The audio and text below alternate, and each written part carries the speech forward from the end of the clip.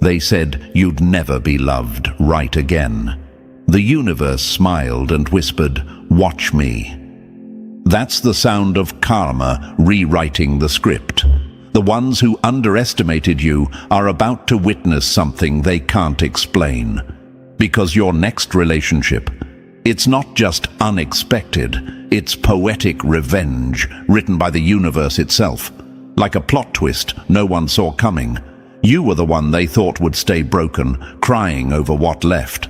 But the universe kept the receipts. And now it's setting the stage for a connection so shocking, even you won't believe who it is. Imagine lightning striking the same spot twice, but this time it brings life instead of destruction. That's how rare this next bond will be. Studies even show that when people heal deeply before love, they attract connections that mirror their new frequency, not their pain. That means your next person won't be a repeat lesson. They'll be your reward. The universe doesn't recycle souls for no reason. It brings back what's ready, not what's familiar. And thank you, chosen one, for being here. Don't forget to pay this message back by simply pressing like and subscribe to help spread this message to more souls. It's our shared mission to light the world again, one awakened heart at a time.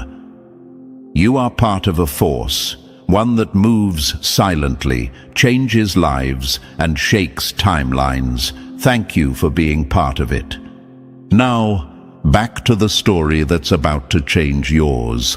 Chosen one, your next relationship won't come from the usual chaos. It won't show up in the places you've begged love to stay before. The universe is done watching you chase people who can't meet your depth.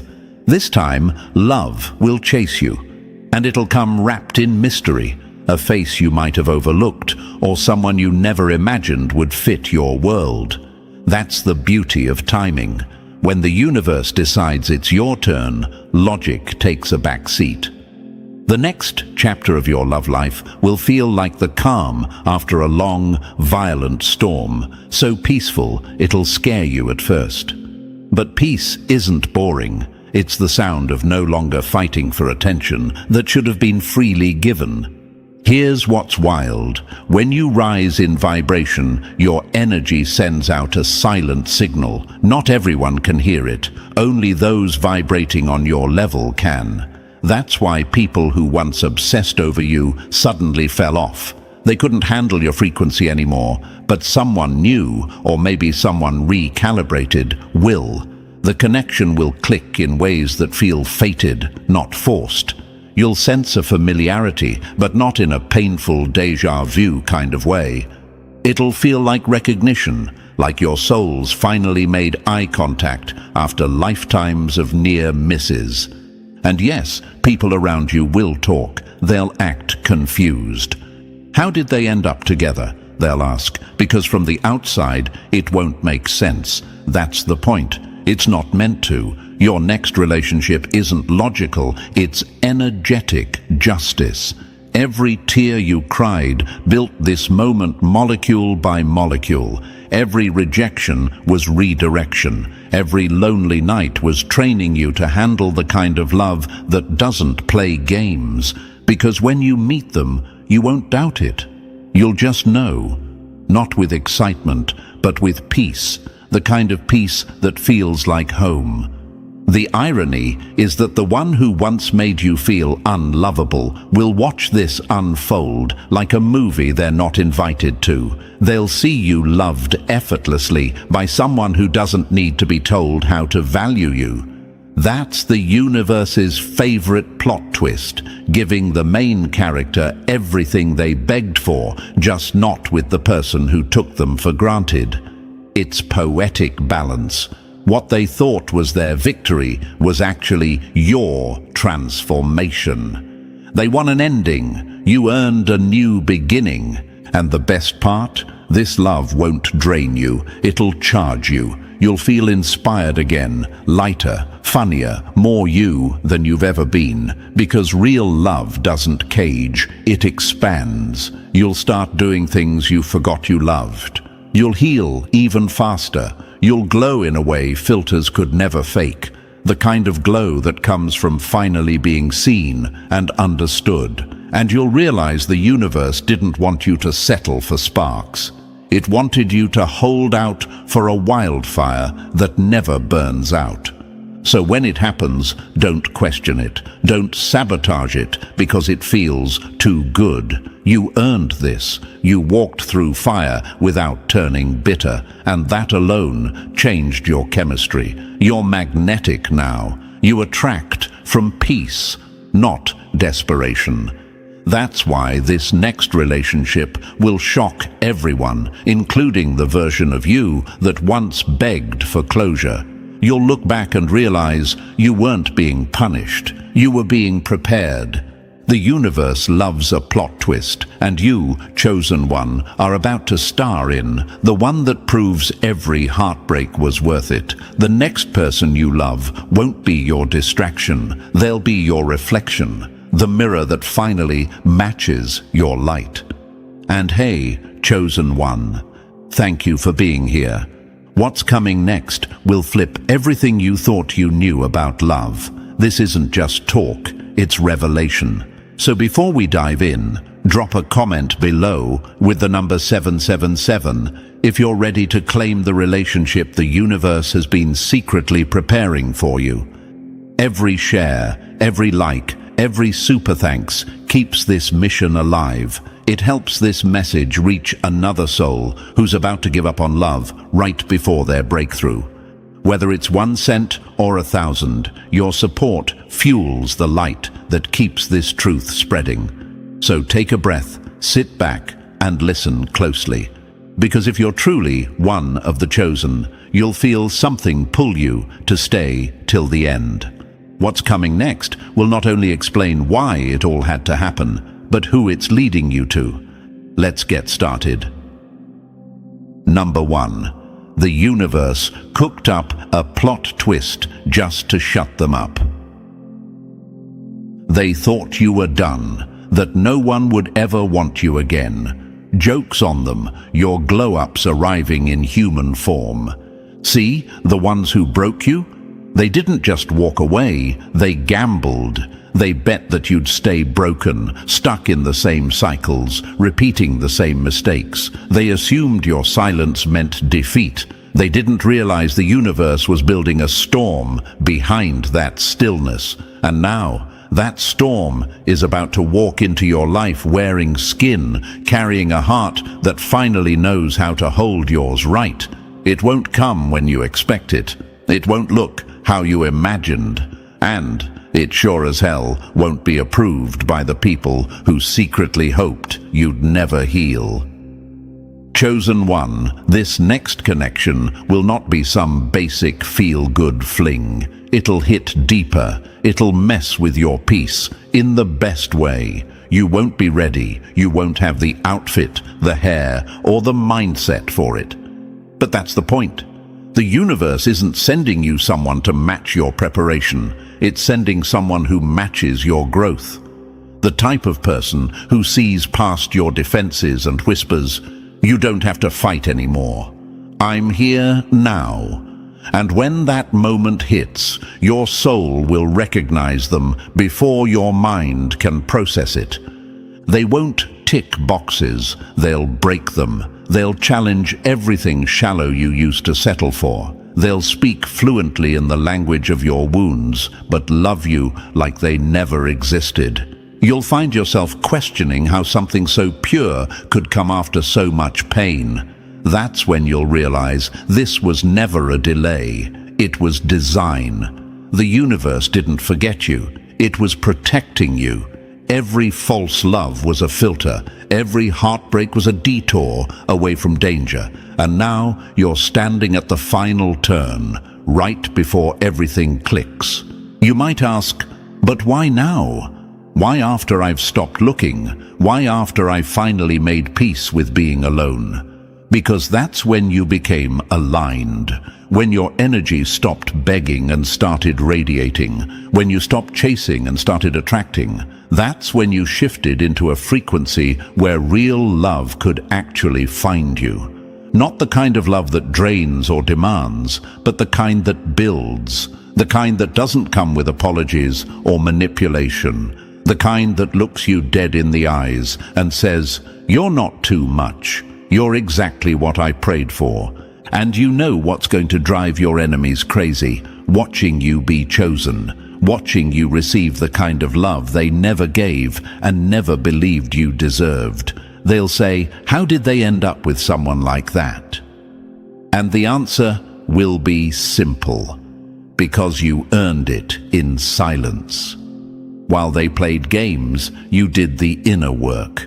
While they faked happiness, you healed in private. That's why this next love won't just be surprising. It'll be offensive to the people who dropped you. This is what poetic justice looks like when it wears a smile and holds your hand. Not revenge, not payback, just divine alignment. The kind of moment where the universe flexes through your story and says, "Watch how I bless the one you overlooked." And when it happens, remember, you weren't forgotten. You were being set up, not for failure, but for a kind of love that makes every no finally make sense. Number 2, stay ready so they can't play you again.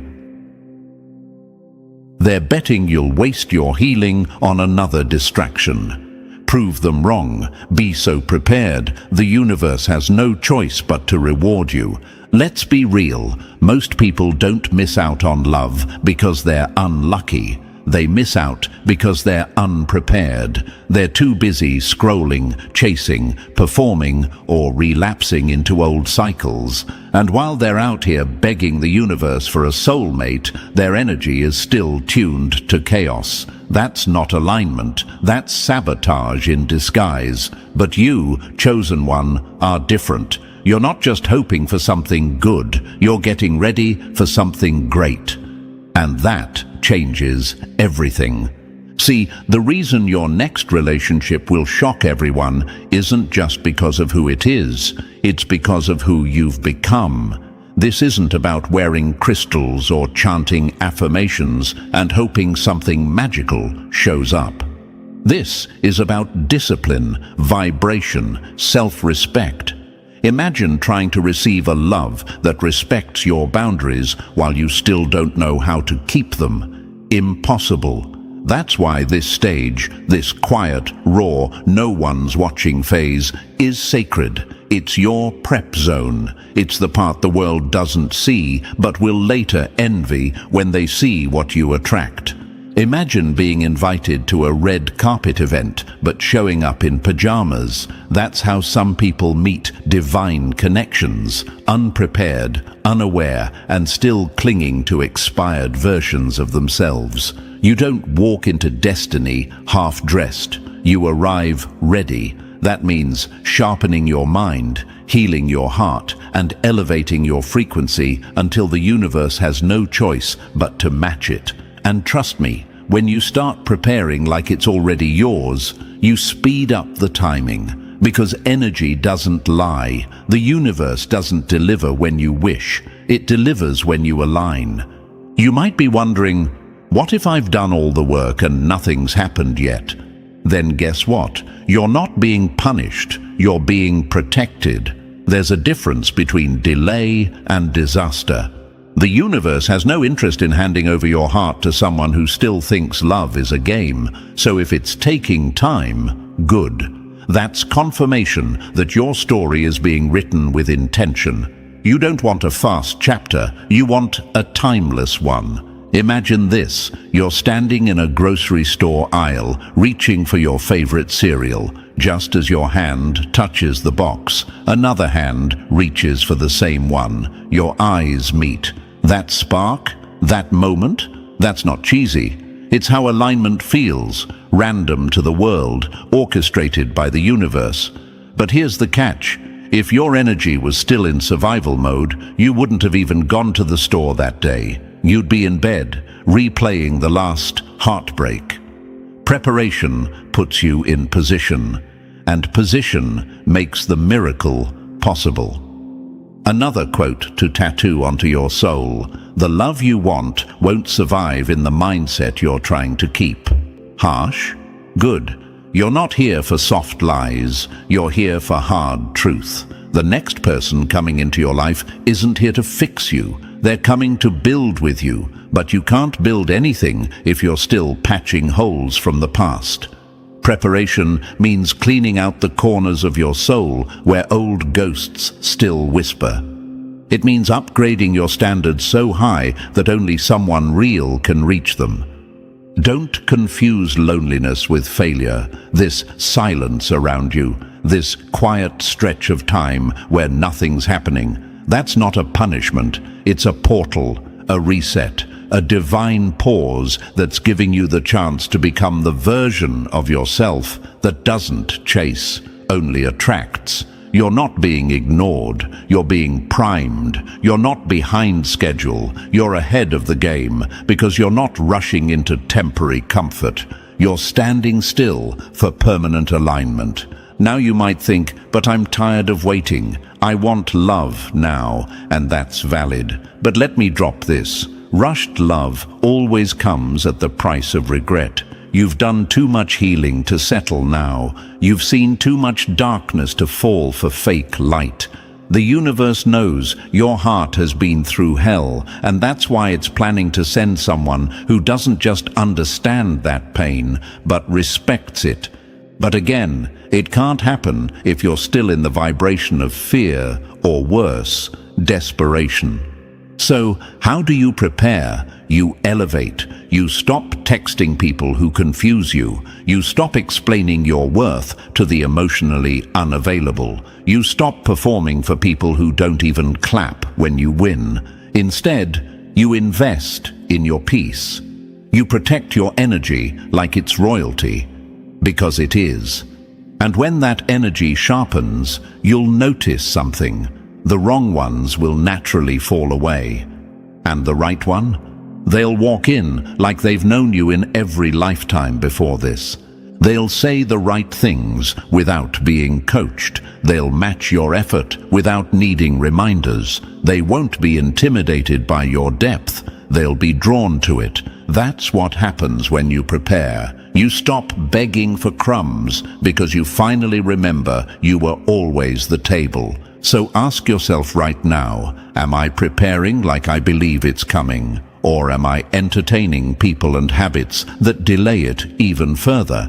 Because this is your season to get ready, not just emotionally, but spiritually, mentally, and energetically. This is not hype. This is warrior mode. And warriors don't hope, they train. So sharpen yourself, because when the universe finally pulls that person into your orbit, you won't fumble it. You'll recognize it, you'll hold it, and you'll never need to question if you're worthy of it again. Let this be your reminder. The ones who prepare in silence are the ones who shock the world when love arrives. Your time is coming. Stay ready. Number 3. They broke you for free. Now, watch the universe. Make them pay in silence. They shattered you like glass and laughed like it was permanent. But the universe doesn't waste pain. It turns it into prophecy they can't undo. Picture this. You walk into a room with someone who fits you so deeply it looks like a movie plot twist. And the moment people see it, their jaw tightens. Not because they're happy for you, but because they can't comprehend it. The ones who counted you out will be the first ones whispering, "Wait, how did they pull this off?" And you'll smile, not out of spite, but because deep down, you know, this isn't luck. This is restoration. This is cosmic payback disguised as love. Chosen one, this next relationship isn't a repeat. It's a reset. It's not here to echo your past. It's here to erase it. Not in a delusional way, but in a healing one. This person won't just love the polished parts of you. They'll love the ruins too. They'll reach into the wreckage and say, "I see it, and I still choose it." That's not fantasy. That's a mirror finally showing you your worth with clarity, not distortion. You've buried pain so deep you stopped checking if it was still alive, but it is, and this love will gently surface it, not to break you again, but to free you, because the love that's coming isn't here to impress the world. It's here to redeem your story.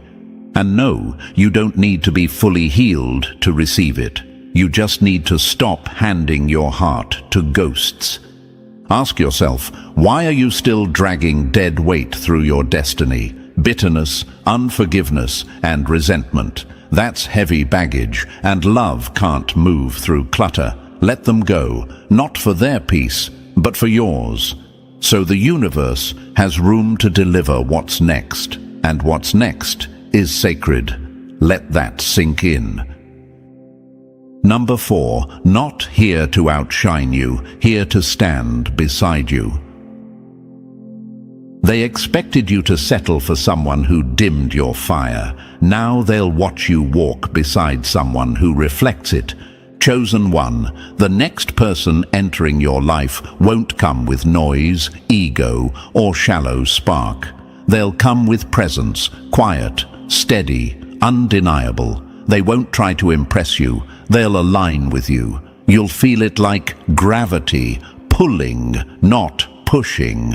And when you stand beside them, it won't feel like romance at first. It'll feel like remembering who you are. They won't carry light to blind you. They'll carry light to find you, a soft, balanced energy that doesn't compete, but completes. You've been around too many people who saw your shine and got jealous or tried to control it. Not this one. This one will amplify it. They'll be the kind of soul that makes you feel safe in your truth, not perform in your pain. And yes, they won't be perfect, but they'll be in alignment with your growth. Their flaws won't trigger your trauma. They'll mirror your healing. You'll look at them and wonder, is this really happening? You might resist it at first, because it doesn't feel chaotic, and that's the point. You prayed for different, and now different is finally knocking. Imagine standing next to someone at peace with themselves, no hidden agendas, no power plays, just mutual respect that builds a bond deeper than surface-level attraction. When others see you two together, they won't understand it. But that's because it wasn't meant for their understanding. It was meant for your evolution. This won't be a picture-perfect love story. It'll be the kind that humbles people who thought your story was over. Let them wonder. Let them whisper. Let them question, how did that happen? Because the answer is simple. You waited for what aligned, not what arrived first. And the universe rewarded you with someone who doesn't just match your energy, they multiply it. This love won't rescue you. It will respect you. And that chosen one is the kind of light that lasts. Number 5, they won't just love you, they'll recognize you. They won't come to chase you, they'll come to find you, the real you, the buried you, the version no one ever bothered to look for. The encounter you're about to have won't feel normal. In fact, it'll rattle you. It won't mirror your past. It'll expose how far beneath your worth your past ever was. And at first, you might flinch. You'll question it. You'll wonder if it's too fast, too deep, too intense. But that's only because it's real. And reality hits harder than fantasy ever could. This person won't flirt with the version of you you've learned to perform. They'll speak directly to the version you abandoned, the one buried under disappointments, betrayals, and watered-down love stories that never deserved you. You won't need to explain yourself. They'll read your silence like a language they were born speaking. And when it happens, it'll feel less like meeting someone new and more like returning to a part of yourself that's been waiting. You've sat through seasons where it felt like the universe forgot your name, watching others find love while you were stuck in healing mode. You didn't get skipped, you got protected. This connection is the reason everything else had to fail. Because if you had settled, you would have missed the one who was crafted to unlock you. Not just love you, but see you, all of you, especially the parts you thought were too complicated to be embraced. Imagine a key fitting into a lock that's rusted shut for years. That's what this encounter will be like. Their energy won't force anything open, but it'll click. No pushing, no confusion, just a deep inner knowing. This is it. Not because it's loud, but because it's true. You'll finally understand why the universe made you wait so long, because what's coming isn't just love, it's clarity, it's safety, it's the encounter that rewrites your entire definition of being chosen. Not just loved, known. Number 6. Act like it's already yours. That's how the universe delivers. You don't attract what you beg for, you attract what you prepare for. Start walking like it's yours before the world even sees it coming. Chosen one, your next relationship isn't just going to show up out of thin air. It's coming on the back of your preparation. The universe isn't going to hand a once-in-a-lifetime connection to someone still entertaining distractions and calling it healing. If you want alignment, you've got to live in alignment.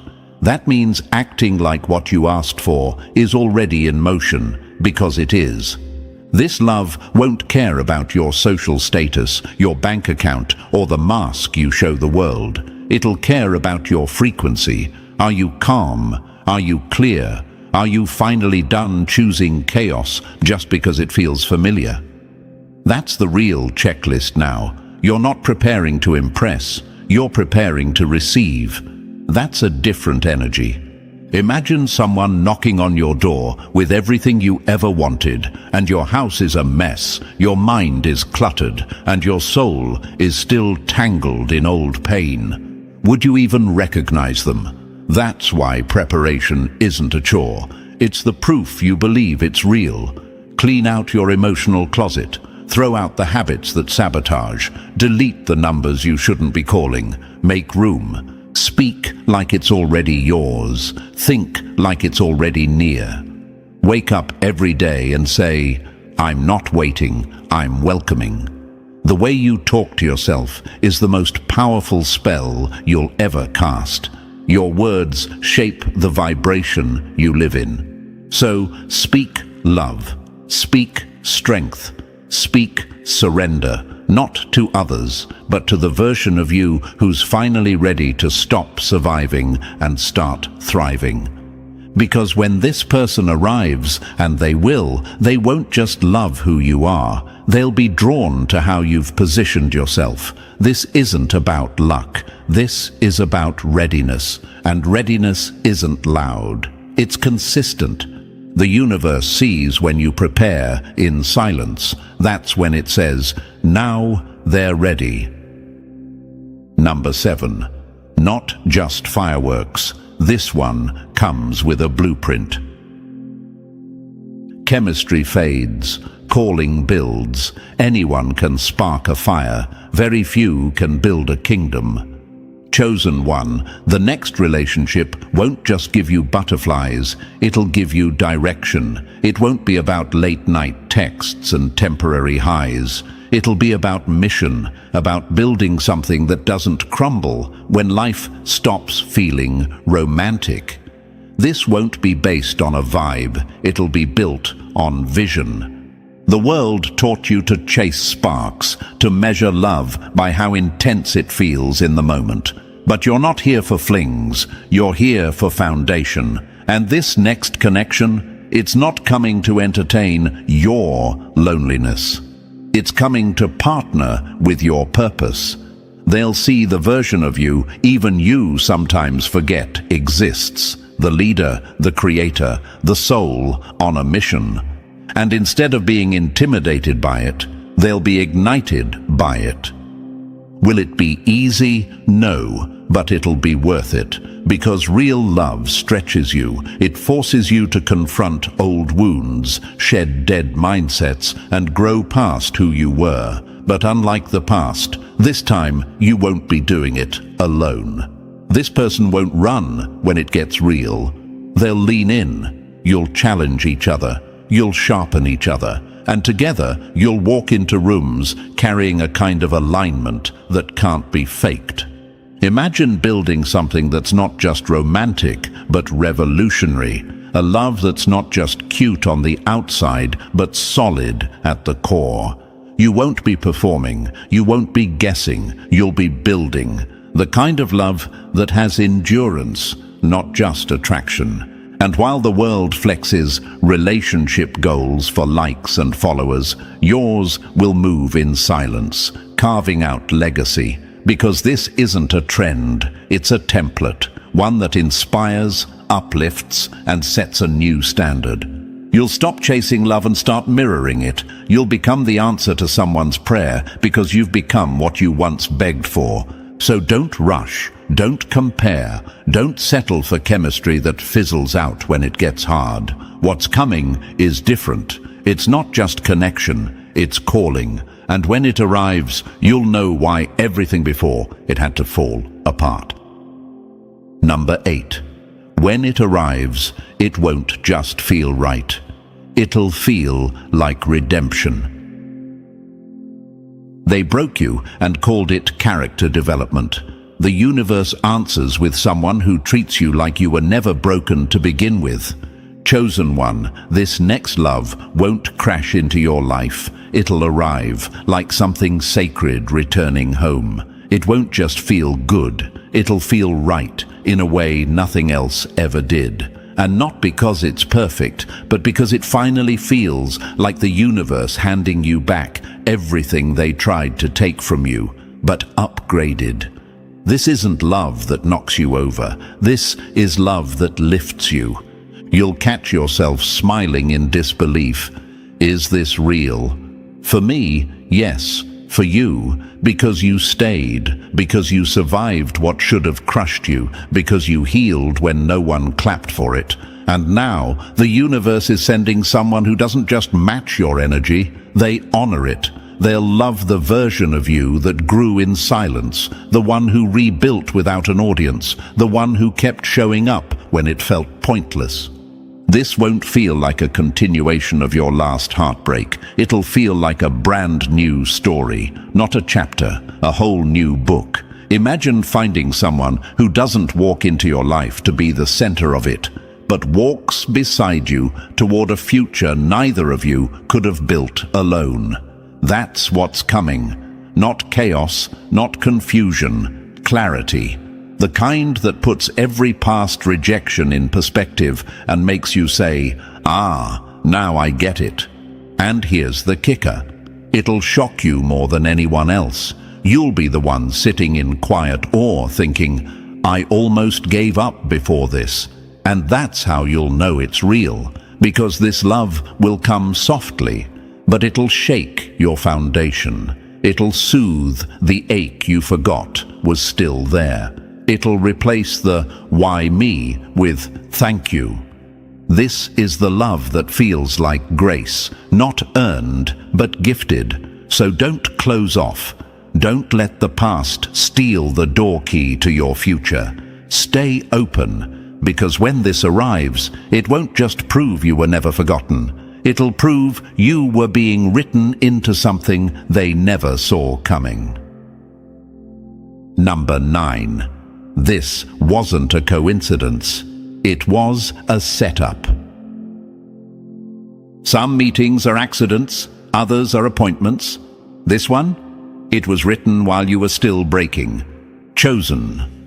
1. The encounter you're about to have isn't something that can be explained with logic, timing, or coincidence. It'll come out of nowhere, on a random day, during a mundane task, in a place that's never held any significance.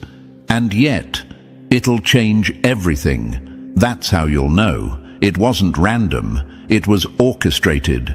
The universe doesn't play dice, it plans with precision. You won't hear trumpets or feel fireworks. You'll just know. Their presence won't be loud, but it'll echo. It'll interrupt the autopilot version of your life and snap you into awareness like lightning in a quiet sky. You'll feel peace. You'll feel stillness. You'll feel seen without having to speak. It won't be surface attraction. It'll be soul recognition. And while others try to dissect it, you'll understand this was alignment, not accident. You were being guided the whole time. While you were healing in silence, the universe was preparing this moment behind the scenes. While you cried, questioned, and rebuilt, this encounter was waiting like a final puzzle piece that only clicks when you stop forcing it. People will talk. They'll try to measure it, analyze it, doubt it. Let them. Their confusion is just proof it wasn't for them to understand, because real doesn't need approval. And divine, it doesn't ask for permission. This love won't walk in wearing a label. It won't come with grand promises or rehearsed lines. It'll feel like home in a world that always made you feel like a stranger. You won't need to ask, "Is this it?" You'll just breathe easier around them. That's your sign. So stay grounded, stay open. You're not late, you're not forgotten. You're about to walk into something so clearly written for you, it'll make every misstep and heartbreak feel like part of the design. This isn't just another connection, it's the encounter. And once it happens, nothing will ever feel accidental again. Number 10. This ain't luck. It's long overdue alignment. They said you missed your chance. Nah, you were dodging counterfeits while the real one was being sharpened in silence. Chosen one, this next love story won't come wrapped in luck or wrapped in games. It'll come wrapped in purpose, and when it arrives, you'll feel it, not in the butterflies, but in the peace. No begging, no chasing, no decoding mixed signals. Just alignment so clean, it'll make your past look like an outdated draft of the life you were never meant to keep. This person won't be too good to be true. They'll be finally right on time, the kind of presence that makes you stop questioning why it never worked with anyone else. You'll start seeing the pattern, how everything you thought was a rejection was actually redirection. The detours, the disappointments, the almosts, they weren't failures, they were filters. Because this was worth being kept on standby for. They won't show up perfect, but they'll show up prepared, not to complete you, but to walk beside the complete version of you that pain helped forge. They'll see your scars and respect them. Not flinch, not try to fix them. Just acknowledge them like, "Damn, you made it through that. I got you now." That's not romance, that's reverence.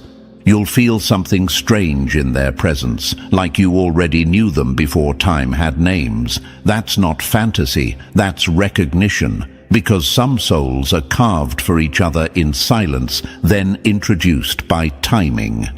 And timing is never wrong. You didn't miss the moment, you became the moment. That's why it's showing up now. This won't be found by swiping, chasing, or performing. It'll show up when you've stopped searching and started surrendering. When your focus shifts from finding someone to becoming someone, because this isn't a coincidence. This is collision of two paths built through fire, finally crossing in peace. So when they appear, don't doubt it, don't sabotage it, just receive it. The universe's timing wasn't late, it was legendary. And now, it's your turn to experience a love that doesn't demand a mask, only presence. Number 11. Start becoming the person you're hoping to meet. You're not waiting on love, you're being shaped for it, and so are they. Chosen one, before the shockwave of your next relationship hits, the universe is calling you to do something radical. Prepare in silence, not by obsessing, not by scrolling through illusions, not by begging the stars for signs, but by becoming someone so rooted, so whole, that when love arrives, it fits without forcing. You haven't met them yet, or maybe you have, but the timing wasn't ripe. Either way, they're out there, growing through their own fire. So instead of praying for them to show up, start praying for them to hold on, to stay focused, to keep choosing healing over ego, to resist the counterfeits that look shiny but feel hollow. Ask the universe to protect them the same way it's been protecting you, even when you didn't know it. And while you're at it, pray for yourself too. Not just for love to find you, but for the strength to receive it when it does. Because real love isn't just an emotional high. It's a mirror. It reflects your strengths, your wounds, your unhealed pieces. And if you're not ready to face that reflection, you'll self-sabotage the very thing you once begged for. Start now. Build the habits that nourish your soul. Learn to love yourself in ways no relationship ever could. Stop waiting to be chosen. Choose yourself daily. Wake up and treat your life like it's already sacred, because it is. This isn't a waiting room. It's a training ground. The work you do in this space will shape the love story ahead. And no, this relationship won't just change your relationship status. It'll change your standard. It'll demand growth. It'll call you to unlearn everything small love taught you. You won't be able to stay the same. And that's the point. Love doesn't just comfort. It catapults. So guard your heart, but don't lock it away. Let it stretch, heal, evolve. Because when they arrive, you won't just recognize them, you'll be ready for them. Number 12. They left you broken. Now watch what love rebuilds. They damaged you like it was a game. This love, it arrives like an architect, not to fix what's broken, but to build where no one dared. Chosen one, the next relationship you walk into won't be for show. It won't be shallow, loud, or flashy. It'll be sacred. And yes, it'll confuse people, because from the outside, it won't make sense. How did you go from heartbreak to this? How did someone who was torn apart now move like peace itself? The answer will live in your silence. Because what they call impossible, you'll simply call alignment. This love won't ask you to shrink. It won't demand you to earn affection or play therapist to someone's trauma. You've done enough of that. This time, love shows up like rain after a long drought. Gentle, steady, healing. You won't need to explain your scars. They'll trace them with respect. Not to reopen wounds, but to witness your survival. Imagine sunlight cracking through after years of storms. At first, it'll feel unfamiliar, quiet, too calm. You'll catch yourself questioning it. Is this real? Can I trust this? But give it time, and you'll realize this love doesn't need to scream to be strong. It doesn't fight to be seen. It simply stays. People will ask how it happened. Friends might raise eyebrows. Strangers might assume it's luck. But your soul will know. This wasn't luck. This was design. This love didn't just show up. It was delivered. And it won't complete you, because you're already whole. But it will meet you in that wholeness, not to fix, but to rebuild the parts others tried to destroy. This is the love that makes sense of every delay, the one that makes you thank the heartbreak for breaking you open enough to receive something this real, this pure, this aligned. And when it arrives, you won't just feel loved, you'll feel understood, not in a way that's poetic, but in a way that's practical. You'll laugh again, you'll dream bigger, you'll move like someone who knows they're safe. This isn't just healing, it's redemption in motion. This is the plot twist they never saw coming, and you'll walk in it like it was always yours. Number 13. The real one won't flinch at your scars. They'll sit beside them. They didn't just walk away when they saw your damage. They ran. But the one who's coming, they'll walk straight into it and stay. Chosen one, the love that's coming won't avoid your brokenness. It'll enter it like it's home, not to fix you, not to rescue you, but to be with you right there in the raw, unfiltered parts of you that were never accepted before. While others saw your vulnerability as weakness, this one will see it as proof that you kept going. They won't recoil at the wreckage, they'll recognize it, because they've had to rebuild themselves too. This isn't the kind of person who panics when you cry. This isn't someone who backs off when your triggers speak louder than your words. This is someone who listens in the silence, who reads between the hesitations, who shows up on the days you least feel lovable, not with empty affirmations, but with presence. That's the real flex. Someone who stays without needing to be begged.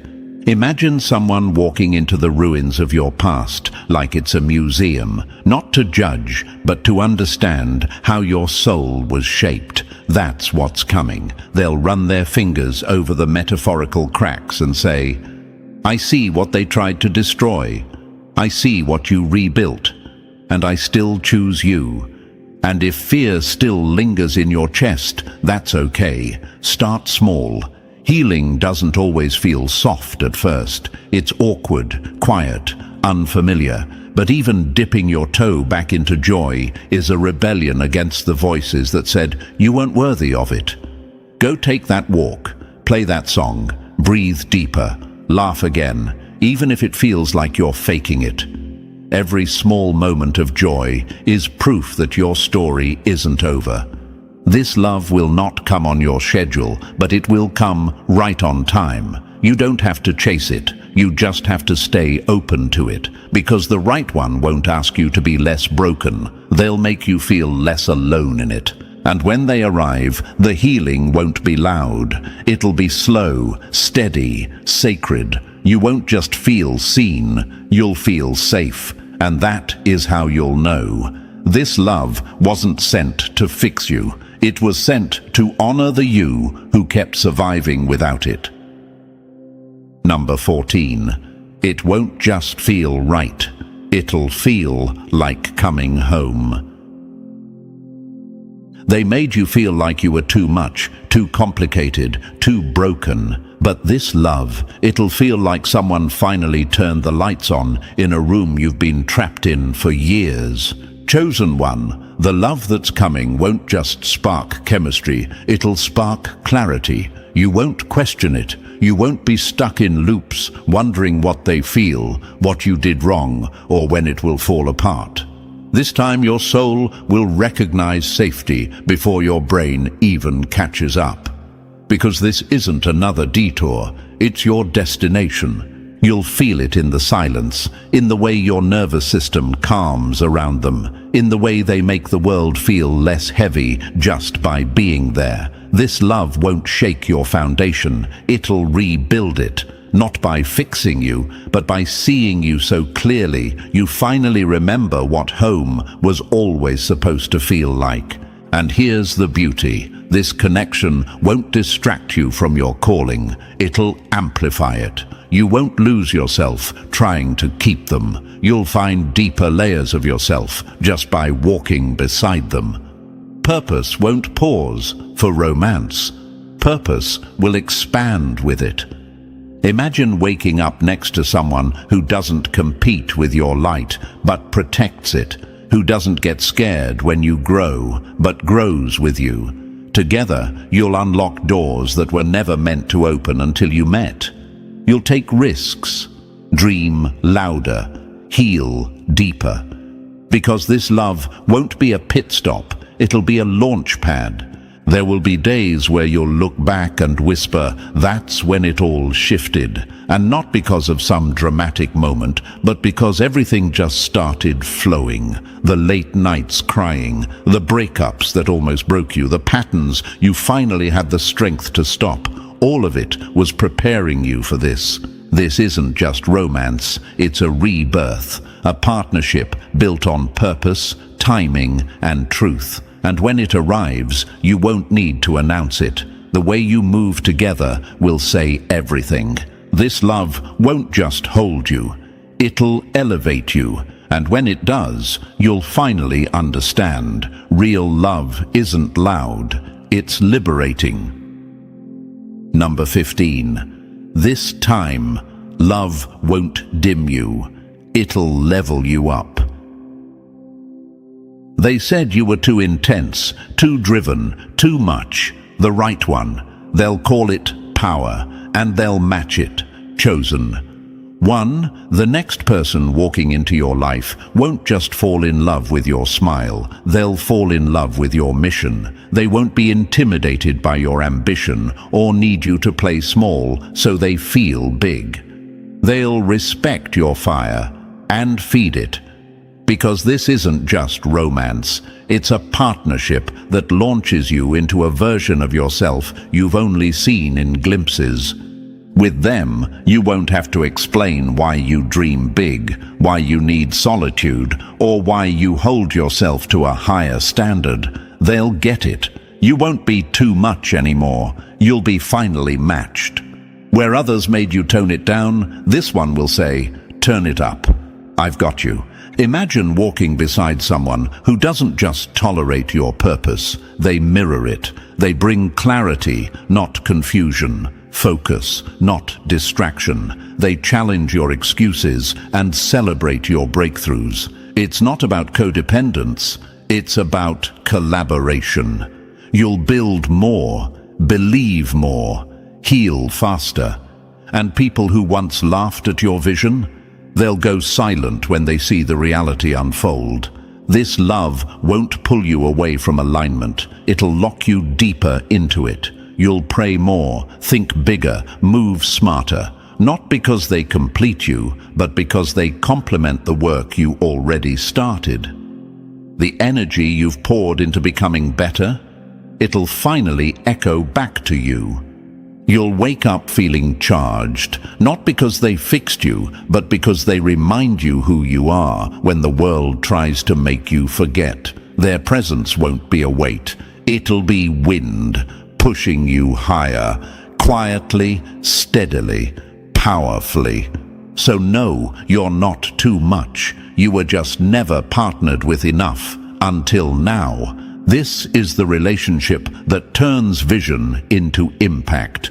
That takes what was dormant in you and activates it. The world will notice, but more importantly, you will, and you'll finally realize the right partnership doesn't pause your purpose. It amplifies it. Number 16, they said it was over. The universe said, "Watch this." They counted you out when all you needed was alignment. Now you walk in rooms like you were born to own them, and that's exactly the point. Chosen one, the glow-up that's coming won't be about revenge. It'll be about alignment. You're not just stepping into a relationship, you're stepping into a new frequency. And yes, people will whisper. What happened? They'll ask, like you stumbled on luck or faked your way forward. But the truth will be simple. Heaven intervened. The universe reached into your chaos and said, "It's time." Not for status, not for clout, but for redemption. This next connection isn't just romantic, it's revelation. It'll unlock rooms your resume couldn't. It'll open hearts your old self would have run from. And no, your name wasn't on the door, but alignment doesn't need permission. When purpose meets timing, the path clears itself. That's why people who left you behind won't be able to figure it out, because they weren't meant to. You'll glow, but not the kind of glow they sell in bottles. This glow will come from peace, from knowing you didn't force it, chase it, or fake it. You became it, and now it reflects back to you, in love, in favor, in freedom. Confidence will bloom where anxiety used to scream. You'll stop trying to prove yourself, because finally you'll feel like yourself. Imagine walking with someone who doesn't complete your life, but walks into it like they were always meant to. With them, you don't perform, you don't shrink, you rise. And when people look at you and ask, "How?" you'll smile. Not out of arrogance, but from clarity. Because you'll remember the nights you were broken, confused, praying for peace.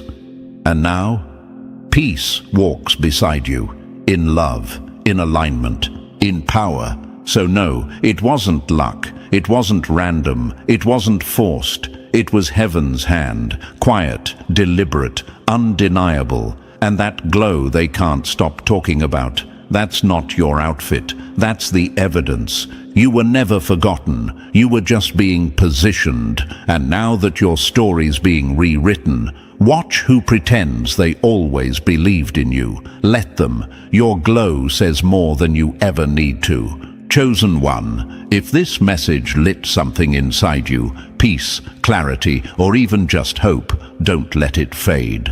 Press the like button if you haven't already, and if you're still not part of this growing family, make sure to hit that subscribe button right now. This space is your home for truth, healing, and real connection. You're not alone in this journey, and every time you show up, the universe moves. So stay locked in, because what's coming next? It's going to shake everything. Like, subscribe, and get ready. You're not just watching, you're awakening. The universe never sends a warning without a reason, and this time it's sending a man. There's movement in your story, chosen one. A tall man is on his way. He's not just a person, he's a signal. His arrival marks a shift, a turning point that most people will overlook because they're too distracted by noise. But you can feel it already, can't you? The strange pull in your energy, the sudden awareness that something or someone important is approaching. It's not random, it's alignment. Imagine the universe as a chessboard. Every piece moves with purpose. You, chosen one, have already made your move. Now, the next move belongs to someone else, the tall man. He's not walking toward you by accident. He's being positioned by energy, by timing, by a chain of events that only makes sense when you look back. Right now, he's the mirror the universe is sending to show you what's next. And thank you, chosen one. Don't forget to pay this message forward by pressing like and subscribe. Not for me, but to help this message reach more souls like you. We're all part of the same force, spreading light in a world that tries to dim it. Thank you for being part of this mission. You're not a follower, you're a frequency. Now, let's come back. When we say a tall man is coming, it's not always about physical height. It's about presence, energy that stands tall even before it walks into the room. This man represents confirmation. He may appear like an ordinary person, but his timing will feel surgical. He's the one who walks in when you're done trusting anyone, when you've almost convinced yourself that signs don't exist. His words might sound simple, but they'll hit you like déjà vu, as if you've heard them in a dream you forgot you had. Science calls it synchronicity, the moment when outer events align perfectly with your inner state. You'll recognize him not because of how he looks, but by what his presence triggers inside you. Your intuition will light up like a switch you didn't know was still working. He won't offer you money or gifts. He'll bring something more powerful, clarity. He will remind you of a truth you once buried, that you were never off track. just being rerouted toward the version of you that's finally ready to listen. This encounter won't happen by luck. The universe has been weaving this meeting quietly behind the scenes, shifting schedules, delaying certain paths, even removing people who would have blocked this moment. If you've been feeling sudden endings, random silences, or unexpected changes lately, that's part of it. The path is being cleared so this tall man can arrive without interference. And when he does, pay attention. The universe rarely repeats itself. He might not even stay long. Some messengers are designed to deliver and disappear. What matters isn't how long he stays, but what he activates. His energy will carry confirmation that something in you was never wrong, just waiting to be validated by the right voice. You see, the universe doesn't shout. It whispers through timing, through people, through those strange coincidences that are too perfect to ignore. This man is one of those whispers. The question is, will you be quiet enough inside to hear what's being said? It's easy to overlook divine timing when you're used to disappointment, but this encounter will stand out because it won't feel forced. You won't have to chase it. It'll flow naturally, a conversation that feels like a continuation of one that never actually began. And maybe that's the real test. Not everyone is ready to receive when the universe delivers. Most people push away what's meant for them because it doesn't arrive in the package they expected. But you, chosen one, you've evolved past that. You've learned to feel the energy behind words, not just their surface. You can recognize truth even when it comes dressed in mystery. The tall man doesn't come to change your destiny. He comes to reveal that it's already unfolding exactly as it should. His presence will remind you that the universe was never silent. You were just surrounded by too much noise to hear it. This isn't a coincidence, it's confirmation. You're stepping into a new season where awareness is your weapon and intuition is your guide. The tall man is simply the echo of your readiness, sent to prove that the universe doesn't forget its promises. It just waits for you to become the person who can handle them. So when he arrives, don't doubt it. Don't rationalize it away. Don't let fear convince you that it's just chance, because deep down you already know. This isn't the first time your soul has met his energy. This is the universe circling back to deliver what was meant to find you all along. Stay aware, stay open, and remember, every shift begins quietly, then arrives all at once. The tall man is already on his way, and when he stands before you, you'll finally understand why nothing before this worked out. It wasn't punishment, it was preparation. And now, chosen one, lean in. You didn't land on this message by accident. You were pulled here, timed perfectly with the energy that's about to enter your life. So don't blink, don't scroll, don't let your attention get hijacked now. Because what's coming next might just be the piece you've been missing.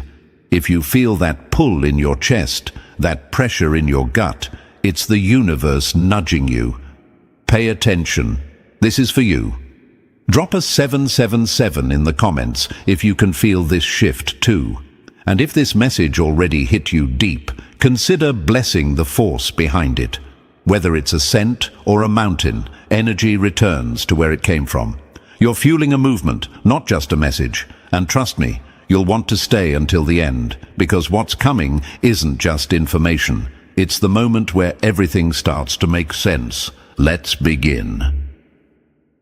Number 1. They tried to tower over you. Now watch who the universe sends to tower over them. They laughed when you were down. Let's see if they still laugh when the universe sends someone who stands above everything they tried to destroy you with. They thought they had the upper hand when they walked away. They thought you were finished when they ghosted you, belittled you, overlooked you, mocked your silence, and kicked you while you were down. But they didn't realize the universe was just pulling back the slingshot. What's coming next isn't random. It's revenge, wrapped in symbolism, standing tall, literally. The tall man isn't just a person. He's a statement, a towering symbol of everything they said you'd never attract. His presence is a response, a correction, a cosmic middle finger to every lie that was thrown at your worth. Height in this message is deeper than body. It's symbolic domination. It means presence. It means power. It means elevation. It means he doesn't just walk into the room. He changes the room. While they tried to reduce you to nothing, the universe is sending someone who makes their entire existence look small. It's not about romance, saviors, or fantasy. It's about alignment. The energy approaching you has weight, direction, purpose.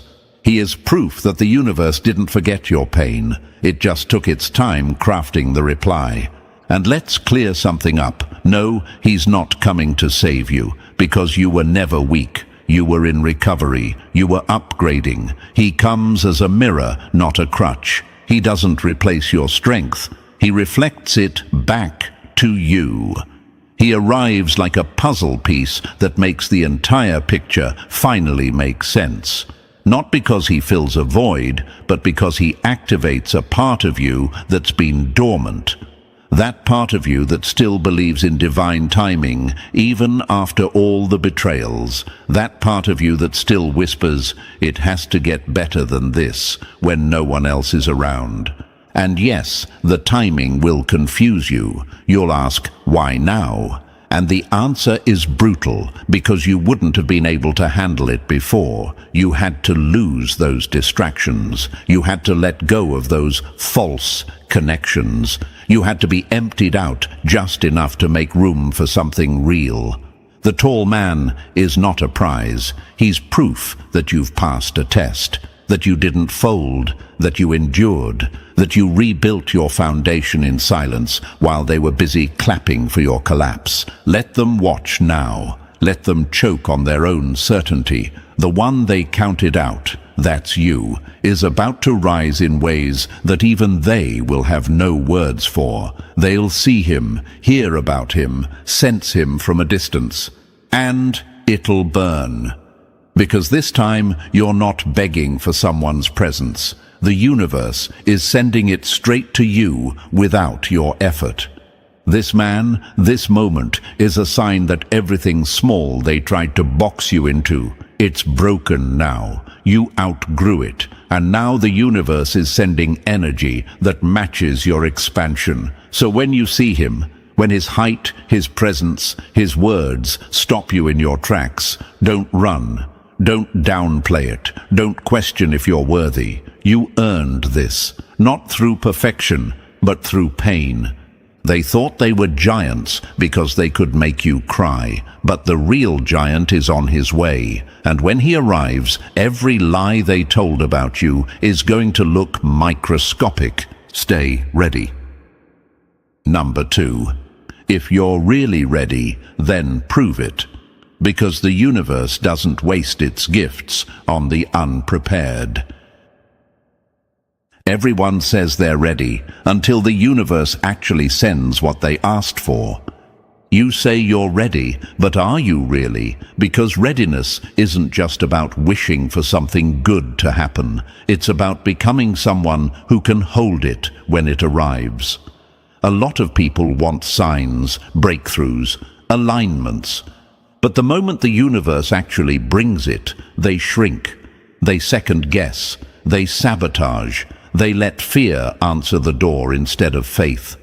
But you, chosen one, you're not built like the rest. You've already walked through fire. You've already had everything stripped from you. You know what it's like to hope for something and get silence. You know what it's like to pour yourself into people who only drained you. So now that something real is finally on the way, something tall, strong, and symbolic, The only thing left to do is declare your readiness with your actions, not just your words. You don't need to type anything. You don't need to perform. This isn't about writing amen or reciting affirmations out loud. This is about energy. The universe listens to vibration, not volume. So ask yourself, what energy am I putting out?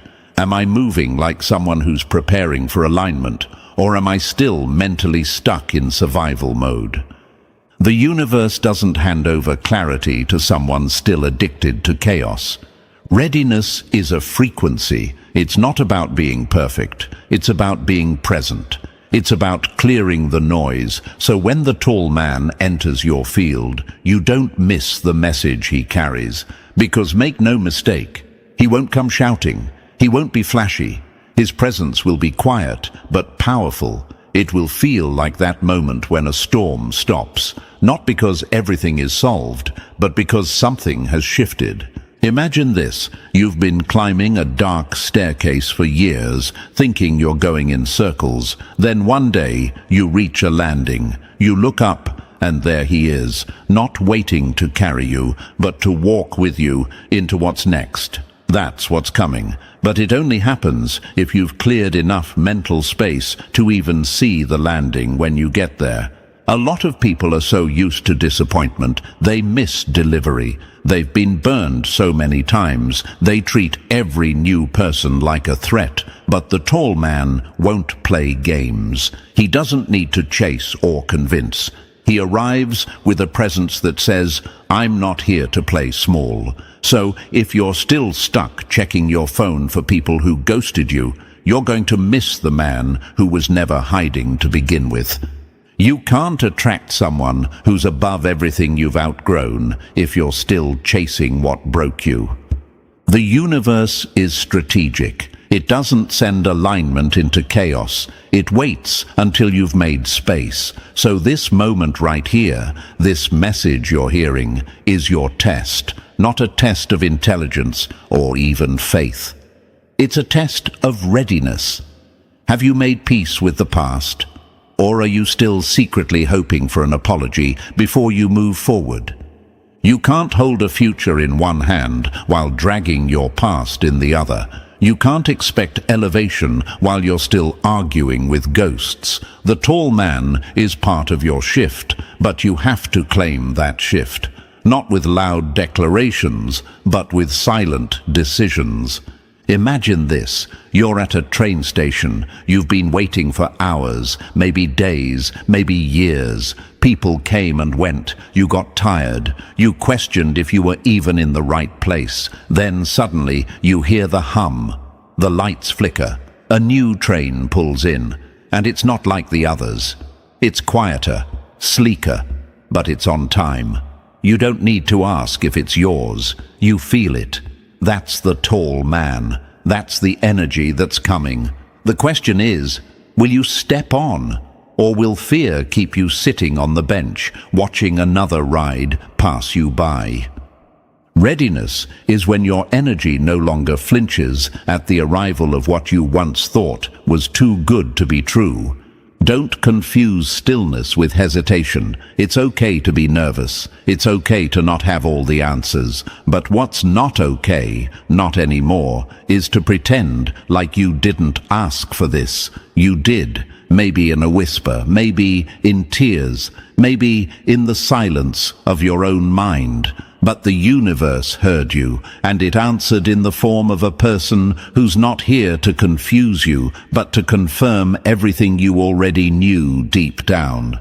Imagine this. You're holding a key, and every door you've tried before was the wrong one. And now you're standing in front of a door that doesn't even look like a door, just a solid wall. But something inside you says, try one more time.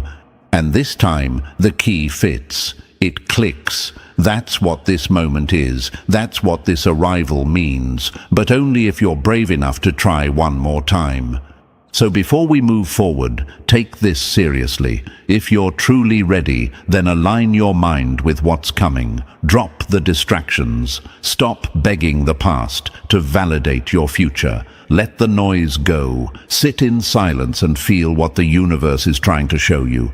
This isn't just a message, it's a mirror. And if you're asking, how will I know it's him? How will I know this is the moment? The answer is simple. You'll feel safe without shrinking. You'll feel seen without explaining. You'll feel calm without convincing yourself that it's real. Readiness is recognizing the truth when it walks in, not when it proves itself. So don't wait for signs in the sky. The sign is this. You're hearing this right now. And deep down, you already know. He's on his way. The energy is shifting. The universe has been watching you, testing you, stretching you. And now it's answering. Prepare, focus, clean your mental space like you're about to host something sacred, because you are. A tall presence is about to step into your life, and when it does, it won't wait for you to catch up. You either meet it where it stands, or you watch it pass. The choice is yours, chosen one. Stay locked in. What comes next? It changes everything. Number 3. You wanted familiar. The universe sent a storm in human form. The expected keeps you asleep. The appointed wakes you the hell up. Don't expect him to look how you imagined. He won't arrive dressed in your comfort zone or speak with the tone you rehearsed in your head. He isn't here to meet expectations. He's here to break them. That's the thing about alignment. It doesn't ask permission, and it damn sure doesn't ask for approval. The tall man you're sensing, chosen one, is not some random passerby. He's been assigned, appointed, not because you begged for help, but because the universe knew you were finally ready for the next level. When you stop chasing what you want, the universe sends what you actually need, and it never looks like what you pictured. He's not here to match your past. He's here to clash with it, to disrupt every dead habit, every fake connection, every watered-down version of yourself you've been clinging to out of fear. His energy doesn't blend in. It collides. And that collision is how you know it's real, because it stirs something ancient in you. That ache in your chest right now, that pull in your gut. It's not anxiety, it's recognition. Imagine this. You've been sitting in a room lit by a flickering bulb your whole life. Then suddenly someone walks in and pulls open the blinds. And for the first time, you see color, not just shadows. That's what the tall man brings. Not chaos, clarity, the kind that makes everything you settled for look like a bad joke. He's not the one your past self would have picked, but he's the one your evolved self deserves. Not predictable, but precise. Not comforting, but catalytic. You didn't manifest this. You were being prepared for it. And now the universe is answering, not with fantasy, but with fire. Expect noise to rise as he appears. People from your past will feel his presence before they ever meet him, and they'll start panicking. Let them. That's how you'll know he's real. Number 4. You were hidden, not forgotten. The preparation was the proof. They called it a delay. The universe called it training. Let's get one thing straight, chosen one. The silence wasn't empty. The isolation wasn't punishment. That long season where everything felt stuck, that was the lab. While everyone else was performing for the crowd, you were being refined in the shadows. You weren't being overlooked. You were being built, brick by brick, layer by layer. And now, the tall man isn't just showing up to confirm your pain. He's arriving to confirm your readiness.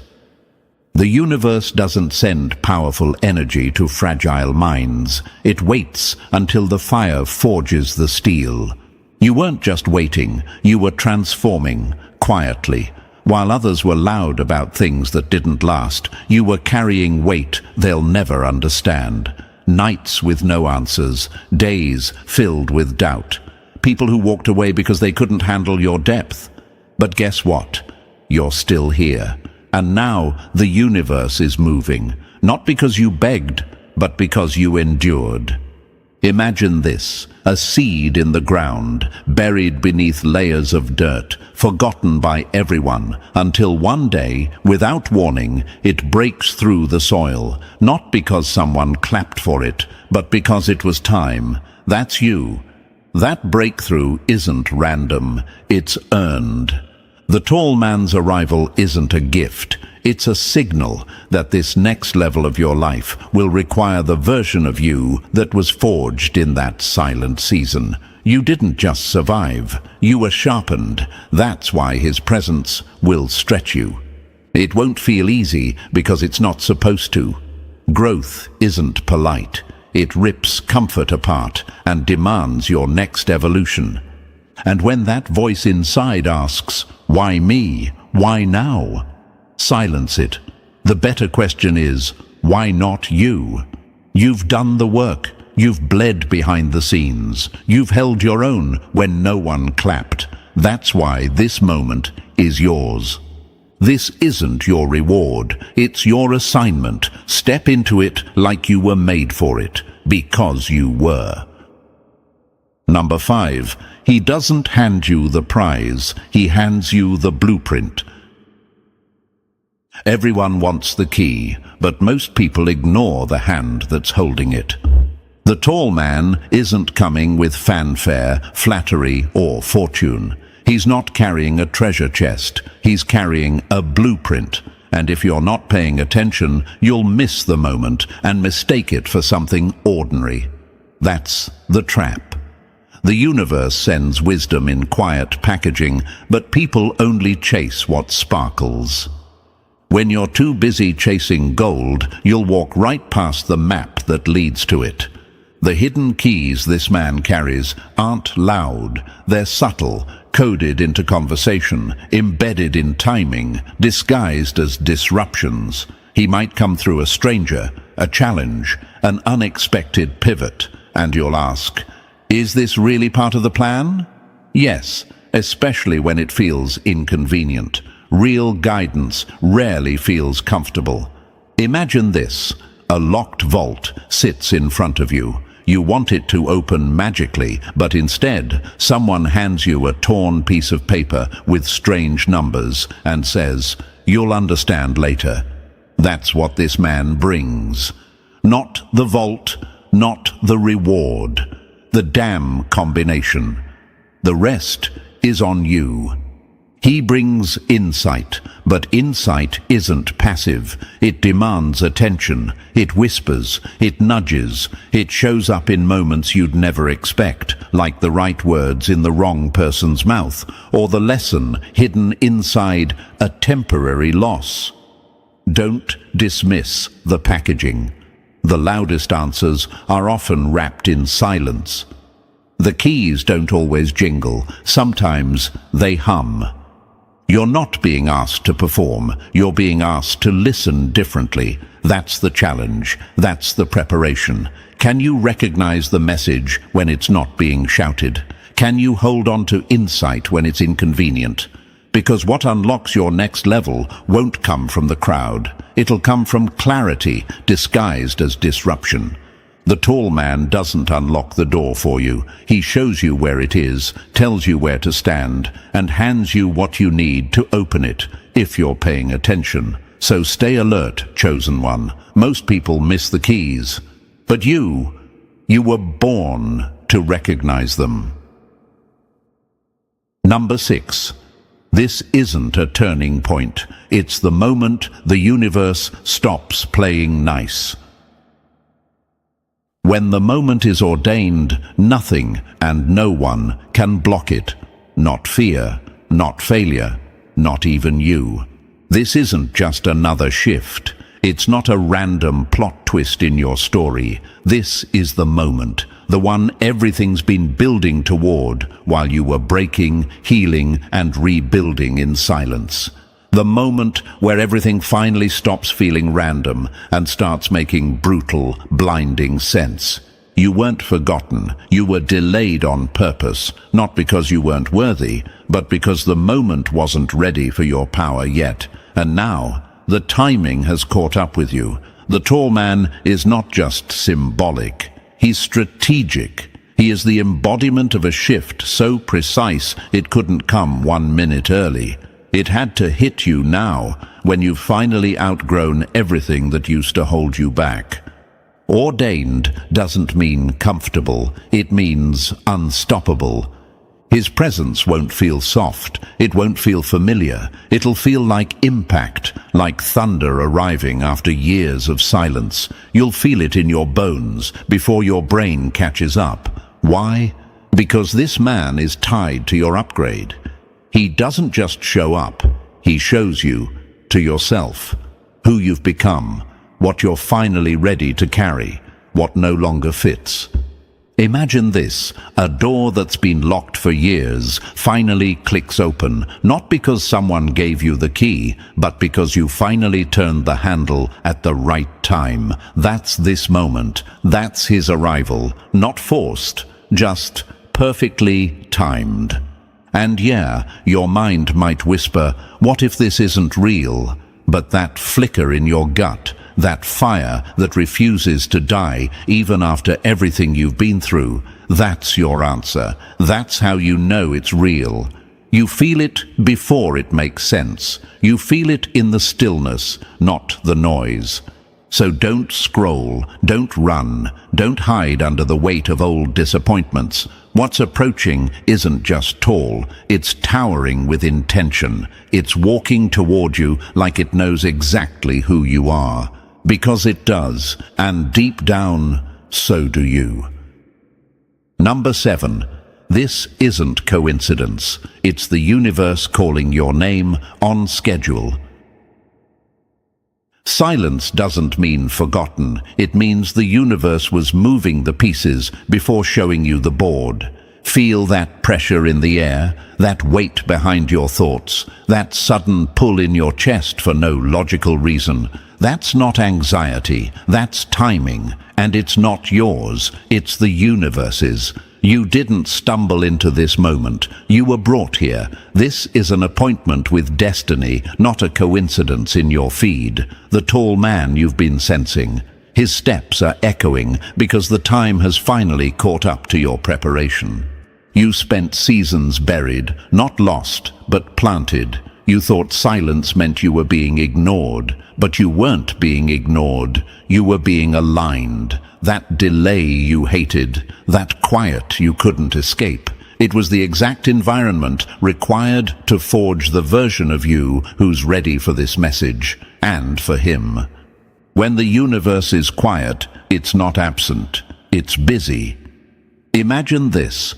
A plane flying through thick clouds. Everything looks grey, no vision, no clarity. Then suddenly it breaks through, and there it is. Light, sky, perspective. That's what this moment is. You're breaking through. The turbulence wasn't punishment, it was positioning. The tall man's arrival isn't proof that something new is happening. It's proof that the old cycle is over. He's not your reward, he's the reveal. The universe has been building this moment behind your back, while you cried and begged for clarity that hadn't ripened yet. And now, without warning, it hits, because heaven's timing doesn't explain itself, it just shows up. You're not imagining this shift. You're not delusional for feeling something massive just beneath the surface. The atmosphere around you is changing because something greater is finally stepping forward. And when it does, you'll look back and realize this very second, this message was the whisper before the arrival. Stay locked in. The energy that's approaching has been carrying your name the entire time. Number 8. He's not coming to join your life. He's coming to flip the whole thing over. Real messengers don't show up to comfort your chaos. They come to cancel it. The tall man isn't stepping in to keep you company. He's stepping in to rearrange the entire damn room. He doesn't enter to sit quietly in the corner of your life. He's here to challenge the structure. His presence alone will make the wrong people uncomfortable. His energy will expose everything fake. He won't have to say much. His presence will say it all. The old version of you can't live here anymore. This isn't just an arrival. It's an assignment, not his, yours. He doesn't come to replace your pain. He comes to make sense of it. While others questioned your value, overlooked your loyalty, and left you doubting yourself, the universe was prepping a response, and it walks tall. Some people walk in to take space. Others walk in to shift the atmosphere. Learn the difference. Imagine this. You're sitting in a quiet room full of furniture you've outgrown. Then someone walks in, taller than everything around you, and suddenly the ceiling feels too low. That's what he does. Not because he's here to dominate, but because he reveals how small you've been playing. He doesn't offer rescue. That's not his job. He doesn't coddle. He confirms that what you endured wasn't for nothing, confirms that you weren't abandoned, you were activated. And now that your spirit is finally aligned with your next level, the universe is sending someone who matches the mission, not the mess. He's not here to blend in. He's here to wake you up, and he will. His energy will stir something deep, not butterflies, but conviction. That inner knowing that this isn't another illusion. This is the shift. This is the moment everything starts to rearrange. Don't expect comfort. Expect clarity. Don't expect normal. Expect necessary. His height isn't just stature, it's a signal. You've outgrown the world that tried to contain you. Now the universe is sending someone who reflects what you were always becoming. Get ready, chosen one. Assignment accepted. Number 9. Start acting like it's already on the way, because it is. If you're not living like it's coming, don't cry when it doesn't knock. The tall man isn't a maybe. He's already moving toward you. His steps are locked in. It's your mindset that needs to catch up. You don't prepare for alignment by hoping. You prepare by moving like it's already happening. Stop waking up with fear in your chest and doubt in your bloodstream. That old version of you, the one that begged, waited, and worried, isn't needed anymore. Expectation is a frequency, and if your life is cluttered with anxiety, distractions, and dead connections, how can what's meant for you even find a place to land? Clean the house, mentally, emotionally, physically. Throw out what doesn't align with your future. Delete the messages. Break the patterns. Create the space now, or you'll crowd out the very thing the universe is trying to hand you. Don't just manifest, make room. Imagine this. A delivery truck arrives, but your front door is blocked by old boxes and forgotten junk. They ring the bell, but you don't answer in time. They drive off. That's how most people miss alignment. Not because it didn't come, but because they weren't ready to receive it. Expectation changes how you move. It makes you choose peace over panic. It makes you bless your mornings before chaos can touch them. It makes you walk like something powerful is already chasing you down, because it is. The tall man is on his way, and every second is a countdown. Not to someday, but to now. And if you're thinking, but what if it never happens? Flip the question. What if it's already happening and you're just not tuned in enough to see it? The universe doesn't announce delivery. It shows up when your vibration matches the message. So live like the shift is real, because it is. The tall man is not walking toward who you used to be. He's heading for the version of you that's already started acting like the door's about to swing open. Open it. Number 10. He's not just a man. He's the mirror of what you've become. When strength shows up in front of you, it's because it already woke up inside you. The tall man isn't coming to impress you, he's coming to reflect you, not the broken, burnt-out version you tried to hide. The real you, the one that refused to stay down, the one who carried wounds like armor and silence like a sword. His presence isn't just a message, it's a mirror. When he stands tall, it's because you're finally standing tall inside too. The timing isn't just poetic, it's proof. The universe doesn't waste time sending symbols to souls still stuck in survival mode. You've been shifting, and you know it. You've started saying no to things that used to own you. You've felt your posture change, your voice steady. You've outgrown people without needing to explain. And now the universe is responding. Because the version of you that used to beg for clarity is gone.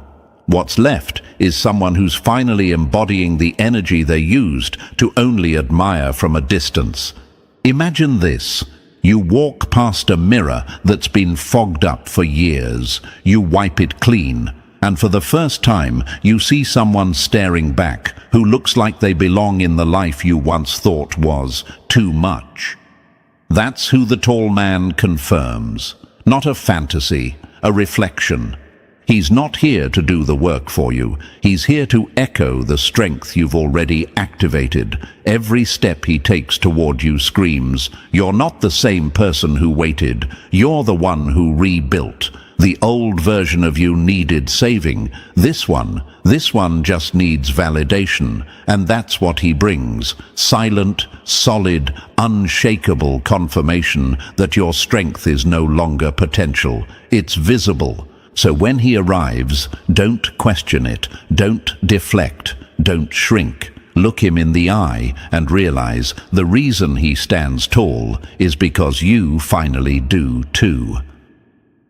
Number 11. You won't need to ask, you'll just know. Real alignment doesn't knock, it walks in like it's always belonged.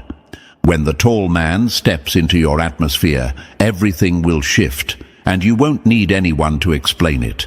The moment will carry its own weight. The air will feel thicker, quieter, clearer, not because he says anything magical, but because his energy hits like a memory you didn't know you had. It won't be loud, it won't be chaotic, it'll be calm, heavy, undeniable. You don't recognize alignment with your eyes, you feel it in your bones. This man doesn't arrive with confusion or second-guessing. He doesn't trigger your trauma. He silences it. He doesn't pull you out of yourself. He grounds you, and you'll feel it before your brain catches up. This is different. This isn't a rerun of the same old letdowns. This is a message wrapped in skin. This is the energy you prayed for when you had no one left to vent to. Imagine this. You've been walking through fog for what feels like years. Then, suddenly, the clouds part, not because you changed direction, but because the path finally aligned. You see someone ahead, not coming from the side, not heading away, but straight toward you. That's what his steps feel like. Purposeful, direct, meant for you. You're not on the outside watching life happen to other people. You are in the center of the shift. Everything that hurt, delayed, or drained, you didn't block this moment. It built it. Every time you thought you were being punished, the universe was really just buying time. Because what's approaching doesn't belong to anyone else. It's carrying your name. So don't doubt it. Don't second-guess it. Don't let old disappointment steal the recognition that's already pulsing through your gut. This is real. This is now. And when he arrives, you won't need signs, explanations, or confirmations. You'll feel it in the silence. You'll feel it in your breath. And you'll know he's here. Number 12. He wasn't late. He was calculated. The wait wasn't silence, it was strategy. You thought it was taking forever. You counted the days, replayed the delays, questioned yourself into exhaustion. But now that the air feels different, now that his steps echo louder, you're starting to realize something. This was never about waiting. This was about alignment. His presence doesn't just show up and hand you answers. It rewrites the entire trajectory of your life, not because he forces change, but because he is the change. The shift you've been begging for doesn't come with noise. It walks in wearing confirmation like armor. You've been asking questions nobody could answer, wondering if you were delusional, if the pain had a purpose, if the silence meant the universe had gone quiet. But here's the truth. It didn't forget you. It was measuring you. Every delay was a divine recalibration, not rejection. The tall man wasn't moving slowly. He was moving strategically, one step, one correction, one signal at a time, until now, when you're finally in position to recognize the magnitude of what's unfolding. Imagine this. You're standing in front of a door that's never opened. Then one day, without warning, the lock clicks. You didn't force it, the timing just synced. That's this moment, not magic, mechanism, a sequence that was built for your soul to catch up to your purpose. And here's what no one tells you. The most powerful moments don't come wrapped in fireworks. They come quietly, like a deep breath, like a pause that says, "This is it." And once it begins unfolding, there's no stopping it. The tall man's presence won't just shift your mood, it'll redirect your entire future.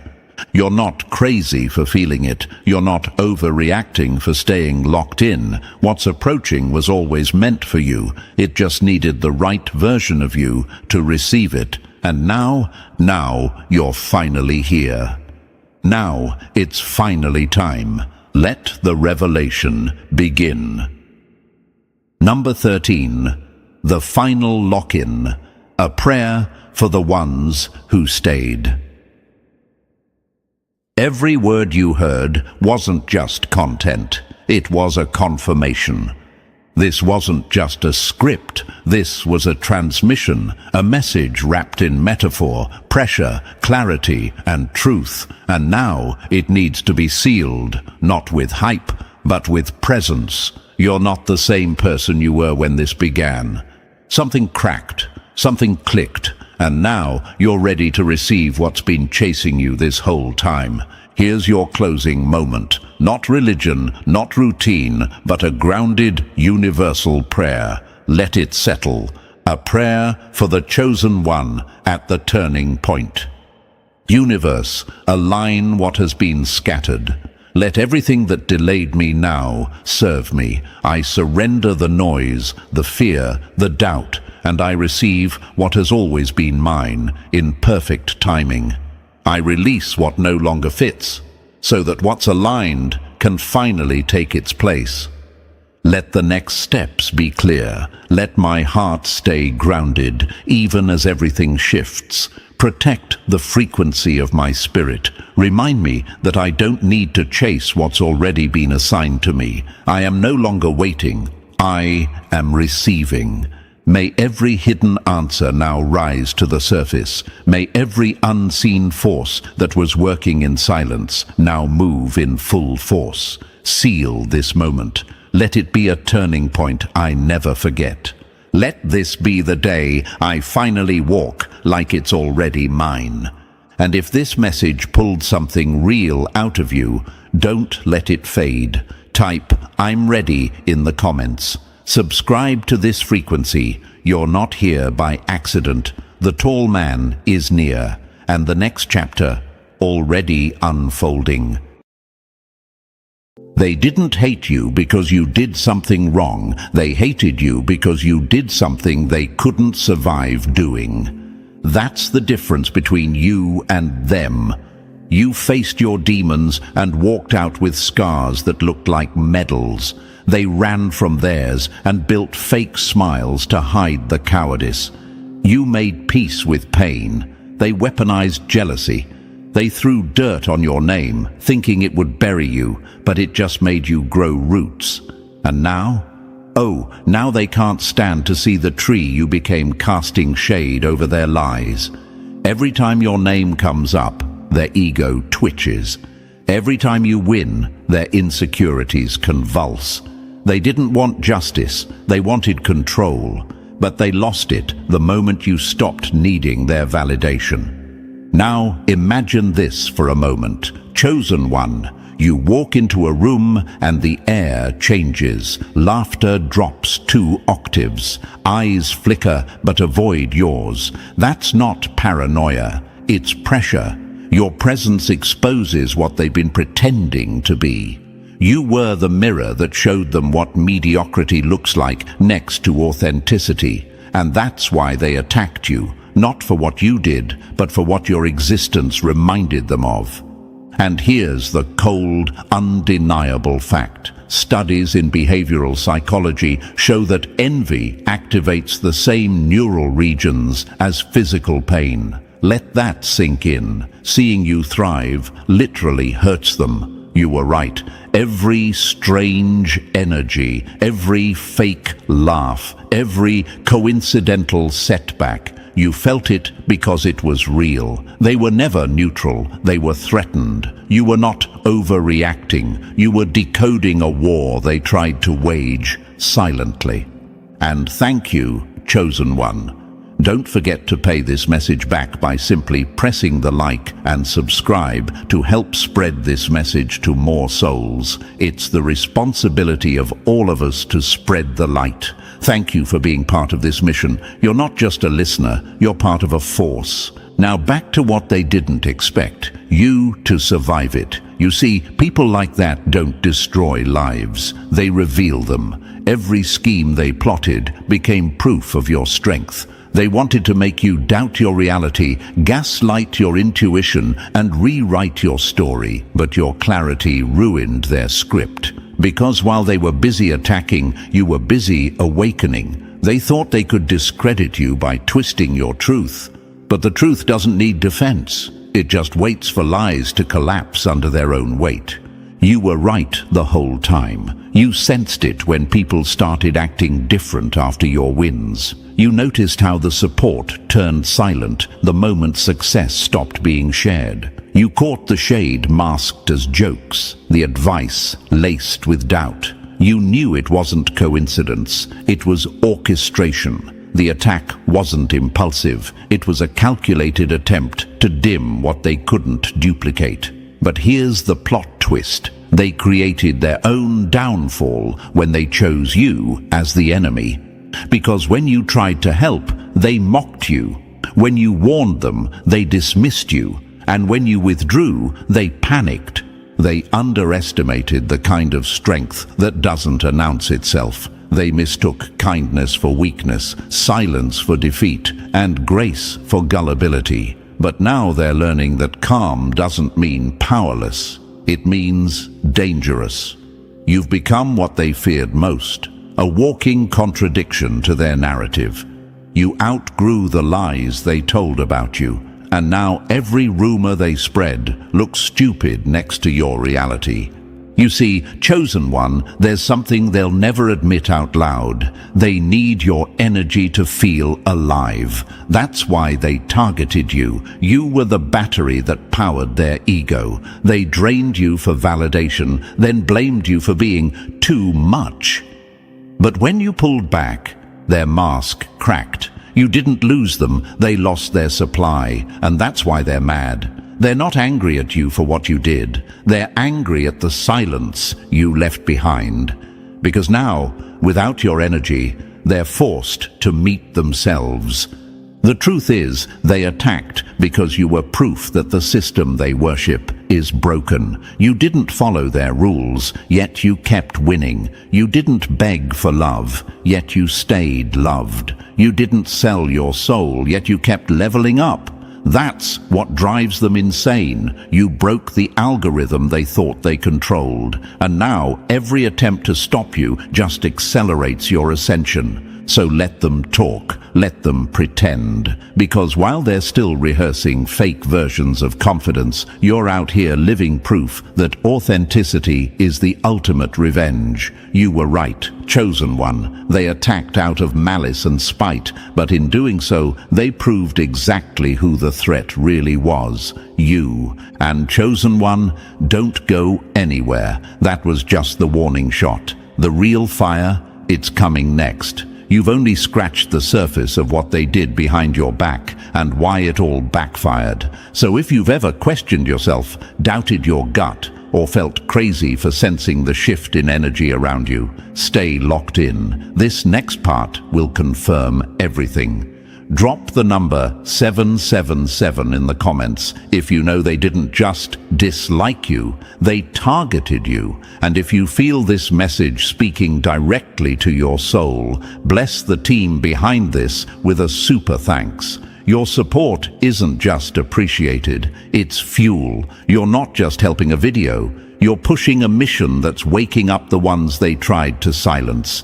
This truth, it's not free. It's been paid for in scars, silence, and survival. Let's keep it moving. And now, let's rip the mask all the way off, step by step. If you're really one of the chosen, you'll feel it in your chest. You won't be able to click away. This is personal now. Let's get into it. Number 1. You saw it all coming, and they hoped you'd doubt it. They called you crazy until the truth started sounding like your voice. You saw it all coming, didn't you? Every fake smile, every weird silence, every coincidence that didn't feel like one. They thought you were paranoid, dramatic, too deep in your head, but you were reading the room like a professional lie detector. They thought they were slick, but your instincts were 10 steps ahead. That's the curse and the blessing of the chosen ones. You feel the storm before the clouds even form. You sense betrayal before the knife gets close. You can smell fake energy the way sharks smell blood in the water.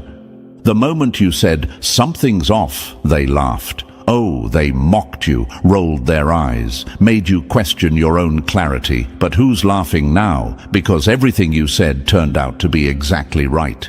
You were right about their intentions, right about their gossip, right about their envy, right about the ones who pretended to support you but were clapping with resentment behind their teeth. It's funny how people will gaslight you into silence just because your truth exposes their comfort zone. But that's what chosen ones do. They make lies uncomfortable.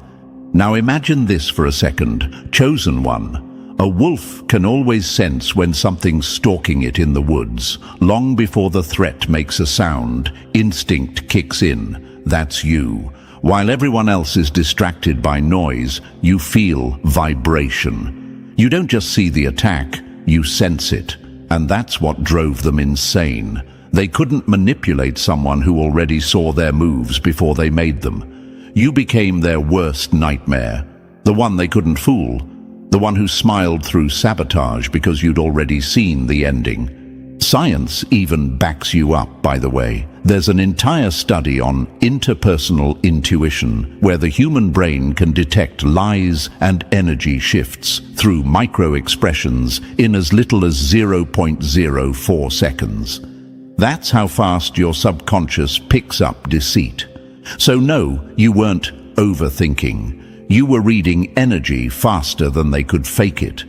Your intuition is an advanced defense system, one they tried to label as sensitivity to make you ignore your own radar.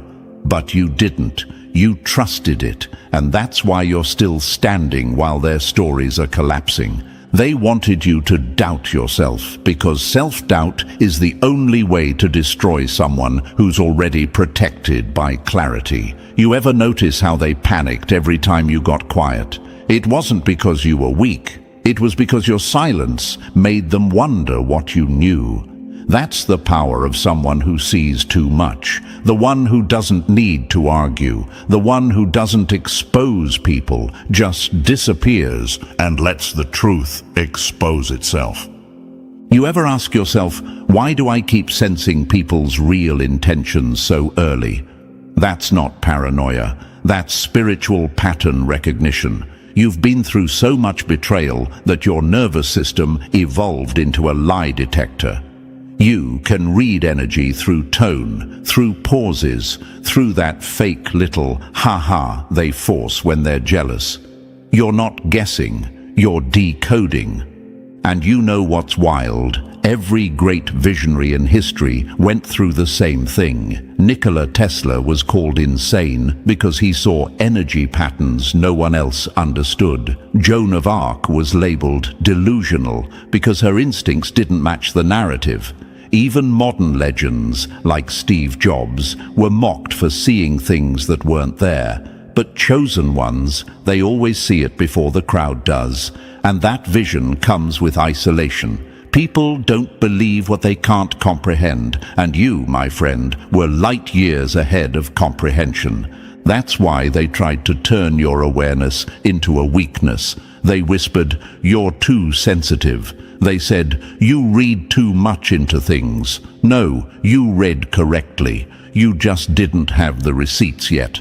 They confuse evidence with truth. But you feel it before it's visible.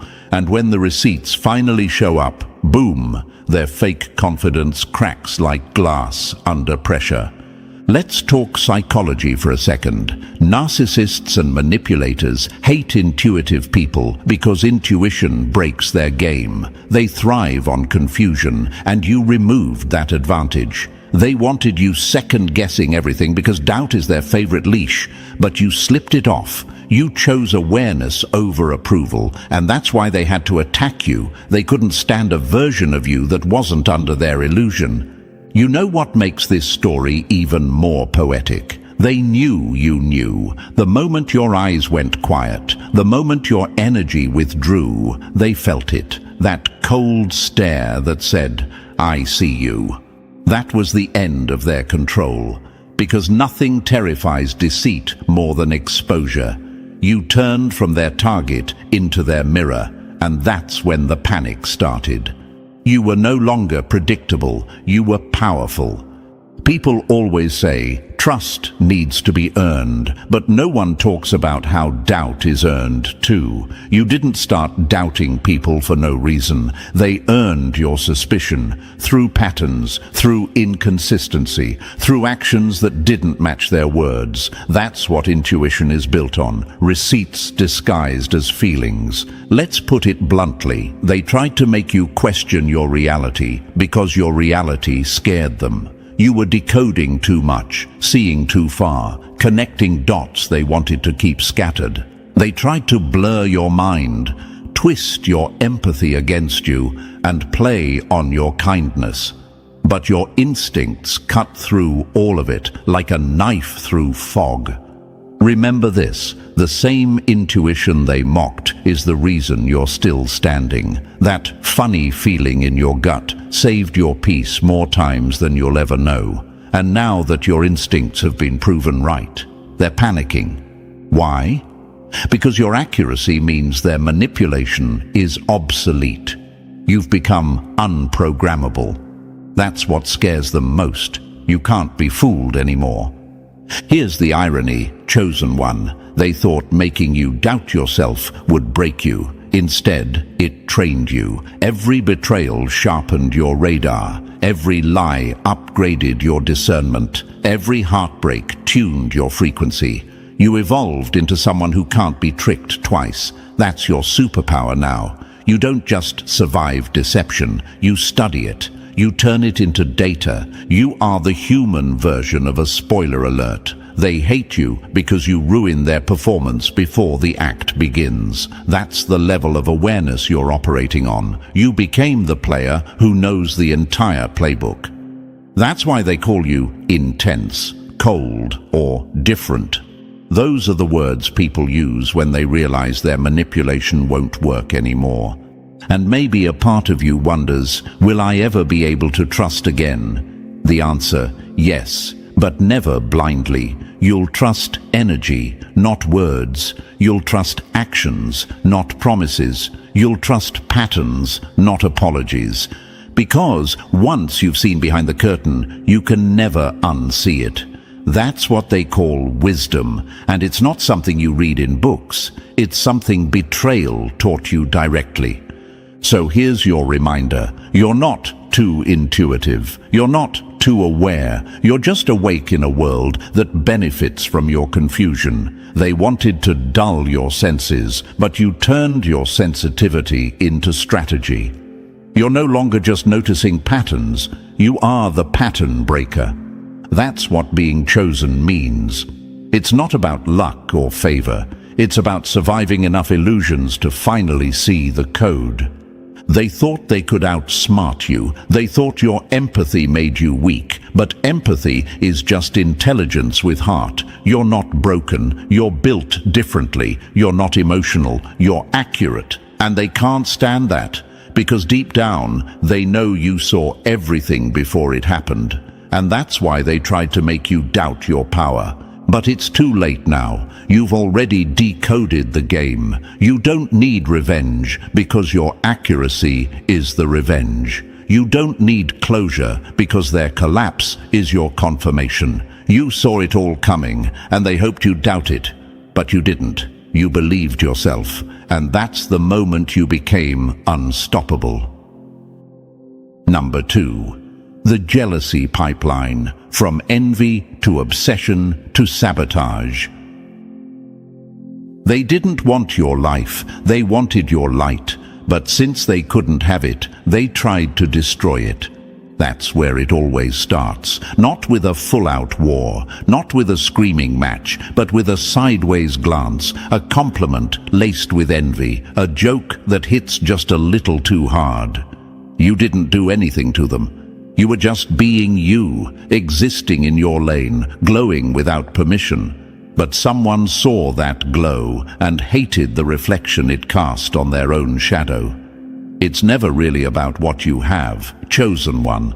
It's about what you are. And what you are, a walking reminder of what they'll never become. You triggered their insecurity simply by breathing in your power. And at first, they tried to mimic you. Copy the style, steal the tone, talk like you, walk like you. They wanted the shine without the scars. But when that didn't work, when their knockoff version started to look like a bad joke next to your authenticity, the jealousy turned toxic.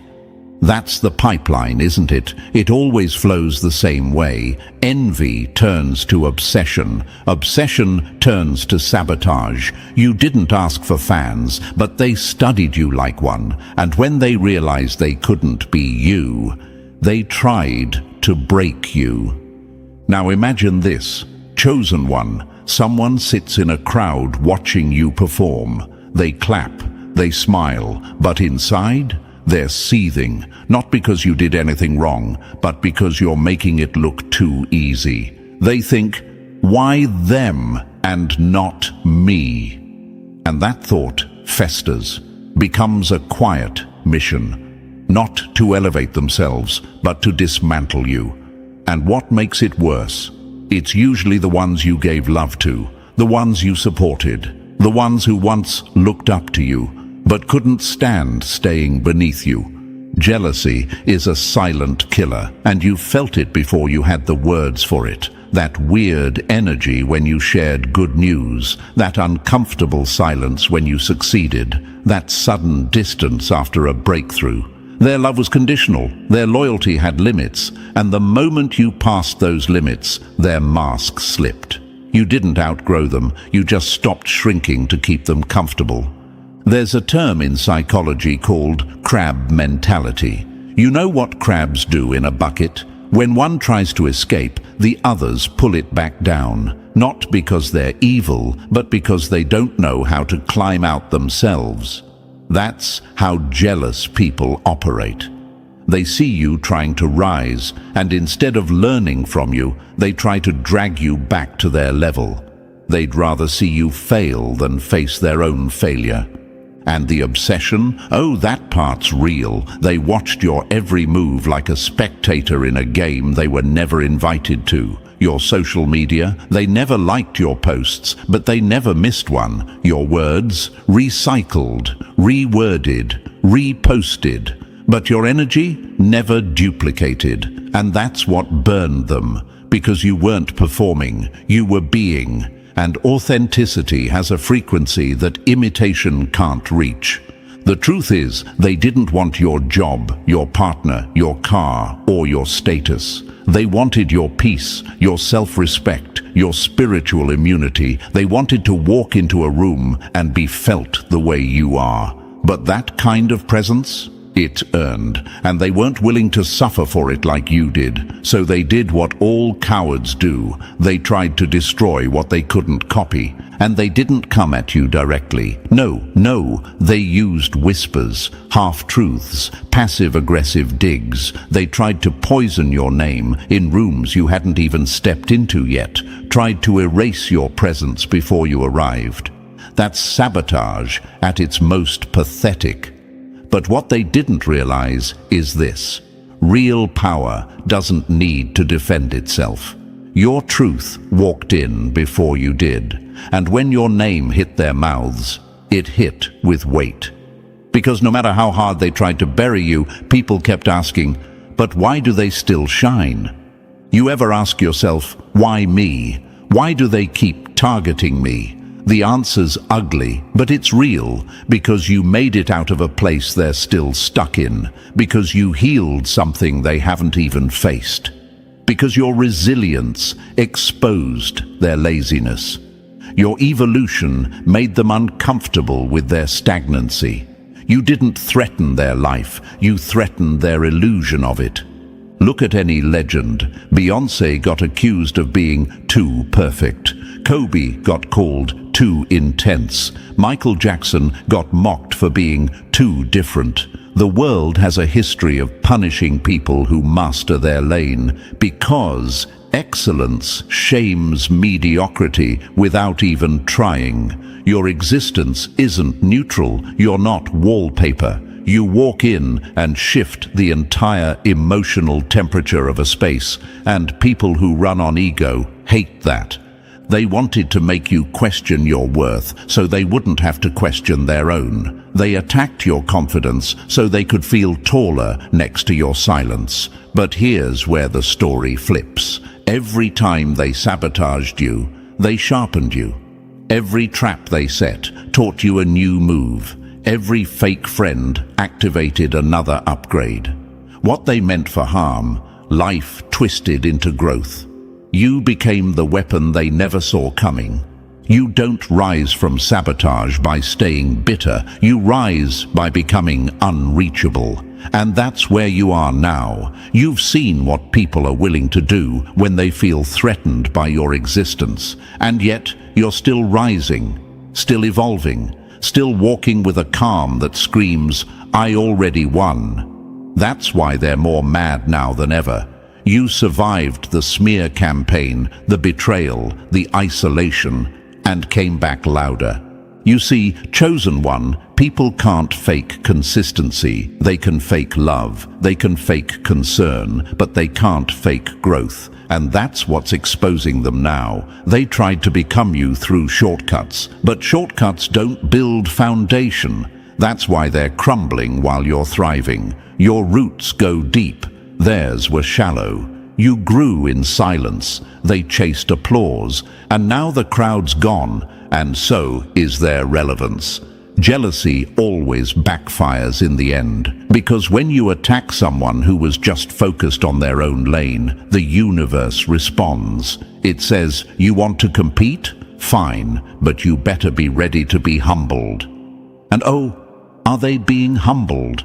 Slowly, publicly, repeatedly. The people they lied to, watching, the ones they tried to turn against you, noticing, the ones they used to get ahead, leaving. They made you the villain in their head, but you were never playing their game. You were just too busy building a life they couldn't sabotage. That's the most brutal revenge, becoming undeniable. Let them copy the outer shell. They'll never touch the inner fire. Let them mock the silence. They'll never reach the signal. Let them throw shade. You are the sun. So don't let the attacks make you smaller. Let them confirm what you already knew. You were always the one who rose without permission, the one who transformed hate into fuel, the one they couldn't kill off no matter how many times they tried. You walked through envy, obsession, and sabotage, and you're still here. That's power. That's chosen. That's you. Number 3. They orchestrated the fall. But, oops, you didn't fall. They built the collapse for you. Now they're the ones buried under the rubble. Oh, they really thought they snapped with that one. The manipulation, the gaslighting, the backdoor setups. They put in overtime crafting your downfall. Like little puppet masters, they pulled strings, whispered lies, set traps, and waited for the crash. But spoiler alert, you didn't fall. Not because they didn't hit hard, but because you don't break like them. You adapted, you shifted, you turned every setback into strategy, every betrayal into blueprint. And the only thing that collapsed was their illusion of control.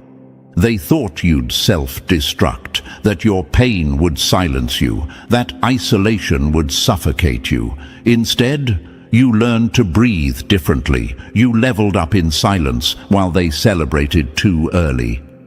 It's funny. When they thought you were at your lowest, the universe was just rearranging the pieces so you'd rise from a different angle. They don't get it. The chosen one doesn't break. They transform.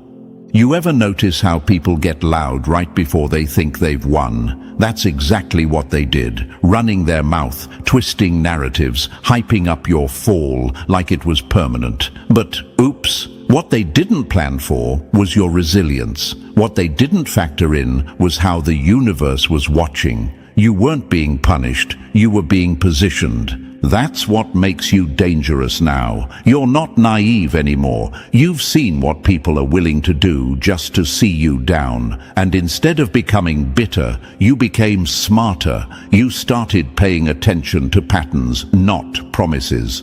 You stopped over-explaining. You moved in silence, and that terrified them. Because control doesn't work on someone who's already survived chaos. They tried to make you doubt yourself. Instead, you became the version of yourself they hoped you'd never meet. Sharper, scarier, untouchable. You stopped being the puppet and became the one who sees the strings. You're not just surviving now. You're strategizing, calculating, elevating. And that glow-up, oh, it's divine. Because now the universe is aligning everything they tried to block. The blessings are hitting harder than their betrayal ever did.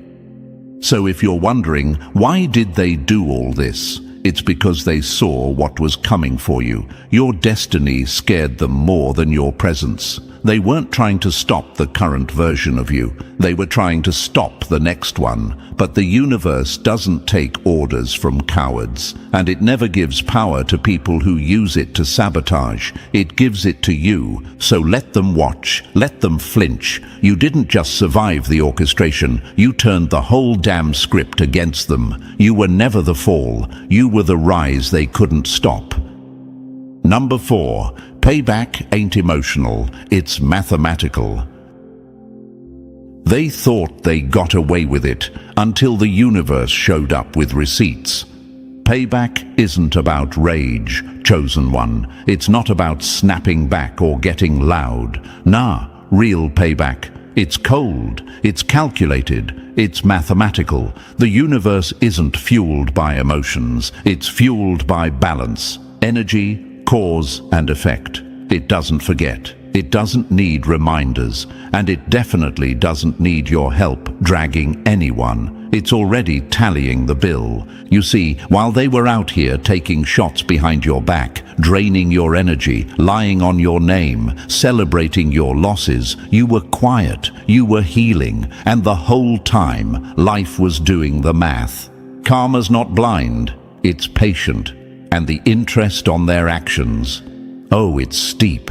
They didn't just waste your time, they tried to steal from your future. But here's what they didn't realize. You can't rob someone the universe is protecting. Every hour they drained you, every setup they orchestrated, every fake apology they rehearsed, logged, stamped, filed, and now the invoice just dropped. You feel it, don't you? The shift, the weight returning to their side of the scale. People think karma's some fairy tale, but this is physics. What goes out must come back. Not always when you want it, not always how you expect it, but when it returns, it hits precisely where it hurts. You're not crazy for letting go. You're not weak for walking away. That was the most dangerous move you could have made, because silence is karma's signal. It's like saying, I don't have to fight. The universe has already decided. And the best part?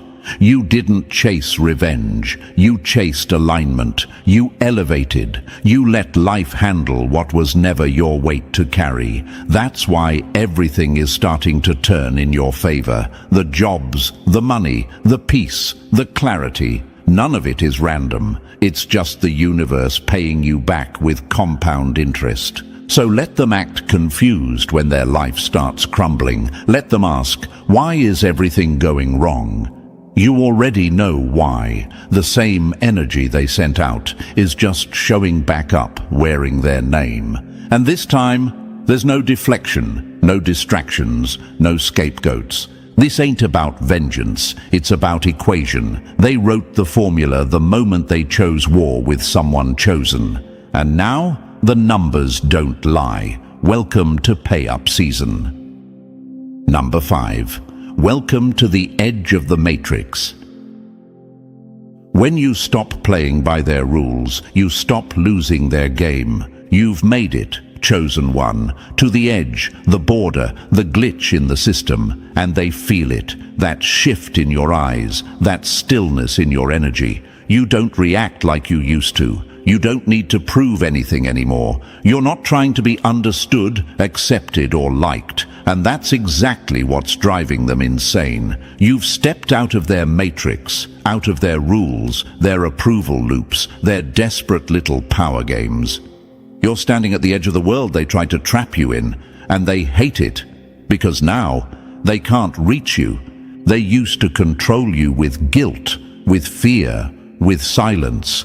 But something snapped, and instead of begging for a seat at their table, you built your own damn universe. You stopped showing up to play roles in their drama. You outgrew their conditioning, their fake peace offerings, their manipulated chaos. And now you're glitching out of their programming. You're no longer the version of yourself they trained you to be. You chose yourself. This is what they never expected. They counted on your loyalty to your past. They thought you'd stay stuck out of fear, out of habit, out of love. But you woke up. You unplugged. You stopped responding to dysfunction like it was normal. And suddenly, you became the one thing they never wanted you to be: free. You're on the edge of the matrix now, and that edge, that's power. It means you've stopped being predictable. They can't bait you. They can't guilt you. They can't hook you with shallow compliments or subtle control. You've become dangerous, not because you fight, but because you see. You see the pattern, you see the loop, and you chose to exit. And yes, it's lonely out here at the edge. That's why most people never make it. They cling to the comfort of the system, even when it's killing them. But not you. You let go. You embraced the isolation. And that's why the universe is rewarding you in ways they'll never understand. You're not detached. You're aligned. You're not avoiding people. You're avoiding programming. They'll say you've changed, that you're distant. Not the same anymore. Of course you're not the same. You're upgraded, and that upgrade didn't require their permission. The truth is, the moment you stopped playing small to make others feel big, you broke the contract they had with your silence. And now, every move you make echoes like a warning shot across the old system. So, if you're wondering, why do I feel disconnected from everything I used to care about? It's because you were never meant to stay there. The Matrix rewards obedience, not authenticity. It gives fake peace in exchange for your voice. But you're done trading power for crumbs. You're done fitting into rooms that shrink you. The people still trapped in the Matrix, they'll throw shade at your glow. They'll call your peace arrogance, your independence selfish, your silence cold. But don't flinch. That's just the glitch talking. They can't process someone who chose evolution over validation. You're not part of their loop anymore, and that unsettles them more than anything. And here's the truth that stings. Most of them saw you waking up. They felt the moment your energy detached, and instead of rising with you, they tried to drag you back. They attacked you, not to destroy you, but to reclaim you, to bring you back under their control. But when that failed, they switched to fear tactics, guilt trips, and smear campaigns. Too late. You're already gone. The edge of the Matrix is where the real ones rise. This is where visionaries are born, where new rules are written, where silence isn't weakness, it's strategy. You're not running from the world. You're building a new one. The old reality is collapsing behind you, and that panic you feel from others, that's just their fear of your freedom.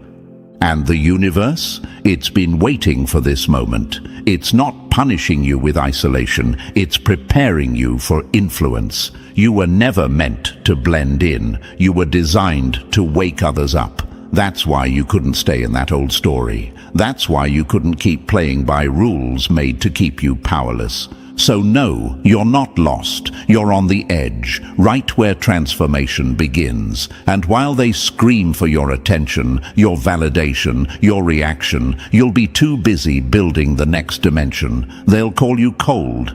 But in reality, you're just too far out for their flames to burn anymore. Let them talk. Let them reach. Let them throw stones from a world you don't live in anymore. You're not running, you're rising. Welcome to the edge of the Matrix, chosen one. This is where they stop reaching you, and you start reaching everything. Number 6. Cancel the holidays. Cancel the BS. They built fake traditions to control minds, and you just cancelled their whole script with one word: no. At some point, chosen one, you looked around and said, wait, who made these rules? Who said you have to show up every year to fake smiles, to pass plates to people who stabbed you in the back, to gift your time, money, and energy to people who never showed up for your truth? You saw the setup. The emotional manipulation dressed up as tradition, the guilt trips disguised as celebration, and you unplugged. You cancelled the show, and with it, their entire illusion. You started asking the questions that scared them. Why am I doing this? Who is this really for? Because let's be real, the traditions were never about love. They were about control, about pressure, about looking good for the group photo while everything behind the scenes was broken. But you stopped pretending. You pulled back. And in doing so, you committed the ultimate act of rebellion. You chose authenticity over performance. And they felt it, that silence, that absence. Oh, it was loud, because when a chosen one stops showing up to perform, the whole house of lies starts shaking. They noticed, they whispered, they acted like you were the problem. But deep down, they knew the mask was cracking and you were the one holding the hammer. They say, it's just tradition. No, it's a trap, it's a loop, It's an obligation soaked in fake unity. You're not cold, you're just not playing along anymore. You're not bitter, you're clear. And that clarity has value they can't manipulate. You didn't cancel holidays because you hate connection. You cancelled performative connection. You cancelled the idea that you have to suffer just to maintain appearances, that you owe access to people just because of a date on a calendar. That love is proven by how many gifts you give while your soul stays ignored. Nah, you chose you this time. You chose peace over noise, truth over pressure, reality over illusion. And yeah, they didn't like it, because the moment you step out of tradition, you break the cycle they needed you to stay in. You stopped being predictable, stopped showing up just to keep the peace. And in doing so, you forced them to face the hollowness of what they called family, community, loyalty. And it hit them where it hurts, because your absence wasn't petty, it was powerful, it was a message. It said, I will no longer participate in my own exhaustion. You took your energy back. And when a chosen one pulls their energy out of the matrix, the whole frequency of that environment drops. You're creating new meaning now, new systems, new celebrations that don't require you to bleed for inclusion. You're done sacrificing your peace to keep a tradition that was never built for your growth. The holidays used to drain you. Now they empower you, because you stopped attending as a performer and started observing as a creator. And maybe you wondered, am I wrong for pulling away? No, you're right on time. You're not rejecting love. You're rejecting fake love. You're not being selfish. You're being sovereign. And the universe, it's applauding you for it. It's sending new connections, real alignment, fresh traditions that match your energy, not your trauma. This is what chosen ones do. They don't just challenge the system, they replace it. You've got the pen now. You write the story. And if that means cancelling the old scripts, then so be it. They had their chance to evolve with you. They chose comfort. You chose truth. So let them talk. Let them act confused. Why aren't you showing up? Simple.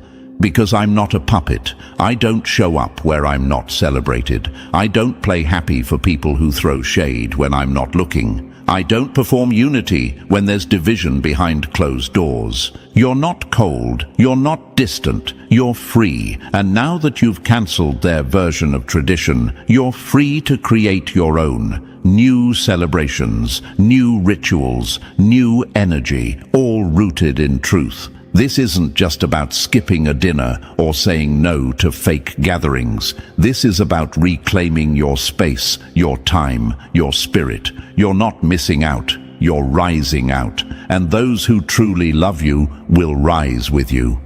The rest? Let them talk to your absence. Congratulations, chosen one. You didn't just cancel the holidays, you cancelled the BS that came with them, and just like that, you rewrote the whole damn game. Number 7. Rest, reconsider, reload. They think your silence is surrender. It's the sound of a weapon being cocked. You're not fleeing the fight, chosen one. You're refueling. Rest isn't retreat, it's reconnaissance. While they roar and scramble to feel important, you're doing the quiet work, patching wounds, sharpening instincts, mapping the next move. Rest here is tactical, like a fighter slipping behind the ropes, breathing slow, feeling every tendon, counting the pattern of the opponent's jab. They misread your calm as weakness because cowards confuse stillness with surrender. The truth is the opposite. Stillness makes you lethal. Think of the greatest comebacks in history, not the ones that panic and lash out, but the ones that plan. Muhammad Ali didn't dance into victory randomly. He watched, waited, and struck at the exact heartbeat when the opponent was overexposed. Steve Jobs didn't scream into the void. He retreated into design, came back with a product that made imitators obsolete. You're doing the same. Recharge is your lab. Reconsideration is your blueprint. Reload is the silent rehearsal of dominance. Let them whisper while you architect an outcome they can't imagine. And yeah, questions will crowd your head. Am I hiding? Am I avoiding responsibility? What if I lose momentum? Those are the panic victims talking, not you. Momentum isn't a sprint, it's an engineered trajectory. Sometimes you throttle back so your engines can be rebuilt stronger. The universe aligns with that discipline. It rewards preparation, not theatrics. When you step out after this recalibration, opportunities will hit like gravity.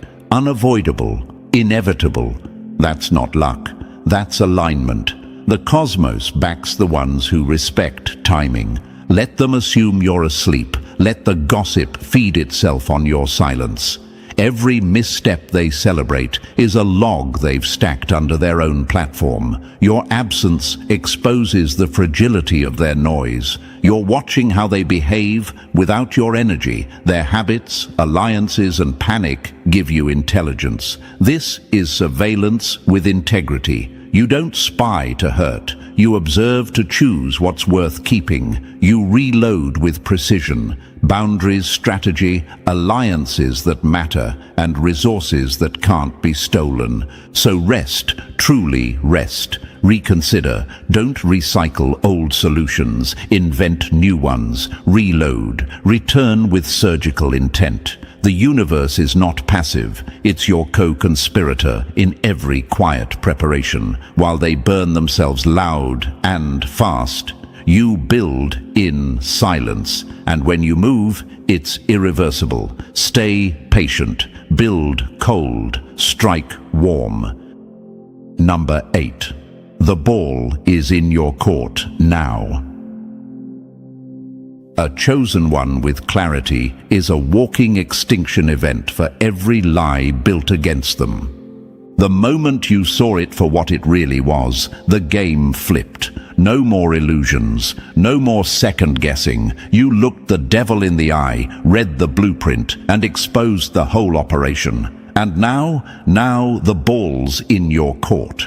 You're not confused anymore, you're confirmed. They can't gaslight you into circles now because you see everything in straight lines. And that terrifies them because you're no longer reacting, you're calculating, watching, deciding. You're the one who chooses what enters your space, who gets your energy, what battles are even worth your time. And that control, that peace, it's louder than any revenge. They played you when you didn't know better, but now you do.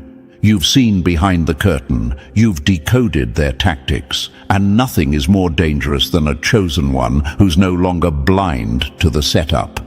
You're not looking for closure, you're walking proof of it. You're not hunting justice, you've become the consequence. They thought you'd chase them, they thought you'd stay stuck trying to fix it. Instead, you rewrote the outcome. And the crazy part, you didn't even have to do much. You just started choosing yourself. Let them scramble now. Let them spin stories, build narratives, weaponize sympathy. It's too late. You've got the clarity now, and with clarity comes choice and the power to choose. That's divine. You're no longer moving from emotion, you're moving with awareness. That's what makes you untouchable now. And don't let doubt creep in. Don't let their silence or shade trick you into thinking you're making it up. You felt the sabotage, you saw the jealousy, you knew it wasn't just in your head. And now that the veil is gone, your next move isn't about reacting, it's about ruling.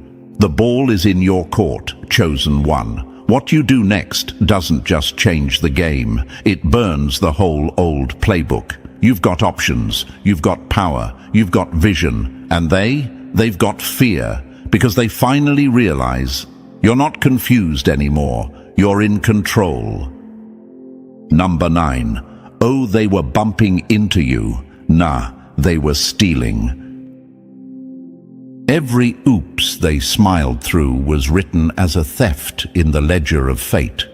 You thought it was clumsy luck. You thought people were just awkward around money, attention, or your shine. Nah, those little collisions, they were pickpockets in slow motion, fingers sticky with your time, your funds, your ideas. They bumped into your wallet with a smile, borrowed your momentum like it was common property, and acted shocked when you noticed. That's not accident. That's habit. That's a plan dressed in casual clothes. And now it's time to lock it down.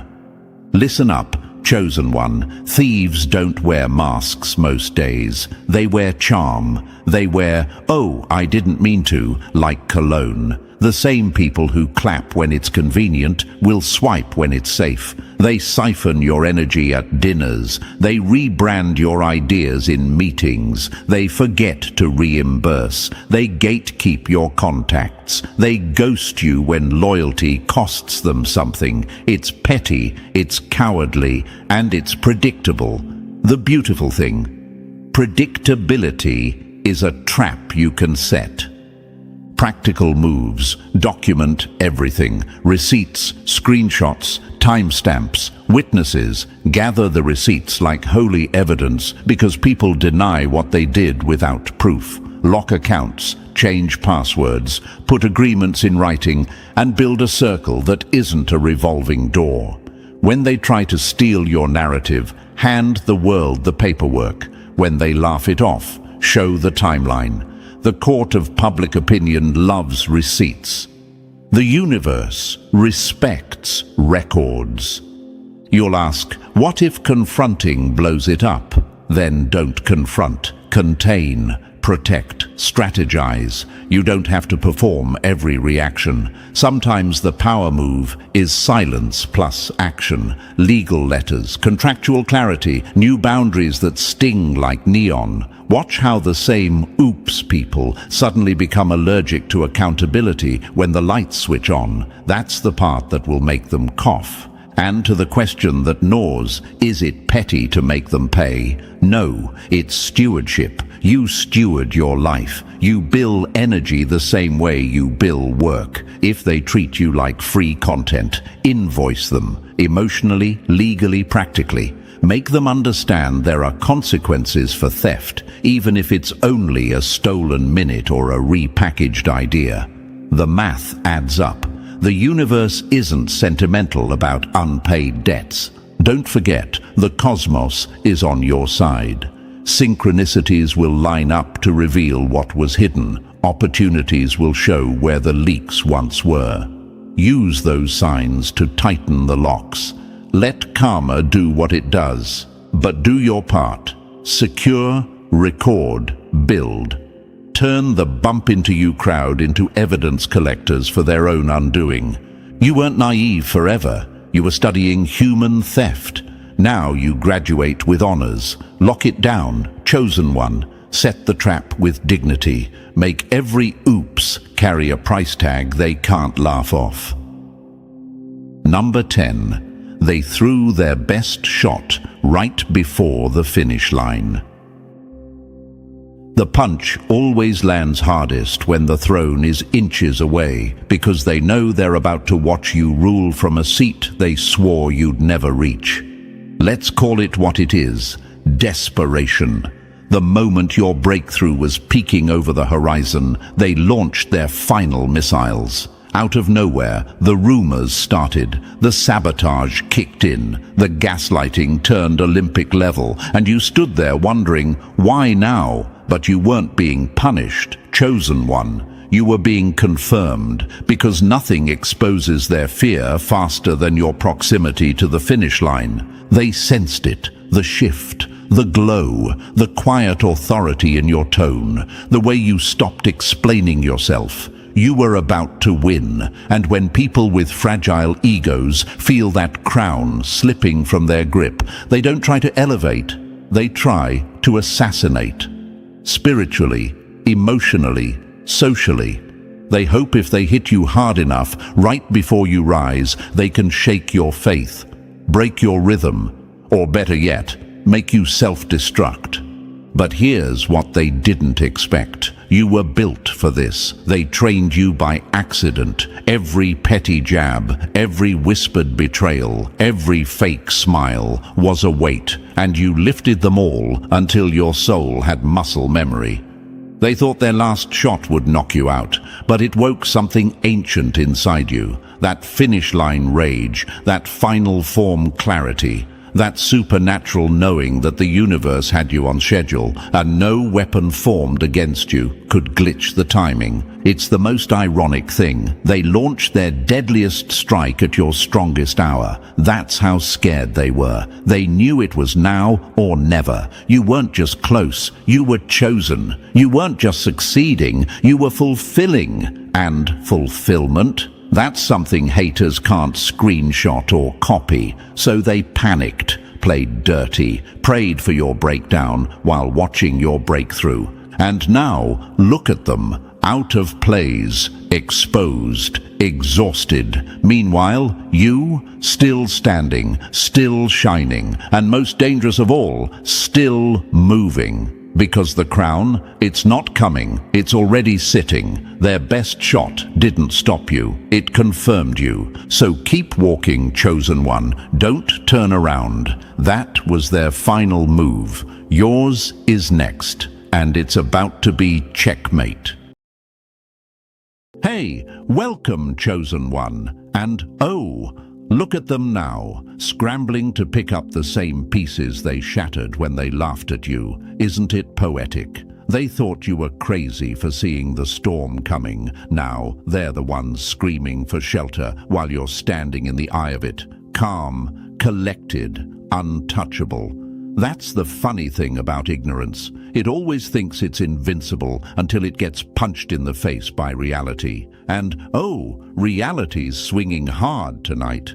They called you dramatic, said you were too intense, said you overthink everything. Now they're knee-deep in the mess you predicted word for word, choking on their own arrogance. You didn't need tarot cards to see it coming. You didn't need divine visions. You just needed eyes, sharp ones, the kind that read people like open books while they thought they were writing their own stories.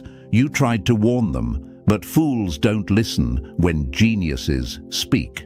They laugh instead, because laughter is cheaper than accountability. Now imagine this for a second, chosen one, a snake mocking the fire before it slithers into it. That's them. You handed them the truth on a silver platter. Don't touch that, it burns. And they licked the flame just to prove you wrong. You can almost hear the sizzle of their pride melting. The best part? You didn't even have to say, "I told you so." Life said it for you, loudly, violently, publicly.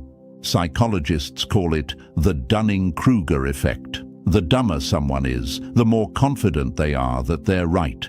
You were dealing with that on steroids. You gave them facts. They gave you mockery. You gave them warnings. They gave you attitude. And now the same universe they mocked just cashed every check their mouth wrote. Boom. Payment received. In full. No refunds. And thank you, chosen one. Don't forget to pay this message back by simply pressing the like and subscribe button. Help spread this message to more souls, because this isn't just talk, it's therapy for the awakened. You're part of a force now, one that doesn't chase validation. It exposes truth. You're not here by coincidence. You're part of the mission. Now let's get back to the delicious part. Because the irony here is art.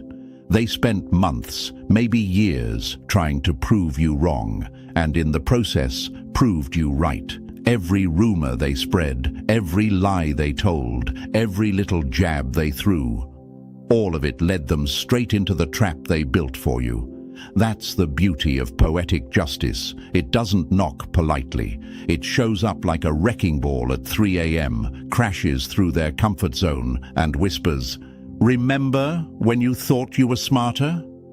You see, chosen one, there's a special kind of karma reserved for people who try to make a fool out of someone who warned them. It's not instant. No, it cooks slow, like a meal meant to be savored. And when it's ready, oh, it's gourmet revenge without you lifting a single finger.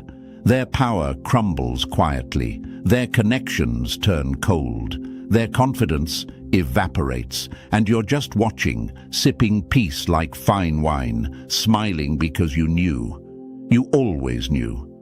They used to smirk, didn't they? That little grin that said, "You can't touch me." Now that grin's gone, replaced by the hollow stare of someone who finally understands that consequences don't care about confidence. Every time they scroll past your name, every time they hear your voice echo in their memory, it's a reminder. They had a chance to listen. They had a way out. But they chose to play God while standing in quicksand. And here's the punchline. You never needed revenge. You were the lesson. You were the wake-up call they refused to answer. The very existence they tried to humiliate became the proof that the universe doesn't side with mockery. It sides with truth. And you've been the truth since day one. They just didn't have the intelligence to recognize it. So let them squirm, let them panic, let them feel the silence they once laughed through. Every sleepless night, every fake smile, every "I'm fine" they choke out now. That's not sadness, that's karma humming your song. They can't unsee what they've done. They can't undo the warning they mocked. You tried to warn them, and now the devastation has arrived, wrapped in a bow of poetic irony. So stand there, chosen one. Don't gloat, just grin. You're not their villain. You're their mirror, and the reflection is what's killing them. And listen close, chosen one. Don't blink now, because what you just heard, that was only the opening slap. The real chaos, the juicy unraveling, the delicious downfall that's about to unfold frame by frame. So if you're still standing tall after witnessing the first wave of karma crashing through their little fantasy, then you're exactly where you're supposed to be. Stay right here, because we're not just telling a story, we're dissecting a demolition.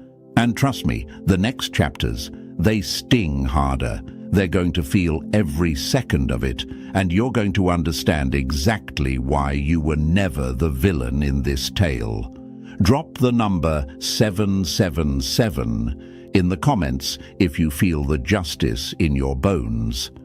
And if you're someone who believes in fueling this mission, blessing the force behind these words with a super thanks, just know this. Your energy feeds the message, and your support echoes farther than you realize. And now, let's break it down step by step, because if you really carry that chosen one blood in you, if your intuition's been screaming louder since this video started, then something inside you already knows. You can't walk away. Not from this one. Let's get into it. Number 1. The sentence has been served. You were the evidence. They thought the courtroom was empty. They didn't realize you were the judge, the witness, and the evidence, all in one. Oh, how loud they used to bark when the lights were off and the truth hadn't hit yet. All that confidence, fake, manufactured in the same factory where they built their lies. You tried to warn them. You gave them a fair shot. But they mistook your silence for softness, your warnings for weakness, your presence for permission. And now, boom, the gavel's down, the verdict's out. Their mask has slipped so far off it cracked on the floor, and the crowd is watching them sweat under the spotlight they never expected to stand under. See, chosen one, they thought they could outrun consequences forever. They thought your words were just noise, that your instincts were paranoia. But here's what they never understood. You weren't just predicting what was coming. You were the very proof it was real. Every time they gaslit you, every time they mocked you, every time they twisted the truth, it wasn't weakening you. It was stacking their sentence, brick by brick. You were collecting receipts in silence, and now karma's at the door, and it's delivering with interest. They say, innocent until proven guilty. But here's the twist. They proved themselves guilty, trying to silence you. The way they reacted when you spoke truth, that was the confession. No need for a trial. Their behavior was the evidence. Your rise was the verdict. And their fall, that was the punishment, broadcasted in 4K with the entire arena watching. Now let me really hurt their ego. You never needed revenge. You were the lesson. They didn't get betrayed by the universe. They got exposed by their own reflection, and you just happened to be holding the mirror. Imagine this, chosen one, someone walking around swinging knives at people's backs, laughing like they're untouchable, only to realize the one person they stabbed was made of steel. And worse? That steel was recording everything, every slash, every lie, every fake apology, and now it's being played back, not just for the world, but for them to sit through. No skip button, no fast forward, just pure, unfiltered consequences.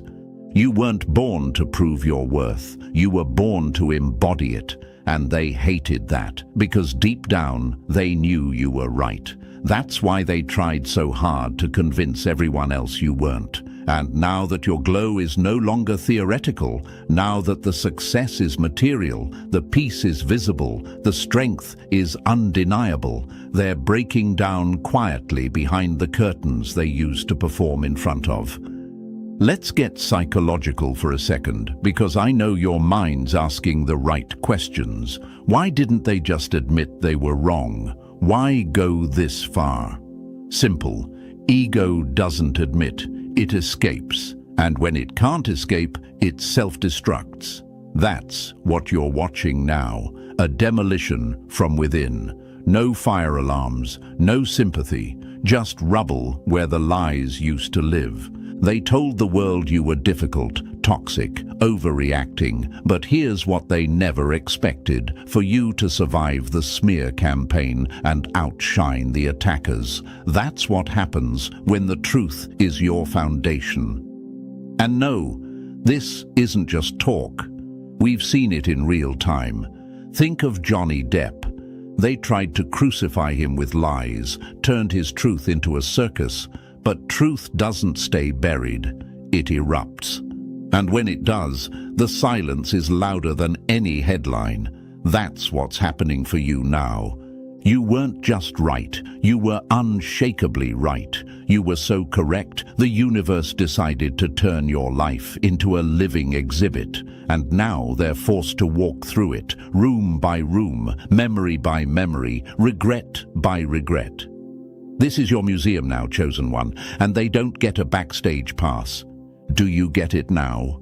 You were the prophecy they ignored, the consequence they couldn't dodge. You didn't need to argue, didn't need to clap back, didn't need to stoop down to their level. You became the level, and the more you elevated, the more their world crumbled. Why? Because they built it out of fake stories and borrowed confidence, and now it's all due for repossession. That's why the sentence hits so hard, because they truly believed they got away with it. They thought ghosting you, smearing you, replacing you, mocking you, that all of that was enough to erase what they did.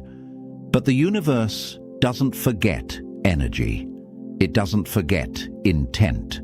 It doesn't forget the moment you held your tongue when you could have exposed them but chose to grow instead.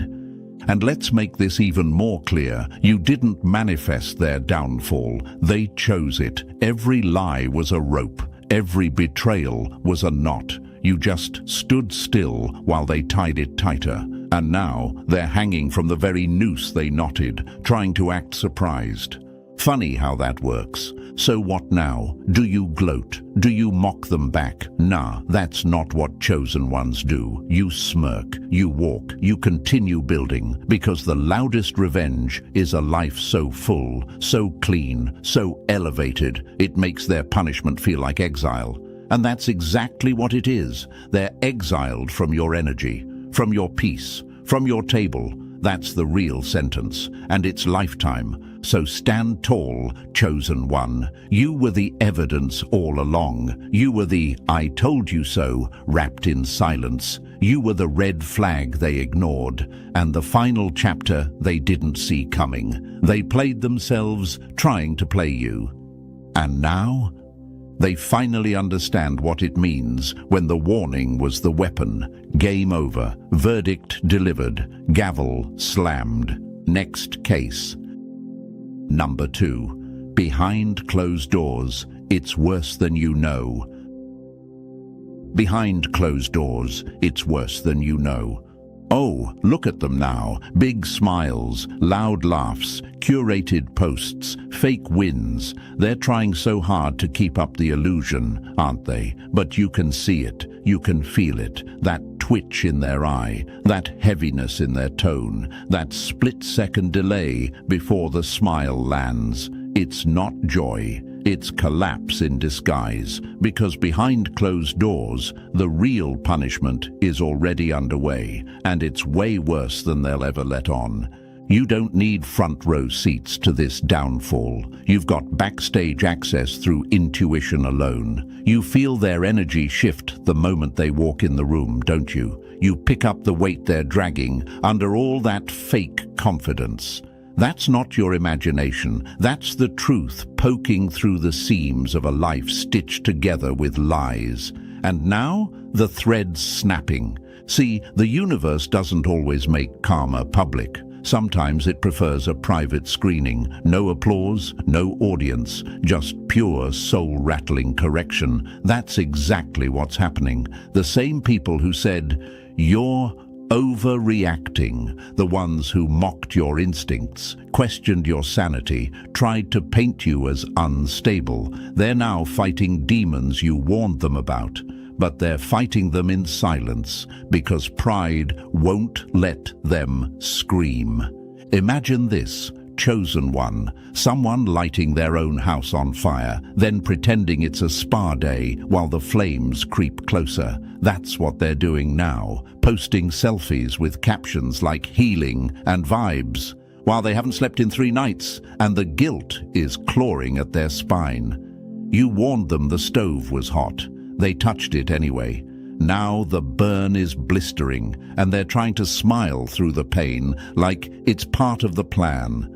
What you see on the surface, that's the costume. What's happening underneath, that's the meltdown. Financially, they're spiraling. That job they bragged about, hanging by a thread, that new opportunity, already rotting from the inside. The blessings they faked to make you jealous. Yeah, they came with strings, ugly ones, debt, and more debt. Emotional IOUs stacking up in their chest like unpaid rent. They thought losing you would be the worst part. Turns out, losing their mask is worse. Mentally, it's an implosion. Anxiety attacks in bathrooms, regret looping like a broken record. Every room they walk into, they wonder, do they know? Every conversation feels like a trial. Every compliment feels hollow. Why? Because guilt is a ghost, and it haunts hardest when the lights go out. You're not crazy. You never were. They were just louder, and the world listens to volume before it listens to truth. But truth doesn't age. It waits. And now that the noise has died down, guess who they're starting to believe? You. Let's talk facts. Science says the human brain can only maintain a lie for so long before it fractures under stress. That's what's happening behind those closed doors. Psychological breakdowns, identity crises, spiritual rock bottoms, all because they bet against a chosen one and thought there'd be no price. But the universe? Oh, it charges premium for disrespect, especially when it's aimed at someone who only wanted peace. You were never their enemy. You were their mirror, and they smashed it because they couldn't face the cracks. But broken mirrors don't erase reflections. They just distort them. And now, they can't even look at themselves without seeing you. How's that for justice? And here's the kicker, they still can't admit it. That's the real punishment, not the sleepless nights or the crumbling life. It's the fact that even now, with everything falling apart, they still have to pretend they're okay. They still have to act like you meant nothing. Meanwhile, every win you collect, every step forward you take, slices a little deeper into their facade. It's slow torture, served with a smile. And let's get this straight. You're not waiting on their karma. You're witnessing it. You're not hoping they suffer. You're observing the collapse. And whether it's quiet or public, messy or contained, the universe doesn't miss. What they sowed in shadows, they're reaping in silence. And it is devastating. But here's the beautiful part. Chosen one. You didn't need to prove anything. Life is doing it for you. Every lie they told about you, backfiring, every setup they tried, exposed, every time they said, "You'll regret this." Turns out, the mirror flipped. They're the ones drowning in regret now, but they can't say it, can't show it, can't even look in your direction without choking on their pride. This is the era of silent justice. You don't need to clap back. You don't need revenge. You've got evidence in their body language, in their energy, in the silence between their sentences. You've got everything you need. And they've got nothing but ghosts in their closet, screaming to be acknowledged. Let them keep pretending. Let them keep posting. Let them smile through the breakdown. Because the truth is, chosen one, their punishment isn't just what they're going through. It's watching you thrive through it. It's you not breaking. It's you showing up stronger, sharper, calmer, colder. You've become everything they tried to convince the world you weren't. And now they're choking on that contradiction. You don't need to scream. You don't need to explain. Just keep glowing, because every time you rise, they sink deeper into the pit they dug with their lies. The door may be closed, but karma has a key. And behind it, oh, it's uglier than they ever imagined. But hey, they wanted the spotlight, right? Well, now they're standing in it and burning. Number 3. Some took the warning. They're winning. Oh, isn't that just beautiful? While the clowns were busy performing, someone in the crowd actually listened. While the rest were mocking you, rolling their eyes, treating your warning like background noise, 1 or 2 sharp souls leaned in. They heard you. They felt you. And now, they're not just surviving. They're thriving. Quietly, powerfully. And guess who they're silently thanking in the back of their mind every single time life opens a new door? Yeah, you. See, not every fool stays foolish. Some people are wise enough to recognize power when they see it. And when you told them, don't go down that path, they paused, thought, and pivoted. And now, they're reaping blessings while the others are out here tripping over their own arrogance. The split has already happened. The room's already divided. You've got the ones who heard the warning and elevated, and the ones who thought they were too clever to listen, now chewing on the concrete. That's the part people forget. Warnings aren't just weapons, they're invitations. The smart ones accepted it, the others rejected it, and now they're choking on the results. Let me give you some villainous wisdom, straight from the shadows. Not everyone deserves your guidance, but those who receive it, they walk away with armor the rest don't even know exists. Imagine a battlefield. The fog is thick. The enemy is closing in. You shout, "Duck!" Half the squad scoffs. The other half obeys. The bullet flies. Half get hit. The rest survive. That's what you did. But in real life, you didn't just warn people, you saved them. And some of them are self-aware enough to admit it, even if they never said it out loud. You can see it in how they move now, calmer, wiser, elevated, like they've been marked by something sacred, because they have your insight. And don't underestimate how far silent gratitude travels. See, fake people post fake apologies and empty praise in public, but real ones, they evolve, they shift, they build differently because you drop the seed. They don't have to shout your name. The results prove they listened. And that respect, that real respect, it goes further than 1,000 fake apologies ever could. Some of them owe their current peace to the fact that you stepped in when you didn't have to. You warned them. You risked looking like the bad guy just to give them a shot at freedom. And the reward isn't applause. It's alignment. Watching them grow is the confirmation. The ripple you started, it's spreading, and they know it. Let me remind you of someone, Keanu Reeves. That man went through hell, betrayal, loss, slander, and never raised his voice. But the people closest to him, the ones who knew what he endured, they paid attention. They changed how they treated others. Why? Because pain endured in silence is one thing, but pain transformed into wisdom. That's contagious. And that's you, chosen one. You turned betrayal into blueprints. Now others are building with it. Quietly, effectively, gratefully. Somewhere, someone is living a better life because they watched how you handled hell. That's not a fantasy. That's a fact. You've been the template, the manual, the walking masterclass in survival, integrity, and psychic clarity. They took notes.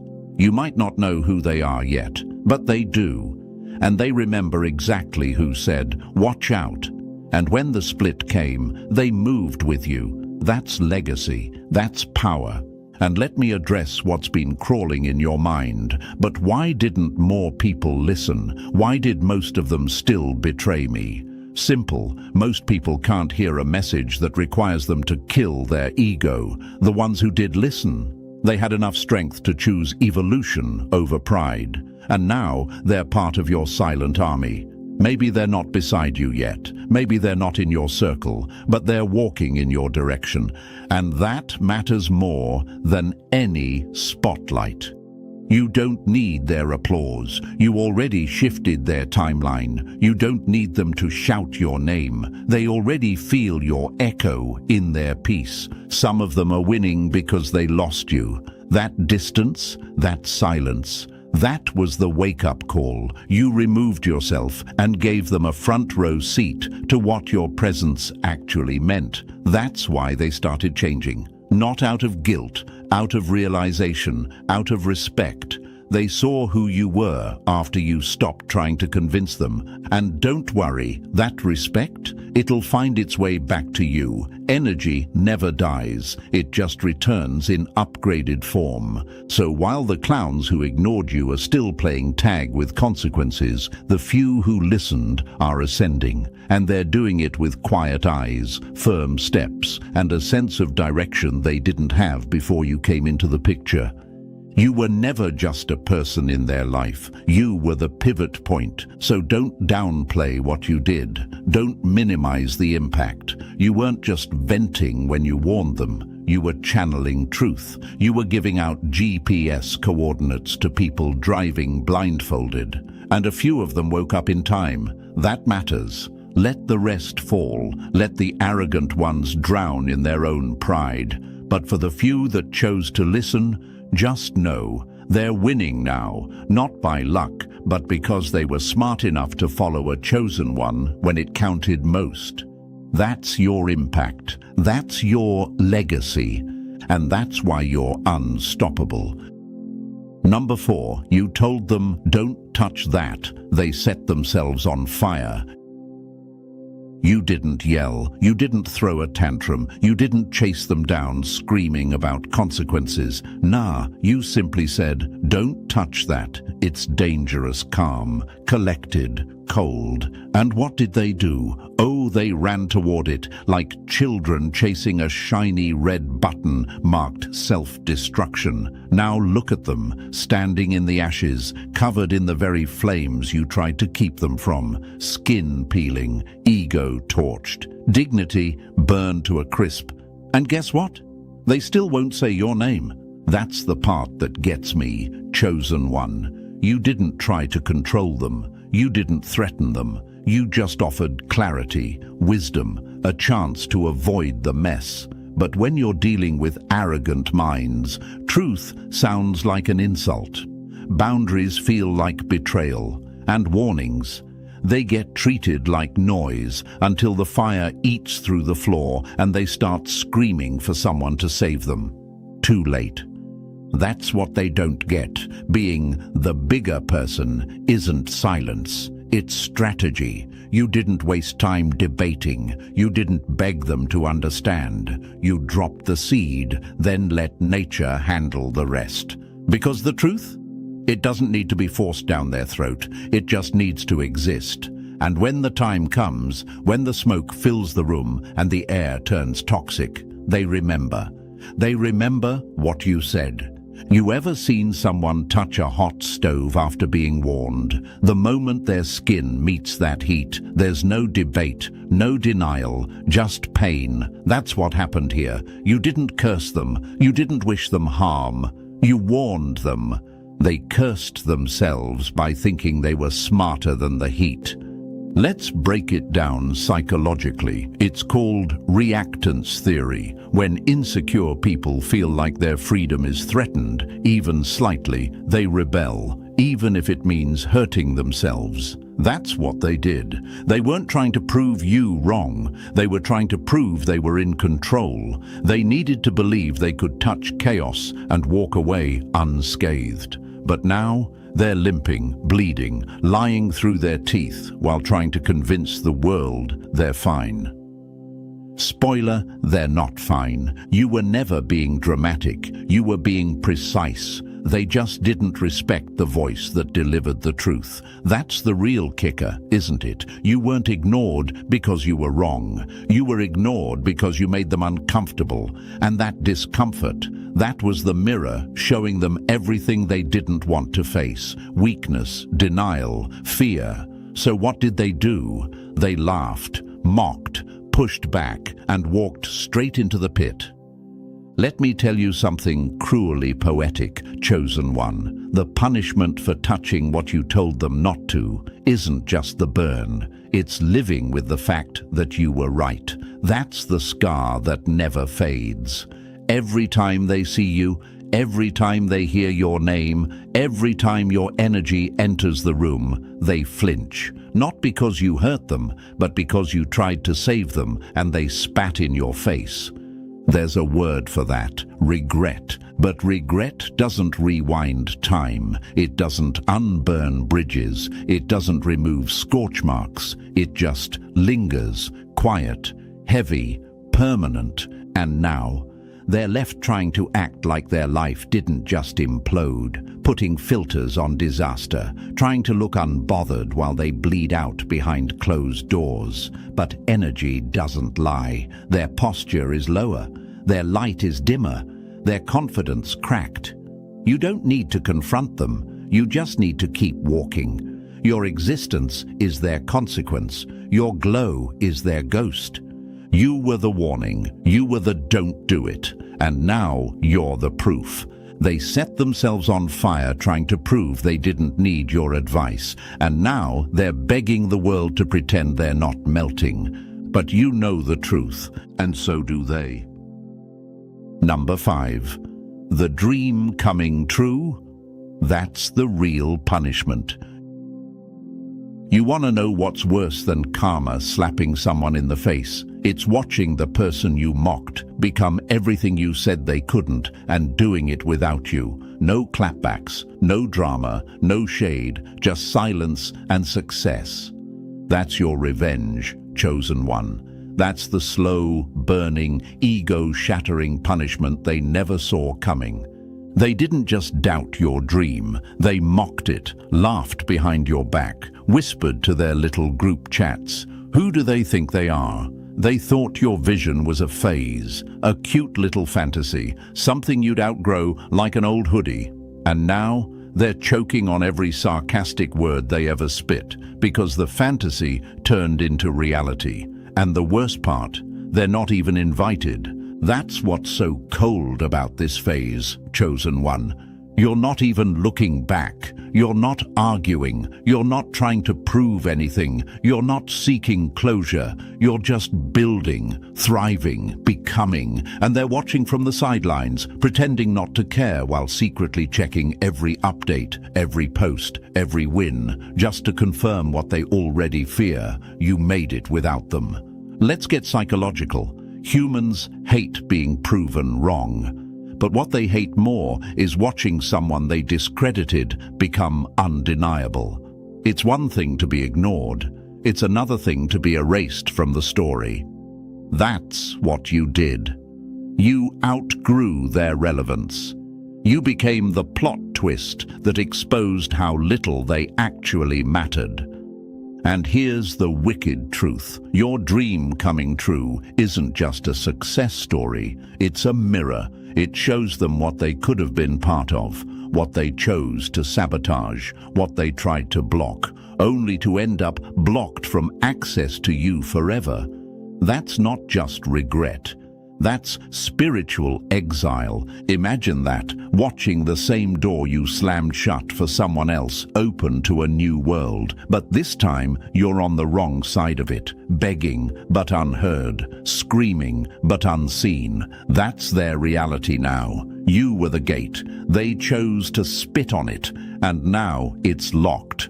Let's name names for a moment. Think about Oprah, rejected by multiple networks, laughed out of rooms, told she was too emotional for television. Now she owns the room. And where are those execs now? Still watching, still silent, still irrelevant. That's the energy you carry now. You were the underdog they mocked, and now you're the blueprint they study in silence. This is the part that breaks them. It's not that you won, it's that you won gracefully. You didn't clap back, you didn't air out receipts, you didn't go petty, you elevated so far that the air got too thin for them to breathe. Now they're watching your success like a movie they can't pause. No ticket, no role, no way in. They tried to be the villain in your story, not realizing the main character always survives. And now they're background noise, old characters written out of the plot. And you know what stings the most for them? The fact that you never needed them. All that energy they wasted trying to block your blessings, all that time spent trying to sabotage your name, it amounted to nothing. You weren't dependent on their support. You weren't waiting for their permission. You just kept building, and now your glow is blinding them. Let's flip this too, because I know what you're thinking. Should I feel bad? Nah. You gave them a chance. You warned them. You invited them in. But they laughed, didn't they? They tried to make you feel small. They tried to shrink your vision to fit their insecurity. And now the tables haven't just turned, they've flipped completely. You're not in the same room anymore. You're in a different building, different timeline, different frequency. You didn't level up for revenge. You did it for survival. And now the universe is using your dream as a weapon of remembrance.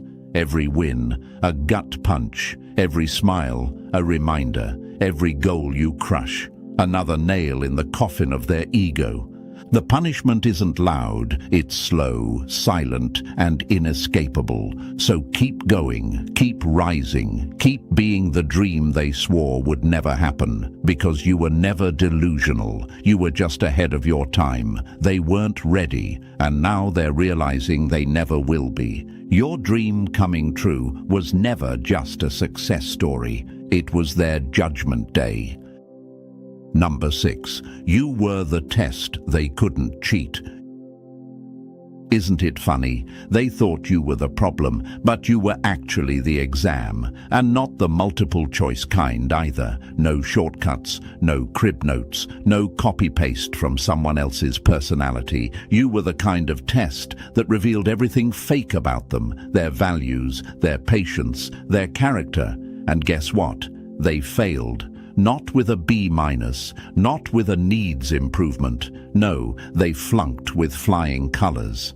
Because they tried to cheat a test that was written in your energy. You weren't sent to destroy them. That was never the assignment. You weren't their punishment. You were their chance. You were the rare opportunity life gave them to grow up, show up, and step up.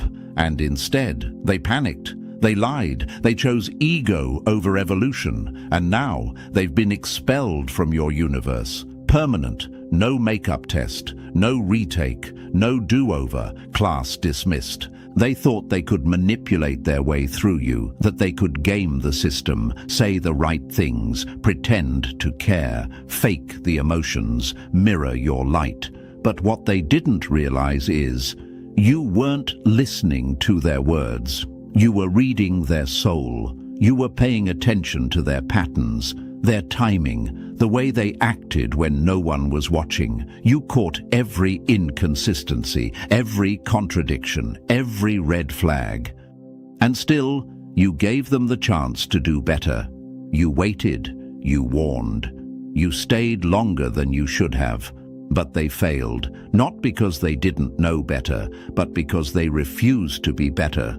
That's the kind of test you are, chosen one. See, life uses people like you to expose what's hidden. You're the mirror they couldn't shatter, the lesson they didn't want to learn, the reflection they tried to dim because standing next to you made their darkness impossible to ignore.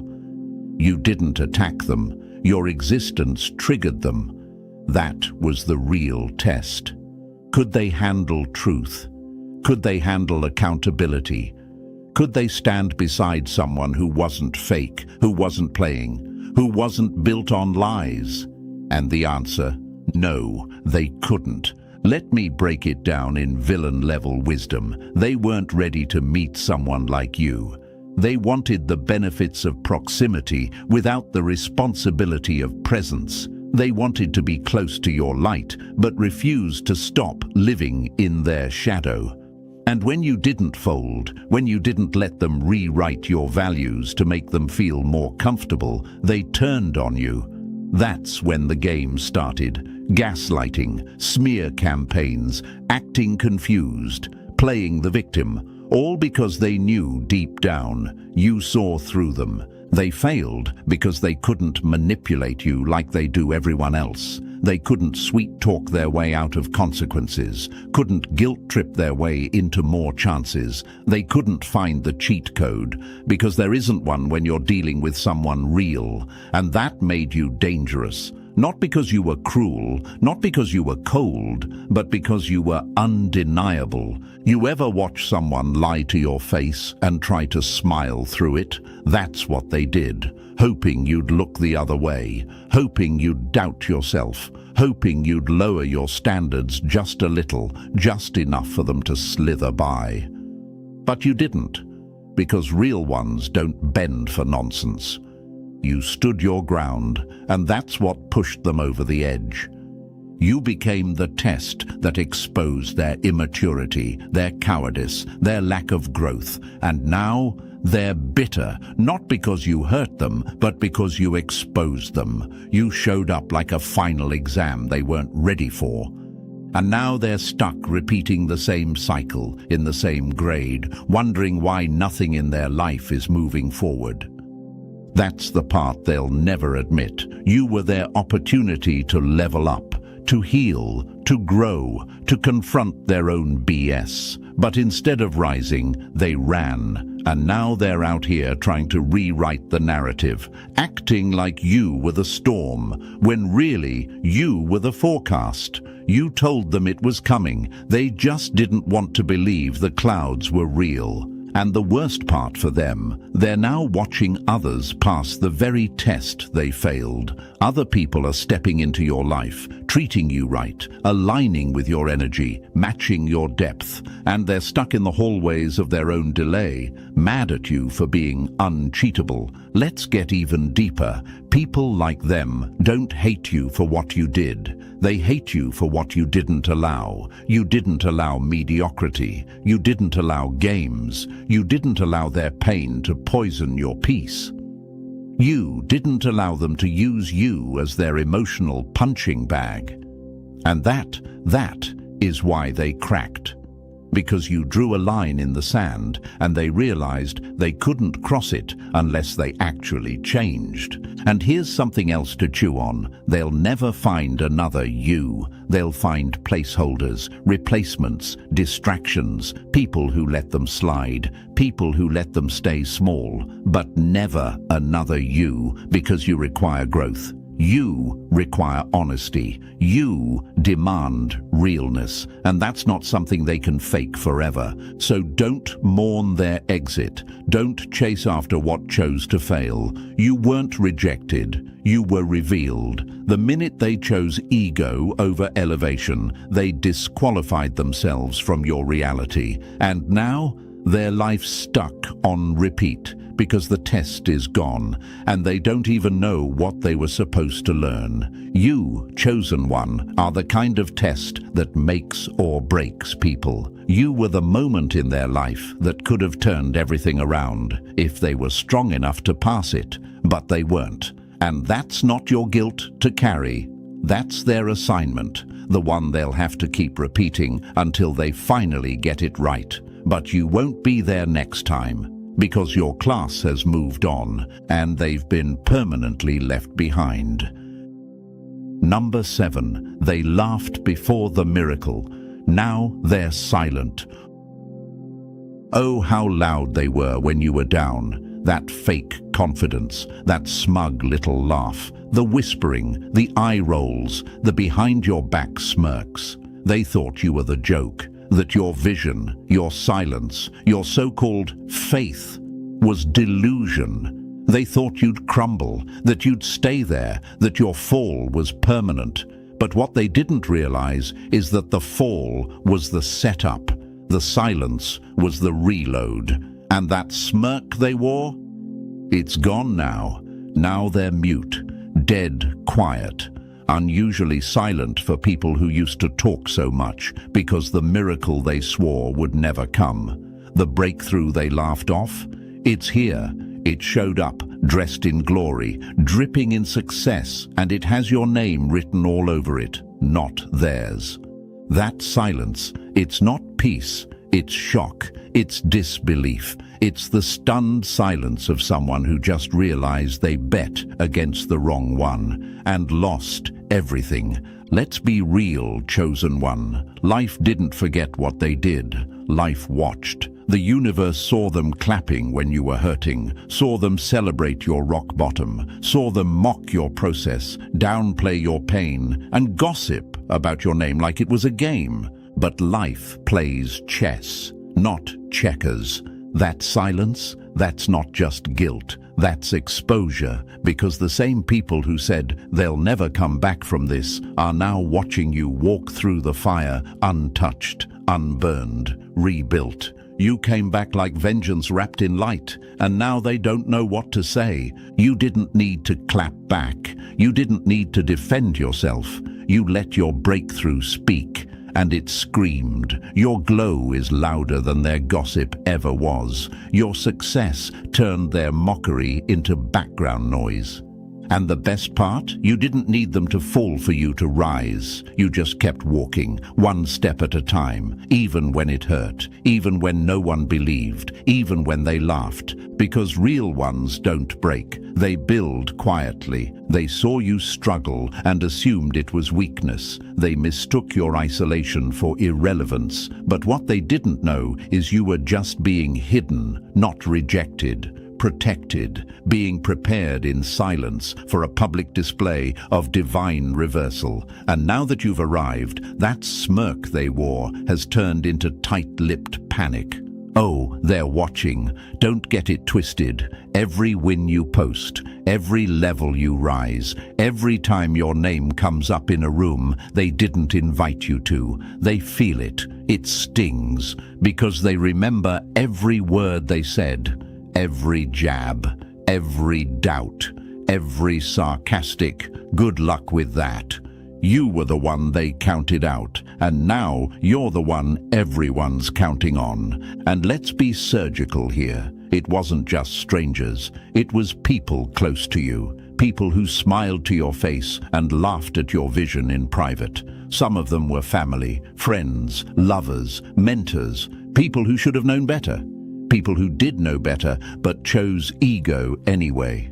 And now, they sit in the audience while your life plays on the main stage. That's silence. That's not no hard feelings. That's humiliation. They laughed at a seed. But now that it's a forest, they pretend they don't remember. But they do, every moment. They remember when you were broke. They remember when you were struggling. They remember when you said, "Just give me time." And they rolled their eyes like you were hallucinating. But you weren't hallucinating. You were prophetic. And don't think they'll admit it. Oh no, their pride won't allow it. They'll act like they've been rooting for you. They'll send you that "so proud of you" DM like they weren't the ones who said you were wasting your time. But you'll know. Because energy doesn't lie, and silence screams louder than applause when it comes from the same mouths that used to whisper your name with doubt. They didn't just underestimate you, they needed you to lose, because your win, it confirms everything they feared about you, that you were never one of them, that you were always built for more, that you were never the crazy one, never the weak one, never the broken one. You were the silent threat they couldn't see coming. So now they're quiet, and not the peaceful kind, the sick to their stomach kind, the "I can't believe they actually did it" kind, the "how did we miss it" kind. That's silence. It's not respect. It's the sound of regret choking every word they were about to say. Let them sit in it. Let them marinate in the void they created when they walked away from you. Let them drown in the quiet, because they had plenty to say when you were down. Now, they can whisper their apologies into the void. You've moved on. You're not the same person they laughed at. You're the one they now study in silence. And that is the sweetest part of the miracle. Number 8, you're the lesson they'll never forget.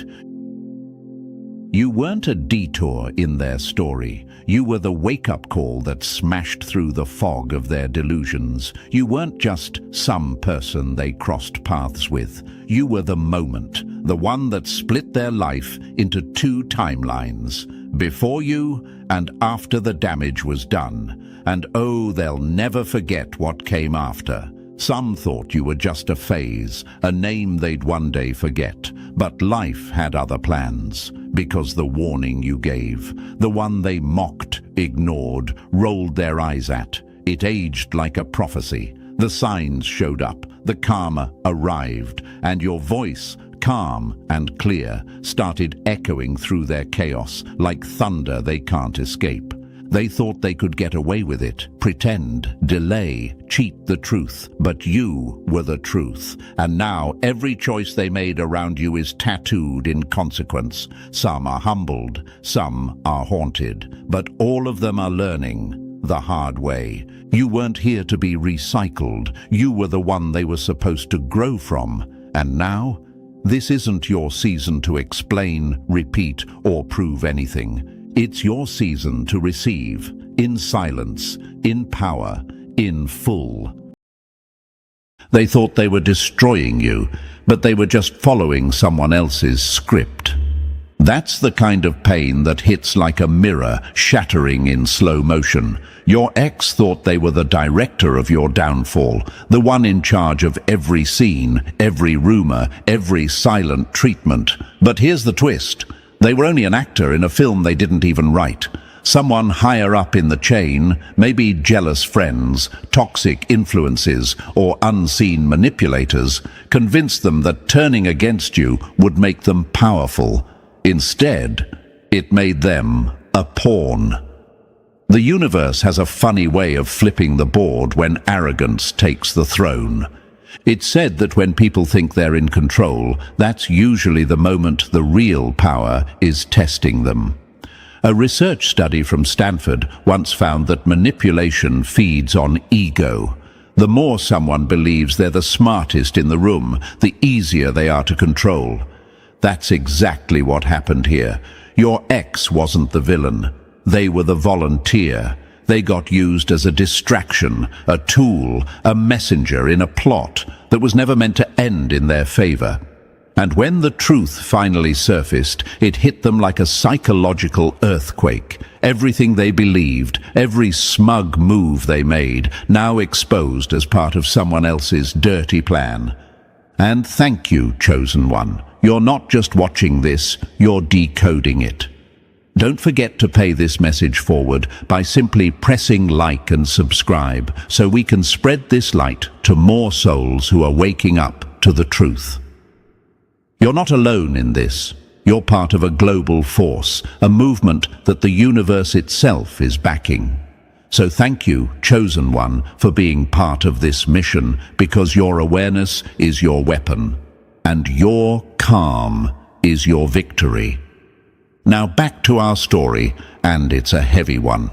Your ex just had their movie moment, the kind where the camera zooms in and realization strikes like thunder. They're sitting there, probably scrolling through old messages or replaying your final conversation. And it finally clicks. The dots connect. They remember that one friend who always whispered in their ear, that one moment they felt guilt but ignored it, that one time they thought you were overreacting but now see you were warning them. That's the exact second their stomach dropped. Because the truth didn't whisper, it screamed. Imagine that kind of realization, the emotional equivalent of walking into a room filled with mirrors and realizing every reflection is a lie. That's what they're facing right now. They were tricked into thinking they were teaching you a lesson, but instead they became the lesson. They thought they were proving your weakness. Now they're living proof of manipulation itself. The universe loves poetic symmetry, and it just handed them a masterclass in it. They're furious, but not at you. They're furious because they can't undo what they did. They're furious because the same people who hyped them up are now silent. They're furious because you're no longer where they left you. You've grown, glowed, and outsmarted the entire operation. That rage they're feeling? It's what psychologists call cognitive dissonance, when the mind refuses to accept that it was wrong. That's why they're restless, angry, replaying your calmness in their head. Because your silence isn't weakness, it's evidence.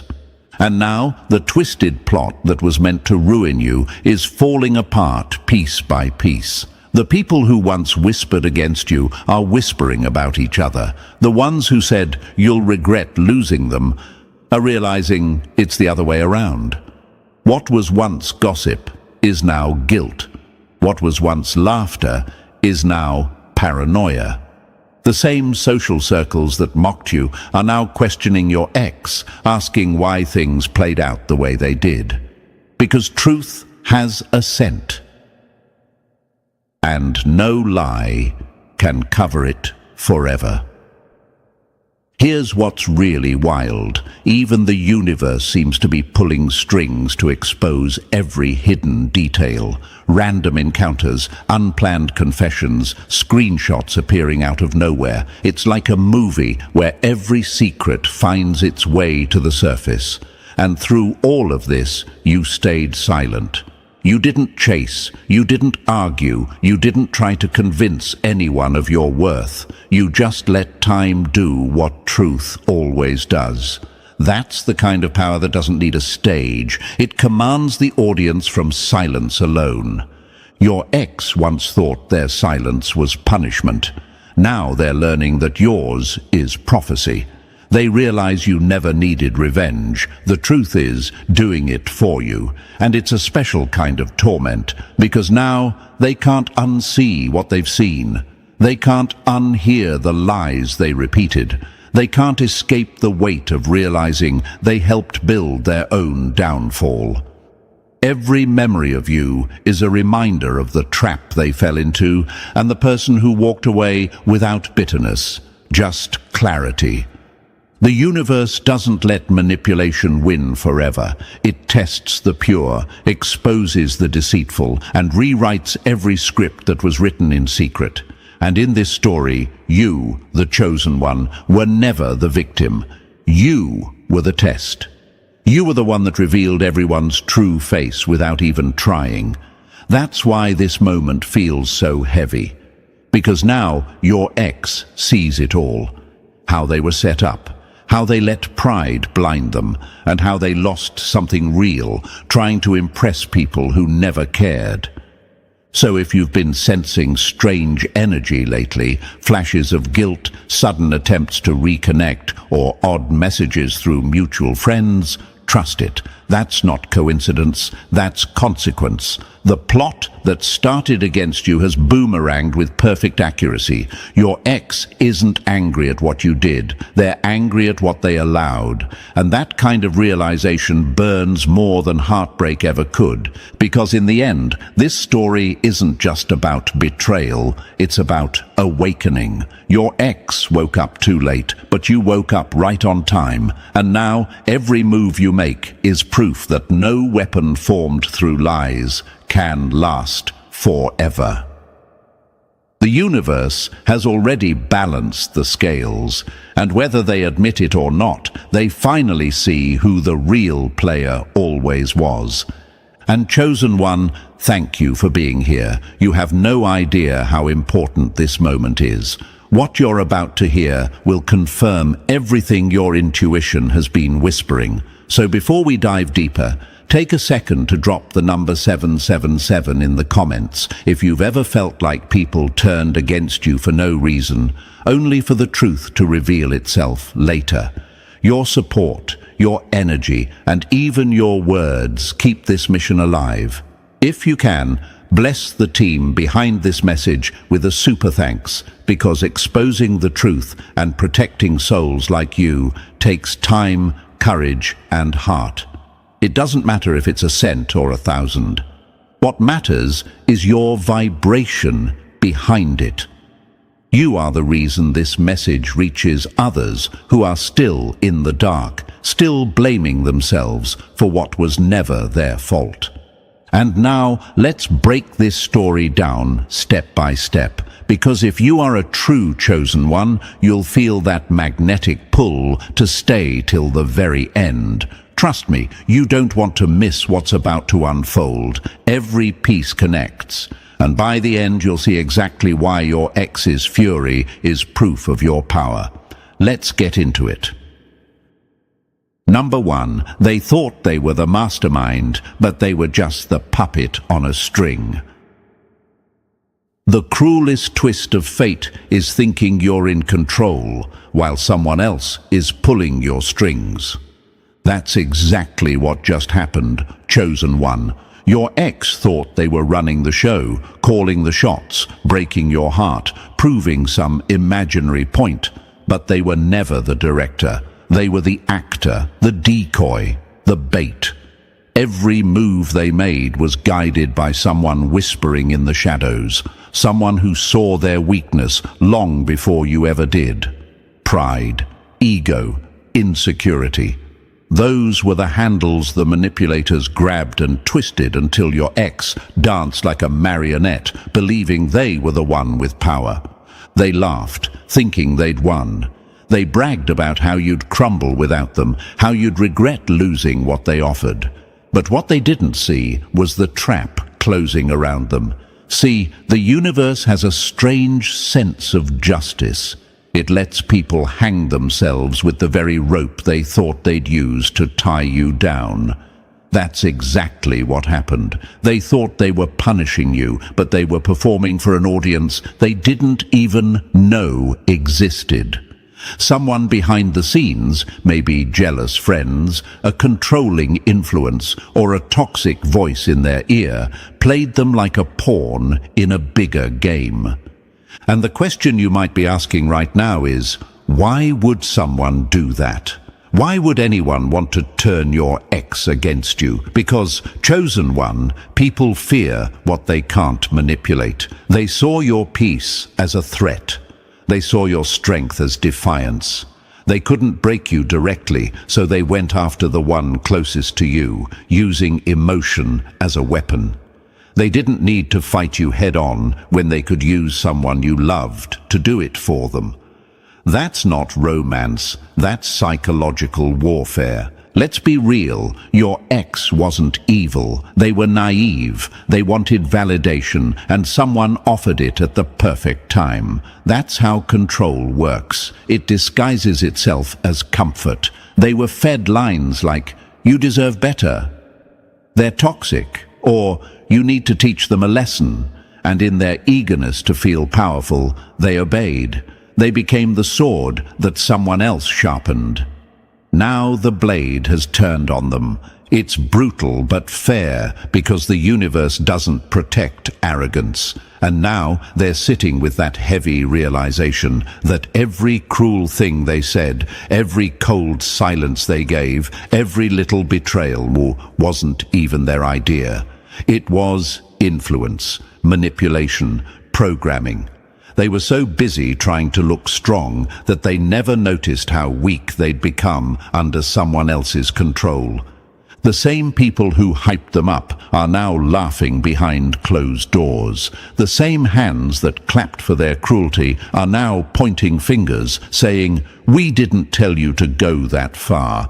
And that's when it hits hardest, when they realize they destroyed something real to protect something fake. So let them rage, let them spiral, because every ounce of their fury now is proof of what they lost, their autonomy, their dignity, and most of all, their place in your story. They weren't your enemy, chosen one.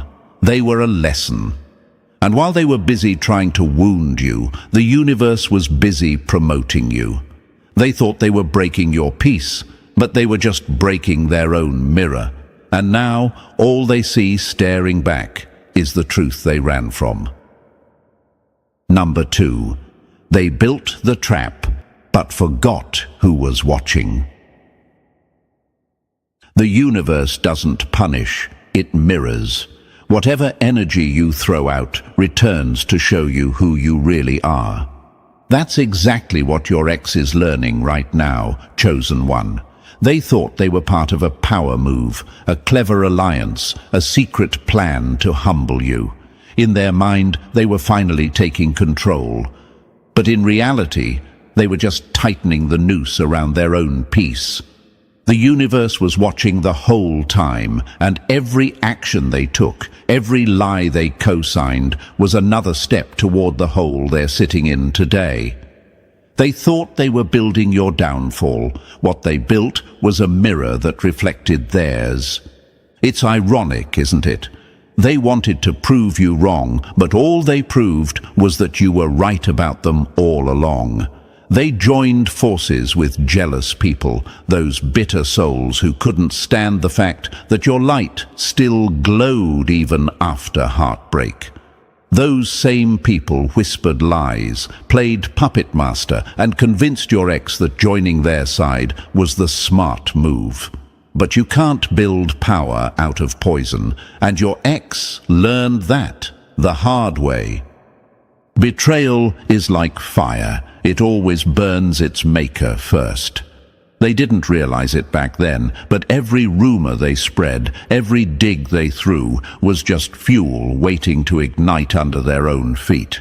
The universe doesn't need to interfere when someone is busy setting up their own destruction. Imagine this, they were standing shoulder to shoulder with the very people who plotted your humiliation. They laughed, they exchanged secrets, they crafted little games meant to get a reaction from you. It was entertainment, until the same crowd turned around and started whispering about them. Suddenly, the spotlight they aimed at you swung right back in their face.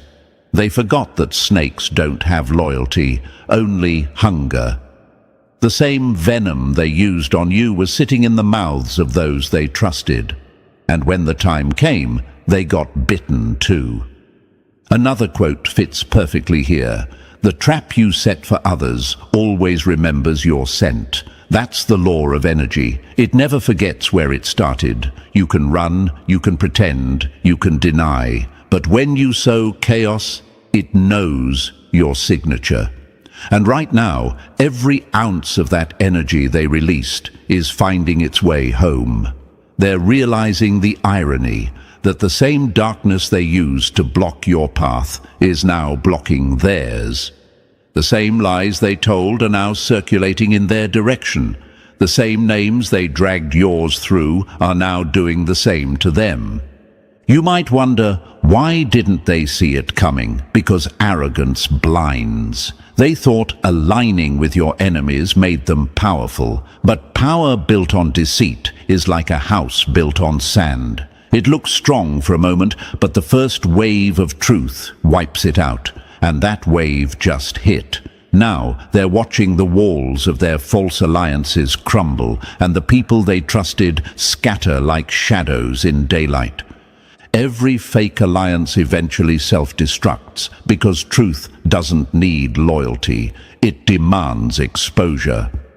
Imagine this. They wake up now and check their phone, only to find screenshots circulating, ones they never expected to be seen. The same group chats where they mocked you are now mocking them. The people who said, "We've got your back," have disappeared. The same energy they poured into tearing you down is now tearing their peace apart. It's poetic justice in motion, not revenge, but revelation. Because truth always cleans up, quietly but completely. They helped build the trap, thinking it made them clever. They forgot that the universe doesn't let false foundations stand. Everything they did out of spite is now circling back like a boomerang with perfect aim. You didn't have to lift a finger. You didn't argue. You didn't fight back. You didn't expose them, because real protection doesn't make noise. While they were obsessed with your downfall, you were busy rebuilding in silence. That silence became their loudest nightmare. Silence is not weakness. It's the sound of karma loading. And that's what they're facing now, the consequences of their own handwork. They thought you'd be destroyed, but you became more composed, more powerful, and more respected. Meanwhile, they're left untangling the same web they helped weave. The lies they told turned into lessons, and every smear they tried to paint on you is now staining them instead. It's like they've been living in an echo chamber, only now the echoes are screaming their name. You might be asking, but why does the universe let me watch it happen instead of stopping it? Because witnessing balance is part of your closure. You needed to see that you were never crazy, never paranoid, never overreacting. You were simply surrounded by people playing small games, thinking they could outsmart energy itself. And the universe is showing you that it always finishes what it starts, just not on their schedule. Imagine this. They're sitting somewhere now, trying to piece together where it all went wrong. Maybe they're remembering that one moment when they laughed at you for staying silent. Maybe they're realizing that their support system was just using them as a delivery boy for gossip. Maybe they're scrolling through your profile, seeing that glow that never faded, and it's killing them, not because they lost you, but because they finally see how badly they lost themselves. They're furious now, not at you, but at the fact that the story flipped without warning. They can't control the narrative anymore. They can't play victim when the receipts are in their own handwriting. Every lie they spread has a timestamp. Every betrayal has a witness. And suddenly, the person they were trying to destroy looks like the hero, while they look like the cautionary tale. When you dig graves for others, you forget to measure your own. That's where they're at, knee-deep in the same chaos they engineered. It's not just embarrassment they're facing now, it's exposure, their reputation, their peace, their connections, all slipping through their fingers. And the worst part? They can't blame anyone else, because every single move that got them here was a choice.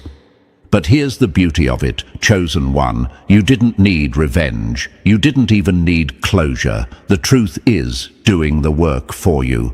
You simply outgrew their level of chaos. You rose higher while they kept digging deeper.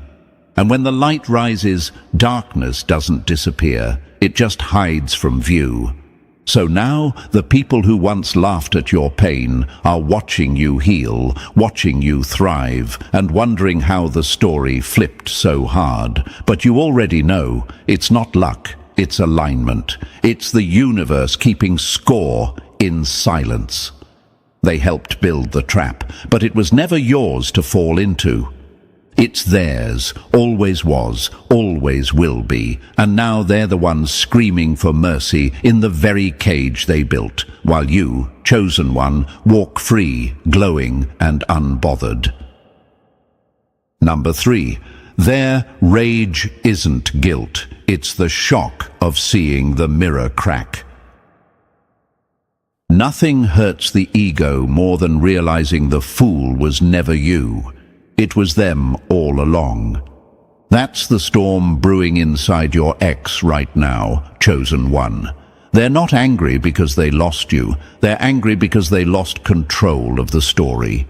They spent months painting you as the emotional one, the weak one, the naive one. Yet now, every truth that surfaces points right back to them. What they called your breakdown was really their manipulation failing to work. And that's the kind of truth that makes even the most arrogant person choke on their pride.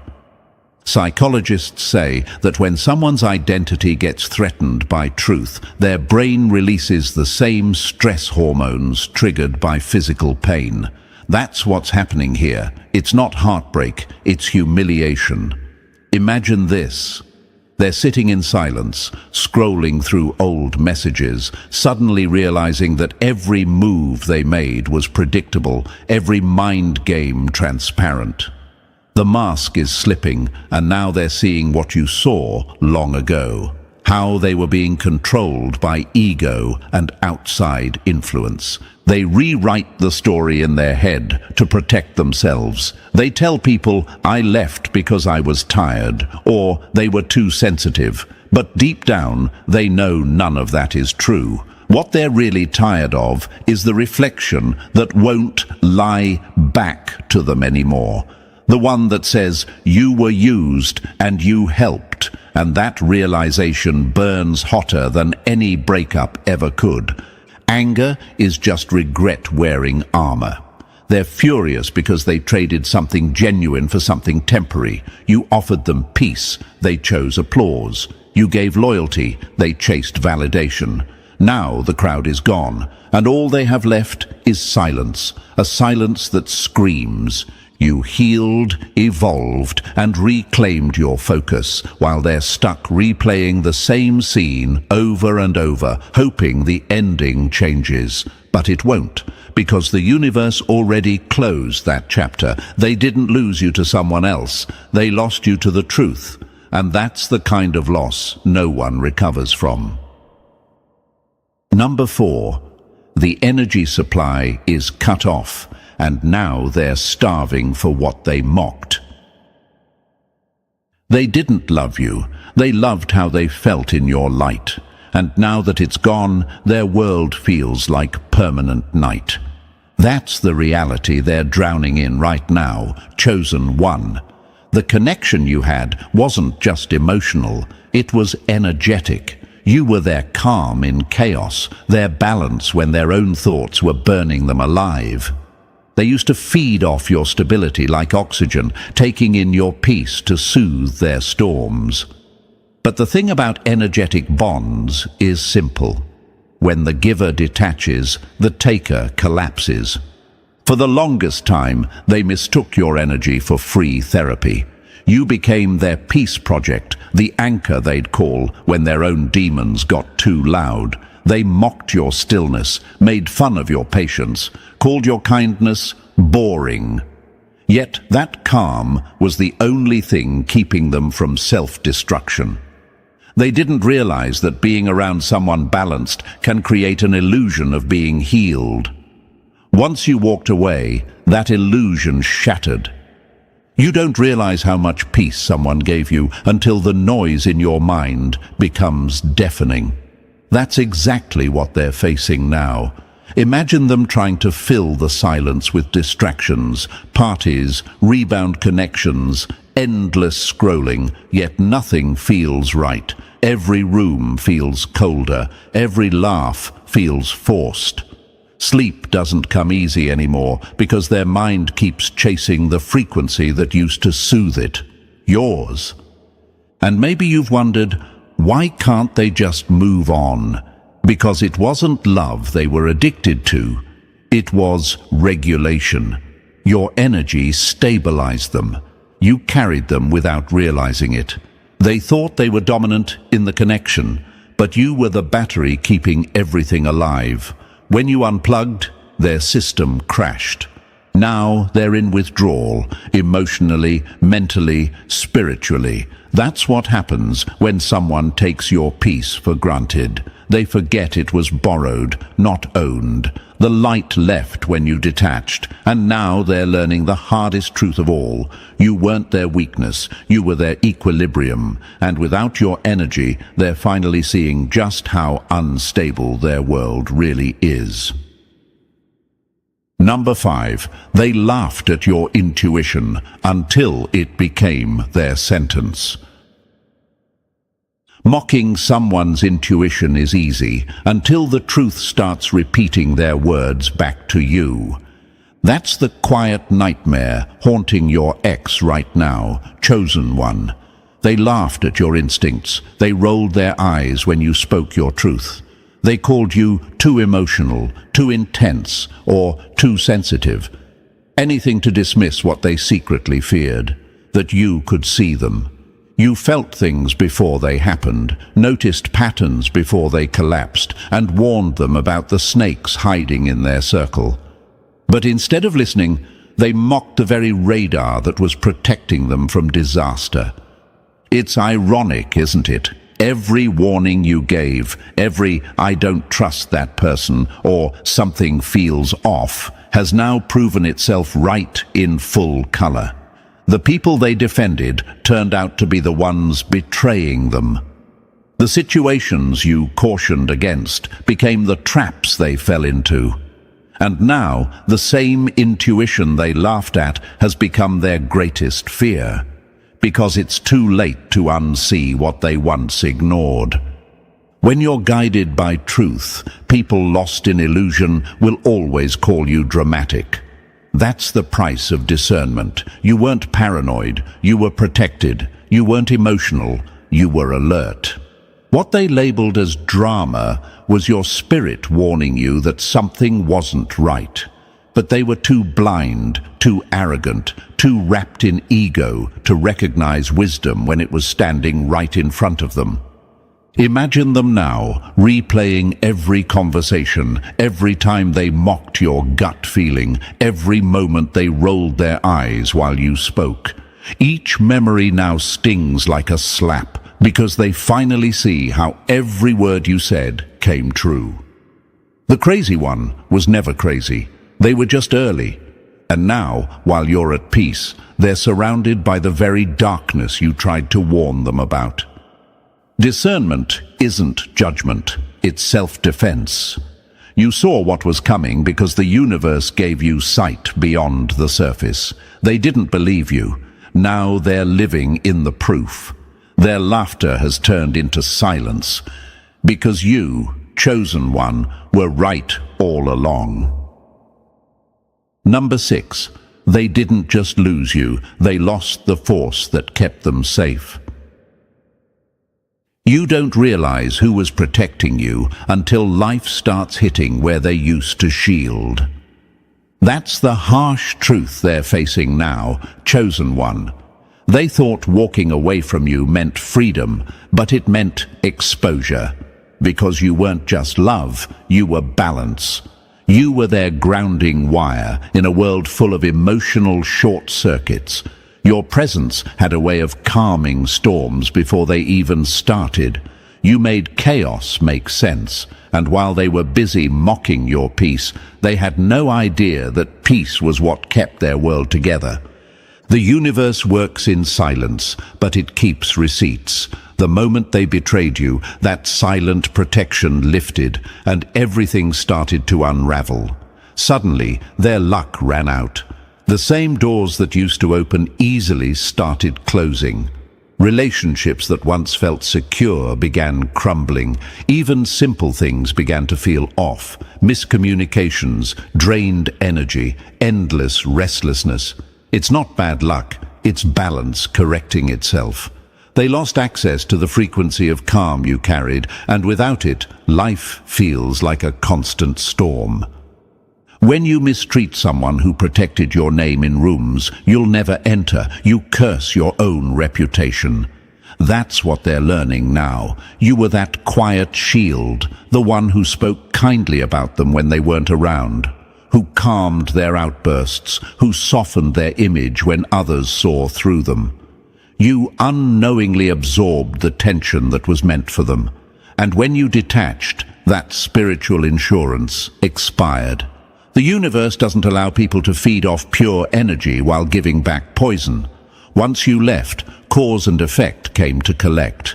Imagine this, they're trying to fix things, but every attempt backfires. They're asking, why is everything falling apart? The answer is simple. You were the stabilizer, and they dismantled it. You were the bridge between them and balance. And in mocking that bridge, they jumped straight into the chaos they thought they'd escaped. Now they're not just missing you, they're missing the protection that only existed when you were near. And no apology, no rebound, no distraction can rebuild what they burned. Number 7. The puppeteers are panicking. Their creation just turned on them. The moment a pawn realizes it was never a player, the whole board starts to tremble. That's exactly what's happening now, chosen one. The same people who once whispered in your ex's ear, the manipulators, the rumor builders, the ones who used flattery to control, are suddenly terrified. Why? Because your ex knows too much. They were in the room when your name was dragged. They saw the screenshots, the fake stories, the setups. They helped plant the seeds, but now they're watching the garden rot, and they know the roots trace straight back to them. When loyalty breaks in a toxic circle, panic becomes contagious. Those same voices that once said, "We've got your back," are now saying, "Don't tell anyone what we did."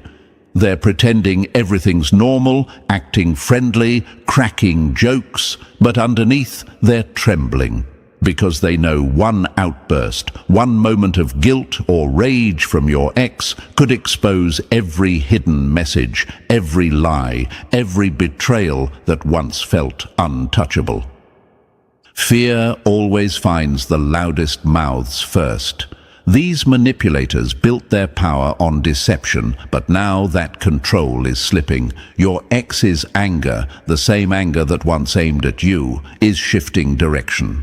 They're realizing who really used them, and that makes them unpredictable. That's what scares the puppeteers most, because there's nothing more dangerous than someone who's been betrayed by their own team. Imagine this: the people who once mocked you behind closed doors are now watching every word your ex says like it's a ticking bomb. Group chats are getting deleted, stories are being rewritten, everyone's pretending to move on. But it's not peace, it's fear disguised as calm. The web they spun around you is collapsing inward, and they're choking on their own lies.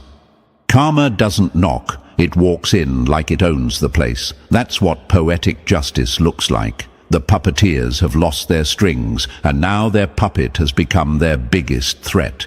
And while they scramble to cover their tracks, the truth is standing right behind them, silent, patient, and unstoppable. Number 8. They finally see it. You were the test they couldn't pass. The universe doesn't punish you for failing love. It just sends you the same lesson in a harsher tone. That's what your ex is living through right now, chosen one. You weren't a mistake in their story. You were the exam they weren't prepared to take. Your presence was designed to expose what was unhealed in them. Their pride, their ego, their fear of being truly seen. You showed them patience when they offered chaos. You gave them depth when they lived on surfaces. You came into their life as the mirror meant to reflect their better self. But instead of facing it, they smashed the glass. They didn't understand that love is never control, it's awareness, and awareness demands honesty, vulnerability, and growth. You offered all three, but they weren't ready. They mistook your clarity for criticism, your calmness for weakness, and your compassion for control. They thought they were protecting their independence by rejecting your guidance, not realizing they were rejecting their own evolution. People don't fail relationships, they fail their own reflection within them. Now, the same pain they gave you has circled back as their teacher. Every person they meet now echoes your lessons. Every disappointment repeats the same truth you tried to show them gently. Love isn't about power, it's about partnership. What they tried to manipulate, they now crave. What they dismissed, they now chase. And every failed connection feels eerily familiar because the universe keeps rerunning the same exam until the student passes. Imagine this. They sit across from someone new, hoping it'll be different. But the same patterns unfold, the same distance, the same frustration, the same emptiness. That's not coincidence, it's curriculum. They failed to learn what your love was trying to teach. Humility, accountability, and emotional intelligence. You were the syllabus they ignored, and now life is grading them on every page they refuse to read. When you mishandle a lesson disguised as love, you don't lose a person, you lose the shortcut to your growth. That's the truth burning through them now. You weren't the problem, you were the portal. They thought they could cheat the test, but all they did was reset it. And now every loss, every sleepless night, every realization is a question they already had the answer to. You. Number 9. Their karma isn't physical, it's the war inside their mind. The cruelest punishment is remembering the moment you lost everything real and knowing it was your fault. That's the sentence your ex is serving now, chosen one. Their karma isn't loud. It doesn't show up in public scandals or dramatic downfalls. It's quiet, psychological. It lives in the corners of their thoughts. Every time they try to relax, a memory of you drifts in like smoke, and they can't put it out. Their punishment isn't loss of money or status. It's loss of peace. Because now, their own mind won't let them forget what they did when you still believed in them. The mind is the most merciless judge because it never adjourns the trial. That's what they face daily. They replay every lie, every betrayal, every moment they thought they were clever. At the time, it felt like power. Now it feels like poison. The universe didn't need to expose them publicly. It let their conscience do the work. When they close their eyes, they see your face in the moment they broke your trust. When they try to move on, they hear echoes of the things they said that can't be unsaid. That's not nostalgia, that's torment disguised as reflection.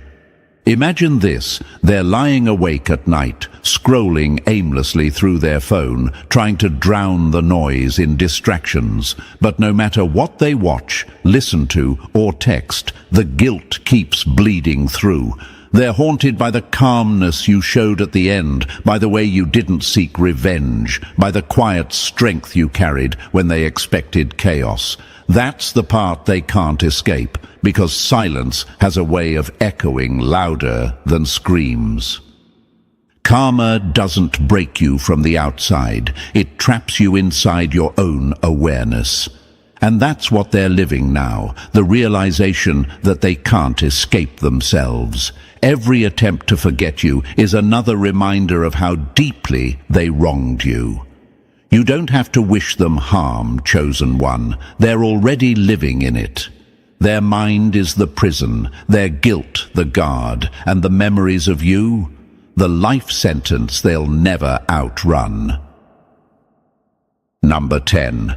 They can't stand it. You became everything they tried to break. The sweetest revenge is silence that screams, "You can't touch me anymore."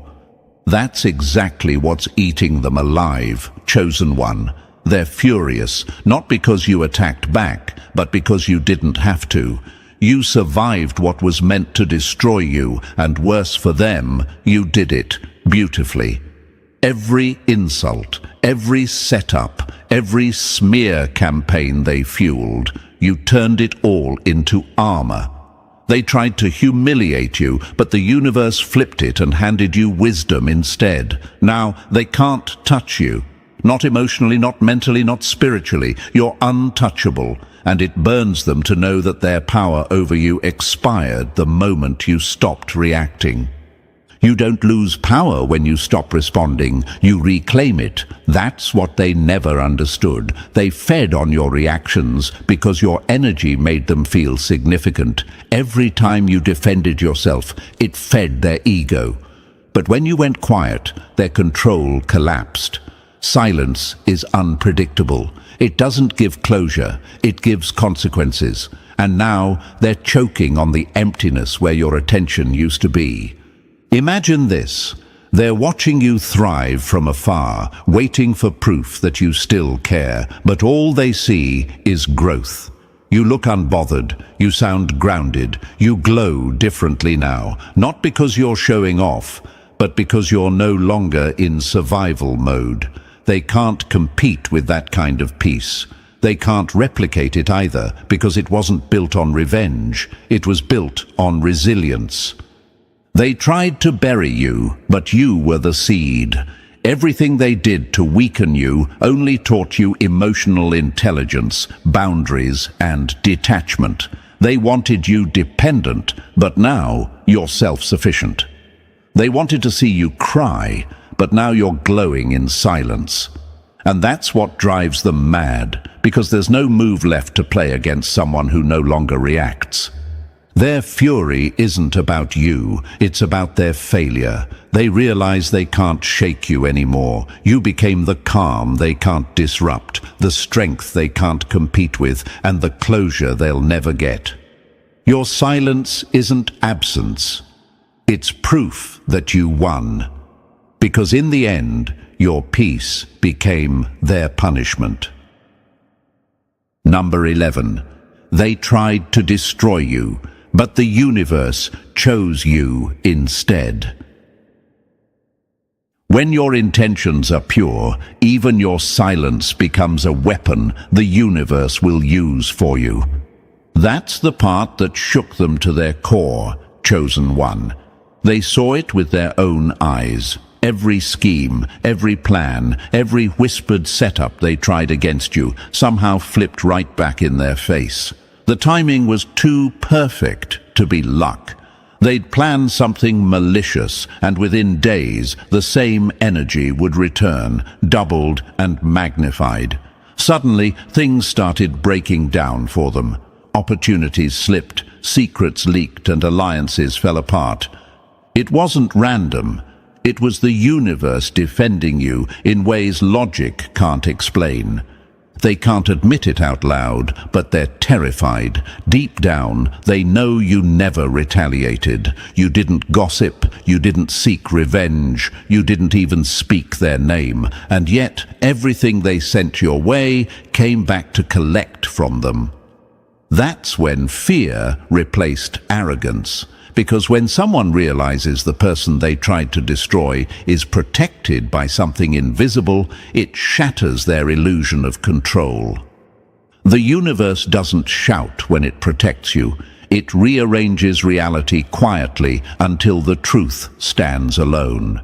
They thought you were weak for walking away, but walking away was your act of power. You didn't play their game. You rose above it. And that's exactly when the game started playing them. Every trap they built around your name turned into evidence against their own character. Every rumor they spread exposed who they really were. Imagine this, they're sitting there now, watching patterns they can't explain. The same people who once laughed with them are now distant. The same platforms they used to attack you are now collapsing under their own weight. Even random strangers seem to sense their guilt, that uneasy energy that follows people who know they've crossed the line. They're paranoid, jumpy, scanning for the next disaster, because somewhere inside they realize what's happening isn't coincidence, it's consequence. The universe may move slow, but it never misses a target. You didn't need to fight back, because energy did the fighting for you. Every time you stayed calm, it was noted. Every time you chose silence over revenge, it was counted. And now, what they're witnessing is balance, pure, poetic balance. They saw the universe defend you, and that's what truly terrifies them. Because how do you fight something you can't see, but can't escape? Number 12. Their apology is loading, but it's already expired. They'll come back to say sorry, not because they care, but because the silence started telling the truth too loudly. That's what's happening now, chosen one. They've typed the message 100 times, stared at it, rewritten it, deleted it, over and over. They rehearse what they'd say if they ever saw you again, trying to craft the perfect line that'll undo the damage. But no matter how hard they try, every word feels hollow, because what they want isn't forgiveness, it's relief from guilt. They don't miss you, they miss the version of themselves that existed when you loved them.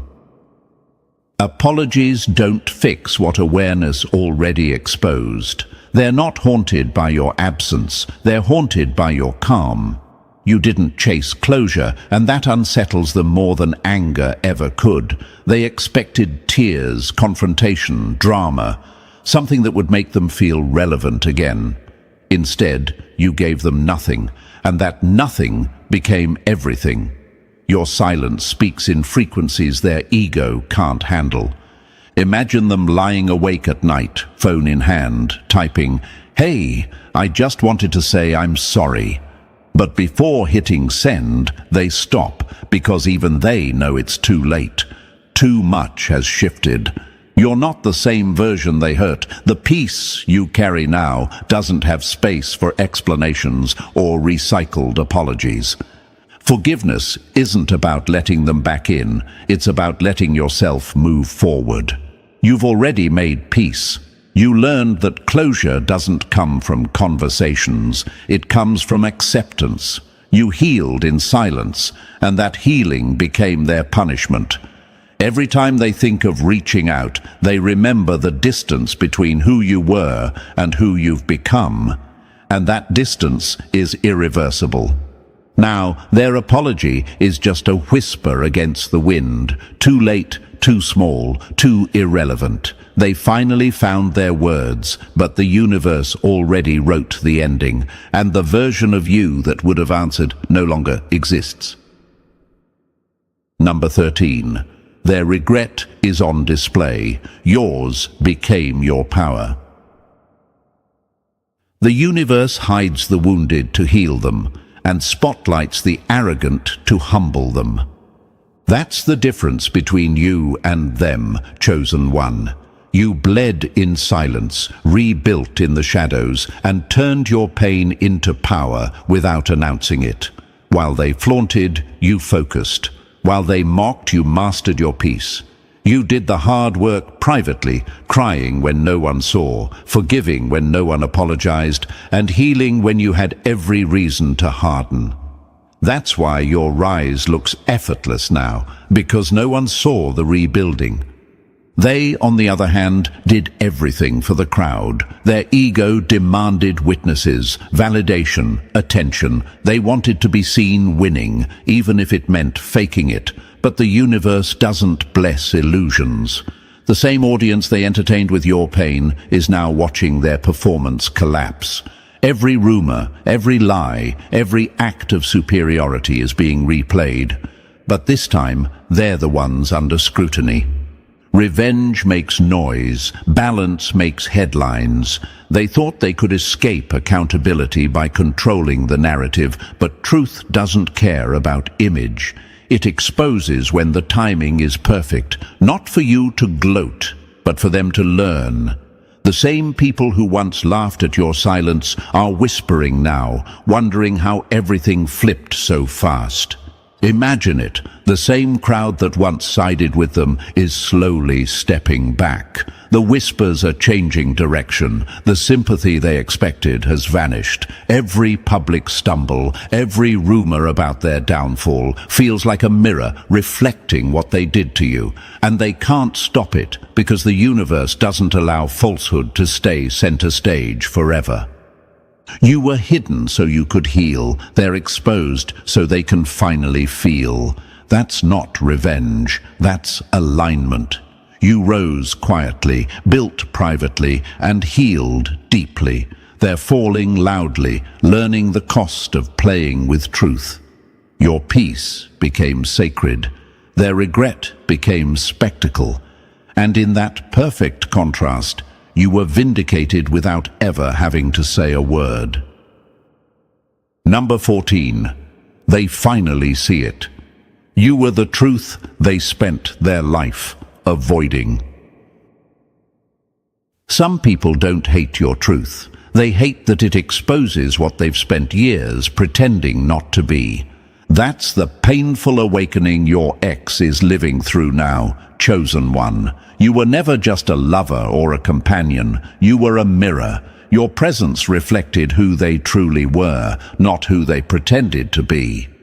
Your love was too honest, too pure, too transparent for someone addicted to illusion.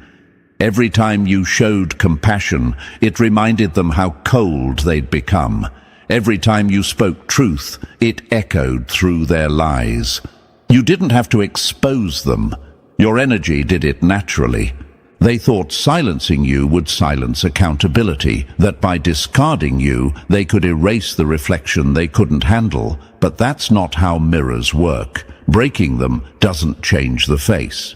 They left you behind, thinking they'd find peace, yet all they found was an echo of everything they refused to face within themselves. Now, every quiet moment, every failed connection, every mirror they pass becomes a confrontation. You were the lesson dressed as love, and they were too blinded by ego to study it. You tried to guide, to communicate, to help them grow, but they mistook guidance for control and truth for attack. They wanted comfort, not correction. They wanted to be admired, not awakened. And now, the same honesty they mocked is the silence haunting them at night. Imagine this. They look back at old photos or messages, and it finally clicks. Every warning you gave, every truth you spoke, every boundary you held, It was all a reflection of the person they could have become if they'd chosen growth over pride. That realization hits differently when there's no going back.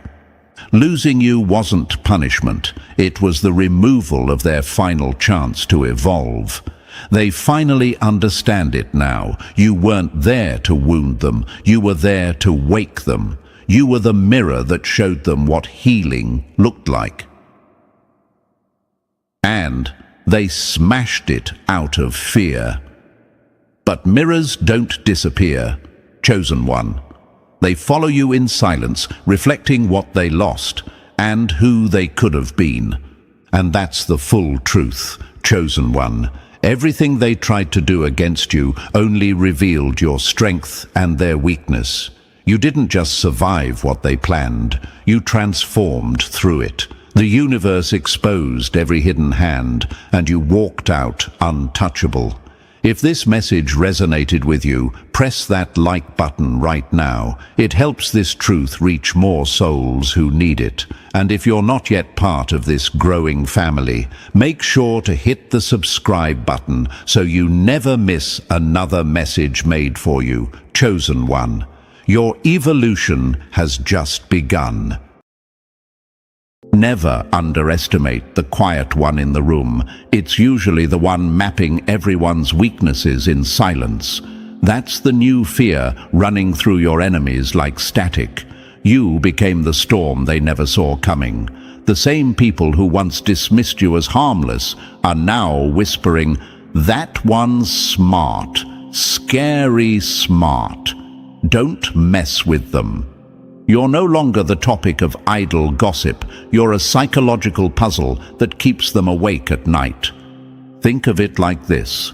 They were busy laughing while you were busy learning. You were the villain building his empire underground, watching the noise above fade into irrelevance.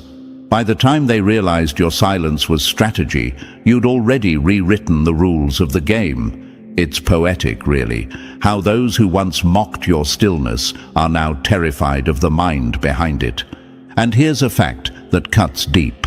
According to behavioral psychology, most people can't handle someone who can read micro-expressions and patterns, but you, chosen one, do it without effort. You pick up on tone shifts, half-truths, and emotional tremors others miss entirely. You don't just hear words, you dissect intentions. That's what separates intelligence from instinct. You have both. They can't keep up. And thank you, chosen one. Don't forget to pay this message back by pressing like and subscribe. It helps spread this message to more souls because it's our duty to light up the dark. You are part of a force, and this force is rewriting what power looks like. Now back to business. You've noticed it, haven't you? The change in how they look at you, the fake smiles, the cautious tone, the sudden respect that wasn't there before. That's not admiration, it's defense. They've realized you're operating on a level their manipulation can't reach. You've become unpredictable, and unpredictable minds terrify predictable people. Every move you make now feels like strategy to them, even when you're just breathing. They overanalyze your silence, your laughter, even your absence. You've entered their minds rent-free, and the longer you stay calm, the louder their panic gets. That's the beauty of true intelligence. It doesn't need to prove itself. It just rearranges the battlefield without lifting a finger. They once thought they could play you, but you were studying them like a chessboard, waiting for the right move. And when you finally made it, it wasn't loud, it was surgical, the same way a shadow moves before a strike. Now, they whisper your name like it's a warning, because when you think ahead, emotions become weapons and silence becomes strategy. You're not arrogant, you're aware. You've seen too much, learned too fast, and evolved too far for small minds to understand. Intelligence in the wrong crowd looks like rebellion. Awareness in the blind looks like threat. And that's why they gossip, not to mock, but to cope. They talk about you because they can't figure you out. You've become the mirror that reflects what they pretend not to see, their own weakness. Chosen one, this is your rise in motion. The underworld of underestimated minds has its king now. And every whisper about you, every rumor of your sharpness, is proof that the world finally sees what you've always known. You were never the fool. You were the future. And hey, chosen one, they're already talking. Your name's circling like wildfire, but not with the lies they used to throw. Now it's, watch out, that one's smart, calculated, knows too much, so stick around because we're just getting started. What's coming next? It's not just info, it's ammo. This message is built to sharpen your edge, expose their fear, and remind you exactly why they can't play you anymore. Drop the number 777 in the comments if you know your mind is the weapon they can't disarm. And if you feel this message hit, consider showing love through a super thanks. It fuels this mission, keeps the truth alive, and helps more chosen ones out there who feel unseen. Whether it's $1 or a word of support, it all keeps this force moving. And now, let's break this down, step by step. And trust me, if you really are who they say you are, highly intelligent, calculated, untouchable, you'll feel that pull to stay till the very last word. Let's get into it. Number 1, they're not scared of your brain. They're scared you see through everything. The most dangerous person in the room isn't the loudest. It's the one who already knows how this ends and just watches in silence. They're not shaking because you read a few books. They're not whispering because you sound smart. No, what terrifies them is that you never needed their system to become what you are. You didn't graduate from their approval. You didn't beg for their validation. And still, you walk into rooms knowing things they haven't even figured out how to ask. That's not learned. That's remembered. That's ancient instinct disguised as modern intelligence, and they have no idea how to fight it. You didn't show up quoting their favorite thinkers. You showed up thinking. You didn't wait for a blueprint. You built from instinct. While they were memorizing formulas, you were solving the equation before it was even written. That's what's got them so scared. It's not your knowledge, it's your knowing. The unshakable, untaught awareness that makes their rehearsed confidence crumble. It's the way your presence alone makes liars nervous and manipulators glitch. You ever notice how they act weird around you now? Fidgeting, over-explaining, avoiding eye contact. That's not coincidence. That's fear. It's the fear of being seen, really seen, because you don't just hear what people say. You hear what they meant to hide. You don't just listen to their words. You scan their patterns, and nothing scares a mask more than someone who doesn't buy it. They can't trace how you knew. They don't know how you saw it coming. You're not playing by logic, you're operating from a deeper frequency. That's why your presence disturbs them, because you don't match their expectations.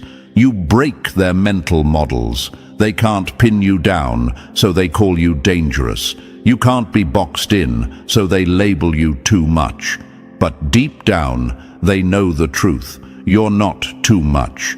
You're what they'll never be able to fake. They try to mock what they can't master. They'll say you're arrogant or weird or intense, but it's just defense. People demonize what exposes them. And you're a walking mirror. You reflect everything they're afraid to face. You don't need to argue. Your silence already told them everything they feared was true. Let them talk. Let them throw shade behind closed doors, because every whisper about your intelligence is proof that you've already outgrown their little games. You don't react like they do. You don't fall for cheap bait. That scares them. Your calm looks like strategy. Your pause feels like planning. They know if you ever decide to respond fully, it'll be game over. So here's what you need to understand. Chosen one, you've become a psychological weapon, not because you attack, but because you see. And when you see too much, weak minds feel hunted.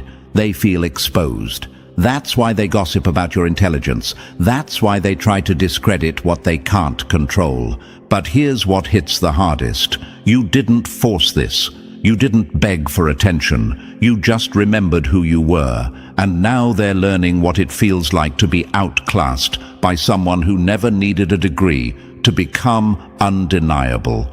Keep watching, keep listening, keep knowing. Let them sweat. Because the game changed the moment you stopped trying to prove yourself and started letting the truth speak for you. Number 2, you don't fall for games. Anymore, you're the one running the board. Manipulators hate two things: a calm response and someone who already knows the trick before it's played. There was a time they could bait you with guilt, twist your emotions, and make you question your own reality. Not anymore. Now, you see it all unfold in slow motion. They throw the same old tactics: gaslighting, love bombing, guilt trips, and you don't even flinch. You don't argue. You don't explain. You just know. And that kind of intelligence, that rattles them to their core, because you don't just survive their games now, you flip the board before they even make their move. Imagine a chess player sitting across from someone who only knows checkers. That's you now. You're 10 steps ahead while they're still moving in straight lines. They raise their voice to provoke you, and you blink once and walk away. They fake cry to make you feel guilty, and you read it like a script you've memorized 100 times.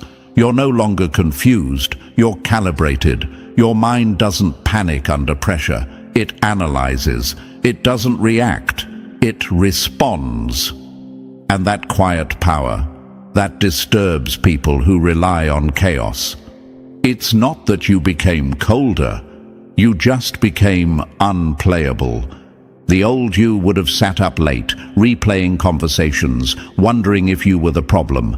The new you cuts through the fog with precision. You've learned to read micro-expressions, decode tone shifts, and catch the stutters between lies. You pick up what they never meant to show. You've trained your inner radar to recognize manipulation the same way a predator senses fear. And you don't just see it, you disarm it with silence, with a smile, with distance. That's psychological warfare, and you didn't even ask to play. Ever wonder why they get nervous when you're quiet now? Why they start explaining things you didn't ask about? It's because your presence forces them to confront themselves. You don't need to say much. Your awareness alone breaks their performance. Manipulators thrive on confusion and reaction. But you're calm. And that calmness isn't emptiness. It's intelligence doing recon. The louder they get, the more control you clearly have. And it drives them insane. They'll accuse you of being heartless, cold, distant, but that's just the tantrum of someone who can no longer control the thermostat. You've stopped entertaining their illusions. You've stopped justifying your peace. You know now that not every argument needs your voice, not every trap needs your foot. When they push, you don't push back, you pivot. That's what makes you untouchable. Imagine this: someone tries to rob a vault, only to find out the combination changes every time they blink. That's what it feels like trying to manipulate you now. You're no longer predictable. You're not running on emotion. You're running on clarity, on strategy. You walk away without the drama, and that burns more than any comeback ever could. You've become a master of energetic boundaries. You can feel the shift in the room when someone's trying to lie. You can smell desperation hidden behind flattery. You see the pattern behind every coincidence. That's not paranoia. That's pattern recognition, one of the highest signs of intelligence, and it makes you a fortress, not just physically, but mentally, emotionally, spiritually. You're no longer a target. They can't even figure out how to approach you. They can't use what no longer triggers you. That's the death of their control. People ask, why don't you react anymore? Because you've upgraded. You don't need to scream to be heard. You don't need to defend your truth to people who already decided to twist it. You've realized your silence is more educational than their lectures. You don't play defense anymore. You are the silence that makes people confess without a question being asked. So, if you've ever wondered, why are they acting weird around me now? Here's your answer. They know you see through them. You're not giving them what they want anymore. You're not feeding their ego, their drama, their illusion of power. You starved their manipulation, and now they're stuck trying to provoke the version of you that doesn't live here anymore. They gossip because they lost access. They mock you because they can't move you. You're the mirror now. They look into your eyes and see their own fakeness exposed. It's not your job to explain your evolution to people who benefited from your confusion. Let them stay confused. Let them assume. Because every time they try the same old game and it fails, you remind them that you've moved past the level where their tricks worked. You stopped playing the role they cast you in. And now they don't know what scene they're in anymore. This is the power of self-mastery, not just intelligence, but awareness, not just boundaries, but wisdom. You don't hate them. You're just done negotiating your peace to make other people feel powerful. You don't destroy people. You simply stop letting them access the version of you they could manipulate. And that, chosen one, is how you become untouchable, not by screaming louder, but by being the calm storm they can't predict, can't move, and sure as hell can't fool. Let them try. Let them scramble. You've already decoded the script. Now, you're the one writing the ending. Number 3, you're playing 4D chess while they're still losing at checkers. They thought you were quiet because you had nothing to say. Turns out you were just too far ahead to waste words. Let's be real. Most people are running on reaction mode. They get triggered, they lash out, they talk too soon, move too fast, and then panic when it all blows up. But you're calm, calculated. You move like a storm that already knows where every tree will fall. That's why they couldn't read you, and now they fear what you're really capable of. You've been 10 steps ahead while they were still trying to figure out the rules. And the worst part for them, you never bragged. You never needed to. Imagine this. While they're out here performing for attention, you're in the shadows, collecting blueprints. You've watched how they talk, how they fold under pressure, who they align with when things get rough. You don't guess. You track. You don't scream power. You move like it. They underestimated you because you weren't loud, but now they're realizing silence doesn't mean slow. It means dangerous. The scariest minds are the ones that don't show their full hand. You blinked and they lost. They don't know what to make of you. How did you see it coming? How did you know when to cut them off? Why did your plan work while theirs crumbled? Simple. Life trained you in fire, fake friends, backstabbers, lies. You catalogued it all. Every heartbreak became intel. Every loss became leverage. You turned survival into strategy. While others begged to be seen, you built a vision that didn't need their eyes on it.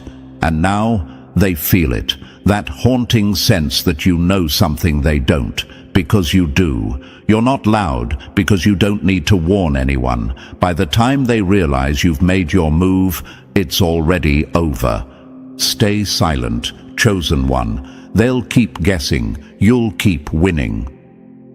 Number 4, you read people, like open books, no degree needed. Some people need a resume to prove they're smart. You just need a room. You don't walk around flashing credentials. You don't need to, because the moment you step into a space, everything hidden starts crawling to the surface. Lies start cracking. Masks start slipping. Pretenders start fidgeting, and you just observe. Calm, quiet, sharp as a blade. You didn't learn this kind of perception. You are this perception. You were wired to feel the shifts no one talks about, to notice the micro delays in a fake laugh, to hear the guilt in the tone, to sense the fracture behind someone's smile. That's not taught, it's remembered. Imagine being so real that every fake person around you feels exposed just by your presence. You didn't need a classroom to know when someone's manipulating. You didn't need a mentor to recognize deception. You were born with radar, built with sensors that scan energy before words even reach your ears. And that scares people, because you don't give them time to fool you. You walk in, and it's like their script malfunctions. You don't ask too many questions. They start explaining things you never brought up. That's fear. That's guilt. That's exposure. It's not your fault they feel seen. You're not trying to embarrass anyone. You're just not wired to swallow lies. You absorb the room. You track what's not being said, and people who live behind masks. They hate that, because no matter how polished their act is, they can't perform when the audience sees through the curtain. Truth-tellers make liars uncomfortable just by existing. They might say you're intimidating. That's just code for they know they can't manipulate you. You stripped away their power the second you didn't fall for their charm. You didn't react to their bait. You didn't lean into the illusion. You simply knew. And they'll never forgive you for being unshakable. Let them be rattled. You were built to decode deception, not flatter egos. Keep seeing, keep knowing. That's your real power. Number 5. You don't blend in. You break the illusion. Systems built on lies don't fear loud voices. They fear silent minds who see through the whole show. You walk into a room and it shifts, not because you're loud, not because you demand attention, but because your energy carries something they can't fake: truth. You don't follow their script. You don't play the part they wrote for you. And that alone is enough to shake the whole damn structure. While everyone else claps for the performance, you're in the back row, arms folded, eyes locked, watching where the cracks are. You don't speak to fit in. You exist to reveal what they've been trying to hide. Imagine a single beam of sunlight entering a room full of shadows. Everything pretending to be real disappears. You're not here to argue. You don't need to. Your very presence exposes what's rotten. Fake respect, fake leadership, fake loyalty. It all withers around you. Why? Because people can pretend in front of mirrors, but they panic in front of X-rays. And you don't just look at people, you see them. You don't play along with broken systems. You break the illusion by refusing to participate in the lie. That's why they call you a problem. That's why they whisper your name when you leave, because they felt seen without a word spoken. You ever wonder why the most corrupt people act twitchy around you? Why groups built on fake unity always treat you like an outsider? It's not because you're wrong, it's because you're too real to manage. Systems that depend on control hate individuals who think independently. And when you walk in without begging, without nodding, without clapping at nonsense, they don't know what to do with you. You're not here to maintain peace in a crooked house. You're here to burn the blueprint. Keep showing up. Keep disrupting. You were never meant to blend into illusions. You were built to break them, not with noise, but with undeniable, unshakable truth. You are the glitch in their matrix, and they can't patch it. Number 6. You let them flex, then you flip the whole script. Sometimes the smartest person in the room is the one pretending not to care. Let them think you're slow. Let them assume. Let them perform, brag, peacock, and put on a show. While they're busy trying to prove something, you're already 5 layers deep, reading the cracks in their confidence, the tremble in their ego, the desperation behind the flex. You've mastered the art of stillness, not because you lack power, but because you know real strength doesn't chase validation. You sit back, you observe, you let them underestimate you, because that's when the truth leaks out. Imagine a hunter in plain clothes, sitting in the jungle, letting the animals get comfortable before pulling the trigger. You don't walk into rooms to be seen, you walk in to see. And oh, how they love to talk when they think you're not a threat. That's when the mask slips. That's when the fake alliances expose themselves. You're not being quiet because you're unsure. You're letting people reveal themselves without you ever asking a single question. That's psychological brilliance. That's predator-level awareness. And then, when the room needs answers, when confusion hits, when egos crash into reality, suddenly it's you they look to, not the loud one, not the one who couldn't shut up. You, the one they thought was slow. Because now your calm starts to feel like wisdom. Your silence starts to echo as strategy. Your pause becomes power, and they finally realize you were never behind. You were ahead, just disguised. They thought you were lost. You were just letting the snakes show themselves. Chosen one, this is why you don't rush. You don't flex. You don't compete in loud rooms. You study. You learn. You wait. And then, when it matters, you move with precision that makes people rethink the last 100 things they said around you. You didn't just watch them, you clocked them. Keep doing it. Let them underestimate you. Because by the time they figure out who you really are, it's already too late. Number 7. You don't just think clearly. You feel the truth before it speaks. Some people process information. You process realities before they even unfold. Your mind isn't just logical, it's tuned. You don't chase evidence to make decisions. You sense it. You don't wait for signs. You are the sign. While others are tangled in theories, calculations, and overthinking, you move with a knowing that can't be taught, explained, or dissected. And that's what shakes people, because you'll call something out before there's proof, and later they realize you were right all along. Imagine trying to play poker with someone who already knows your cards before you deal them. People don't get how you do it. How you avoid traps they didn't even see forming. How you know what's fake in a conversation that sounded completely normal. But you're not reading words, you're reading wavelengths. Your clarity isn't academic, it's visceral.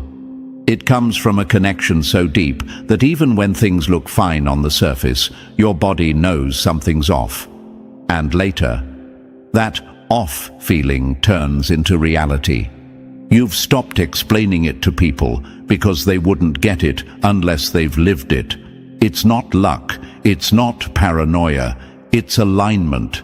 You're locked in with something bigger than noise. That's why you can walk into a room and feel everything before a single word is spoken. That's why your silence often answers questions nobody had the courage to ask out loud. You don't wait for truth to arrive. You feel it whisper before it knocks.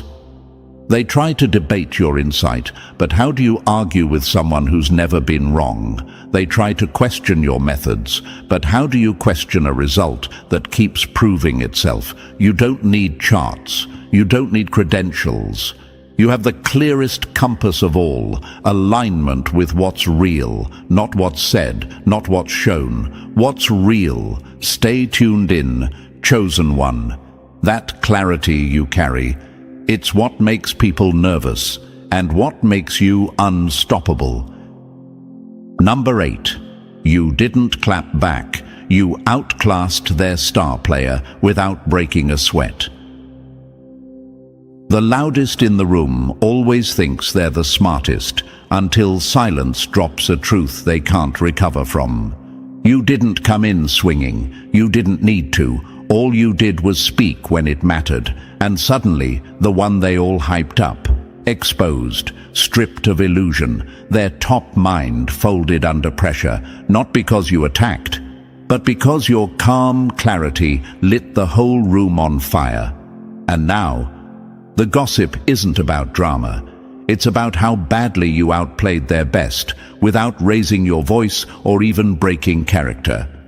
Imagine someone bringing a sword to the table and you dismantle them with a scalpel, clean, quick, surgical. You didn't show off.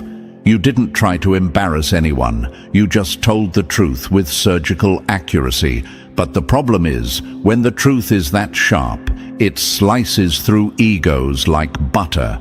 And their golden child, the one who usually controls the room with charm, manipulation or jargon, got stripped down to nothing in seconds. No yelling, no theatrics, just precision. That's what rattled everyone, because now they're realizing you don't just think smart.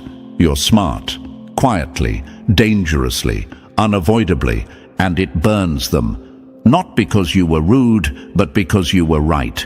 That's the kind of defeat that bruises pride deeper than insults ever could. Now their little circles are whispering, not because you started anything, but because you ended the illusion without even trying. They can't stop talking about you, because they're still trying to understand how you did it so effortlessly. You didn't fight for the spotlight. You became the spotlight when truth hit the room. Let them talk. You weren't built to blend in or back down. You were built to correct the record just by existing. And now the ones who used to dominate the room are hoping you don't speak again, because they know one sentence from you hits harder than an hour of their performance. Keep it quiet. Keep it lethal. That's what makes you unforgettable.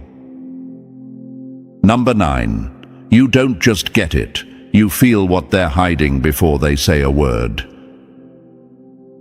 You're not intimidating because you talk too much. You're intimidating because you see too much, and they can't lie to someone who feels everything. You're not loud. You don't need to dominate the room. You sit back, quiet, but awake. While others are busy trying to sound smart, you're feeling the emotional undercurrents no one's acknowledging. You're not analyzing just words. You're tracking energy, body language, tension, silence. You don't interrupt because you're not trying to win a debate. You're absorbing everything. Imagine a radar so sensitive it picks up what the storm's hiding, not just the thunder, but the silence before it. You feel when someone's off. You sense when someone's not okay, even when they say they are. You spot insecurity behind the brag, sadness behind the smile, malice behind the charm. And that's not judgment, that's presence, that's awareness. People don't pull away from you because you're wrong. They pull away because you're too right, and being around you forces them to confront things they've spent years hiding. They call you intense, mysterious, too deep. But really, they're just uncomfortable being around someone they can't fool. Your presence is like a mirror, and when someone has been running from their own reflection, they'll do anything to avoid standing still in front of it. And that's why they avoid your eye contact. That's why they gossip. That's why they say you're too much. because you didn't even say anything, but they still felt seen. You don't expose people with words. You expose them by simply being real in a room full of masks. This is your gift, not just thinking with the mind, but sensing with the heart. You pick up the emotional data most people are too distracted to notice. You're not a know-it-all, you're a feel-it-all. That's not weakness, that's elite awareness. And while others need facts to trust their gut, you are the gut feeling they wish they had. Keep being tuned in. That's what makes you powerful. That's what makes you dangerous. Number 10. You don't preach. You detonate mindsets without lifting a finger. You didn't argue, you didn't push, you just existed, and their whole illusion started to collapse. You don't walk into rooms trying to fix anyone. You're not on a mission to convince, convert, or control. But somehow, just your presence rearranges people's thoughts. You drop one truth, calm, effortless, and it rattles their entire worldview. You didn't raise your voice. You didn't try to sound wise. You just spoke what was real, and it hit like a wrecking ball through their mental prison. Imagine someone walking into a foggy room with a flashlight. Suddenly, everyone sees what they were pretending not to notice. That's you. You're the flashlight, not because you're trying to shine, but because you can't help but see clearly. You break loops in people, not with lectures, not with debates, but with presence, with energy, with truth that doesn't try, it lands. You don't push healing on anyone. You simply create a space where people feel safe enough to stop lying to themselves. And that, chosen one, is rare. That's dangerous. People leave conversations with you different, quieter, more thoughtful, not because you told them what to do, but because something about you unhooked what was controlling them. You didn't fix them. You just mirrored the truth and let them walk away with the key in their own hand. That's why your words echo in rooms days later. That's why your name holds weight, even with people who barely know you. Because you leave an impact that sinks deeper than performance. You don't speak to be remembered. You speak, and they never forget how it made them feel. You've become the interruption in people's programming, the glitch in the lie, the question mark that ruins the fake confidence they were clinging to. And the truth is, you didn't ask for this role. You became it by walking in truth when everyone else was acting. Keep doing what you do. Say less. Feel more. You're not here to fix minds. You're here to free them. Quietly, completely, permanently. Number 11. You catch lies mid-flight and let them choke on the truth themselves. You didn't call them out, but they knew the second your eyes changed. The lie was dead on arrival. You don't need a confession to catch a lie. You don't need drama, receipts, or a back and forth. You pick it up mid-sentence when the tone shifts, the eye contact breaks, or the timing fumbles just slightly. It's not the words that expose them, it's the energy behind them. And once you feel it, it's already over. You don't react, you don't flinch, you just go quiet and watch. That silence, it eats them alive. Imagine telling a lie in a room with someone who doesn't just hear you, but scans your entire nervous system in real time. That's you. You've turned observation into an art. You study people like maps, routes, patterns, blind spots. They think they're smooth, but you've already marked where the truth snapped in half. You don't need to interrupt because you're not seeking justice. You're collecting intel, quietly, strategically, and that's what makes you terrifying to fakes. Not your voice, but your knowing. Your silence makes them squirm. It's not passive, it's loaded. They feel it. The way you pause, the way your energy shifts just slightly. That's when they know the mask cracked, and they can't tape it back up. They start explaining things you never asked about. They overcompensate. They stumble because they know you know, and they don't know how you know. That mystery, that's what puts your name in rooms full of tension. You didn't expose them. Their own performance fell apart under your stare. You're not here to embarrass people. You don't need a mic. You don't crave the spotlight. But the moment someone lies in your presence, they mark themselves. And from that point forward, every word they speak to you hits a wall of quiet awareness. They feel it. It burns them quietly. Keep watching. Keep recording. Let the mask fall naturally, because you don't need to catch liars. They reveal themselves the moment they meet someone they can't fool. Number 12. You're what they pretended to be. Smart and untouchably real. Intelligence without integrity isn't brilliance. It's just a con with better grammar. For too long, the world applauded wolves in suits, people who knew how to sound sharp while moving dirty. They manipulated with charm, twisted truth with cleverness, and wore intelligence like armor to hide their emptiness. But then you walked in, calm, clear, whole, and suddenly the spell broke. You didn't have to flex your IQ, you lived it. You didn't weaponize knowledge, you embodied wisdom, and that's what's making them sweat. Imagine a magician showing off tricks until a truth-teller walks in and makes the illusion collapse just by existing. They were used to being praised for intellect while leaving trails of damage behind. But you've made people realize something they never questioned before. Intelligence without integrity is just manipulation dressed in a nicer suit. And now the ones who relied on that fake respect, they're scrambling. Because next to you, their brilliance looks brittle, their charm looks calculated, their influence looks like a performance that's lost its crowd. You didn't come in swinging, you just showed what real intelligence looks like, rooted in empathy, grounded in clarity, sharp without being cruel. You don't dominate with data, you guide with depth, and people feel the difference. They can trust you, they see the contrast, and the manipulators, they feel their grip slipping because now the game's changed.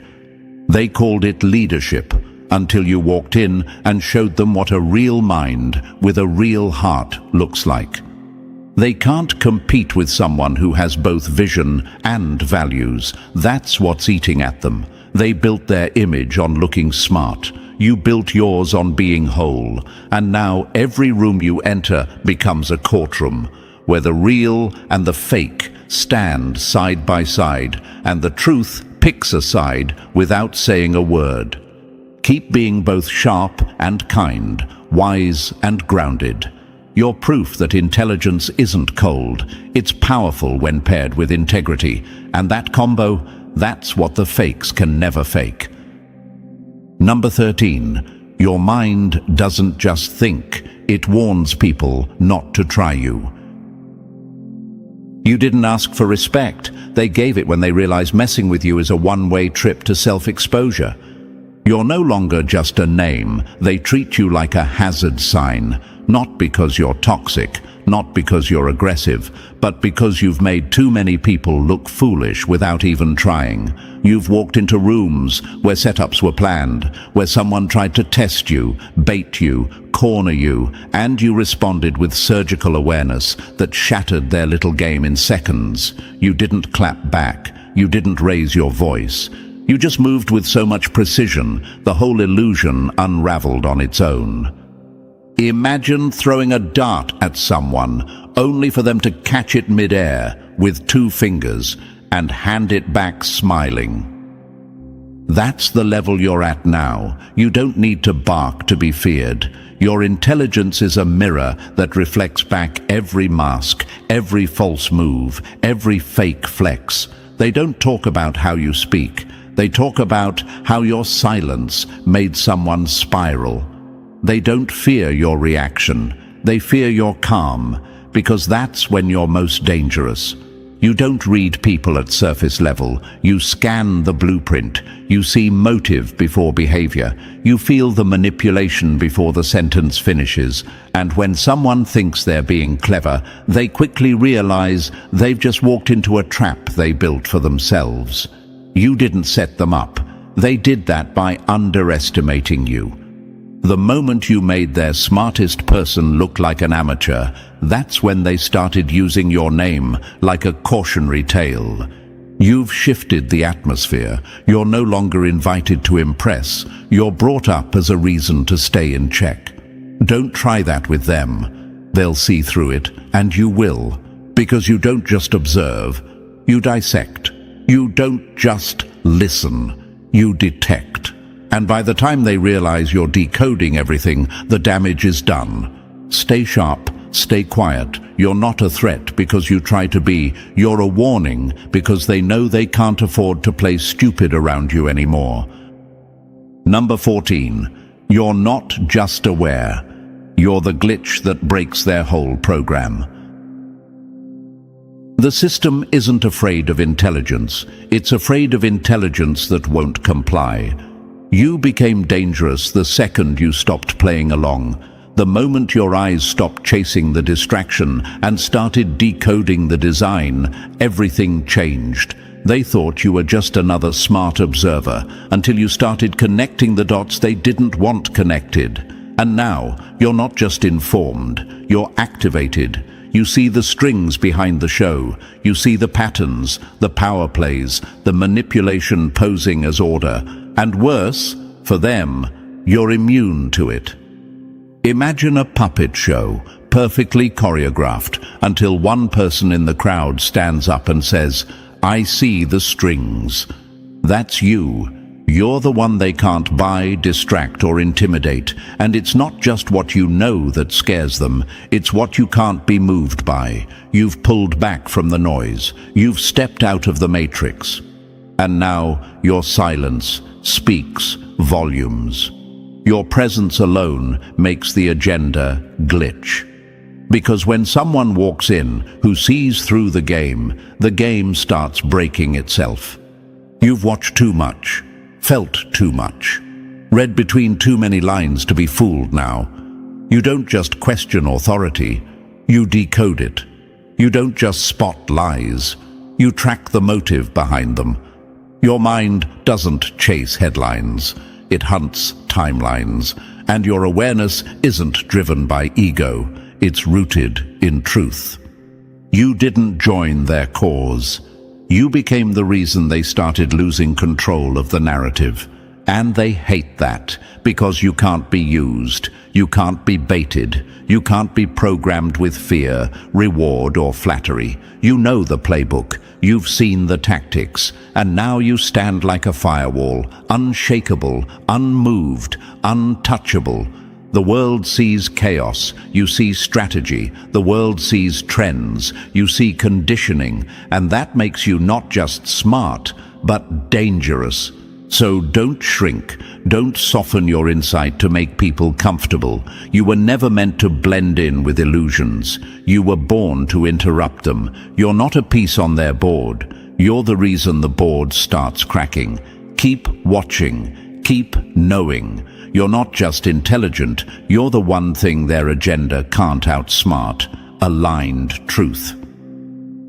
Number 15. You went from misjudged to feared. And now every step you take echoes. First they ignored you, then they mocked you, now they whisper your name with caution. They thought you were harmless, too quiet, too reserved, too soft. You didn't fight back when they lied. You didn't snap when they excluded you. You didn't explain yourself when they tried to twist your truth. And that silence, that stillness, they mistook it for weakness. But what they didn't know is that you were transforming. You weren't shrinking, you were studying, you were stacking wisdom while they were wasting time performing. You were evolving in silence while they played loud and shallow. You were crafting a mind so dangerous that now every word you speak shifts the mood of the entire room. They used to laugh behind your back. Now they pause when you enter, not because you threatened them, but because you've become undeniable. Your growth didn't ask for permission, it forced recognition. You don't need a title to demand respect. You don't need applause to feel powerful. You are powerful because you built yourself from scars, from betrayal, from lessons that others wouldn't have survived. That quiet intelligence, that emotional control, that strategic calm, it's what makes you lethal in rooms full of performers. You don't say much, you don't move fast, but every step you take forces them to watch their footing. They used to underestimate you. Now they overthink everything they say around you. Why? Because you've exposed what they tried to hide. You're not just smart, you're wise. You're not loud, but you're listened to. You're not flashy, but your presence speaks louder than their noise ever could. They laughed when you were silent. Now your silence feels like judgment, and they don't want to be on the wrong side of it. So keep walking tall. Let them adjust. Let them overcompensate. That shift you're seeing isn't just growth, it's power, earned in silence, sharpened in pain, and delivered with precision. You're not the same person they used to overlook. Now, you're the reason they walk a little more carefully, talk a little less recklessly, and never underestimate silence again. Number 16. The real ones respect you. The fakes just hope you don't speak. When your presence is built on truth, only the liars feel attacked. You don't rattle everyone. Just the ones living off performance, just the ones whose identity is built on illusions. The real ones, they see you clearly. They don't flinch when you look at them. They don't scramble when you speak, because they recognize you, not just your intelligence, but your integrity. They know you're not here to compete, flex, or play the game. You're here to be real, and in a world full of masks, that makes you rare. But for the fakes, the insecure, the power-hungry pretenders, you're a walking exposure. They feel nervous before you even say a word, because you don't need to catch them in a lie. They fall apart the moment you walk in the room. Your energy forces them to face themselves, and that's a confrontation most can't handle. You don't call them out. You unmask them without effort. Imagine a spotlight that never speaks, but everything false in the room starts sweating under its glow. You've become the quiet storm that wakes people up, not with noise, but with presence. You don't have to dominate conversations, you just breathe truth. And when someone lives fake, truth is painful, it burns, it exposes. And that's why they act weird around you, talk behind your back, or avoid eye contact.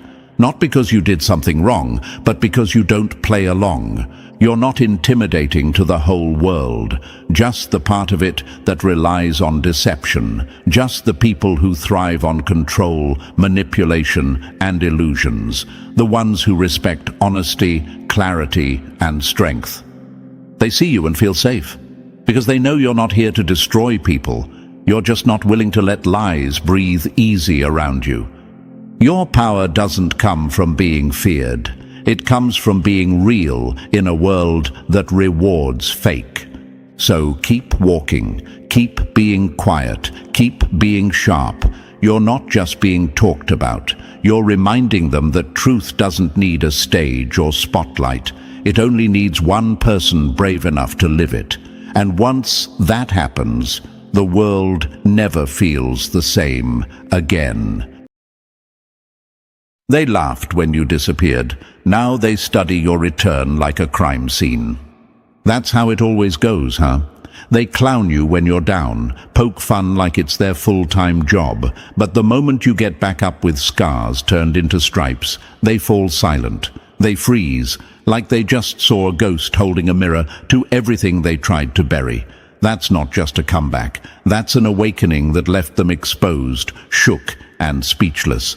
Imagine a building they condemned suddenly lighting up from the inside, floor by floor, room by room.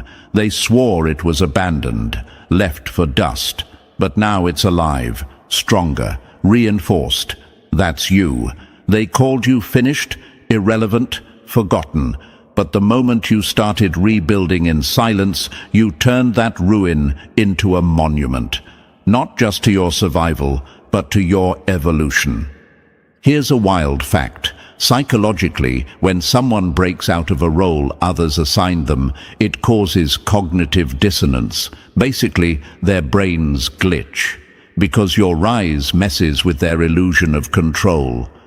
You were never supposed to fight back, let alone thrive. Your glow was not on the schedule. Your strength wasn't part of the script. And now, you're the plot twist their egos can't handle. And thank you, chosen one. Don't forget to pay this message back by simply pressing the like and subscribe to help spread this message to more souls, because it's the responsibility of all of us to spread the light. And thanks, chosen one, for being part of this mission. You are part of a force that makes the enemy tremble when it rises. Now, let's get back to it. From the moment you decided you weren't going to die in the character role they cast you in, the universe took notes. It didn't send applause or fanfare, no fake love, no parade. What it did instead was bend the winds around your stride. It's like you became the glitch in the simulation. The moment they tried to press delete on you, you rewrote the code. The chatter. Oh, it wasn't admiration. Let's not flatter them. It was confusion, envy, obsession. You became the mystery they couldn't explain, the story they couldn't finish, the wound they couldn't hide, and that drove them crazy. They thought you were gone. You weren't. You were just reloading. While they were out here celebrating your downfall, you were stacking your silence like ammo, planning, leveling. And when you moved again, you didn't crawl, you exploded. That's why you had them all talking, not because you were loud, but because your silence became louder than their slander. You didn't clap back. You leveled up so hard that their insults got drowned in your glow. And that's what burns them, that you didn't just bounce back. You returned in a way that forced the room to shift. That's history, not the textbook kind. The kind that lives in whispers, side eyes, and hushed conversations. The kind they deny publicly, but study in secret. That's you. They needed you broken to feel powerful. They needed you doubting yourself to sleep at night. But here's the twist. They underestimated a soul that was being sharpened in silence. You didn't just survive betrayal, loss, and isolation. You converted it into strength, into vision, into motion. That's the kind of comeback that doesn't just heal the chosen one. It haunts the ones who pushed you there. And look, we're not saying it was easy. It never is for the ones who carry the blueprint. You were set up, lied on, ghosted, disrespected, and exiled like you didn't matter. And somehow you turned all that into focus. You didn't chase validation. You made moves so solid they had to come back and validate your name without you even asking. You fought back without swinging. You made history without asking permission. And now you're being watched like a symbol, the one who broke the cycle, the one who escaped the mental chains, the one who showed others what's possible when you stop letting people tell you who you are. There's a reason they kept tabs on you, a reason the silence around your name turned into noise. You weren't loud, they were just unsettled. You didn't seek revenge, they just weren't ready for you to reclaim your power. But now they see. And the crazy part? They still can't figure out how you did it. You had them all talking because you made a move so clean, so strategic, so undeniable, they couldn't ignore it.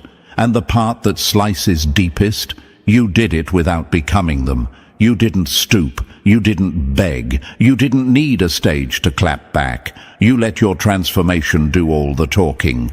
Chosen one, this ain't just a comeback story. This is historical documentation of a soul that refused to fold. You're not here to be pitied. You're here to be remembered. And you will be. Every time they try to break another one like you, your story will whisper, "Nice try." But we don't die quiet anymore. So let's talk about it. Let's dissect exactly how you flipped the script, turned the betrayal into fuel, and rewrote the narrative that was designed to bury you. Let's show the world what it looks like when the underestimated one becomes the headline, the example, the force. Because you didn't just fight back, you made history. And listen closely, chosen one. This isn't just another video. This is your mirror, your proof, your story told in a way they never expected you to survive, let alone win. If you made it this far, it's because your name already echoes in rooms you haven't even entered yet. Drop the number 777 in the comments if you're ready to claim that legacy they tried to erase. And if this message hits you in the chest, like truth often does, consider blessing the force behind it with a super thanks. It keeps this mission alive and pushes this light further. Doesn't matter if it's $1 or a dime, your energy fuels this movement. Now lean in. What comes next is the breakdown of how your silence, your comeback, and your strategy made history while they were still gossiping. This next part, it'll make sense of everything they tried to confuse you with. If you're really the chosen one, you won't be able to look away. Let's get into it. Number 1, they couldn't handle you calm, so they tried to provoke the old you. Nothing scares a manipulator more than the version of you they can no longer trigger. They weren't afraid of your rage. They were afraid of your silence. Not the passive kind, but the kind of silence that says, "I've figured you out, and I'm not playing anymore." That's what cut deep. That's what had them whispering behind closed doors. You see, the moment you stopped reacting emotionally, they lost access to the version of you they used to control. They missed the version that flinched, panicked, explained. But this you? Strategic, cold when needed, calm like a storm about to rewrite the landscape. This wasn't just growth, it was warfare. You became the chess player instead of the piece. And let's get one thing straight. They never expected you to evolve. They thought they'd keep you stuck in that loop, getting hyped off your own emotions while they pulled strings behind the scenes. But instead, you started calculating. You started moving like a ghost with a blueprint. It confused them, because you didn't clap back, you didn't throw tantrums or post quotes trying to get their attention. You moved quietly, and that silence was humiliating to people who only felt powerful when you looked broken. That's why they talked. That's why they panicked. Because your stillness wasn't weakness, it was strategy. And when the enemy can't predict your next move, they start creating false stories just to regain a sense of control. You want to know why they all started obsessing over your glow-up? Because it wasn't loud, it wasn't messy, it was surgical. You didn't come back for revenge, you came back upgraded, and that made their previous victories look pathetic. Imagine winning against someone who was bleeding out, and then seeing them walk back in fully healed, 10 steps ahead, and unfazed. That's not just unsettling, it's humiliating. They thought your reaction defined you, that if they could push the right buttons, they could drag you back into chaos. But you changed the whole game by removing the buttons. You turned inward, chose discipline over drama, precision over noise, and suddenly they were left fighting a version of you that no longer exists. Chosen one, you didn't just stop reacting, you started responding with intent, and that made you dangerous, because now every move you make is backed by clarity, not emotion. Every step is laced with purpose, not pain. And they can't compete with that. They can't fake that. You stopped letting your enemies write your script, and now they sit on the sidelines trying to decode your silence like it's encrypted. And maybe you've asked yourself, why are they still talking about me if I've moved on? Simple. Because they can't. They're stuck in the last scene, re-watching your growth like a movie they didn't audition for. Your progress is a plot twist they were never ready to witness. You walked away, but the story you left behind still haunts them. That's what happens when the chosen one plays the long game. You didn't explode, you evolved, and in doing that, you became something they can't fight. Unshakable. Number 2, you made them choke on their own script, and then you wrote a bestseller. They planned your funeral in whispers, and now they're reading your legacy in silence. Let's make one thing clear. They didn't just underestimate you. They tried to pre-write your ending like they were some kind of divine author of your destiny. They were so sure you'd crash. They were counting on it. They had the whole script ready. Act 1, your failure. Act 2, your breakdown. Final scene, you disappearing into irrelevance while they clinked glasses in fake celebration. But the twist? You refused to read your lines. They don't talk about it openly, but you know what eats them alive, that you didn't fall where they planted the trap. You didn't collapse where they expected applause. You stood up, dusted yourself off, and walked off the stage. They tried to trap you on, and built your own damn theater. That's not survival. That's historical. They gave you a cage, and you turned it into a cathedral. Imagine this. Someone hands you a script with every line meant to break you, words laced with betrayal, doubt, and manipulation. You glance at it, crumple it, and toss it into the fire, then pull out your own pen. While they were watching the ashes, you were writing a new act, and you didn't give them a backstage pass. That's what made them panic. You didn't collapse where they put the spotlight. You disappeared from their set entirely. While they waited for drama, you were building legacy. While they refreshed gossip blogs hoping for your downfall, you were plotting your glow-up. And now, they're stuck watching your elevation from the cheap seats, pretending they didn't bet on your failure.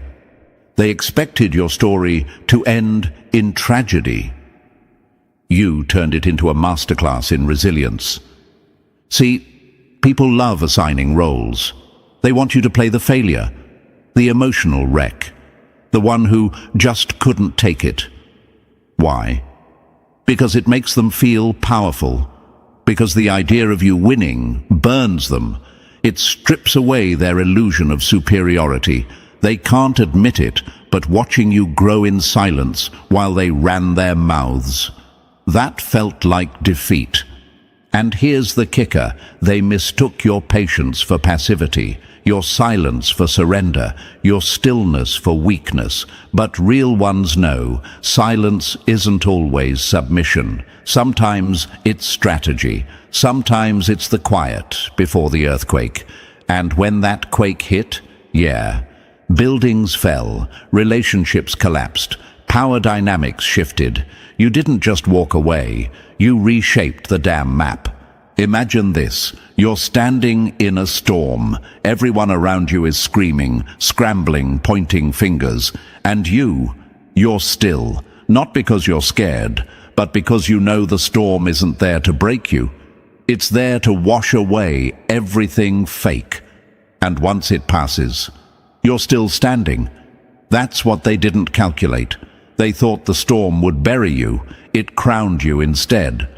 They thought you paused, but you were just calculating which move would turn their whole game upside down. Maybe you've asked yourself, why did they even care enough to try and control my story? Simple, because you were the real main character. They saw your light before you even recognized it yourself, and instead of supporting it, they tried to dim it.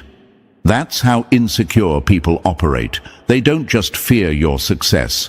They fear the idea that you might realize your own worth and walk away from their circus. But you didn't just walk away. You rewrote the plot, and you didn't need their pen, their approval, or their stage. You made your own ink from pain, your own script from lessons, and your own spotlight from everything they tried to bury you under. Imagine that. Someone trying to kill your name and accidentally making it immortal.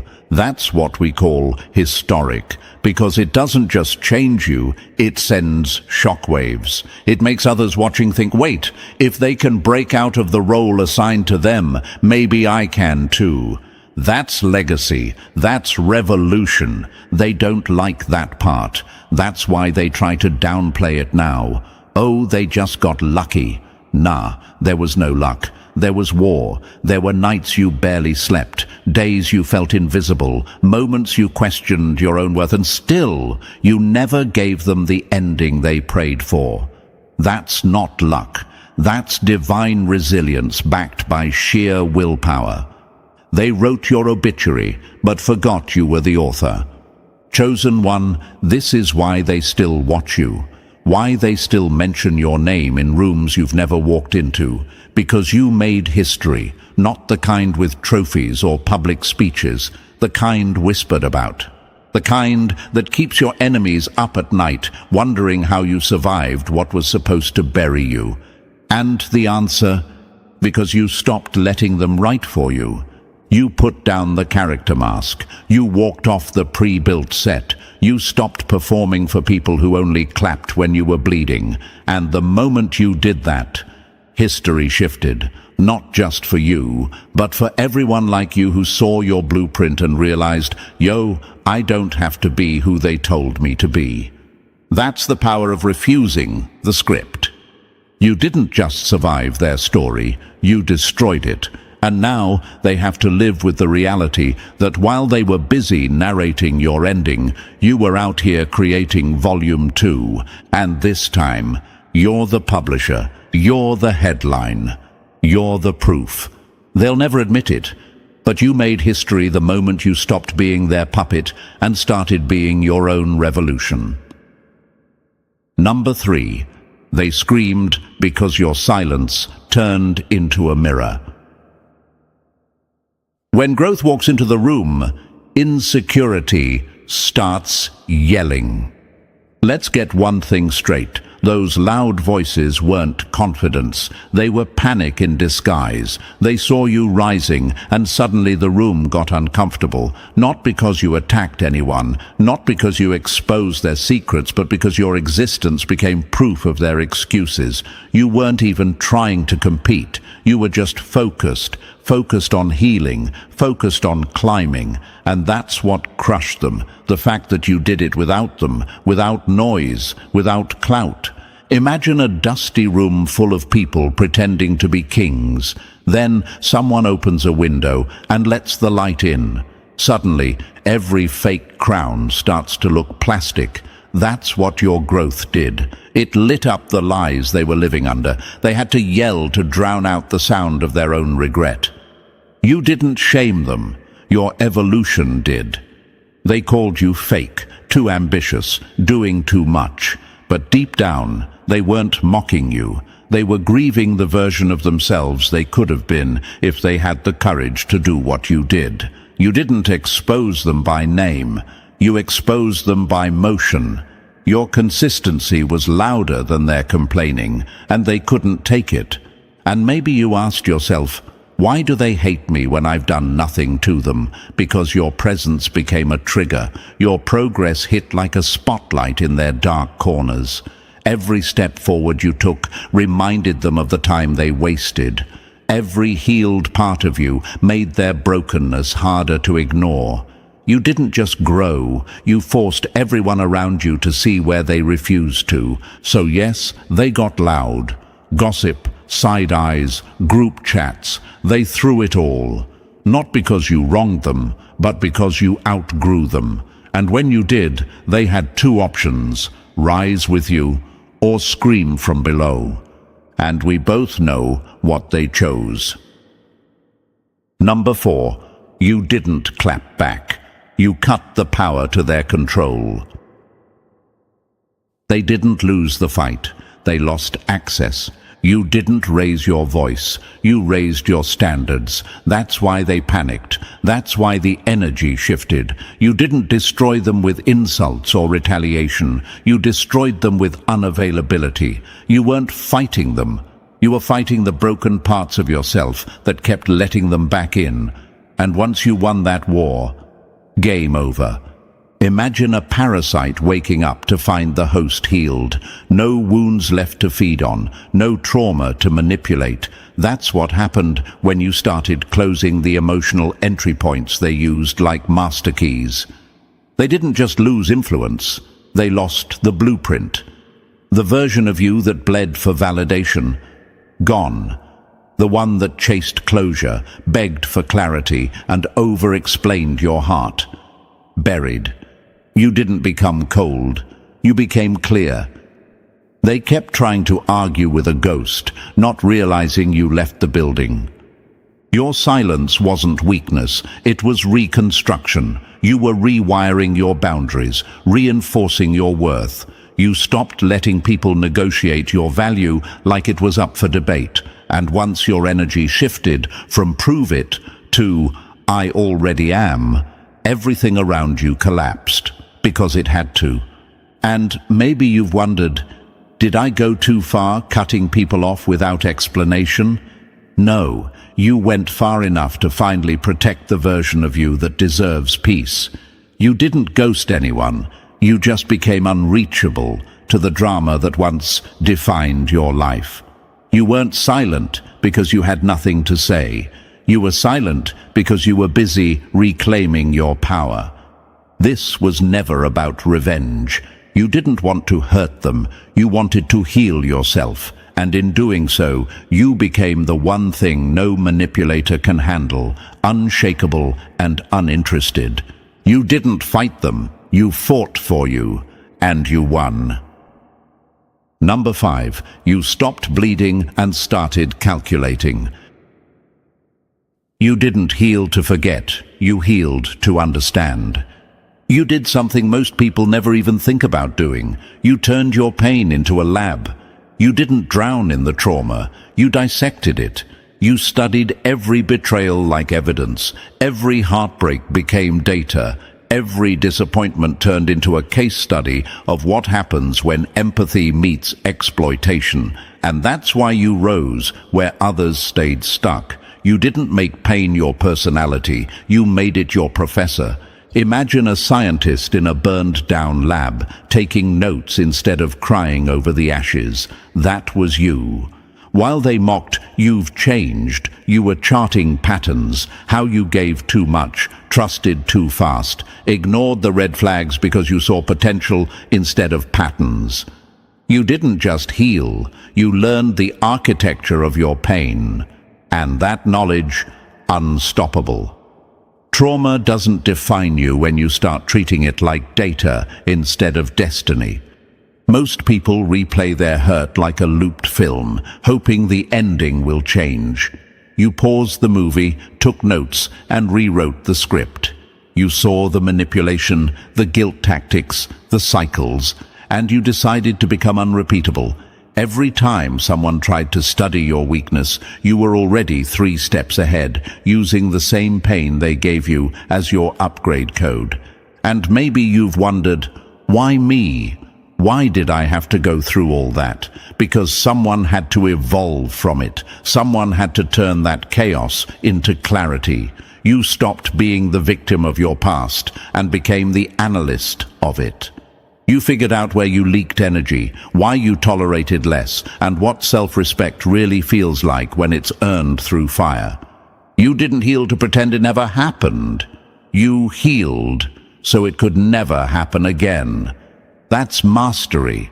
That's evolution. You took what was meant to break you and built a system out of it.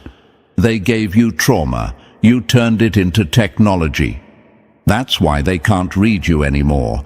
You're not reacting from scars, you're responding from statistics. You didn't just survive, you studied survival until it became your language. Number 6. You didn't change. You outgrew their grasp.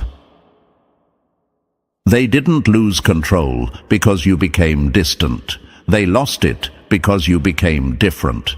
They came to battle a version of you they studied like a playbook, the emotional one, the apologetic one, the you who shrunk yourself to avoid conflict, who explained every step like you owed them a thesis on your existence.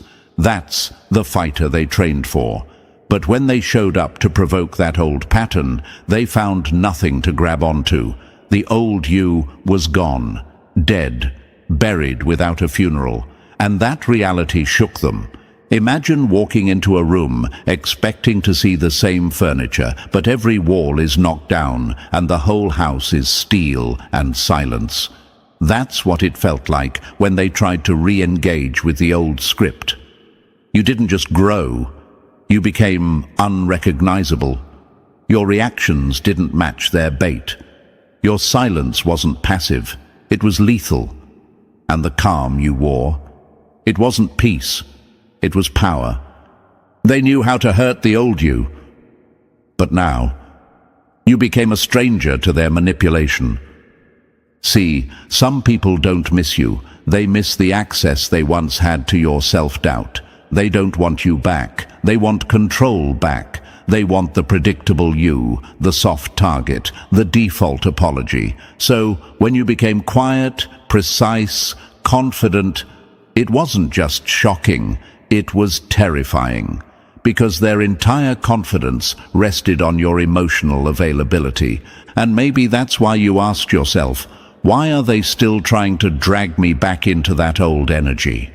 Simple, because that's where they had power, in the past, in the version of you that was still figuring it all out.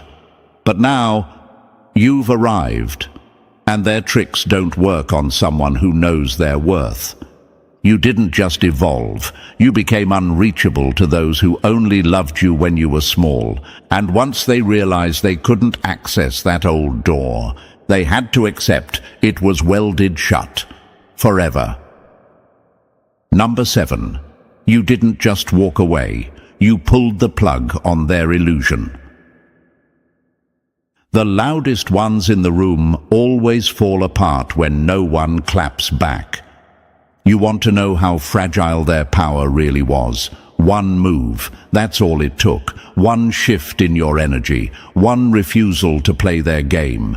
And suddenly, the whole empire they built on control and fake dominance came crashing down. They weren't strong, they were dependent. Dependent on your reactions, dependent on the chaos you used to entertain. But when you stopped showing up to the battle, their sword turned into a stick. Their entire power was a performance, and your silence cut the mic. Imagine a puppet master yanking strings, only to realize the puppet stopped moving. That's what you did. You cut the strings, not with a dramatic exit, but with calm detachment. No yelling, no closure speech, just disconnection. And that silence, that peace, it was like acid on their ego. They weren't powerful, they were just loud while you still cared. You didn't scream your worth, you stopped lending it. You stopped being their battery, and the second you did, everything that seemed intimidating suddenly looked pathetic. Because the truth is, they only ever felt strong when you felt small. Your energy was the currency, and when you stopped spending it, they went bankrupt. And maybe you've asked yourself, why did they fall apart so fast? Because they were never solid. Their whole sense of power was built on your old insecurities, your need to explain, your fear of being misunderstood. And when that disappeared, so did they. They were swinging wild, hoping to hit a version of you that no longer exists, arguing with your absence, losing their grip on a script that was never theirs to direct. You didn't just win, chosen one. You exposed the lie. You revealed that their power was never real, just your old wounds, pretending they still had a say. Number 8. You beat them quietly because they never built what they tried to break. They couldn't destroy you because they weren't part of the construction. Your rise wasn't noisy. It wasn't fueled by compliments, crowds, or clout. It was forged in solitude, brick by brick, scar by scar. You didn't level up because people believed in you. You rose because you believed in you when no one else did. While they were watching the surface, you were laying foundation underneath. And that's why they failed. They came to tear down a tower, not knowing it had roots like a mountain. They wanted to knock over your confidence like it was decoration, but what they didn't realize was, your confidence wasn't for show. It was structural, internal, cemented in experiences, not applause. You didn't need them to clap for you. You needed them to move so you could think clearly. When your strength comes from within, no external force can rewrite your story. Imagine a building with no windows, no flashy signs, nothing to prove. But inside, reinforced steel, pressure-tested walls, and a blueprint built to last. That's you. While they bragged about looking solid, you were becoming solid. And when life threw storms, they leaked from every crack while you stood still, untouched. You didn't just survive opposition, you proved it was irrelevant, because every time they tried to sabotage your peace, you didn't panic, you observed, you recalibrated, and you refused to collapse just to make them feel tall. And maybe you've asked, how did I stay standing through so much? The answer is brutal and beautiful. You weren't held together by validation. You were held together by discipline, clarity, truth. You made peace your armor and silence your sword. They can't stand that you didn't need them to win, that your success wasn't tied to their support, that your value existed before their opinions and will remain long after. You didn't break, because you built right. And now, you're untouchable. Number 9. You didn't betray them. You just refused to stay beneath them. They weren't hurt by your success. They were humiliated by your freedom. See, some people weren't supporting you. They were managing you, quietly hoping you'd never realize your own power, never see through the invisible hierarchy they built, where they were always one step above. Your pain kept their ego fed. Your doubt made them feel wise. Your silence made them feel important. And when you rose, when you dared to evolve without their guidance or permission, that wasn't just offensive, it was threatening. Your glow wasn't betrayal, it was proof that they were never the reason you were dim in the first place. Imagine a puppet cutting its own strings, while the puppeteer stands there, stunned, holding dead weight. That's how your rise hit them. You didn't scream rebellion, you just stopped playing the role. You no longer flinched, explained, or asked for approval, and that destroyed the control they thought they had, because their entire sense of value was built on being your ceiling. They called you disloyal, arrogant, changed. But what really happened is, you stopped living in the prison of their perception. And for people who confuse dominance with worth, that feels like betrayal. But you didn't betray them. You just outgrew their illusion. You showed them that the throne they sat on was made of sand, and your silence. That was the tide. And maybe you asked yourself, why are they so offended by me becoming better? Because now they can't look at you without seeing everything they could have been if they had healed instead of controlled. You were never supposed to rise. Not in their world, not in their design. But you did. You rose with no handouts, no shortcuts, no loyalty to their fantasy. So yes, your success shattered them, not because it was loud, but because it was independent. You didn't ask. You didn't explain. You just left their shadow and stepped into your own light. Number 10. You let the results speak while they drowned in their narratives. You didn't clap back. You cashed in on the truth and let them choke on the silence. At some point, you stopped chasing explanations. You stopped trying to correct the lies, defend your name, or convince anyone of anything. And that's when everything shifted, because while they were out there twisting stories, spinning narratives, and making noise, you got to work. You became so focused on becoming that their opinions turned into static. You didn't need to clap back. You just leveled up so hard, the lies stopped making sense. You didn't fight them with words, you fought them with results. They built a case against you in gossip. You built a legacy in silence. Imagine a courtroom full of false witnesses, and then the person they accused walks in, glowing, elevated, untouchable, no rebuttal, no outburst, just presence. That's what you became, living, breathing proof that truth doesn't need to bark when it can stand tall and silent. They expected a war of words. What they got was a masterpiece of motion. Your peace. That was your flex, your evolution. That was the loudest, "I told you so," you never had to say. You didn't waste energy arguing with people committed to misunderstanding you. You just rose so far, they couldn't even reach the version of you they were gossiping about. And maybe you wondered, was I too quiet? Nah, you were surgical, strategic.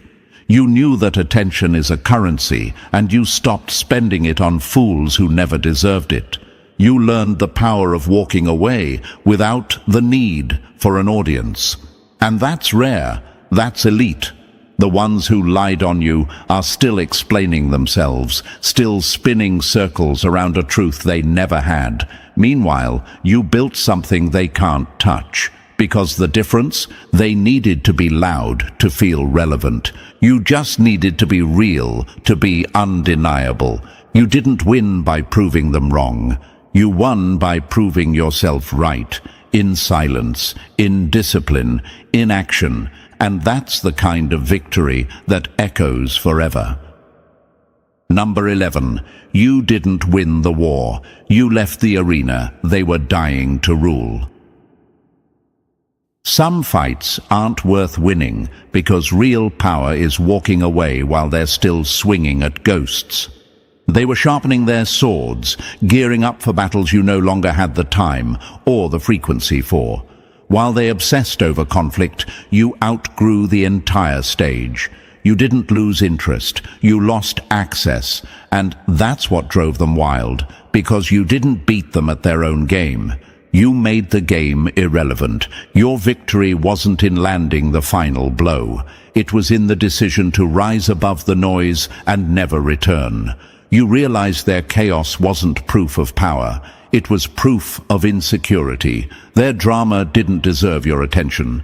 It deserved your absence. And once you stopped engaging, everything they were doing to provoke you started looking ridiculous, childish, obvious, like clowns fighting in an empty tent.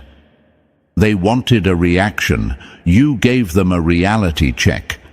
Imagine a king walking away from a battlefield while the enemy is still throwing rocks, unaware they're now screaming at shadows.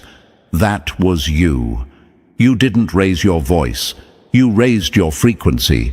You reached a level of peace so lethal their tactics disintegrated on contact. And maybe you asked yourself, does walking away make me weak? No, it makes you free. Free from the cycles, from the bait, from the roles they tried to trap you in. They wanted you stuck in combat because they couldn't survive without conflict. But you figured out the secret. Peace is the final power move. It's what they can't fake, can't manipulate, and can't compete with. While they're still down there trying to be kings of dirt, you're building empires in the clouds. Clean, strategic, untouchable. You didn't just win. You left the battlefield so far behind, it doesn't even show up on your radar anymore. And that's the kind of victory that doesn't make noise. It makes history. Number 12, you built legacy while they built rumors. They made noise to feel seen. You made impact so loud it didn't need a sound. While they were busy being loud, trying to get attention with petty shots and recycled gossip, you were in the dark, working. You didn't clap back. You didn't announce every move. You didn't react to every jab. Because real ones know, arguments expire, results echo. They shouted your name, hoping you'd come down and spar with them, but you were too busy building something that would outlive their words. You didn't respond. You became undeniable. Imagine two people standing in the same storm. One is yelling about the weather, pointing fingers, screaming at the sky. The other is laying bricks, reinforcing the roof, building shelter. That's you. That's impact. You didn't waste time on storms. You designed the structure that could outlast them. They wanted drama. You built discipline. They wanted claps. You built consistency. And now, while their noise fades like a forgotten argument, your name is spoken with respect, even in rooms where your success makes them uncomfortable.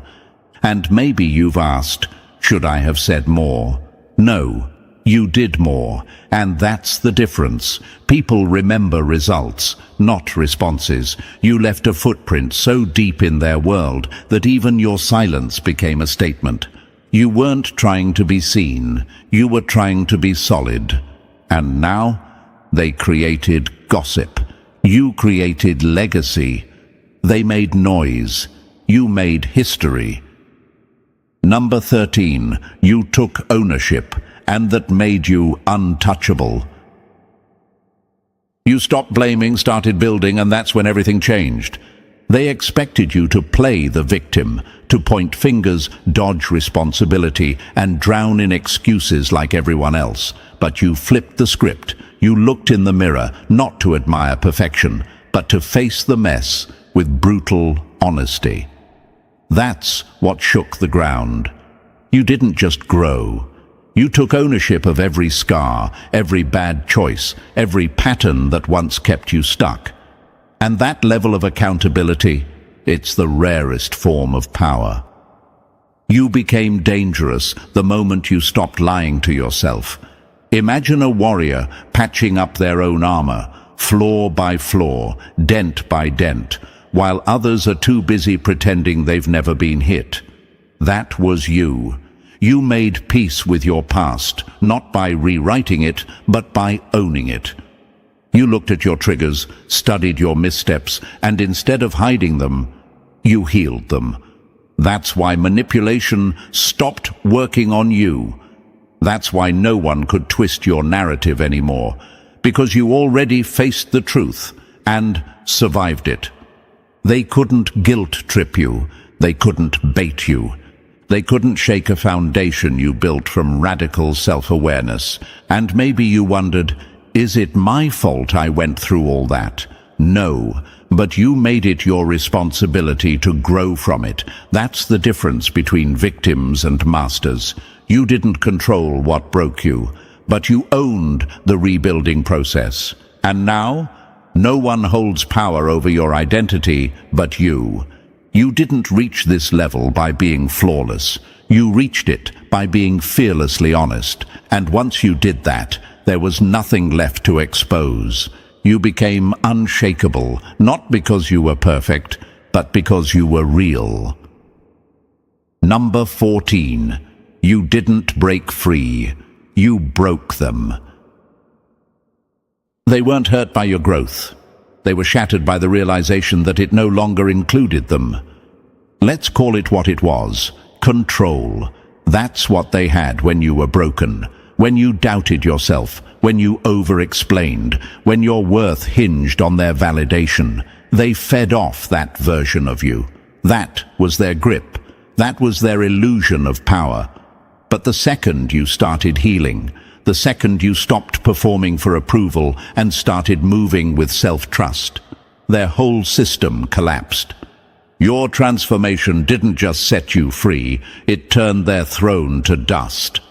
Imagine a puppet standing up on its own, cutting the strings mid-performance and walking off the stage while the crowd gasps. That's what it felt like when you stopped playing along. You didn't rebel, you evolved. You rewired the rules they depended on. Suddenly, the same tactics they once used, guilt, gaslighting, silence, superiority, stopped working, and with every move forward, you exposed how hollow their power truly was. They weren't mad you changed. They were furious they couldn't keep you the same. They weren't hurt by your growth. They were devastated by the distance it created. And maybe you wondered, was it selfish to rise without looking back? Not at all. It was necessary, because freedom doesn't wait for approval. You didn't rise to spite anyone. You rose because staying small would have been self-betrayal. And in doing that, you ripped the mask off their authority. They had influence over your insecurity, not over your identity. And when that insecurity healed, so did their illusion of control.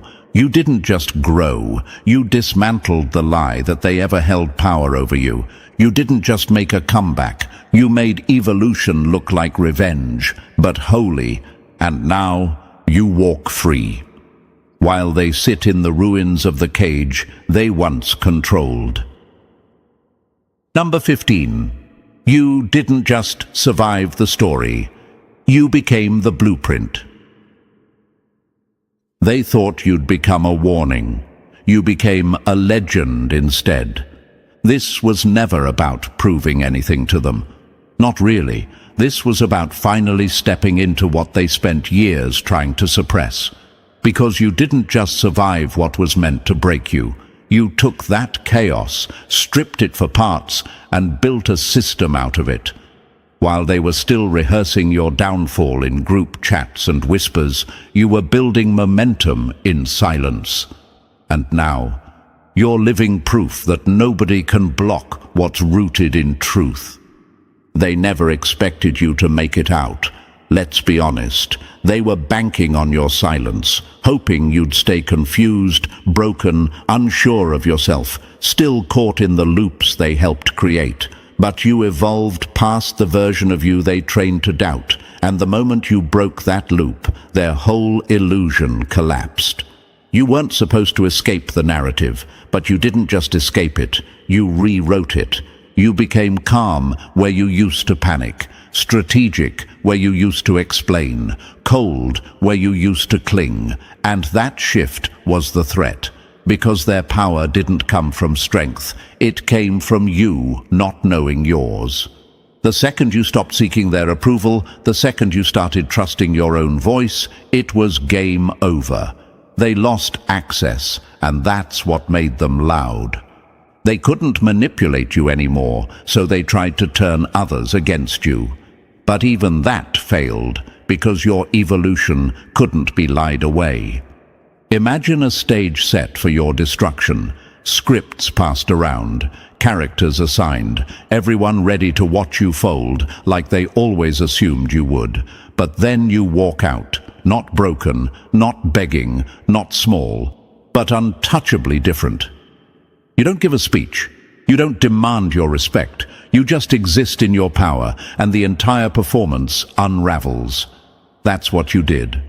You were never loud, but your impact shook rooms. You didn't clap back, but your success silenced crowds. And here's the most poetic part. You didn't need revenge. You didn't rise to make anyone hurt. You rose to stop hurting yourself.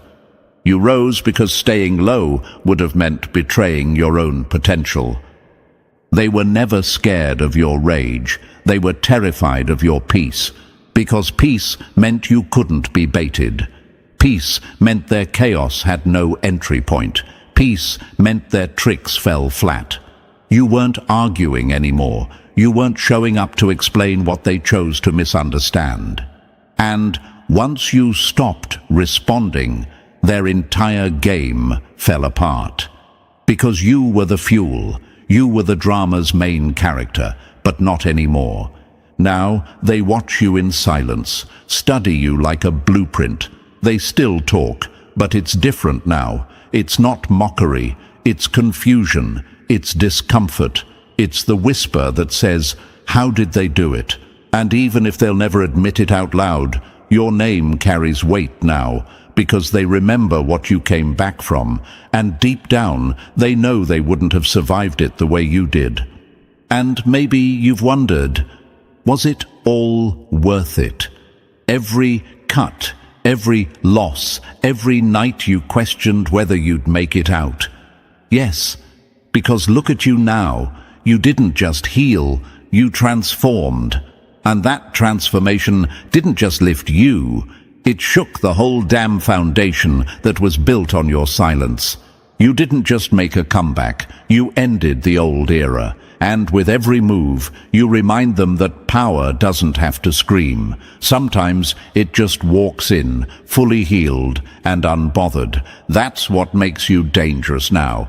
Not your rage, not your receipts, but your refusal to ever shrink again. You had 'em all talking, chosen one, because you did what they swore couldn't be done. You broke the cycle. You rewired the narrative. You became the one they bring up when someone asks, "Who's the strongest person you've ever seen bounce back?" You didn't just win. You became the blueprint for what winning looks like in silence. No fanfare, no begging, no drama, just presence, just proof, just you. This isn't the end. This is the beginning of a whole new era. And this time, you're the author. Let them talk. You're too busy making history. And that's why they had no choice but to talk. Because your rise rewrote the rules. You didn't just fight back. You made history in silence, on your terms. So if this message hit you deep, press that like button if you haven't already. And if you're still watching from the sidelines and haven't joined the movement yet, what are you waiting for? Smash that subscribe button and become part of a family that moves with power, not noise. More truth is coming, more impact. This is just the beginning. We're not here to fit in. We're here to change the game. They don't fight over what's worthless. They fight over what's powerful. So ask yourself, why are they at war over you? That line alone should tell you everything. You're not just a person to them. You're a game changer, a wild card they can't control, and it's driving them insane. Look at the chaos around your name. Look at the lies being whispered, the fake stories being passed around, the sudden tension when you walk in the room. That's not random. That's strategy. That's fear in disguise. It's like watching two powerful nations scramble for control over a single rare mineral, except the mineral is you, your energy, your silence, your moves. They're all being watched, analyzed, even mimicked. And the ones doing it won't ever admit it, but they're shaken. You've become the territory they're secretly trying to claim, because whoever gets close to you wins something powerful. Your presence rewrites the room. Your absence leaves a hole. That's why the fights started. And thank you, chosen one. If this message finds you, it's because you're part of something bigger. Don't forget to pay this message forward by pressing like and subscribe. This helps get it to the ones still trying to find the truth. It's our duty to spread the signal. Thank you for being part of this mission. You're not alone. You are part of a force now, one that can't be stopped. Let's get back to it. Here's the truth they don't want you to hear. There are conversations going on right now behind your back, and they're not jokes. They're not silly gossip. They're tactical. People are sitting in circles, comparing you, measuring you, trying to figure out how you became so untouchable without even trying. One of them said, "You're either for this person or you're in the way." That's how serious it's gotten. You've become a decision point in people's lives. a divider, a mirror. And they're arguing over what to do with you because the usual tactics don't work anymore. The scary part? They all thought they had time. They thought you were clueless. They thought they could play you, delay you, or label you. But then you changed. You stopped chasing. You stopped explaining. And the moment you did, panic. Because now they're not sure what side you're on, what move you'll make, or if they'll even be allowed to watch it happen. You made people choose sides without saying a word. That's power. That's what the joke is about. It's not funny. It's real. People are losing sleep, not because you said something, but because you didn't. Your silence exposed the loudest liars. Your peace revealed their chaos. Now they're scrambling to find ways to pull you back in. Some want to love you, others want to use you, and a few just want to destroy what they can't touch. There's a reason they're fighting.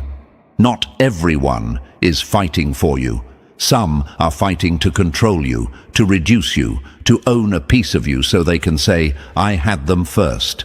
Be very clear, this is not a love story. This is a territory war. Your soul, your mind, your influence, it's a battlefield now. You didn't ask for this. But when you carry value, this is what happens. You become the storm they didn't prepare for. You ever notice how they keep throwing shade but never block your light? That's not coincidence. That's weakness. That's fear of what you're becoming. You've already outgrown the stories they told about you.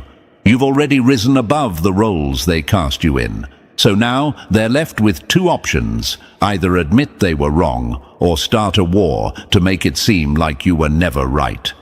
And here's something to really mess with your head. In rooms you've never been in, your name is being whispered with respect and envy. Someone said you were dangerous in the best way possible, that your silence is louder than their entire personality, that your comeback is being studied like strategy, that you're the kind of person people remember even when you go quiet.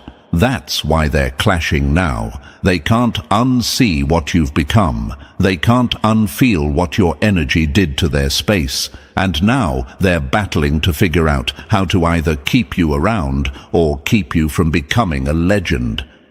Some are lying on your name, some are watching from fake pages, and some are straight up praying that you mess up. Just once. But deep down, even they know the truth. You're not falling off, you're falling into place.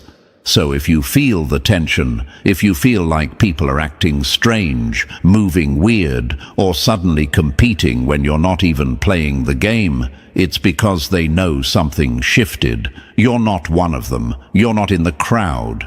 You're the reason the crowd exists. That's why the drama doesn't surprise you anymore. That's why you've learned to move with precision, speak with less, and choose silence over chaos.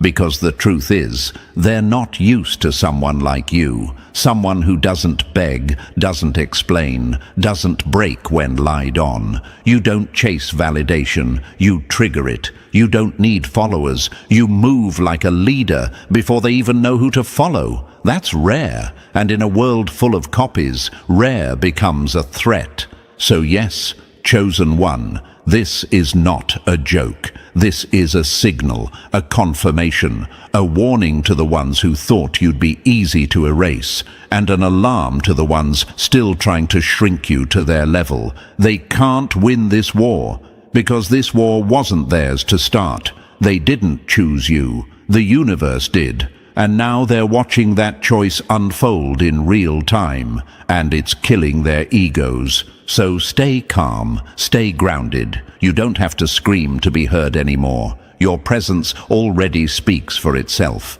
and soon even your silence will have more followers than their loudest lies ever will. They're fighting over you for a reason, and the craziest part, they already lost. And hey, chosen one, before we go deeper, take a second and really feel what's happening here. This isn't just another video. This is a live transmission during spiritual warfare, and you're the one they're fighting over.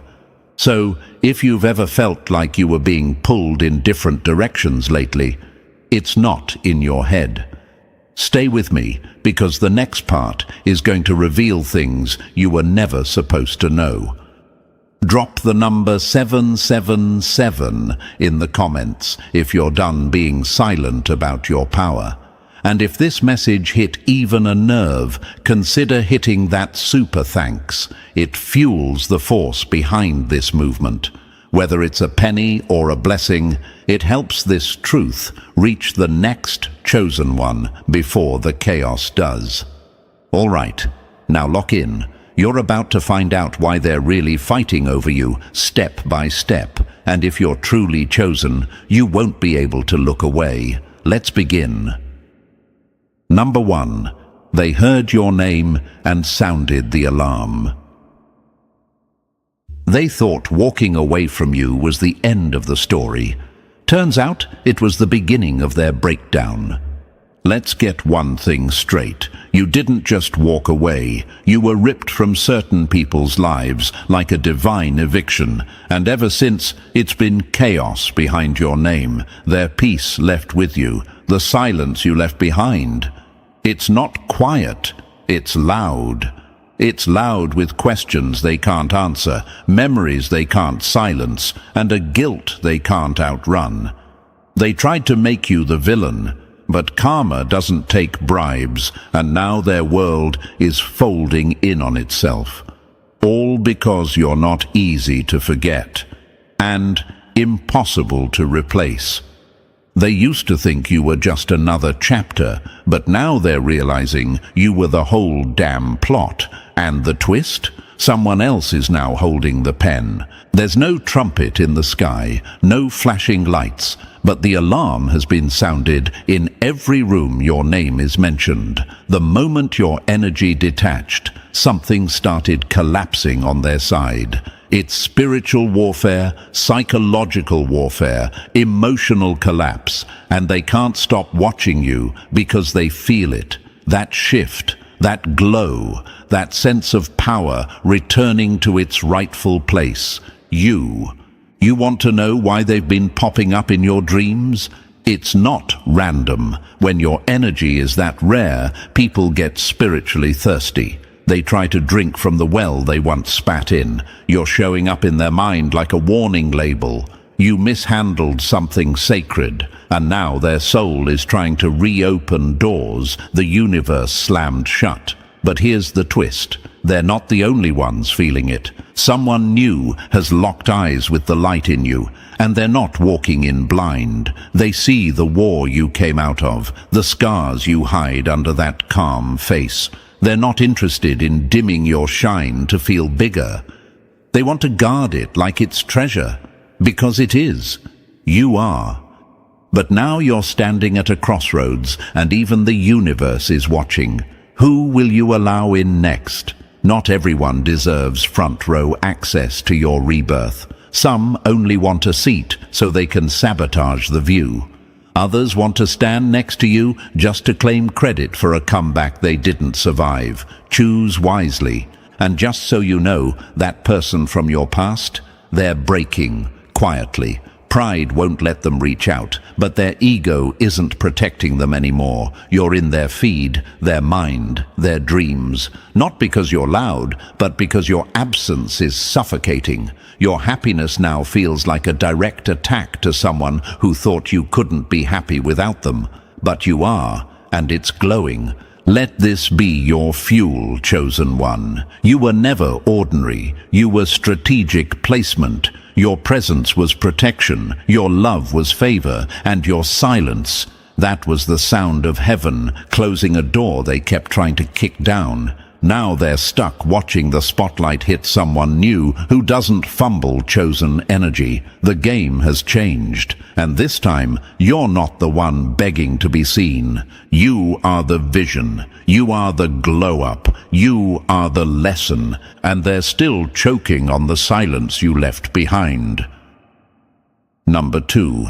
When energies collide, the chosen ones rise. When light enters the room, darkness doesn't argue. it just panics. Lately, you've been feeling off, restless, sleep comes in fragments. You've been waking up at strange hours, thinking about things that make no sense, dreaming of people you haven't thought of in years.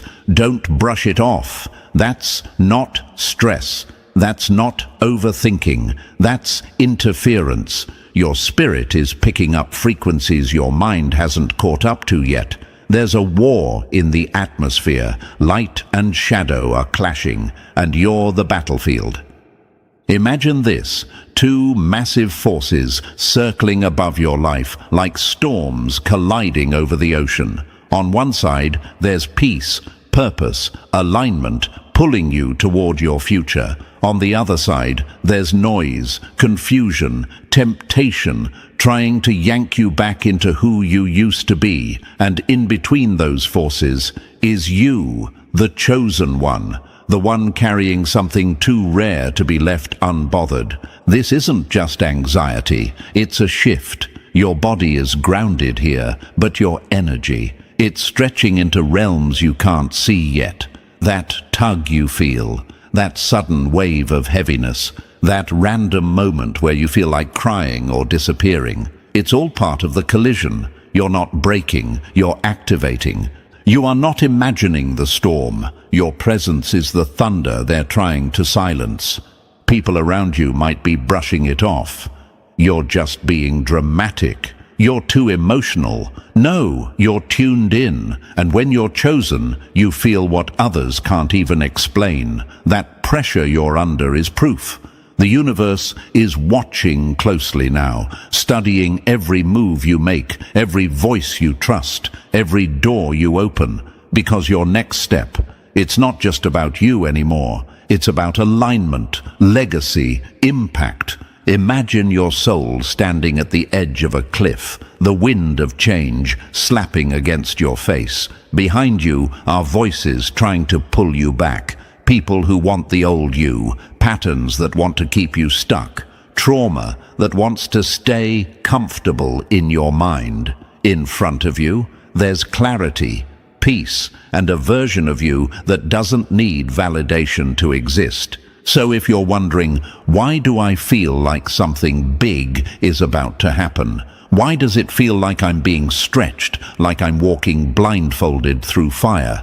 It's because you are. This is the stretch before the shift, the heaviness before the lift, the pressure before the launch. Pressure never comes to destroy a diamond. It comes to prove one exists. They don't fight over what's common, they fight over what's rare, and that's what this energy war is really about. Light sees your future, darkness remembers your past, and now they're both pulling on your now. You're being asked to choose peace over comfort, elevation over company, purpose over people-pleasing, and the only way forward is through the chaos. But here's the part they never told you. You're not going crazy. You're waking up. That's why old people are resurfacing. That's why you suddenly don't feel at home in old places. That's why conversations feel different, and energy feels louder than words. You're starting to see what was always there, but now with eyes that don't need permission. When you stop being who they remember, they start panicking about who you're becoming. This isn't a coincidence, it's a spiritual ping. The dreams, the isolation, the strange timing of certain people reaching out, it's all part of the energetic shift. One side wants to pull you back into noise. The other is whispering, something huge is waiting for you. Now pause. Ask yourself, which voice am I following? The one that speaks to your wounds, or the one that speaks to your growth? Imagine standing at a gate that only opens when your energy matches the key. That gate is your next level. It's not locked, it's guarded, and the only way to open it is to stop dragging your past like luggage into your destiny. You've outgrown those hands, those habits, that noise. You're walking toward clarity now, toward peace, towards something massive that's been waiting on you to finally step into who you were always meant to be. And yes, the confusion is loud, the distractions are loud, but peace is quiet. And it's showing up now, not in noise, but in moments of stillness when your spirit says, "This is it." That's how you know the shift is real. That's how you know the old version of you is being buried by the new one being born. The more silent you become, the more chaos reveals itself around you. That's how you know your energy is leveling up. So breathe. Don't panic. You're not broken, you're just not the same. The clash you're feeling is your inner world being rearranged to match the blessing that's on its way.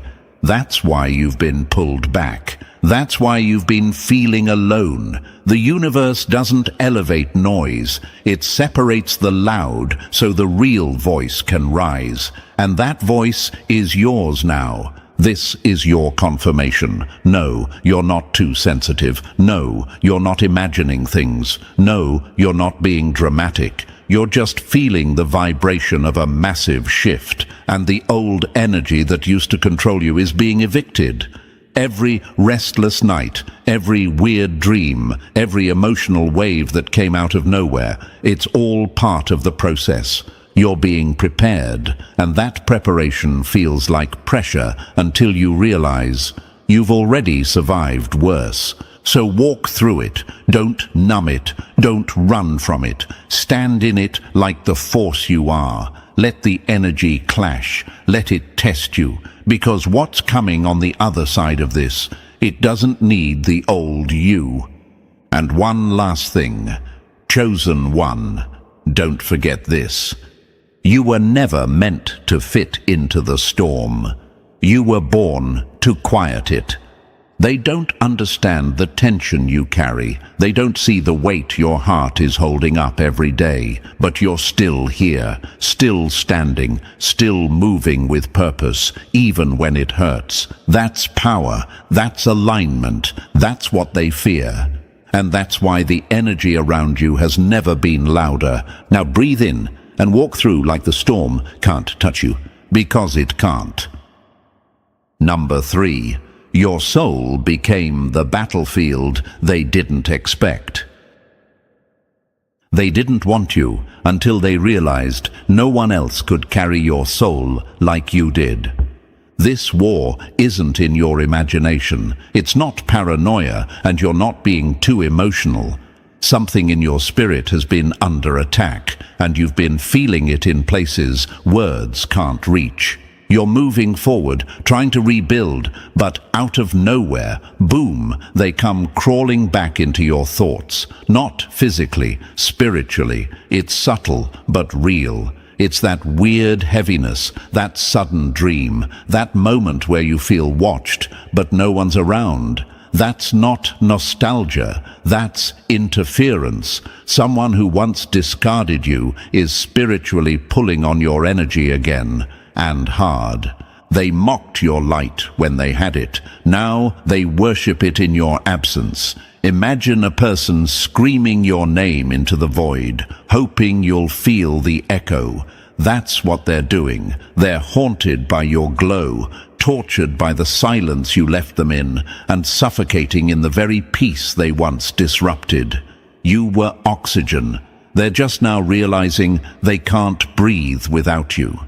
The one who once downplayed your worth now guards your name in rooms you'll never enter.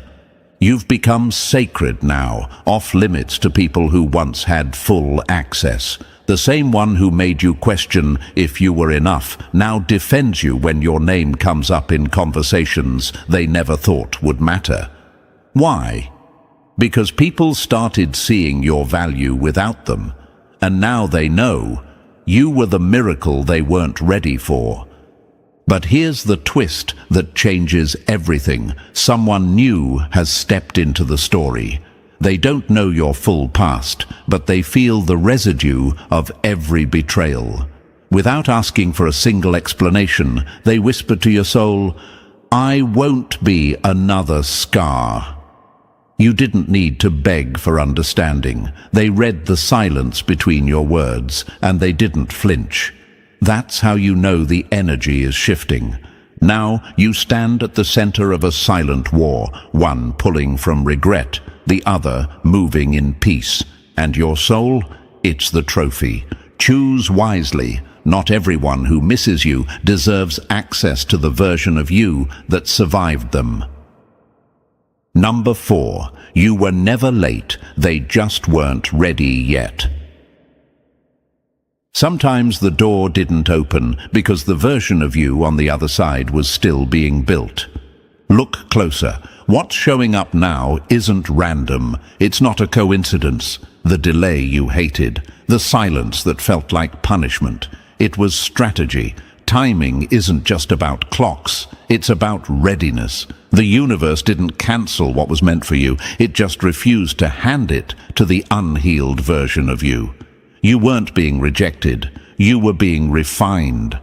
There's something eerie about the moment before alignment. You feel pulled towards someone or something you can't explain, like déjà vu laced with a quiet urgency. That's not fantasy, that's the crossing point. One name from your past, one from your future, and now both are orbiting your reality, waiting to collide. But here's the catch. They're not arriving with fireworks or clarity. They're coming quietly, wrapped in ordinary moments. A random message, a subtle encounter, a name you haven't heard in a long time that suddenly appears and sticks. The universe doesn't yell what's sacred, it whispers it, and only the ready can hear it. This moment you're walking into, it was on hold because your heart was still bleeding from battles you hadn't even processed. But now you've earned clarity, you've survived the collapse, you've outgrown the noise. And the ones meant to meet you at this elevation? They've been circling, waiting for your energy to align. Imagine a train station frozen in time. 2 tracks, one from your past, carrying memories, lessons, maybe even regret. The other from your destiny, carrying peace, growth, and someone who doesn't need to fix you, just walk with you. And you're the platform, still, centered, powerful. The choice won't scream, it'll hum in your soul. One of them will try to pull you back into what's familiar. The other will feel unfamiliar but safe. And the moment you recognize which one honors your evolution, that's when the war ends. That's when you step out of survival mode and into sovereignty. So stay alert. Don't second-guess what you feel. Your name has already been written next to theirs in a realm they can't touch. Now the question is, who shows up aligned, not desperate? Number 5. The mask is slipping, and the truth can't hide anymore. Real ones bring you peace, fakes bring you pressure and call it love. This isn't a test to see how strong you are, it's a test to reveal who they really are. What's happening now is no accident. You're standing between 2 energies, one that wants to heal you and one that only wants to hold you hostage.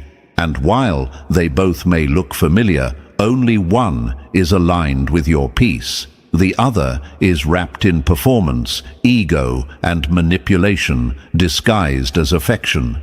The universe is watching, not to punish you, but to align you, to show you in full clarity who's meant to walk with your future and who only came to hijack your growth. Look closely. One of them moves silently, with honor, with patience. They protect your energy even from a distance. The other, their mask is cracking. You'll see it soon in a dramatic message, a sudden apology, a loud, out-of-nowhere moment meant to shock you into reacting. Don't. That's not love. That's control, gasping for air. When they realize they can't manipulate your emotions, they'll try to disturb your peace instead. Imagine 2 doors in front of you. One leads to quiet strength, no games, no begging, just presence. The other, it's shiny, loud, full of noise, but every time you step through, you lose yourself a little more. This is the divine test. Will you choose what feels familiar but toxic, or what feels unfamiliar but freeing?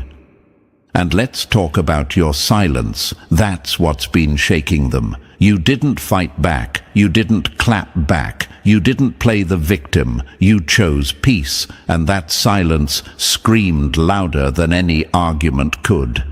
They felt it, not as rejection, but as truth.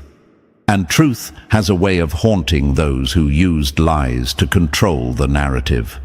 So stay grounded, don't be moved by sudden emotion or guilt trips wrapped in nostalgia. You're not being tested to fail, you're being positioned to win. And soon you'll see exactly who was real, because only truth survives the storm.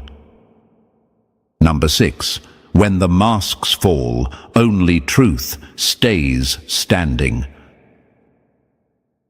They pretended to care until your peace exposed their chaos. This is it, the season where the act ends and the truth walks in without a script. The masks are slipping off, one by one. You're about to see who was real and who was rehearsing. And while it might sting a little, it's the kind of pain that sets you free.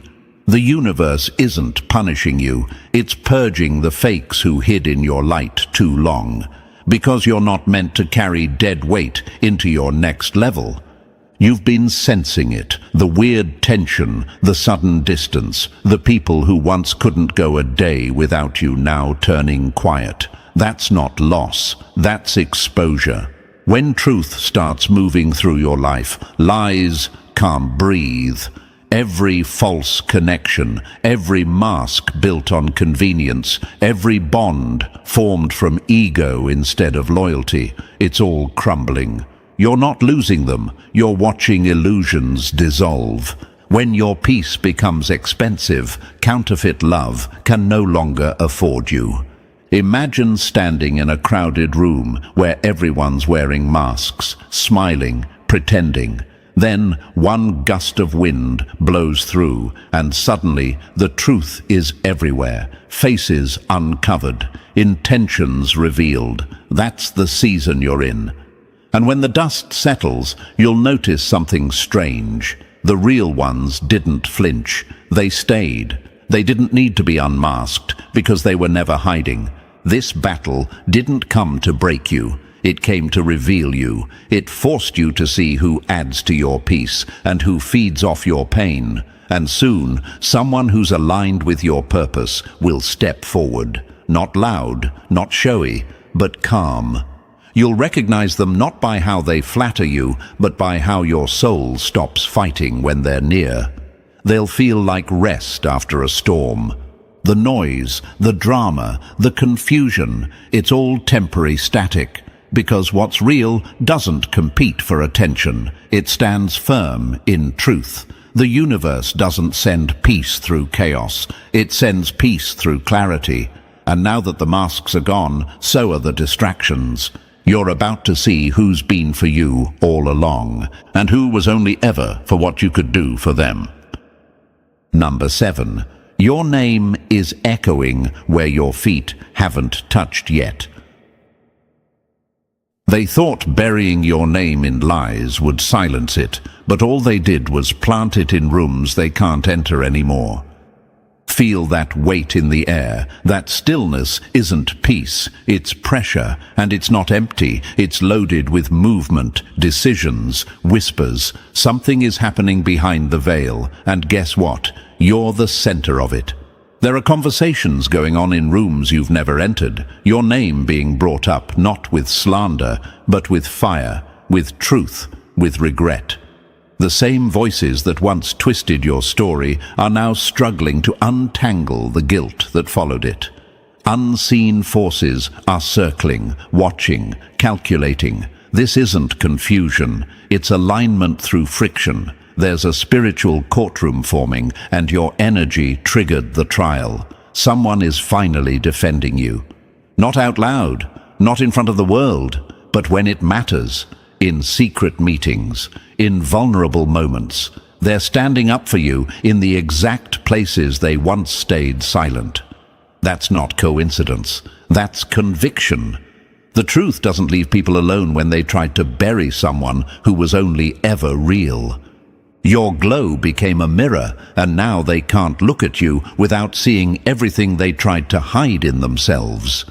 Imagine being on trial in a courtroom where you're not even present, no lawyers, no witnesses you picked, just the energy of who you are being weighed against the lies they tried to use against you. And in that silence, something happens. Someone who doubted you shifts. They feel it, your absence hitting harder than your presence ever did. Suddenly, they can't even see your face without remembering how they mishandled something pure. The same people who laughed at your breakdown are now obsessed with your bounce back. The ones who mocked your silence are now studying your strength. And the weight they feel, that's your light pressing down on their conscience. You became too loud to ignore without even speaking. The truth doesn't chase applause. It just waits for the lies to collapse under their own weight. So if it feels like something's shifting, like the air is charged, like people are acting strange, it's because justice is moving quietly. You don't need revenge. Your name is working its own case in a courtroom the fake ones can't reach. And the verdict? Your presence wasn't just felt, it was remembered, and now they're the ones haunted by the truth you carried all along. Number 8. This ain't a love triangle, it's a loyalty test in disguise. One wants to love you, the other wants to own you. Know the difference before they both pretend it's the same thing. Right now, you're being watched, and not just by people, but by energy. Two souls are circling your path, and both are pulling at your spirit. One approaches softly, rooted in love, truth, and peace. The other? It's crawling in from the shadows, wrapped in fear, pride, and a desperate need for control. This is not some romantic drama. It's a spiritual battlefield dressed like a love story. And the stakes, your sanity, your future, your peace. One soul wants to heal with you, build with you. They're patient. They're not shaken by silence. They honor your past without weaponizing it. But the other, they're not here for healing. They're here for domination. Their attention is laced with anxiety. Their care feels like control. Their apologies come with guilt hooks. This is how fear plays dress-up and calls itself love. Not every apology is a doorway. Some are just trapdoors back into cycles you already escaped. Picture this, someone rewriting a message over and over, torn between saying the truth and feeding their ego. They know you're the real thing, but fear of rejection, of not measuring up, of losing control, paralyzes them. So they move with pride instead of purpose, and their silence screams louder than anything they could have typed. But in a moment of truth, it cracked. During a recent confrontation, your name came up. Someone said it plain, "You don't deserve them unless you're ready to protect them." And the room went dead silent. That was the shift. Ever since, energy around you has been vibrating differently. People you don't even know are drawn to you. You walk into rooms and change the atmosphere. That's not random. That's spiritual frequency. You carry something sacred now, something rare, and the universe has wrapped a layer of protection around you that confusion can't penetrate anymore. Your spirit isn't up for negotiation, and not everyone who misses your presence is ready for your power. So be sharp. This test isn't about romance, it's about resonance, and only one soul is aligned with the real you. The other just misses controlling the old one. Number 9. The final call has been made, and it's in your favor. They thought they walked away from you, but now they're waking up in the prison they built by doing so. Someone who once questioned your worth is being hunted by the silence they left behind. Their dreams are filled with flashes of what they lost. They don't know why your name echoes in their chest at 2 a.m., why your face shows up in random places, or why peace hasn't returned since you vanished from their life. But you do. It's not nostalgia, it's judgment. It's the universe whispering, you saw light and turned your back. What they thought was just another goodbye turned into their spiritual sentencing. Because you weren't just another chapter, you were the turning point they refused to turn with. And now, that distance they created has become the same silence that's tearing them apart. That's not guilt. That's spiritual consequence. When you abandon someone chosen, you don't just lose a person, you lose your place in destiny. But don't grieve, don't wait, don't wonder if they'll ever get it. The verdict's already in. The ones who doubted your purpose, mocked your glow, or mishandled your love are now realizing they weren't just wrong, they were blind. And the universe isn't punishing them, it's just no longer protecting their illusion. Meanwhile, something wild is happening in your atmosphere. The energy around you is clearing, the noise is dropping, and into that silence, a message is coming, unexpected, unforced, but heavy with truth. It won't need fireworks, it won't need paragraphs. It'll hit your soul like a gavel in a courtroom, final, direct, true. The universe doesn't need a crowd to confirm your victory, it just needs a moment. And someone real, is carrying your name right now, but not in ego, not in drama, in prayer, in intention, in alignment. That's who finds you. That's who the universe clears space for, not the loudest, but the most sincere. So breathe, chosen one. The storm didn't break you, it revealed you. And now the final judgment is sealed. Peace wins. You win. Because while they played games, you stayed real. Number 10. They finally see it, but now the truth has teeth. You weren't too much, they were just too small to handle the weight of your worth. There was a moment, quiet, almost forgotten, when someone told them the truth to their face. You don't deserve them. And at the time, they shrugged it off. Laughed, maybe, but it wasn't jealousy. It wasn't hate. It was the universe intervening through someone bold enough to say what they were too blind to see. You were the prize they kept mishandling. And now that truth is clawing its way to the surface. If your emotions have been breaking through lately, random tears, heavy mornings, sudden waves of exhaustion, it's not weakness, it's a signal.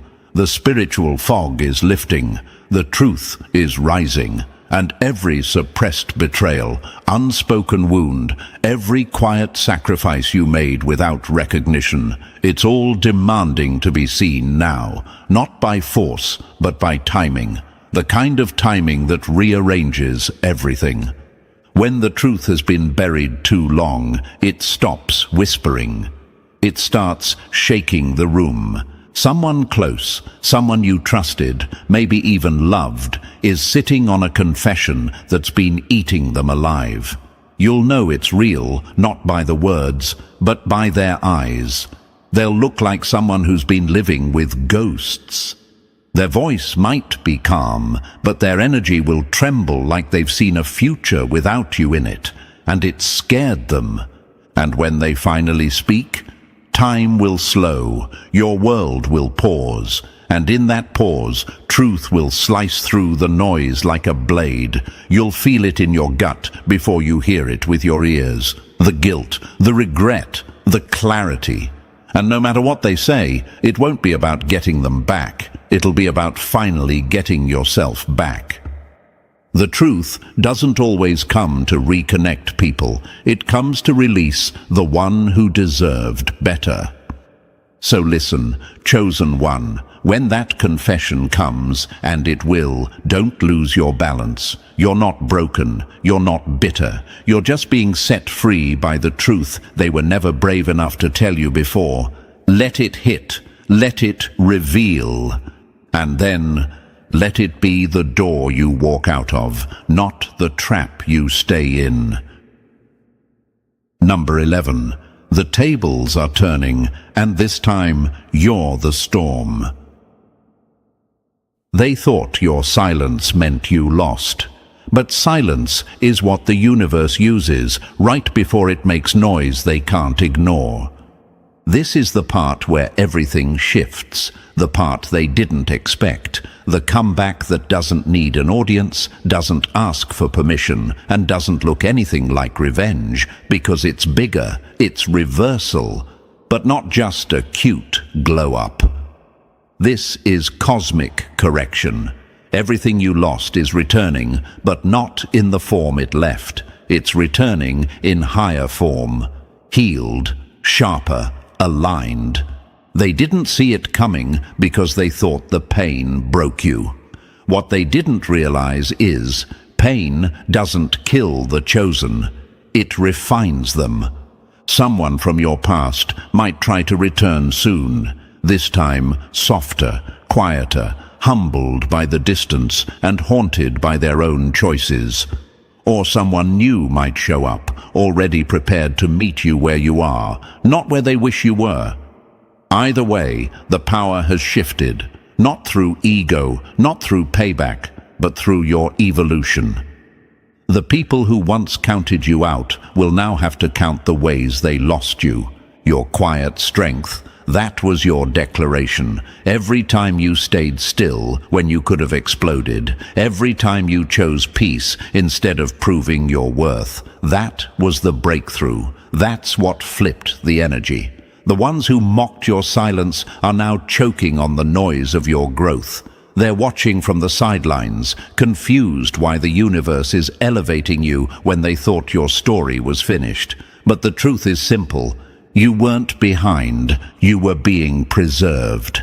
Imagine a tide that's been pulling back for miles, quiet, slow, steady. No one pays attention, no one sees the build-up. And then, out of nowhere, it surges, not to impress, but to reclaim space. That's you now. The tide is turning, and your chest, that warmth you feel, that's confirmation. Peace is winning. Alignment is here. You are no longer stuck between pain and purpose. You are being lifted above it. When the energy shifts, even the silence gets louder. So let them talk. Let them wonder. Let them feel the distance. The verdict has been given. You are not here to compete. You are here to ascend. Number 12. They let you go. Now the silence is tearing them apart. They thought walking away would bring them peace. Instead, they walked straight into a war with themselves. Don't let their calm fool you. Behind the stillness, there's a storm brewing, and it's not yours, it's theirs. The one who once doubted you, questioned your worth, or treated your love like it was optional. They're fighting a quiet war now. Logic tells them to move on. Ego tells them to stay cold. But their heart? It's aching in places they can't even name. Every sunrise without you is a reminder that they misread what was rare, and now they're paying in silence. You're not imagining the shift. The weight you've been carrying is lifting. The universe is restoring what was stolen, drained, or broken inside of you, but not to return you to who you were. You're not going back. You're being rebuilt higher. Every sleepless night, every tear you swallowed instead of explaining yourself, it's been recorded, and now it's being repaid in clarity. What they called overreacting was actually intuition. What they walked away from is what they're now praying for. The angels are already in motion. The path is clearing. That fog in your chest, it's thinning, because peace is replacing confusion. And soon, very soon, the noise will die down. The games, the ghosting, the back and forth. It'll collapse under the weight of undeniable truth. Love can't be faked forever. And when what's real shows up, it doesn't compete. It just is. Imagine locking eyes with someone who finally sees you, not just your smile, but the strength behind it, not just your presence, but the pain you survived to still stand tall. That moment is coming, and whether it's someone from the past or someone new who's been spiritually assigned to you, it won't feel like confusion. It'll feel like clarity that waited for the right time to arrive. The universe doesn't restore what's convenient. It restores what was sacred. So walk steady, chosen one. The ache they feel now, you've already lived it and survived. But what's coming for you isn't a rerun of the past. It's the reward for not folding when you had every reason to. This war wasn't to break you, it was to establish you. And now that restoration has begun, they'll finally understand who they lost. Number 13. This isn't just a shift, it's a spiritual takeover. The same place where they misjudged you is the place they'll witness your rise, and this time no lies can stop it. Stay still, chosen one. Don't rush, don't retreat. Where you're standing right now isn't random, it's sacred ground. The atmosphere around your life has changed. You feel it. The tension, the pressure, the eerie silence that almost hums with power. That's not your imagination. That's spiritual alignment locking into place. And it's not just shifting your path. It's yanking every name tied to your story back into orbit, whether they like it or not. Two energies are shaping what happens next. One soaked in guilt, trying to rewrite the past to look innocent, and the other wrapped in raw, trembling truth. But what they didn't know is this: your story was already written before they ever tried to interfere. Their opinions never held the pen. Destiny did. You were never waiting for people to understand you. You were waiting for the universe to clear the stage. Right now, behind the scenes, a spiritual courtroom has convened. Intentions are being weighed. Masks are slipping. The one who hurt you can't escape the weight of their own silence. Their peace left with you, and now their dreams are full of your name. Regret is the soundtrack to their nights.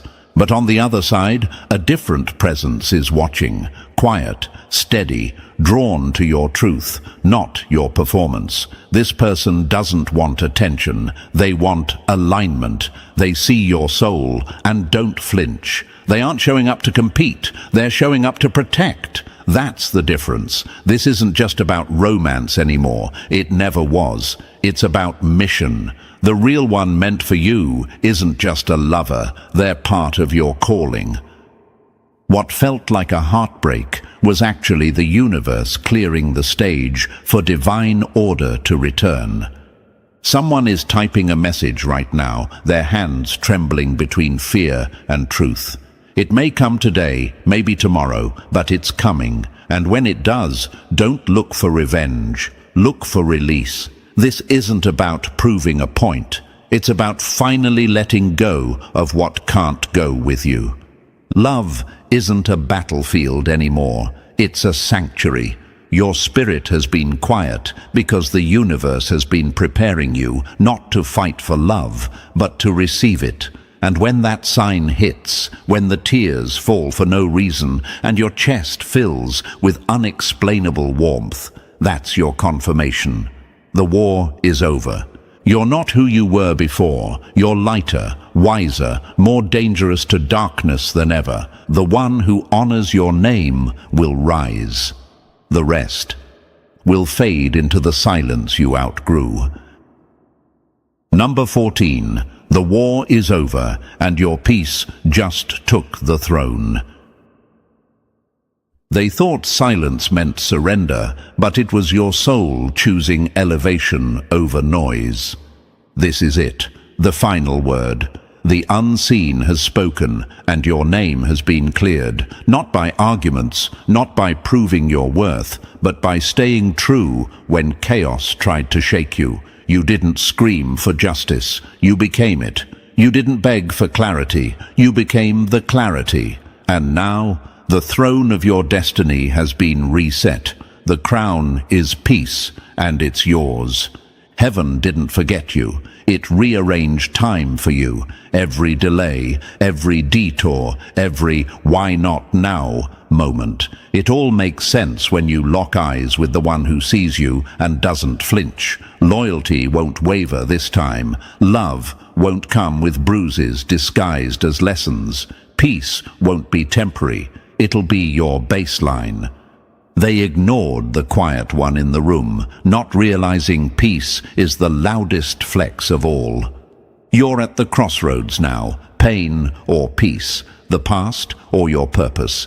One road will keep you circling the same wound. The other, it leads to rest, and not just any rest, rest that heals you while you rise. The old cycle has ended.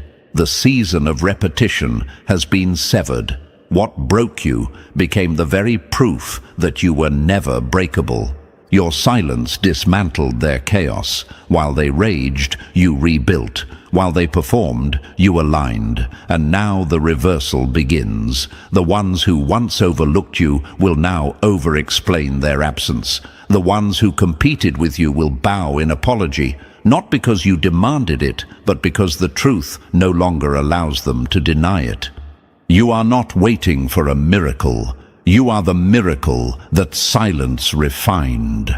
Your name is being whispered in places your feet haven't touched yet. Your strength is being discussed where your pain used to be mocked.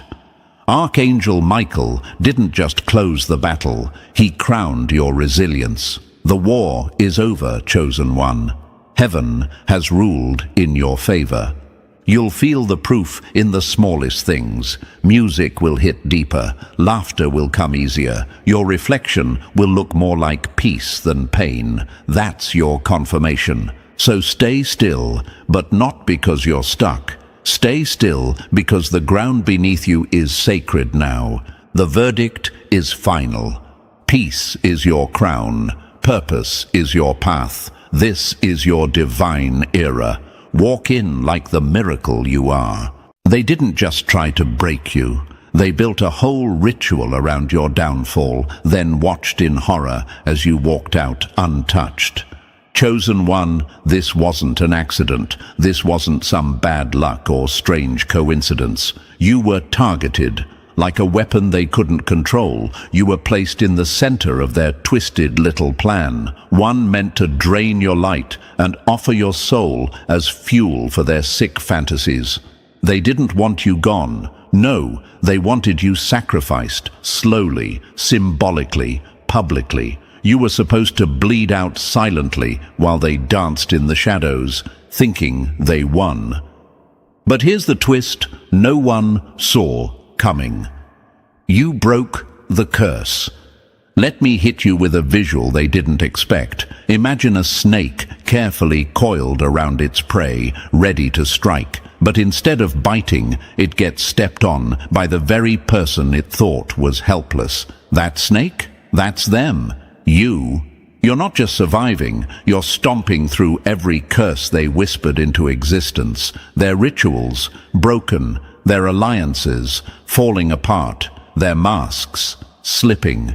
And here's the truth that cuts deeper than any spell. You were never theirs to destroy. You were simply surrounded by cowards who feared your awakening. Let me say something bold that your enemies hope you never realize. When the universe chooses someone, even 1,000,000 curses fall powerless. That's why they panicked when you didn't break. That's why they sent more tests, more betrayal, more manipulation, but the joke's on them, because every setup was secretly building your immunity. Their darkness trained your vision. Their lies sharpened your truth.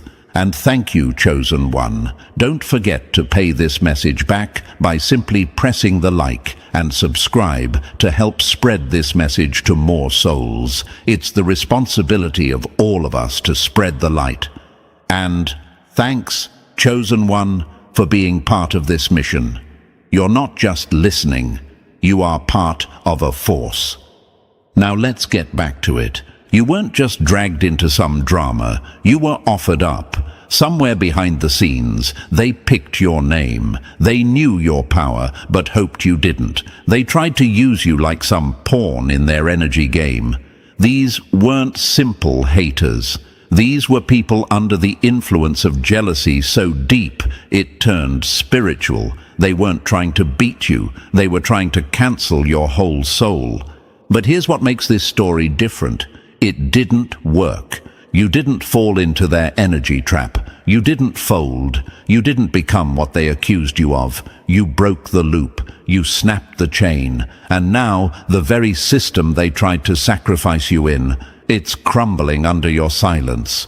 You see, curses only work when the target believes they're weak. And you, despite everything, never truly forgot who you are. That's the crack they didn't expect. You still had just enough self-awareness to say, no, this isn't my fate.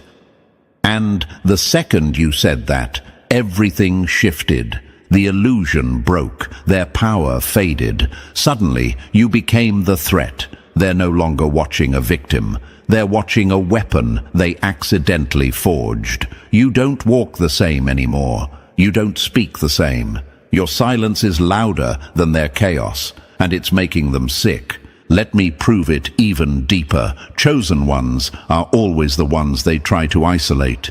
Why? Because power grows when it's still, and they fear your stillness. They fear your inner peace because it's untouchable. They can't corrupt what's already awakened. That's why they had to lie about you. That's why they tried to control the narrative, because if others saw you clearly, the game would be over.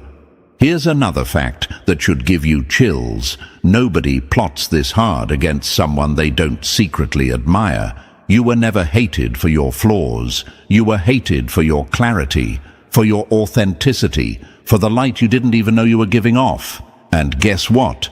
They knew you had no clue how bright you were. That's why they sent the smear campaigns. That's why they twisted stories. They needed you to feel unsure of yourself. Because if you ever got clear, if you ever remembered who you were, it would undo years of manipulation. Well, look around. You remembered, and now they're the ones breaking.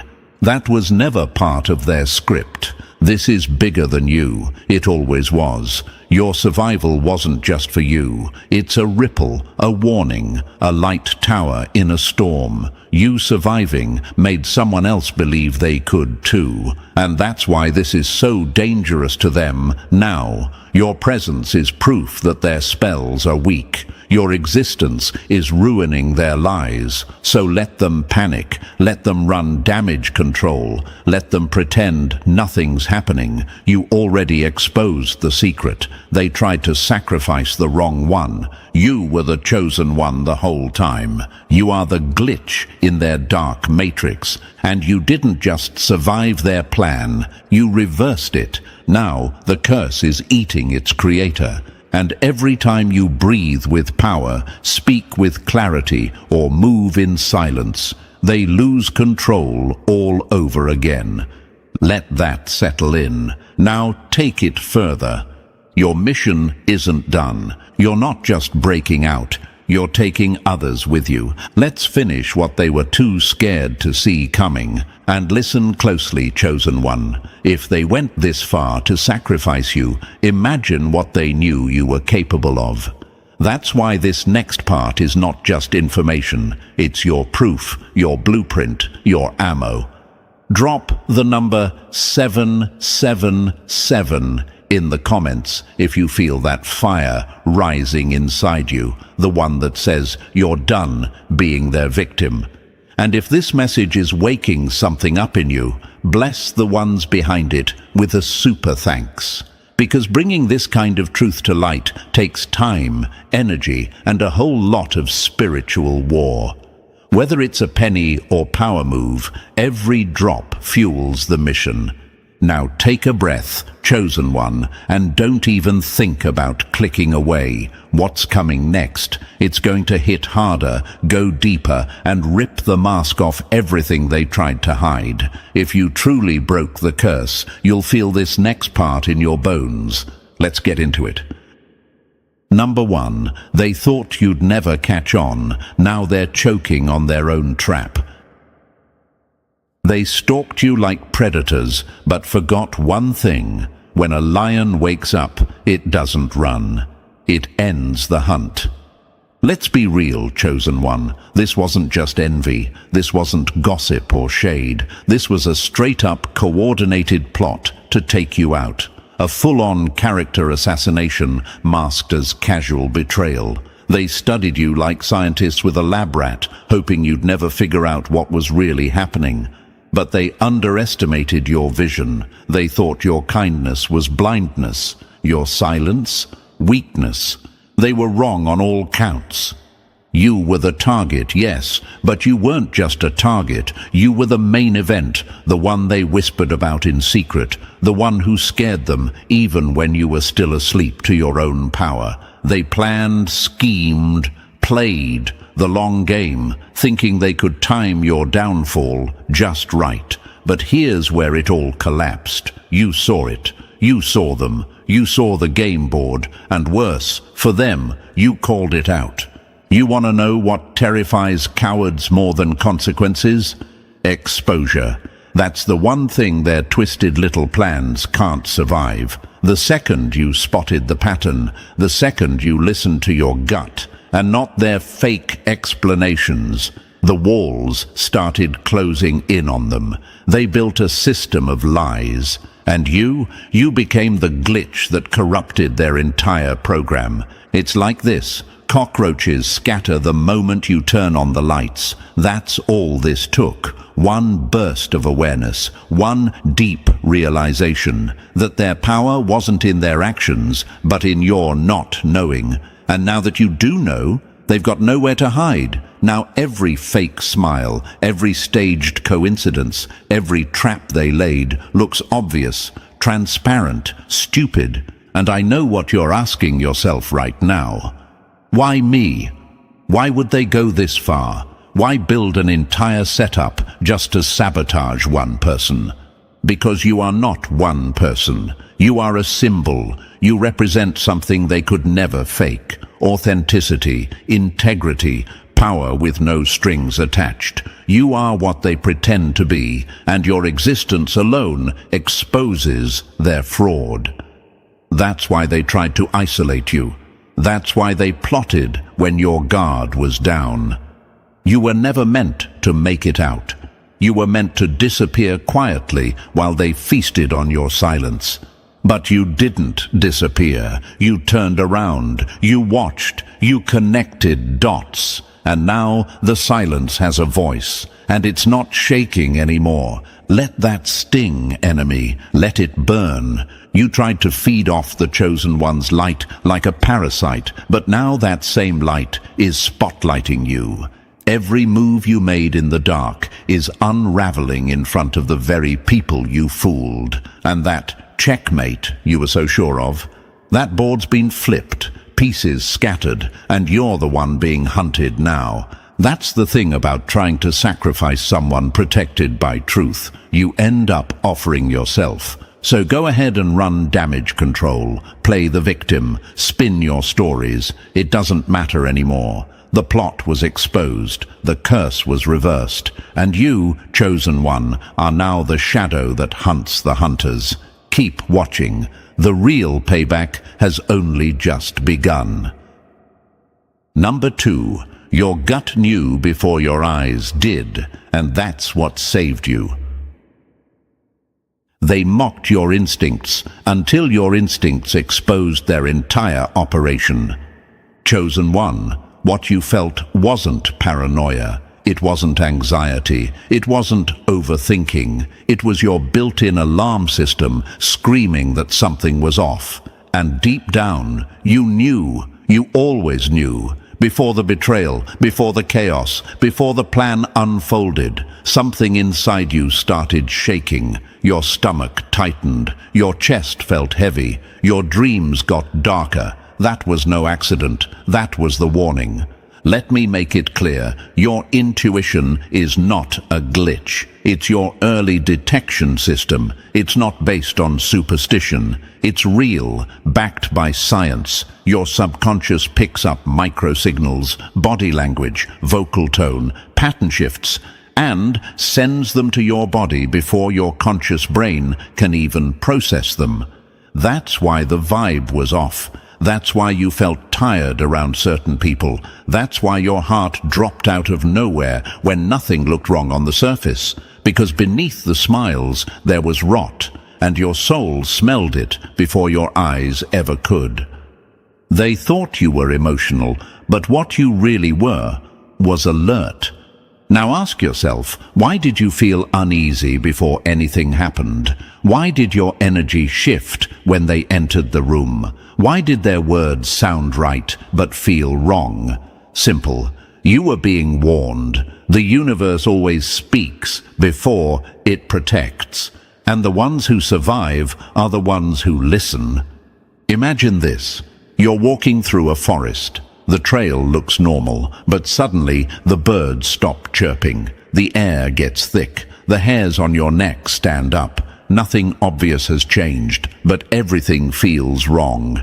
That's not fear. That's truth without words. That's what your soul felt when you were around these people. And let's be real, this wasn't just one off moment. This was a pattern. The closer they got, the more drained you felt. The more you opened up, the more chaos showed up in your life. Coincidence? Please. That was spiritual warfare, masked as friendship, loyalty, and fake love. And your intuition. That was your shield, screaming for you to turn around. Your intuition doesn't speak in sentences. It speaks in survival. Let's dig even deeper. You ever wonder why they were so bothered by your silence? Why your distance made them panic? Because your awareness threatened their control. They don't care about people who are easy to fool. But you started asking questions. You started feeling the shift. That's when they got aggressive. That's when they started accusing you of being the problem. But think about it. If someone gets angry that you're noticing the truth, isn't that the loudest proof that you're onto something? Let me give you a metaphor to burn into your brain. Imagine a magician performing on stage. As long as the audience is distracted, the trick works. But if one person starts watching the magician's hands too closely, the whole illusion falls apart. That one person, that was you. You weren't clapping like everyone else. You were observing. You saw the sleight of hand. You caught the lie mid-performance. And now they're pissed. Not because you were wrong, but because you were right. They don't want you to see clearly, because clarity kills control. And here's the kicker. Your energy was the giveaway. You have a different frequency, a real one. And realness makes the fake nervous. You ever wonder why they'd smile in your face, but study your every move like a threat? It's because you carry something rare, something raw, something they can't fake. That's why they had to distract you, to shut you down, to convince you that your instincts were too much. Because once you trusted them, their entire illusion would fall. Let's run that truth one more time. You were never too sensitive. You were just surrounded by people who needed you desensitized to stay in control. Imagine walking through a house and smelling gas, but no one else reacts. They laugh, change the subject, turn up the music, but you keep sniffing. You know something's wrong. You feel it. And right before the explosion, you run. You survive. They stayed behind. Why? Because you listened. That's how this played out. They tried to sacrifice you, not just physically, but emotionally, mentally, energetically. But your instincts refused. Your nervous system kept sounding the alarm. And that twitch in your chest, that pit in your stomach, that wasn't weakness. That was your soul screaming truth into your bones. And here's the cruel irony. They tried to make you feel crazy for noticing, for pulling away, for questioning their motives. But guess who's still standing? Guess who dodged the explosion? The one who trusted the silence over the lies. They underestimated you, not because you lacked strength, but because they didn't realize your real strength was awareness. They wanted a puppet. They got a prophet of truth. And now that you've listened to that inner warning, their plan is falling apart in slow motion. And I know you've questioned yourself. Was I just overreacting? No, you were underestimating your gift. You were catching smoke before the fire showed up. You were feeling tension in the air before the storm broke loose. That's not paranoia. That's called being chosen. Let me say it like this. No one wastes energy fighting something weak. Your enemies went this hard because your energy hit them first. Before you even opened your mouth, your presence made them uncomfortable. Before you even made a move, they already felt the threat. That's why they couldn't leave you alone. That's why they smiled while sharpening knives behind your back. Because they feared the moment you'd wake up and trust that inner knowing. Well, guess what? You did trust it. You walked away. You cut them off. You went quiet. And now they're unraveling. So next time your gut tightens, listen. Next time your body says, don't go there, obey. Because that's your soul moving faster than your mind. And it has already saved your life once. You didn't dodge the hit by luck. You sensed it. You saw the shadows shifting even when the lights were on. You had no proof, and still you pulled back. That's divine timing disguised as instinct. And the best part, they know you know now. That's why they're scrambling. That's why they're trying to re-enter your life with guilt, charm, or fake apologies. Don't fall for it. They weren't sorry when they were planning. They're only sorry you figured it out. This isn't about revenge, it's about evolution. You're not just the one who survived the plot, you're the one who sensed it before it landed. That's next level power. That's what makes you dangerous. You didn't just break the curse, you heard it coming, and you moved before it could touch you. Let that sink in. The enemy's loudest scream will always come after your quietest decision. You are not crazy. You are not broken. You are tuned in. And now they know. And that's why they're afraid. Number 3. The setup that made you unstoppable. They built a stage to watch you fall. Now you're standing on it, delivering your victory speech. Chosen one, let's call this what it really is. This wasn't a random mess. This was a setup crafted with precision, aimed straight at the cracks they thought they could break you through. They didn't just throw you into chaos. They lured you in, wrapped the trap in compliments, disguised the poison as a blessing, and smiled while handing you the knife meant for your own back. This wasn't bad luck. It was bait. But here's the twist they never prepared for. You didn't just escape the trap. You evolved in it. You started seeing patterns. You questioned what didn't sit right. You stopped dancing to music that wasn't yours. And in that exact moment, the trap collapsed. Not on you, but on them. They gave you the fire, thinking it would burn you, not realizing you'd use it to forge armor. Imagine a spider web built to catch you mid-flight. You land, tangled, but instead of struggling, you learn the structure. You study the threads, then you rip it apart and use the silk to build wings. That's what this trap did. It handed you your next level disguised as destruction.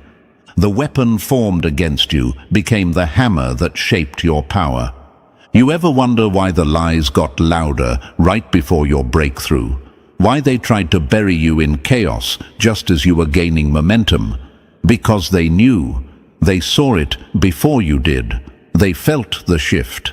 They knew the same thing you know now. Your downfall would have made them feel powerful, but your survival makes them feel exposed. You're not just climbing out, you're stomping through the wreckage they built and using it as leverage. You turned their manipulation into motivation. You flipped their betrayal into blueprint. This wasn't your downfall. This was your launch pad. And now, you're too big for the trap. Number 4. They're spiraling because you didn't shatter, you shifted. They wrote your ending like a tragedy. Now they're choking on the plot twist. Chosen one, let's make one thing clear. They're not just annoyed, they're panicking. Full-blown, sleepless night, stomach sinking, watching every move kind of panic. Why? Because the plan they built so carefully, so quietly, just exploded in their faces. They put hours, days, maybe even years into crafting a scenario where you'd fold, beg, disappear. But instead of watching you break, they're watching you build. And now they're scrambling to rewrite reality. But it's too late. You already saw behind the curtain. You know what they did. You know who smiled while planting the knife. You felt the setup in your bones before they even pulled the trigger.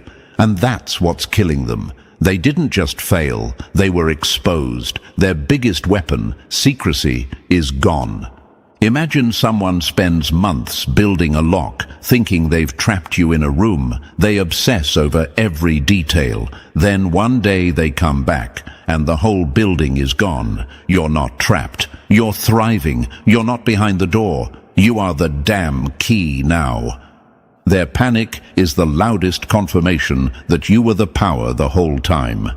They thought you'd lose your mind. Instead, you gained clarity. They thought you'd fall apart. You upgraded. And the worst part for them, you didn't even retaliate. You got quiet.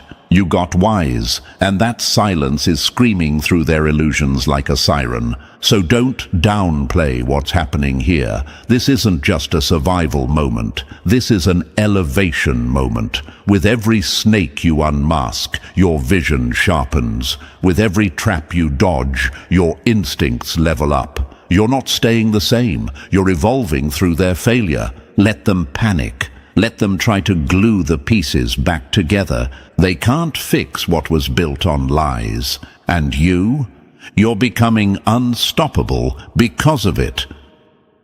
Number 5. Clarity is the kill shot. They can't manipulate what you can see, and now your vision is lethal. Chosen one, awareness is the blade that cuts through every illusion. Once you wake up, there's no going back to sleep. You start catching things before they even happen. The tone behind the words, the pause before the lie, the shift in energy when truth walks into the room. That's what scares them now. You've become too alert. They can't use confusion as camouflage anymore. Their tricks are failing because you finally see the strings. And once you see the strings, the puppeteer loses all control. Think about it. You used to walk into rooms and feel something off but couldn't explain it. Now, you can read the whole script from the first glance. You don't just hear what's said, you hear what's missing. That's awareness. It turns your instincts into armor. It turns your past pain into psychic X-ray vision. Awareness is the moment you stop bleeding from the same blade twice. Imagine a chess player who used to fall for the same trap every match, but one day, mid-game, they laugh because they recognize the move. That laugh, That's you, the shift from victim to strategist. You no longer react, you predict. You no longer panic, you observe. You've become someone who can't be cornered because you see the walls before they rise. And here's the cold truth, they hate that. Because awareness makes you untouchable. They can't gaslight you anymore. They can't feed you doubt disguised as advice. Every mask they wear now feels obvious. Every lie lands flat. You can feel the manipulation before it forms. You're not paranoid. You're trained by experience. Your awareness broke their illusion. Your clarity shattered their control. And now every attempt to fool you only exposes them faster. So remember this, you didn't win by fighting harder. You won by seeing clearer. That's what makes you dangerous now. Number 6. You heard the attack before they even picked a weapon. They were still whispering about your downfall while you were already packing your armor. Chosen one, they made one fatal mistake. They got sloppy with their silence. They thought they were being careful, but they slipped. A look, a delay, a shift in tone. That one strange vibe they didn't think you'd notice. You caught it. Not because you were suspicious, but because you were chosen. And chosen ones don't wait for explosions. They feel the tremors before the ground even cracks. That feeling in your gut, that uneasiness that made no logical sense, it was real. It was the warning. You didn't need a message, a sign, or a confession. You felt the ambush before it was built. That's what they'll never understand. You weren't saved by chance. You were protected by perception. Your intuition ruins their element of surprise, and without surprise, they're powerless. Imagine a hunter in the woods, lining up the perfect shot, breath steady, aim locked in. But just as he pulls the trigger, his prey turns and looks straight at him. No fear, just clarity. That's you. That's the kind of awareness that makes enemies flinch before they even act. They wanted to attack a ghost, not a warrior already holding a mirror up to their face. They thought you'd be confused, caught off guard, asleep. But you weren't. You sensed the switch in energy. You saw the way they changed around certain people. You picked up on the tension no one else could feel.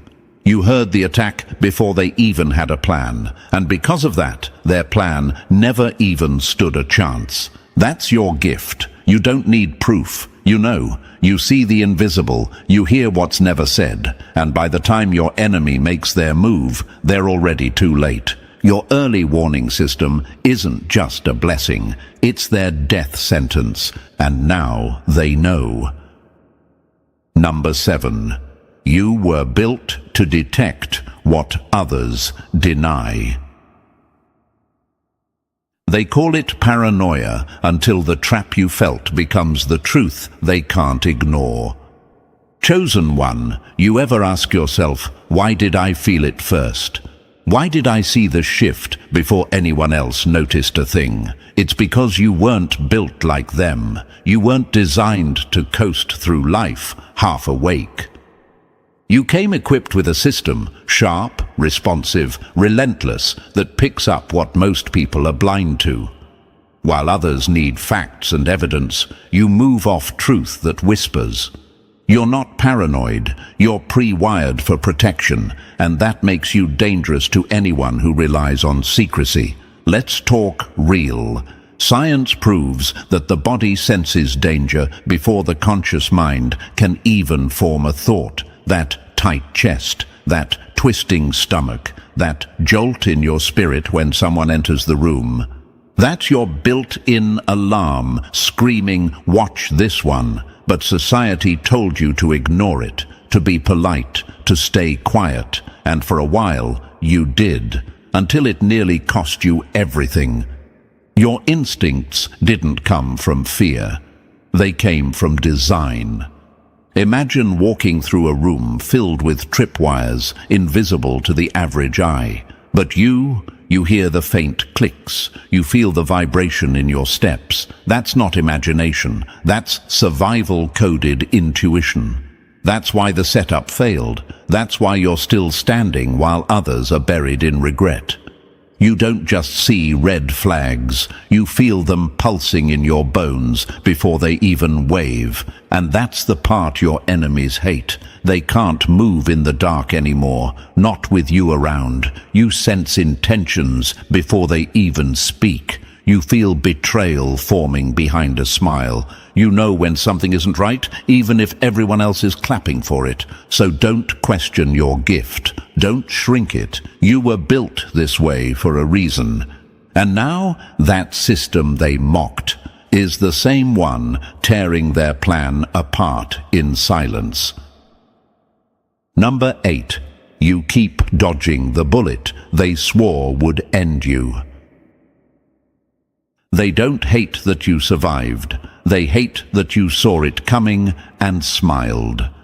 Chosen one, nothing drives your enemies crazier than watching their perfect plan fall apart without even touching you. It's not just that you escaped, it's how you escaped. Effortless, silent, calm, like you knew what was coming.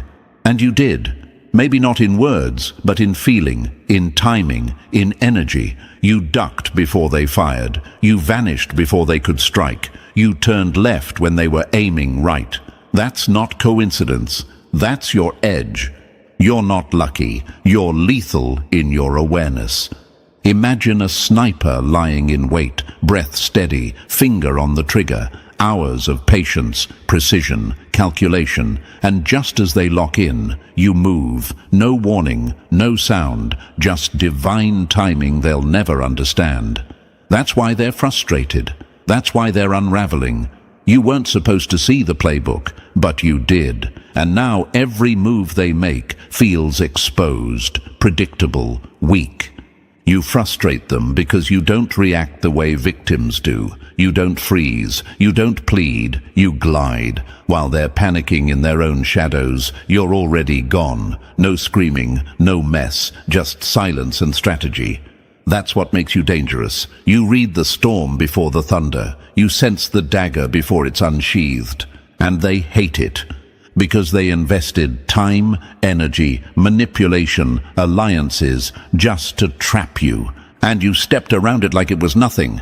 Every failed strike is a hit to their ego. Every clean escape makes their hands shake. You're not just hard to hit, you make their aim look foolish. And deep down, they know you're not running from them. You're dancing through their downfall.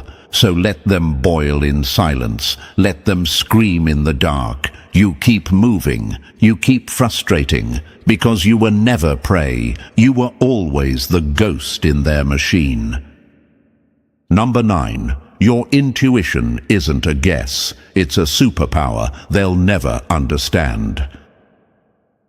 They laugh at your instincts right up until the moment your intuition exposes their intentions. Chosen one, stop apologizing for seeing what others pretend not to notice. You're not paranoid, dramatic, or overthinking. You're pre-wired for survival. That knot in your stomach? That wasn't nerves. That was radar. You were catching frequencies the average mind can't even detect. While others need proof, screenshots, or explanations, you move on data straight from the source. Instinct. That's not fear. That's foresight. You ever notice how every time you ignored your gut, it cost you? The friend you gave another chance to, the opportunity that looked shiny but drained you dry. You knew before it happened. And every time you listened, you dodged chaos so clean it almost felt unfair. That's not luck. That's the power of intuition doing its job. Your intuition doesn't shout, it whispers. The wise listen before the storm starts talking. Imagine walking through a crowd blindfolded, yet every time someone with bad energy nears, your heart spikes like a built-in alarm. That's you. Your spirit runs diagnostics before your mind even wakes up. It warns, shields, redirects, and It's flawless until you doubt it. Doubt is the only thing that silences protection. They call you distant because you pull back before the knife shows. They label you cold because you stop giving access the moment energy shifts. But that's not coldness, it's control. The universe doesn't waste warnings on people with no purpose. Those internal alerts come to protect rare energy, not average souls. You're not meant to explain your signals to those who can't feel them. You're meant to trust them, move with them, and watch how effortlessly they keep you steps ahead. Your intuition isn't just guidance, it's evidence that you were never meant to be fooled twice. Number 10. You were never in danger. You were the test they couldn't pass. They tried to bury you alive, and all they did was plant the seed that grew over their graves. Chosen one, this isn't just survival anymore. This is domination written into your DNA. You're not winning by accident. You were never meant to lose. Every failure they wished for you became a mirror that exposed their weakness. They didn't just lose, they learned they were never even contenders. You were built with something they can't duplicate, inevitable victory. Look at it clearly. They plotted, schemed, whispered in corners, digging holes like grave diggers drunk on hope. But every time they shoveled, they were burying themselves. You walk over their traps like stepping stones now. Their strategy, fuel. Their hatred, motivation. You don't even need revenge. The universe handles that while you evolve. You don't win because they're small. You win because loss doesn't fit your blueprint. Imagine a storm chasing lightning, thinking it can catch it. That's your enemies trying to contain you, doomed from the start. They mistook endurance for weakness, silence for surrender, patience for fear. They forgot that a calm warrior is the deadliest kind. You weren't retreating, you were reloading. And now they're left choking on the truth they can't rewrite. You were never touchable. Their weapons bounced off. Their words aged like rust. Every move against you only carved your name deeper into victory. You're not winning over them. You're winning through them. The battle itself was proof of your rank. No one hunts ghosts. No one traps shadows. And no one targets the weak. They came for you because you're the trophy they'll never claim. So stand tall, chosen one. You didn't just survive the sacrifice, they offered themselves instead. This isn't comeback energy. This is permanent supremacy. Number 11. They keep hitting. Reset. You keep hitting levels. They trained for your downfall like it was destiny, but the game resets every time they think they've won. Chosen one, this cycle isn't random. Every failed attack, every crumbled setup, every exposed lie, it all points to one brutal truth. You cannot be stopped. They study your every move like obsessed chess players, convinced they'll finally outmaneuver you. But just as they think they're one step from checkmate, the whole board flips. Their strategy gets wiped, their effort deleted again. And that's what's breaking them, not just the failure, but the pattern of it. Because no matter how many times they restart, you remain untouched. You move forward, you level up, you walk away while they drown in confusion. Imagine someone trying to outrun their shadow. They exhaust themselves, but the shadow never leaves. That's them chasing your downfall. It's a race they were never built to win. Your growth resets their plans because you're evolving faster than they can plot.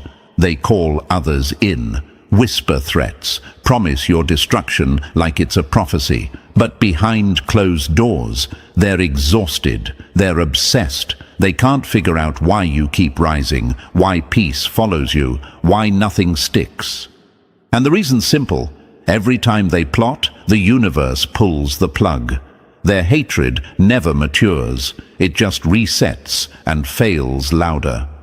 Meanwhile, you gain clarity. You gain awareness. Every attack handed you another layer of vision. Every attempt to stop you handed you wisdom they'll never earn. They burn energy trying to break you. You absorb it and keep moving. That's balance. That's spiritual math. That's why it keeps happening. So let them try again. Let them scream, "This time we'll win." Because the moment they move, the board vanishes. The game resets, and you keep rising, untouchable, rewritten in real time, again and again and again. Number 12. They spun lies like silk. Now they're tangled in their own web. They forged illusions like weapons, but forgot truth cuts deeper than any lie ever could. Chosen one. This wasn't just jealousy or pettiness. This was full-blown manipulation, engineered to make you question yourself. They weren't just throwing shade, they were manufacturing darkness, whispered lies, fake screenshots, twisted stories, all crafted with surgical precision to make others look at you sideways. They wanted confusion, chaos, doubt, and worst of all, they wanted you to believe it too. They didn't come at you with fists. They came at you with perception, trying to edit the way people saw you and how you saw yourself. That's psychological warfare. But here's the fatal flaw. Illusion requires energy to maintain. Truth doesn't. Their lies took effort. Your truth just had to wait. The longer a lie runs, the louder the truth hits when it lands. Imagine a magician pulling off the perfect illusion, smoke, mirrors, applause, but then the lights shift and suddenly everyone sees the wires, the strings, the trapdoor. That's what just happened. Their act is over. The crowd is waking up, and now the performer is left sweating, exposed under lights they can't dim. They forgot that when you're chosen, darkness rebounds. Manipulation has a price, and energy doesn't vanish. It ricochets. Every poisoned word they sent your way, it's circling back. Every lie they told about you, it's unraveling in public. They wanted to break your image, but now their mask is melting. And you didn't fight fire with fire. You didn't defend yourself at every turn. You stood still, waited, and let time do what panic never could. You didn't just survive their campaign, you outlived it. So let them sit in the mess they made. Let the truth tighten like a noose around their little stage act, because the longer they performed, the harder the collapse. And you, chosen one, you were never fooled, only patient. Number 13. They tried to mute the truth, but you became the loudest proof. Lies echo for a moment, but truth, it carves itself into stone. Chosen one, when they couldn't destroy your path, they went for the next best weapon, perception.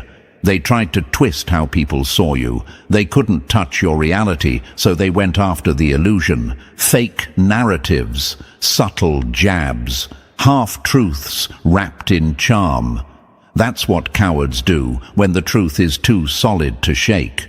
But here's what they forgot. Truth doesn't need to defend itself. It just needs to last. And you outlasted every lie they crafted. You stood when everything around you tried to distort your image. And now that the fog is clearing, you're still standing, stronger, clearer, unshakable. A lie may travel fast, but it always runs out of breath. Truth just walks and always arrives. Look at history. The ones who carried real power were always framed first. They were mocked, misunderstood, misrepresented. Why? Because truth shakes systems. It makes the fake scatter. And you, chosen one, are walking, breathing, undeniable truth. That's why they panicked. That's why they tried to alter your reflection in everyone else's eyes. They couldn't break your foundation, so they tried to paint cracks on the surface.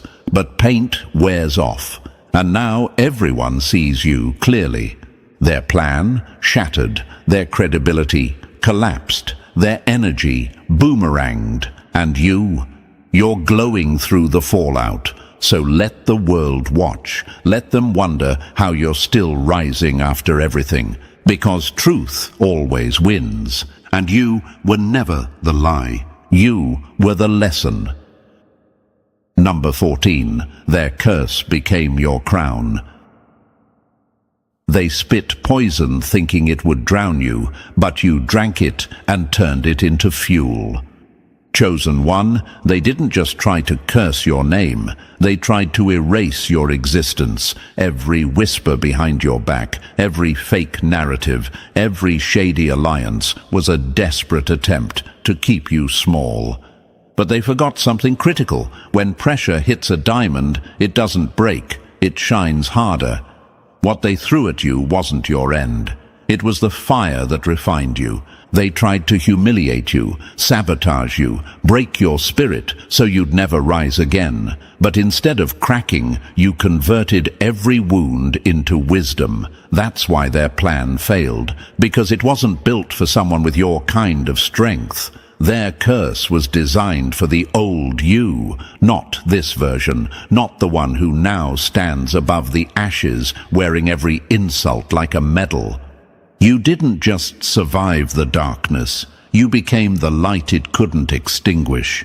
Imagine someone throwing mud at a crown, hoping no one would see the gold underneath. But over time, the rain comes, the mud washes off, and what's left? A glow too undeniable to ignore. That's what happened.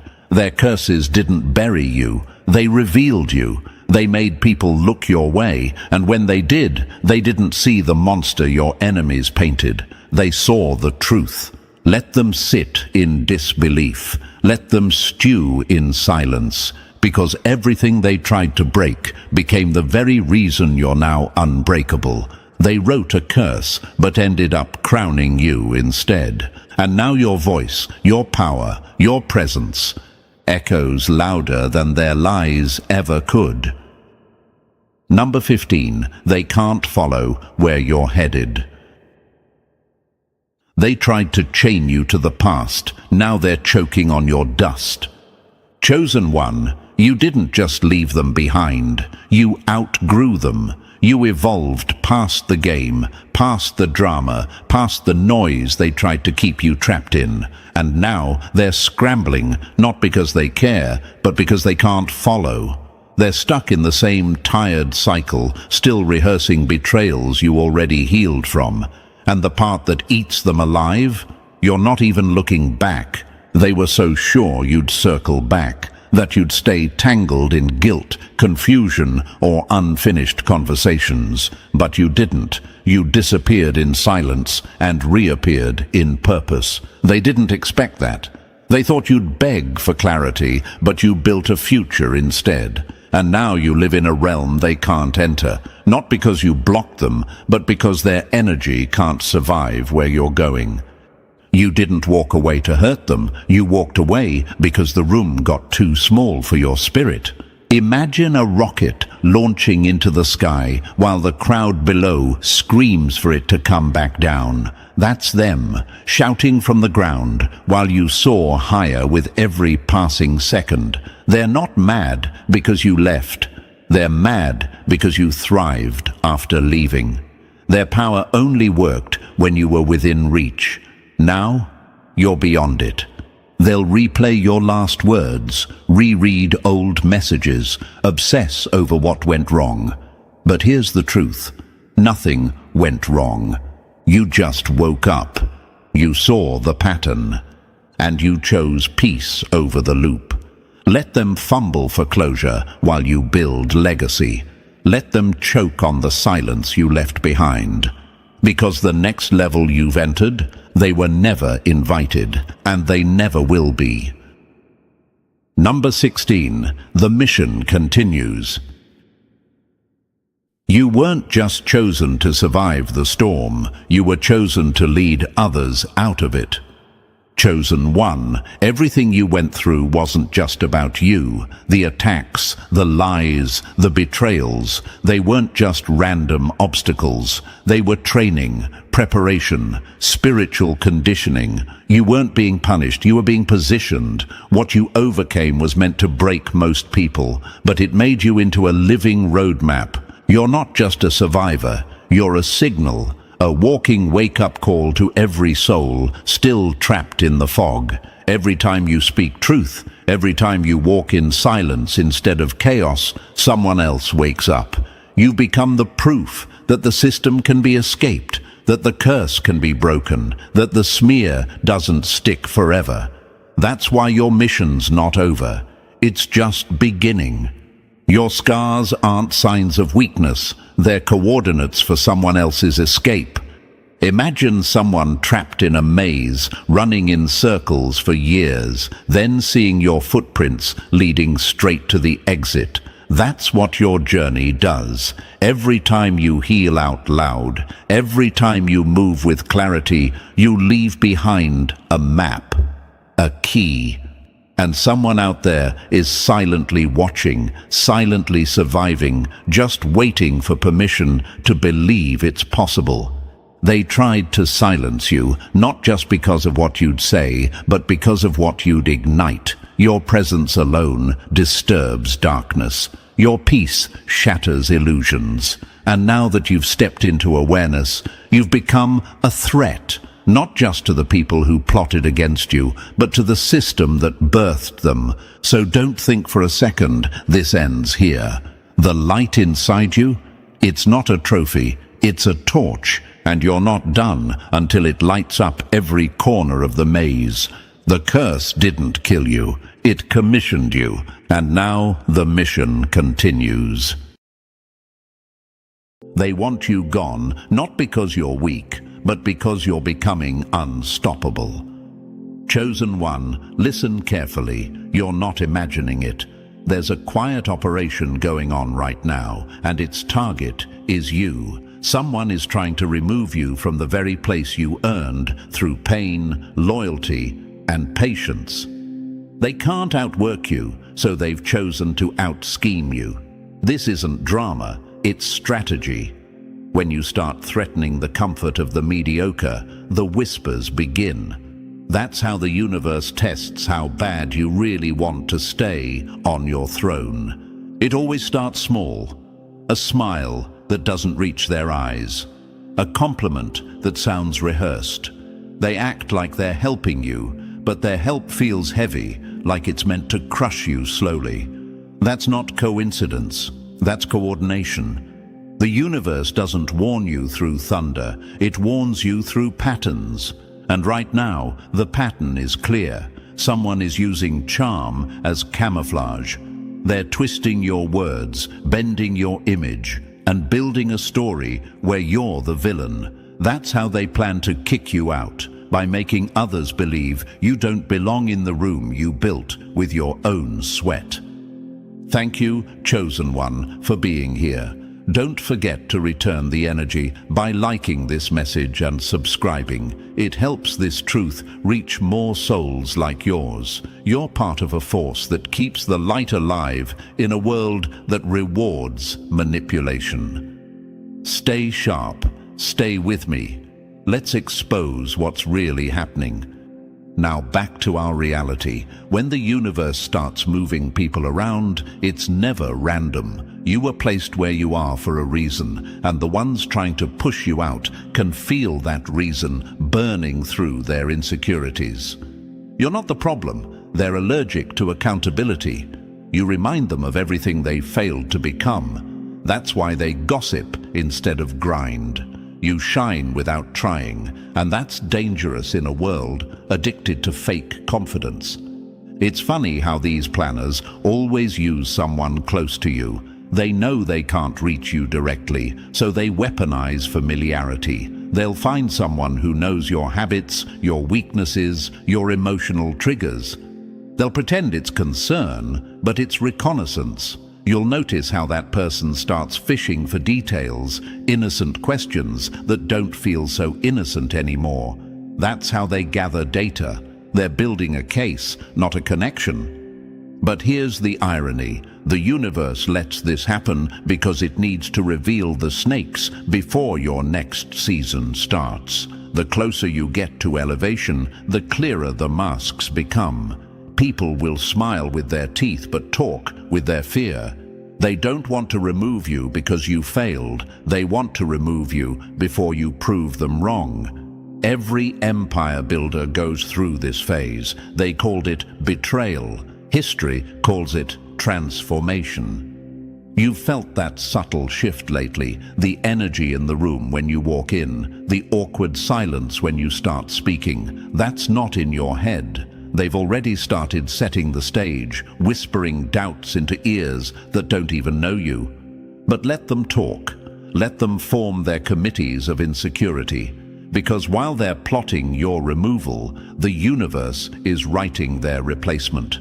Every false story they tell only exposes their own fear.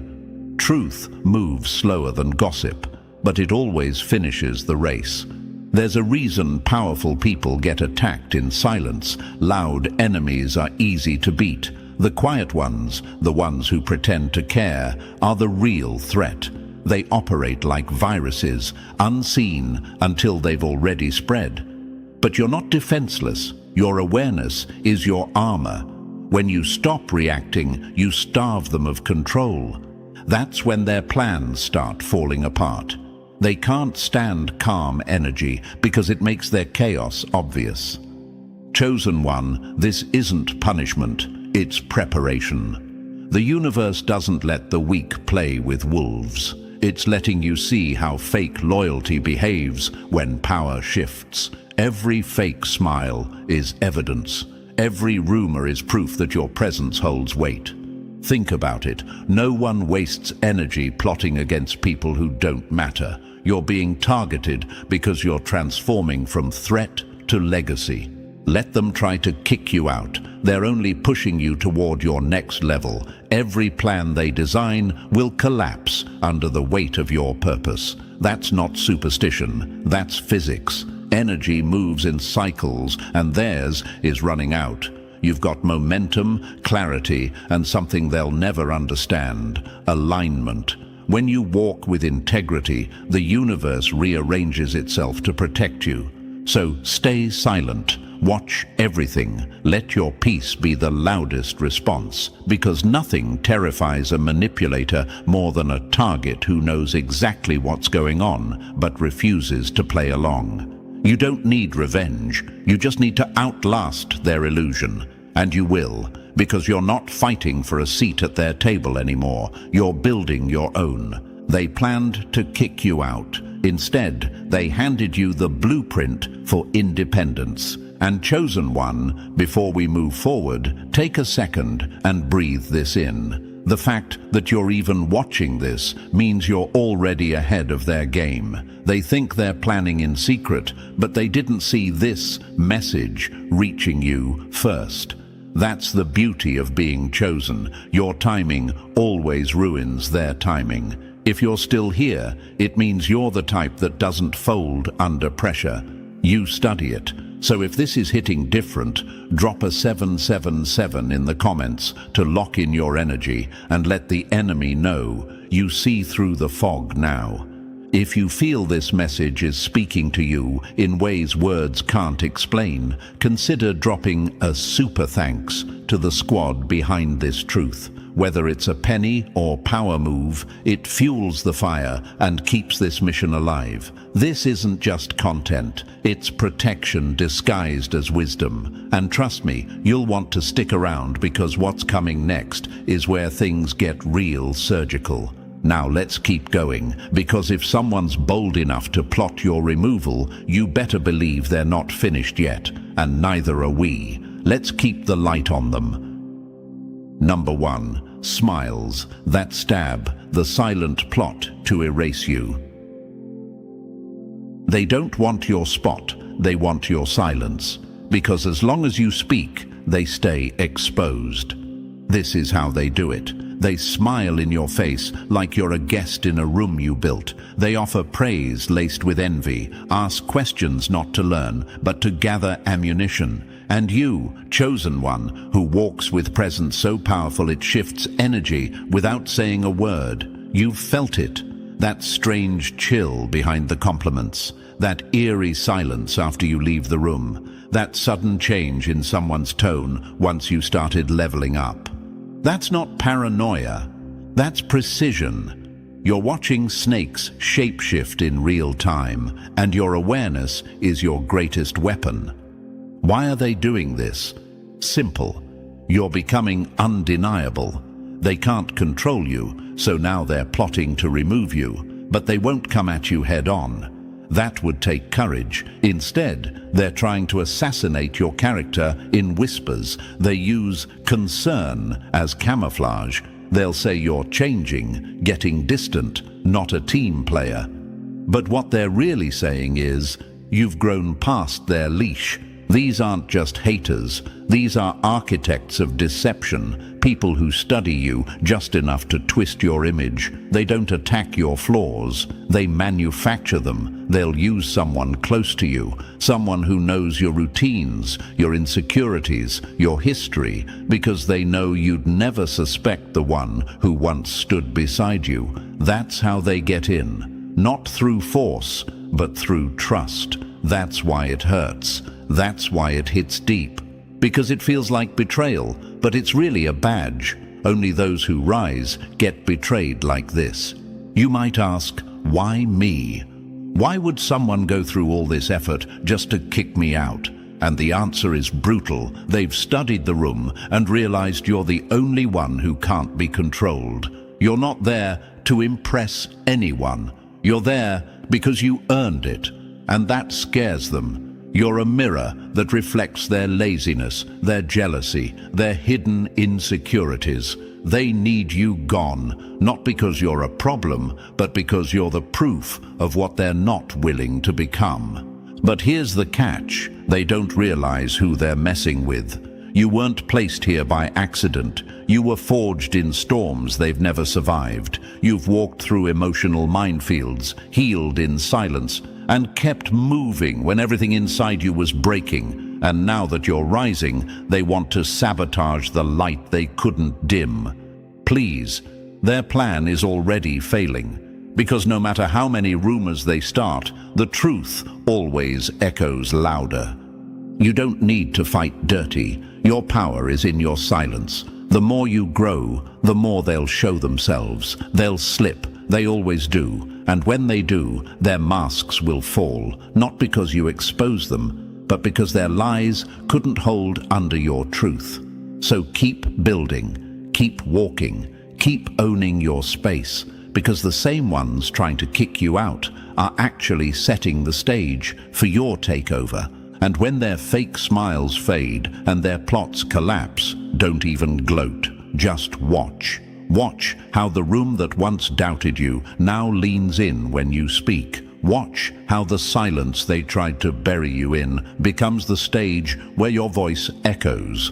And watch how the ones who planned your exit can't stop your entrance. Number 2, they watched you climb but never clapped. Some people never hated you, they just hated that they couldn't keep you beneath them. Let's talk about the eyes, the ones that never sparkled when you won, the ones that stayed quiet when everyone else was clapping for you. They weren't being humble, they were being strategic. Chosen one, you've been watched since day one. But not with admiration, with calculation. They didn't celebrate your growth, they studied it. They didn't uplift your name, they documented it, twisted it, fed it into their silent agenda. And now, that agenda has a goal. Remove you before you rise beyond reach. Imagine this. You're climbing a mountain with your bare hands while others took the elevator. You're bleeding, tired, but every step is real. Then, just before you reach the top, someone pretends they care and offers you help, only to pull your hand away when you're mid-air. That's the kind of sabotage you're dealing with. Quiet, smiling, timed. It's not competition, it's attempted erasure. They don't attack your wins, they question how you got them. See, some people aren't just envious of what you've done, they're terrified of what you might do next. They've seen your strength, they've watched you grow past what tried to break you, and now, instead of building themselves up, they've made tearing you down their full-time mission. Why? Because your presence exposes their laziness. Your confidence shakes their illusion of control. You didn't wait to be invited to the table. You brought your own damn chair. And that's exactly why their energy shifted. Ever wondered why the support gets quieter the more you level up?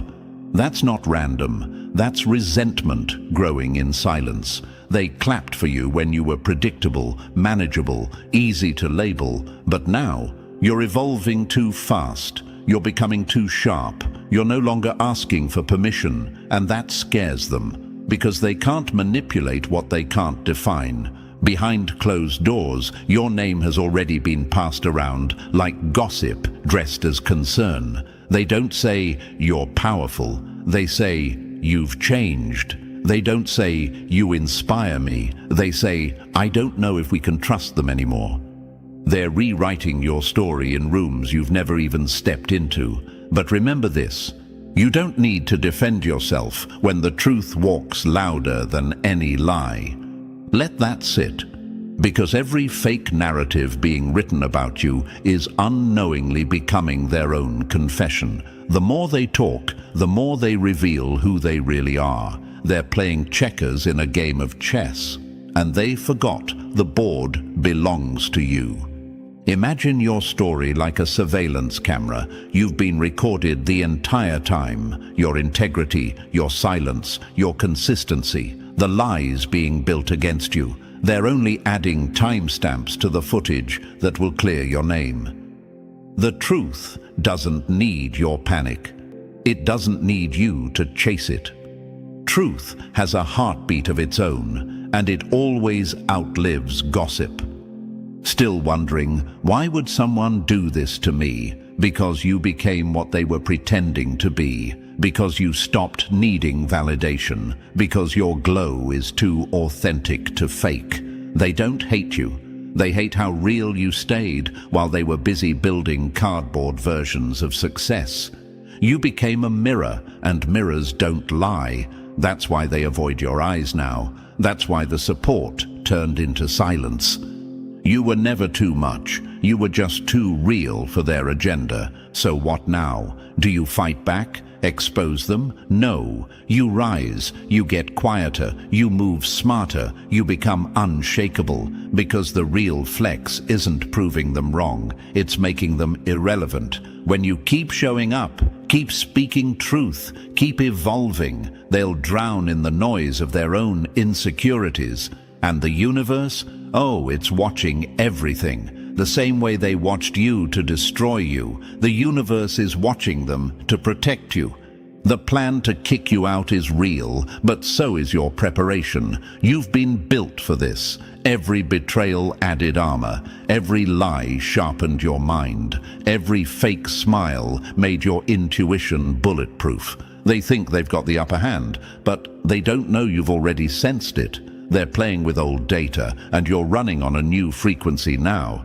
Imagine a fire they tried to put out, but every time they poured water, it turned to gasoline. That's your energy. You can't be erased. You multiply. So let them watch. Let them twist your name. Let them whisper in hallways and smile in your face. Just remember this, you were never invited to fit in. You were chosen to stand out. And what they're planning in secret, the universe is already reversing it in public. You won't need revenge. You'll have results. You won't need to prove anything. Your presence will do all the talking. Chosen one, this isn't happening to you, it's happening for you. So sharpen your focus. Don't shrink, don't beg, don't explain. Let your silence carry weight. Let your next move be so loud, it drowns out every whisper. Because at the end of the day, the eyes that never celebrated you are the ones that feared your arrival the most. And the real kicker? You're just getting started. Number 3. Your glow made their darkness itch. They didn't want your light dimmed. They wanted it dead because it exposed everything fake about them. This was never about rules, logic, or fairness. This was about how your presence made them squirm. You walk into a room and the temperature shifts, not because you're loud, but because you're real. That's what rattled them. Your peace wasn't just protection, it was provocation. You weren't trying to compete, but you still stood out. You weren't trying to prove anything, and that's what made them panic. Because deep down, they knew you were the real thing. You ever notice how roaches scatter when the lights come on? That's exactly how fake people react to your authenticity. You didn't expose them by calling them out. You exposed them just by existing. They wanted your glow, but didn't want to earn it. They tried to study your calm, mimic your strength, copy your presence. But light can't be imitated. It can only be earned through fire, and they never walked through yours. Your silence wasn't weakness. It was a mirror, and they hated what they saw. So now they're left with stories, fabricated ones. They've built a whole campaign out of lies because facts weren't enough to take you down. But here's the plot twist. While they were busy crafting narratives, you were building legacy. While they spoke, you moved. And the universe respects movement more than noise. That's why your silence is louder than their gossip. It carries power. Stillness is their biggest fear because they know truth moves in quiet. They wanted you reactive. They wanted you defensive, but instead you stayed grounded. And that's why they're unraveling. Peace is a language their chaos doesn't speak. And now their own people are starting to question the version of you they were sold. It's collapsing, and you didn't even lift a finger. Let them talk. Let them choke on their own script. Your light didn't just expose their shadows, it burned through their disguise, and now there's nowhere left to hide. Number 4. Their lies are leaking through the cracks. The truth doesn't kick doors down, it seeps in through the cracks they forgot to seal. They sent someone to monitor you, let's not sugarcoat it. A fake ally with a smile, pretending to care while collecting everything they could use against you. Your habits, your slip-ups, your quiet thoughts, spoken in trust, all gathered and passed along like classified intel. But here's the thing about playing spy. Guilt is a loud traitor. It starts small, a shaky voice, an accidental message, a delay in eye contact, and before long, the mask slips.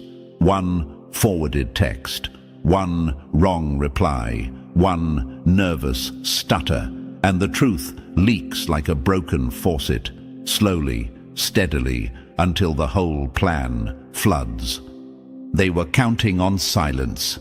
They forgot silence records everything. Their calm is crumbling. Their chest feels tighter every time your name comes up. They know they played dirty, and now they're realizing the walls are closing in. You're not paranoid, you're precise. That eerie feeling you've had lately, that was your inner warning system lighting up. You're not being pushed out, you're being pulled toward where you actually belong. You're not losing favor, you're gaining clarity. And their plan, it's not just failing, it's collapsing under its own weight.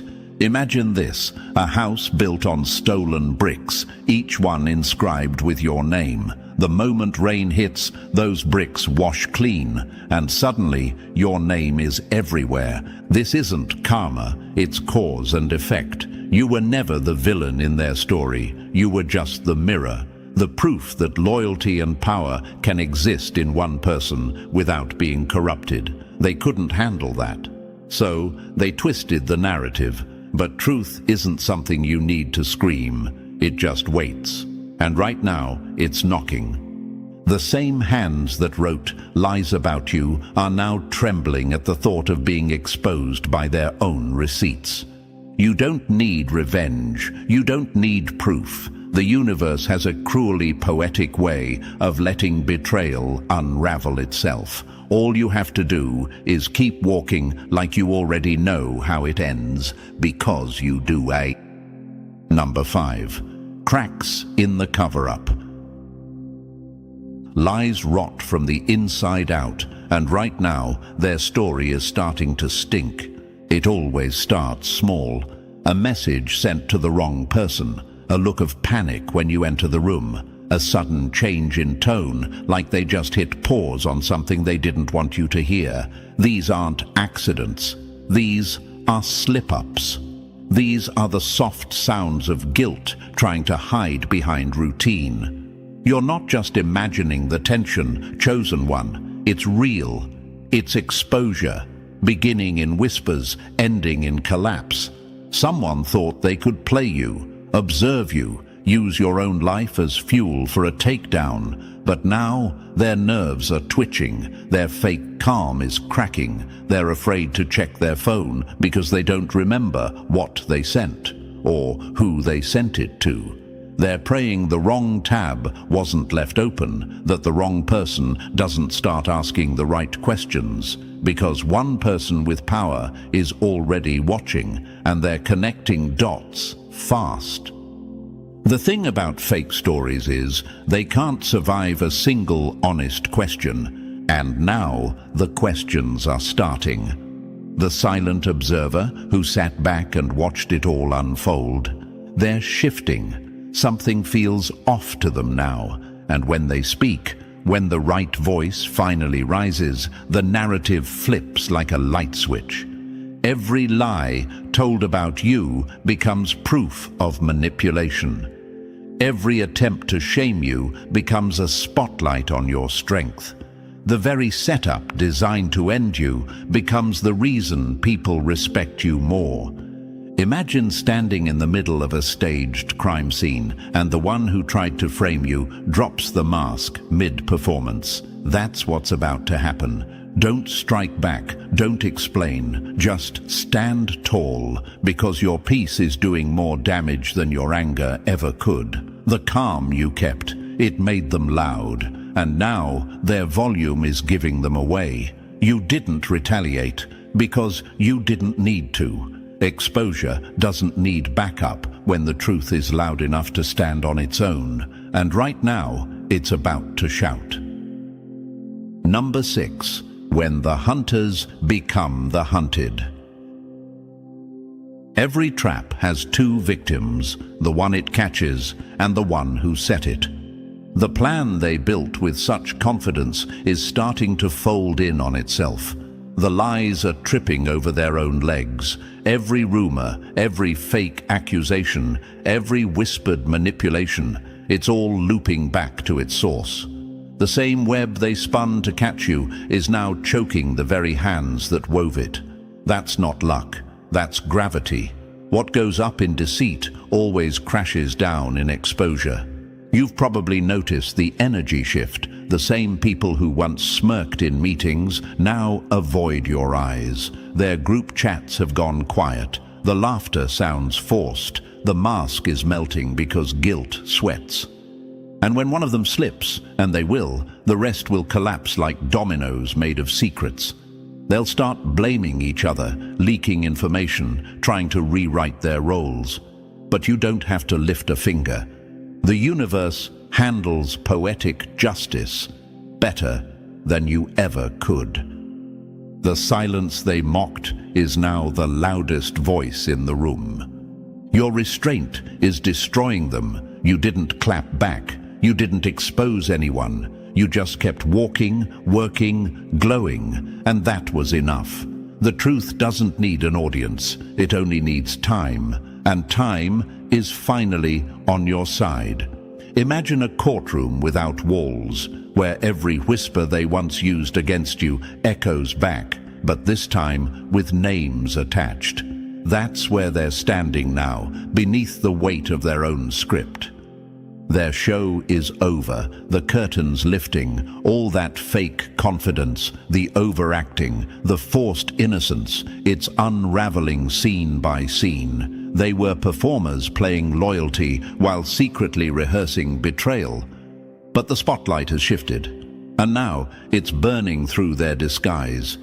You didn't walk through fire to be destroyed. You walked through it to be refined. You didn't lose anything real. You lost what was pretending. This isn't revenge, it's revelation. The tables aren't just turning, they're flipping over with force. Every lie is becoming your evidence. Every smear is turning into your spotlight. And the same people who tried to write you out of the story are now realizing you were the story all along. Number 7. When the energy shifts, so does the power.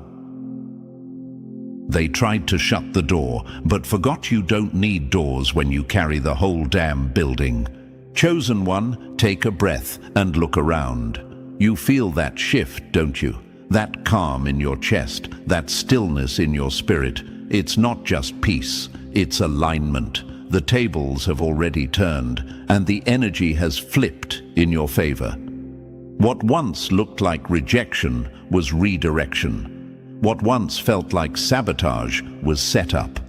They tried to ruin you with shadows, but all they did was teach you how to walk in silence and strike in light. Your peace became the pause that exposed their panic.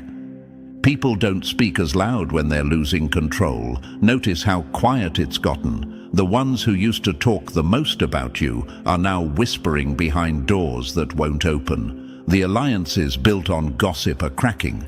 The audience they gathered is leaving. Why?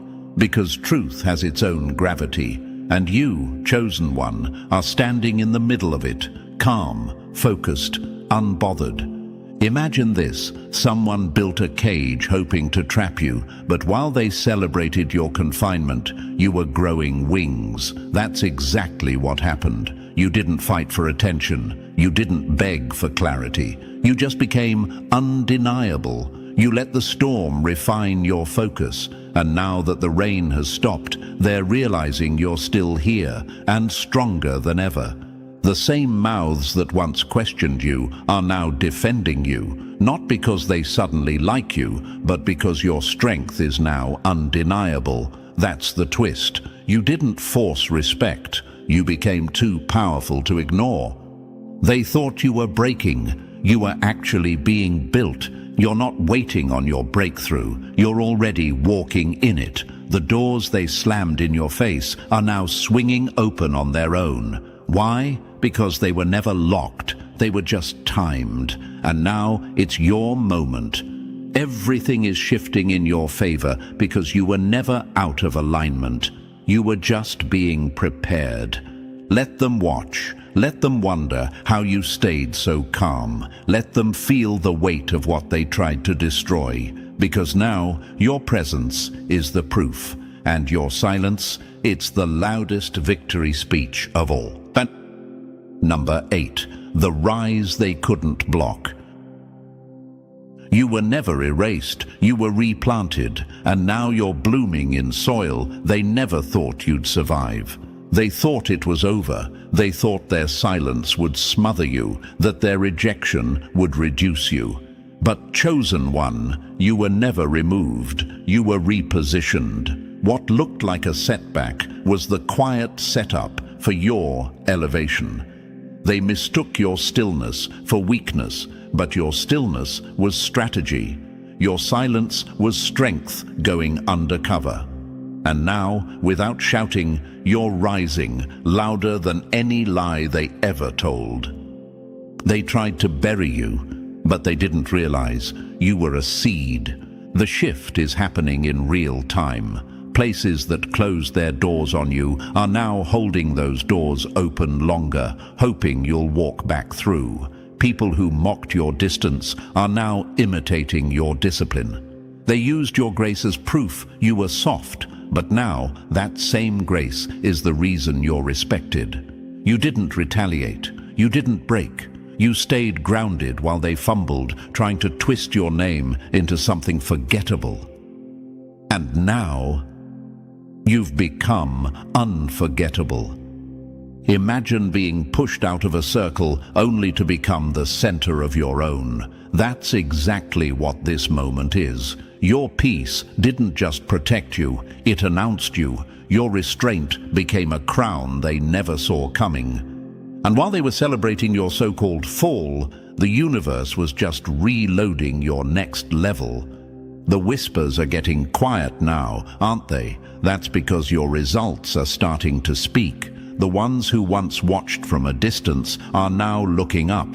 And the best part? You didn't force it. You didn't beg. You just stayed in motion. You kept walking when they waited for you to collapse. And now you're rising in full view. You weren't just built different. You were built to rise where they tried to break you. This is your release. This is your return. This is your rise. And it's only just begun.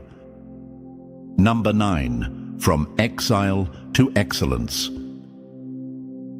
They tried to break you in private, but now they have to watch you win in peace. Everything they threw at you, the betrayal, the whispers, the isolation, it didn't destroy you, it matured you. Every wound they caused became a blueprint. Every insult became instruction. You didn't just survive it, you studied it. And now, you've outgrown the battlefield they trapped you in. You're not rising with noise, you're rising with knowing. That's the sacred turnaround. Turning pain into power so effortlessly it looks like magic. They wanted you gone. Instead, you became grounded. You're no longer seeking approval. You're no longer bending to fit into places that never saw your value. The pretending, over. The proving, done. You're moving in truth now, quiet, clear, unapologetic. And the same ones who tried to cast you out? They're silent now, not because they've changed, but because your glow makes noise they can't talk over. Imagine being locked out of a room you helped build, only to be handed the keys to a palace they'll never enter. That's where you are now. You were never meant to stay small, to make others feel big. You were meant to walk with light so unbothered, it makes enemies question their entire script. You didn't get here through revenge. You didn't beg to be seen. You just kept moving forward while the lies collapsed behind you. That's the kind of victory that lasts, the kind built in silence and delivered in clarity. Your storm didn't sink you. It sanctified you. You're not just free, you're finally yourself. The same storm that tried to drown you became the wind that lifted your wings. This is your sacred turnaround, the moment where everything flips, not because you forced it, but because you deserved it.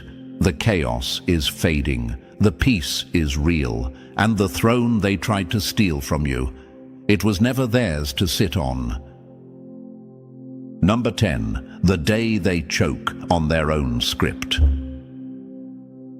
They tried to write you out of the story. Now they have to watch you become the headline. That tension in the air, that shift you've been feeling in your gut, it's not fear, it's balance being restored.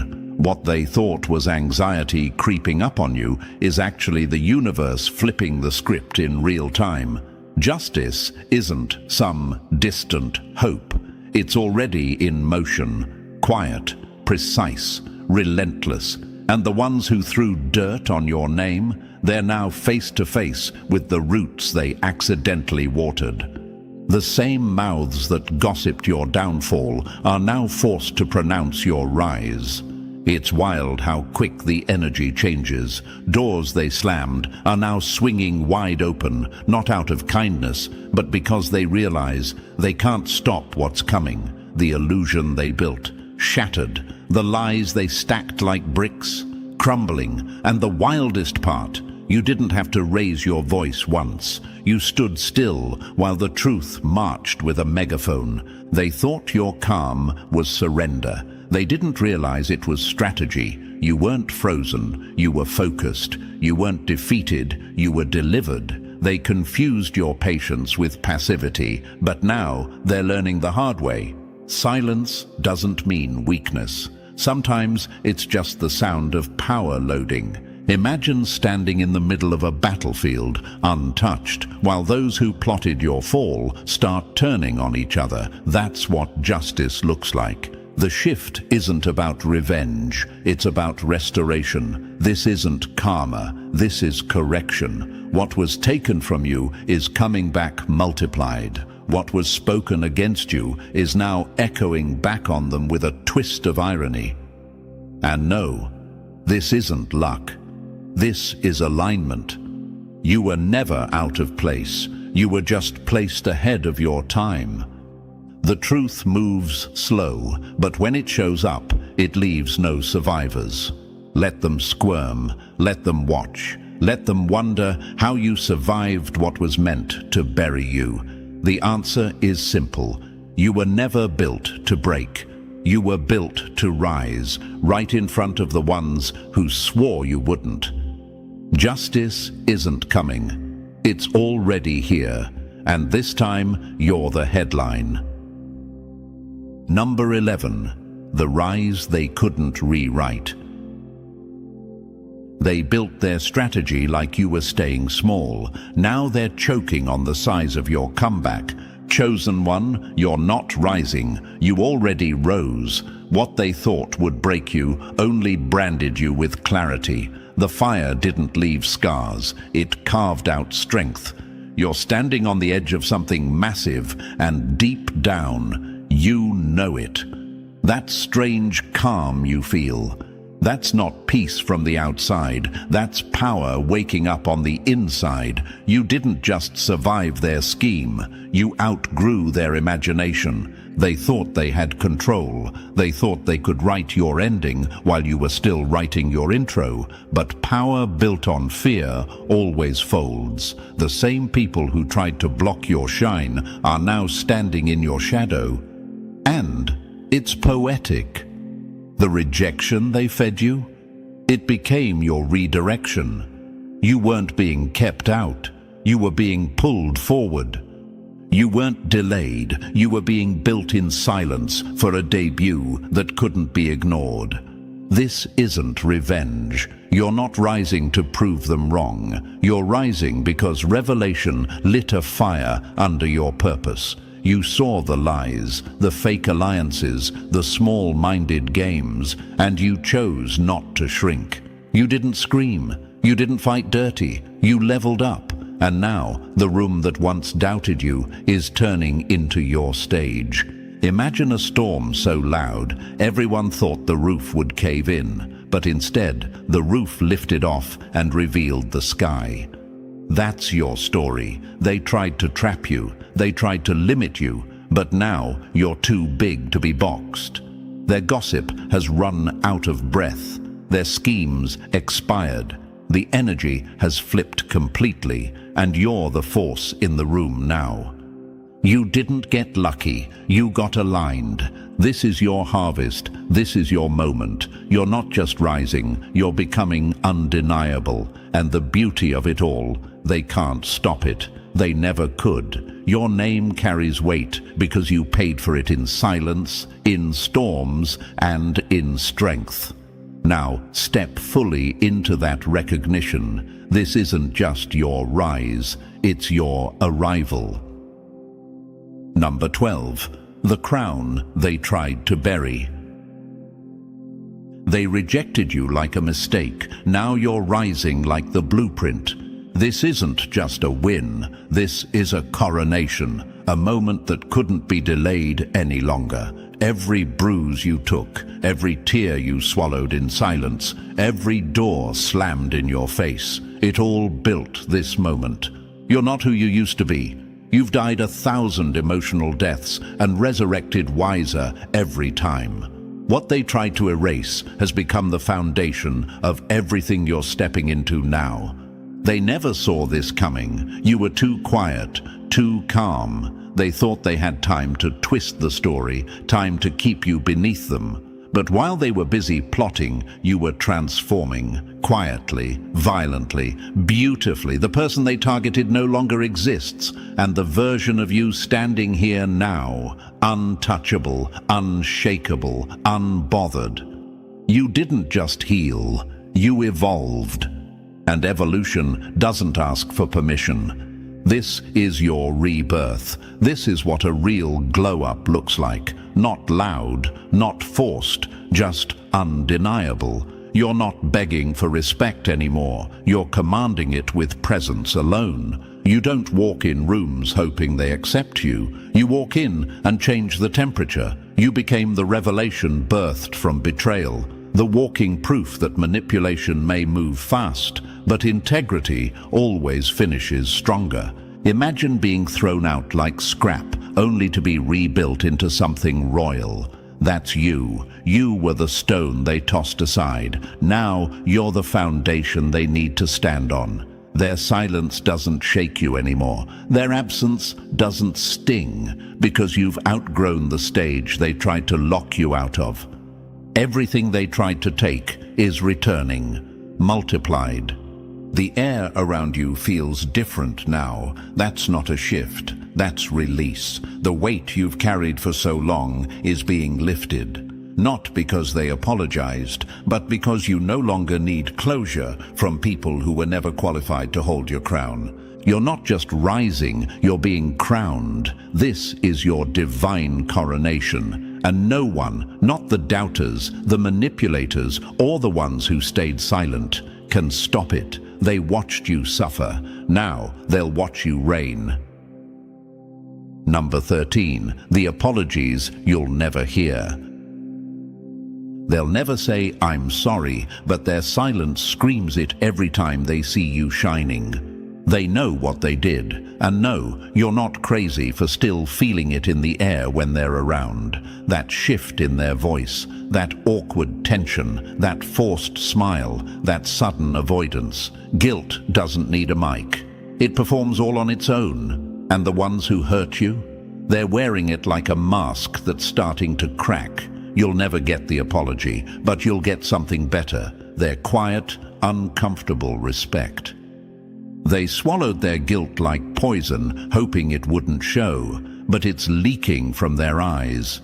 They won't admit it, but they're watching. They check on you from behind fake accounts. They replay the moments where they betrayed you, hoping to rewrite it in their heads. But the damage is done, and now they're haunted by what they gave up. You were the real one, the loyal one, the energy they'll never feel again. You became unforgettable, and that's the punishment they didn't see coming. They thought your silence meant weakness, but now that you've gone quiet, they realize just how loud your presence used to be. You didn't chase them, you didn't beg for closure, you just became too powerful to reach. And that stings more than any confrontation ever could. Imagine pushing away the sun and spending the rest of your life cold. That's what they did. And now they live with the weight of knowing they can't come back. Pride won't let them apologize, and time won't let them forget. Every win you get is a reminder. Every new level you unlock burns a little deeper. They didn't just lose you, they lost access to everything that made them feel important. Let them sit in it. Don't lower yourself for a confession that's never coming. You don't need their words. You've got their regret, and it's louder than any "I'm sorry" could ever be. Number 14. The room is watching now. They laughed when you were quiet. Now they go silent when you enter the room. At first, they thought they got away with it. They whispered behind your back, played the victim in stories they created, and smiled in public like nothing happened. But the room isn't blind anymore. People are watching. The ones who stayed silent during your storm are suddenly alert. The energy has shifted, and the truth has started breathing through the cracks. They used to have the crowd on their side. But slowly, the applause faded, not because you begged for justice, but because your presence started exposing the lies just by existing. The same people who once believed the gossip now sense something's off. They feel the tension when your name comes up. They notice the way certain people get uncomfortable when you're around. That's not paranoia. That's revelation unfolding in real time. Truth doesn't rush. It lets them dig their own grave, then shows up to narrate the downfall. Now the same room that once doubted you leans in when you speak. The same people who ignored your silence now notice everything you don't say. You're not rising in the shadows anymore. You're rising in front of the very ones who tried to keep you small. And the craziest part, they can't stop it. They can't even explain it. Imagine a room that used to echo with your absence, now falling quiet just to hear you breathe. That's the shift. That's the justice. And every fake supporter, every masked friend, every manipulator, they feel it. The respect they tried to block is now public. The power they mocked is now magnetic. You didn't demand the spotlight. You became too undeniable to ignore. Let them watch. Let the room turn. Let their silence expose what their mouths can't admit. You never needed a crowd to confirm your worth. But now that the eyes are open, they'll finally see what you've always known. You were the light the whole time. Number 15. Your absence is the loudest thing they hear.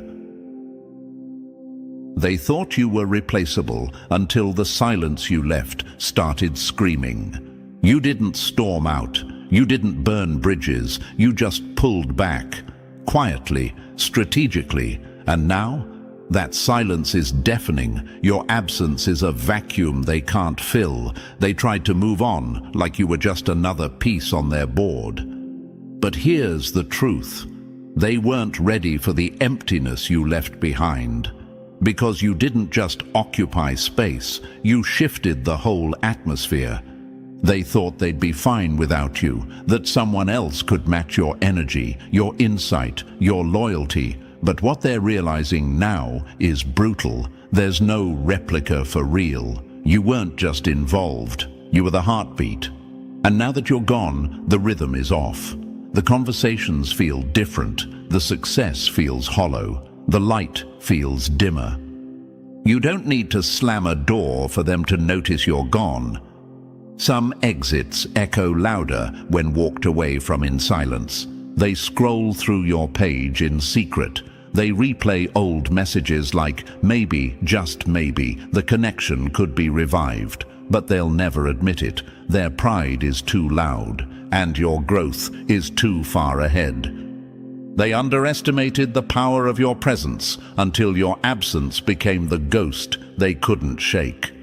Imagine a stage where the main act disappears mid-show, and no matter how many people they bring on, the crowd just keeps waiting for you. That's the level you're on now. You were never just part of the circle. You were the reason it had gravity. They didn't lose you. They lost access to peace, power, and presence, and now they're starving for what they once took for granted. Don't look back. Don't explain. Don't shrink. Let the emptiness speak. Let them sit in the void they created. You don't have to prove your value. You proved it by walking away and leaving a silence so loud they still hear you every time they try to pretend you never mattered. Chosen one, if this message hit you deep, it's because it was meant for you. Everything they tried to break in you has only made you stronger, sharper, and unstoppable. Your rise is no longer a question. It's a guarantee. Let them watch. Let them feel your absence. Let them choke on the truth they tried to bury. If you haven't already, press that like button to push this truth further. And if you're still not part of this powerful family, subscribe now, because this isn't just a channel, it's a movement. Your seat at the top is already waiting.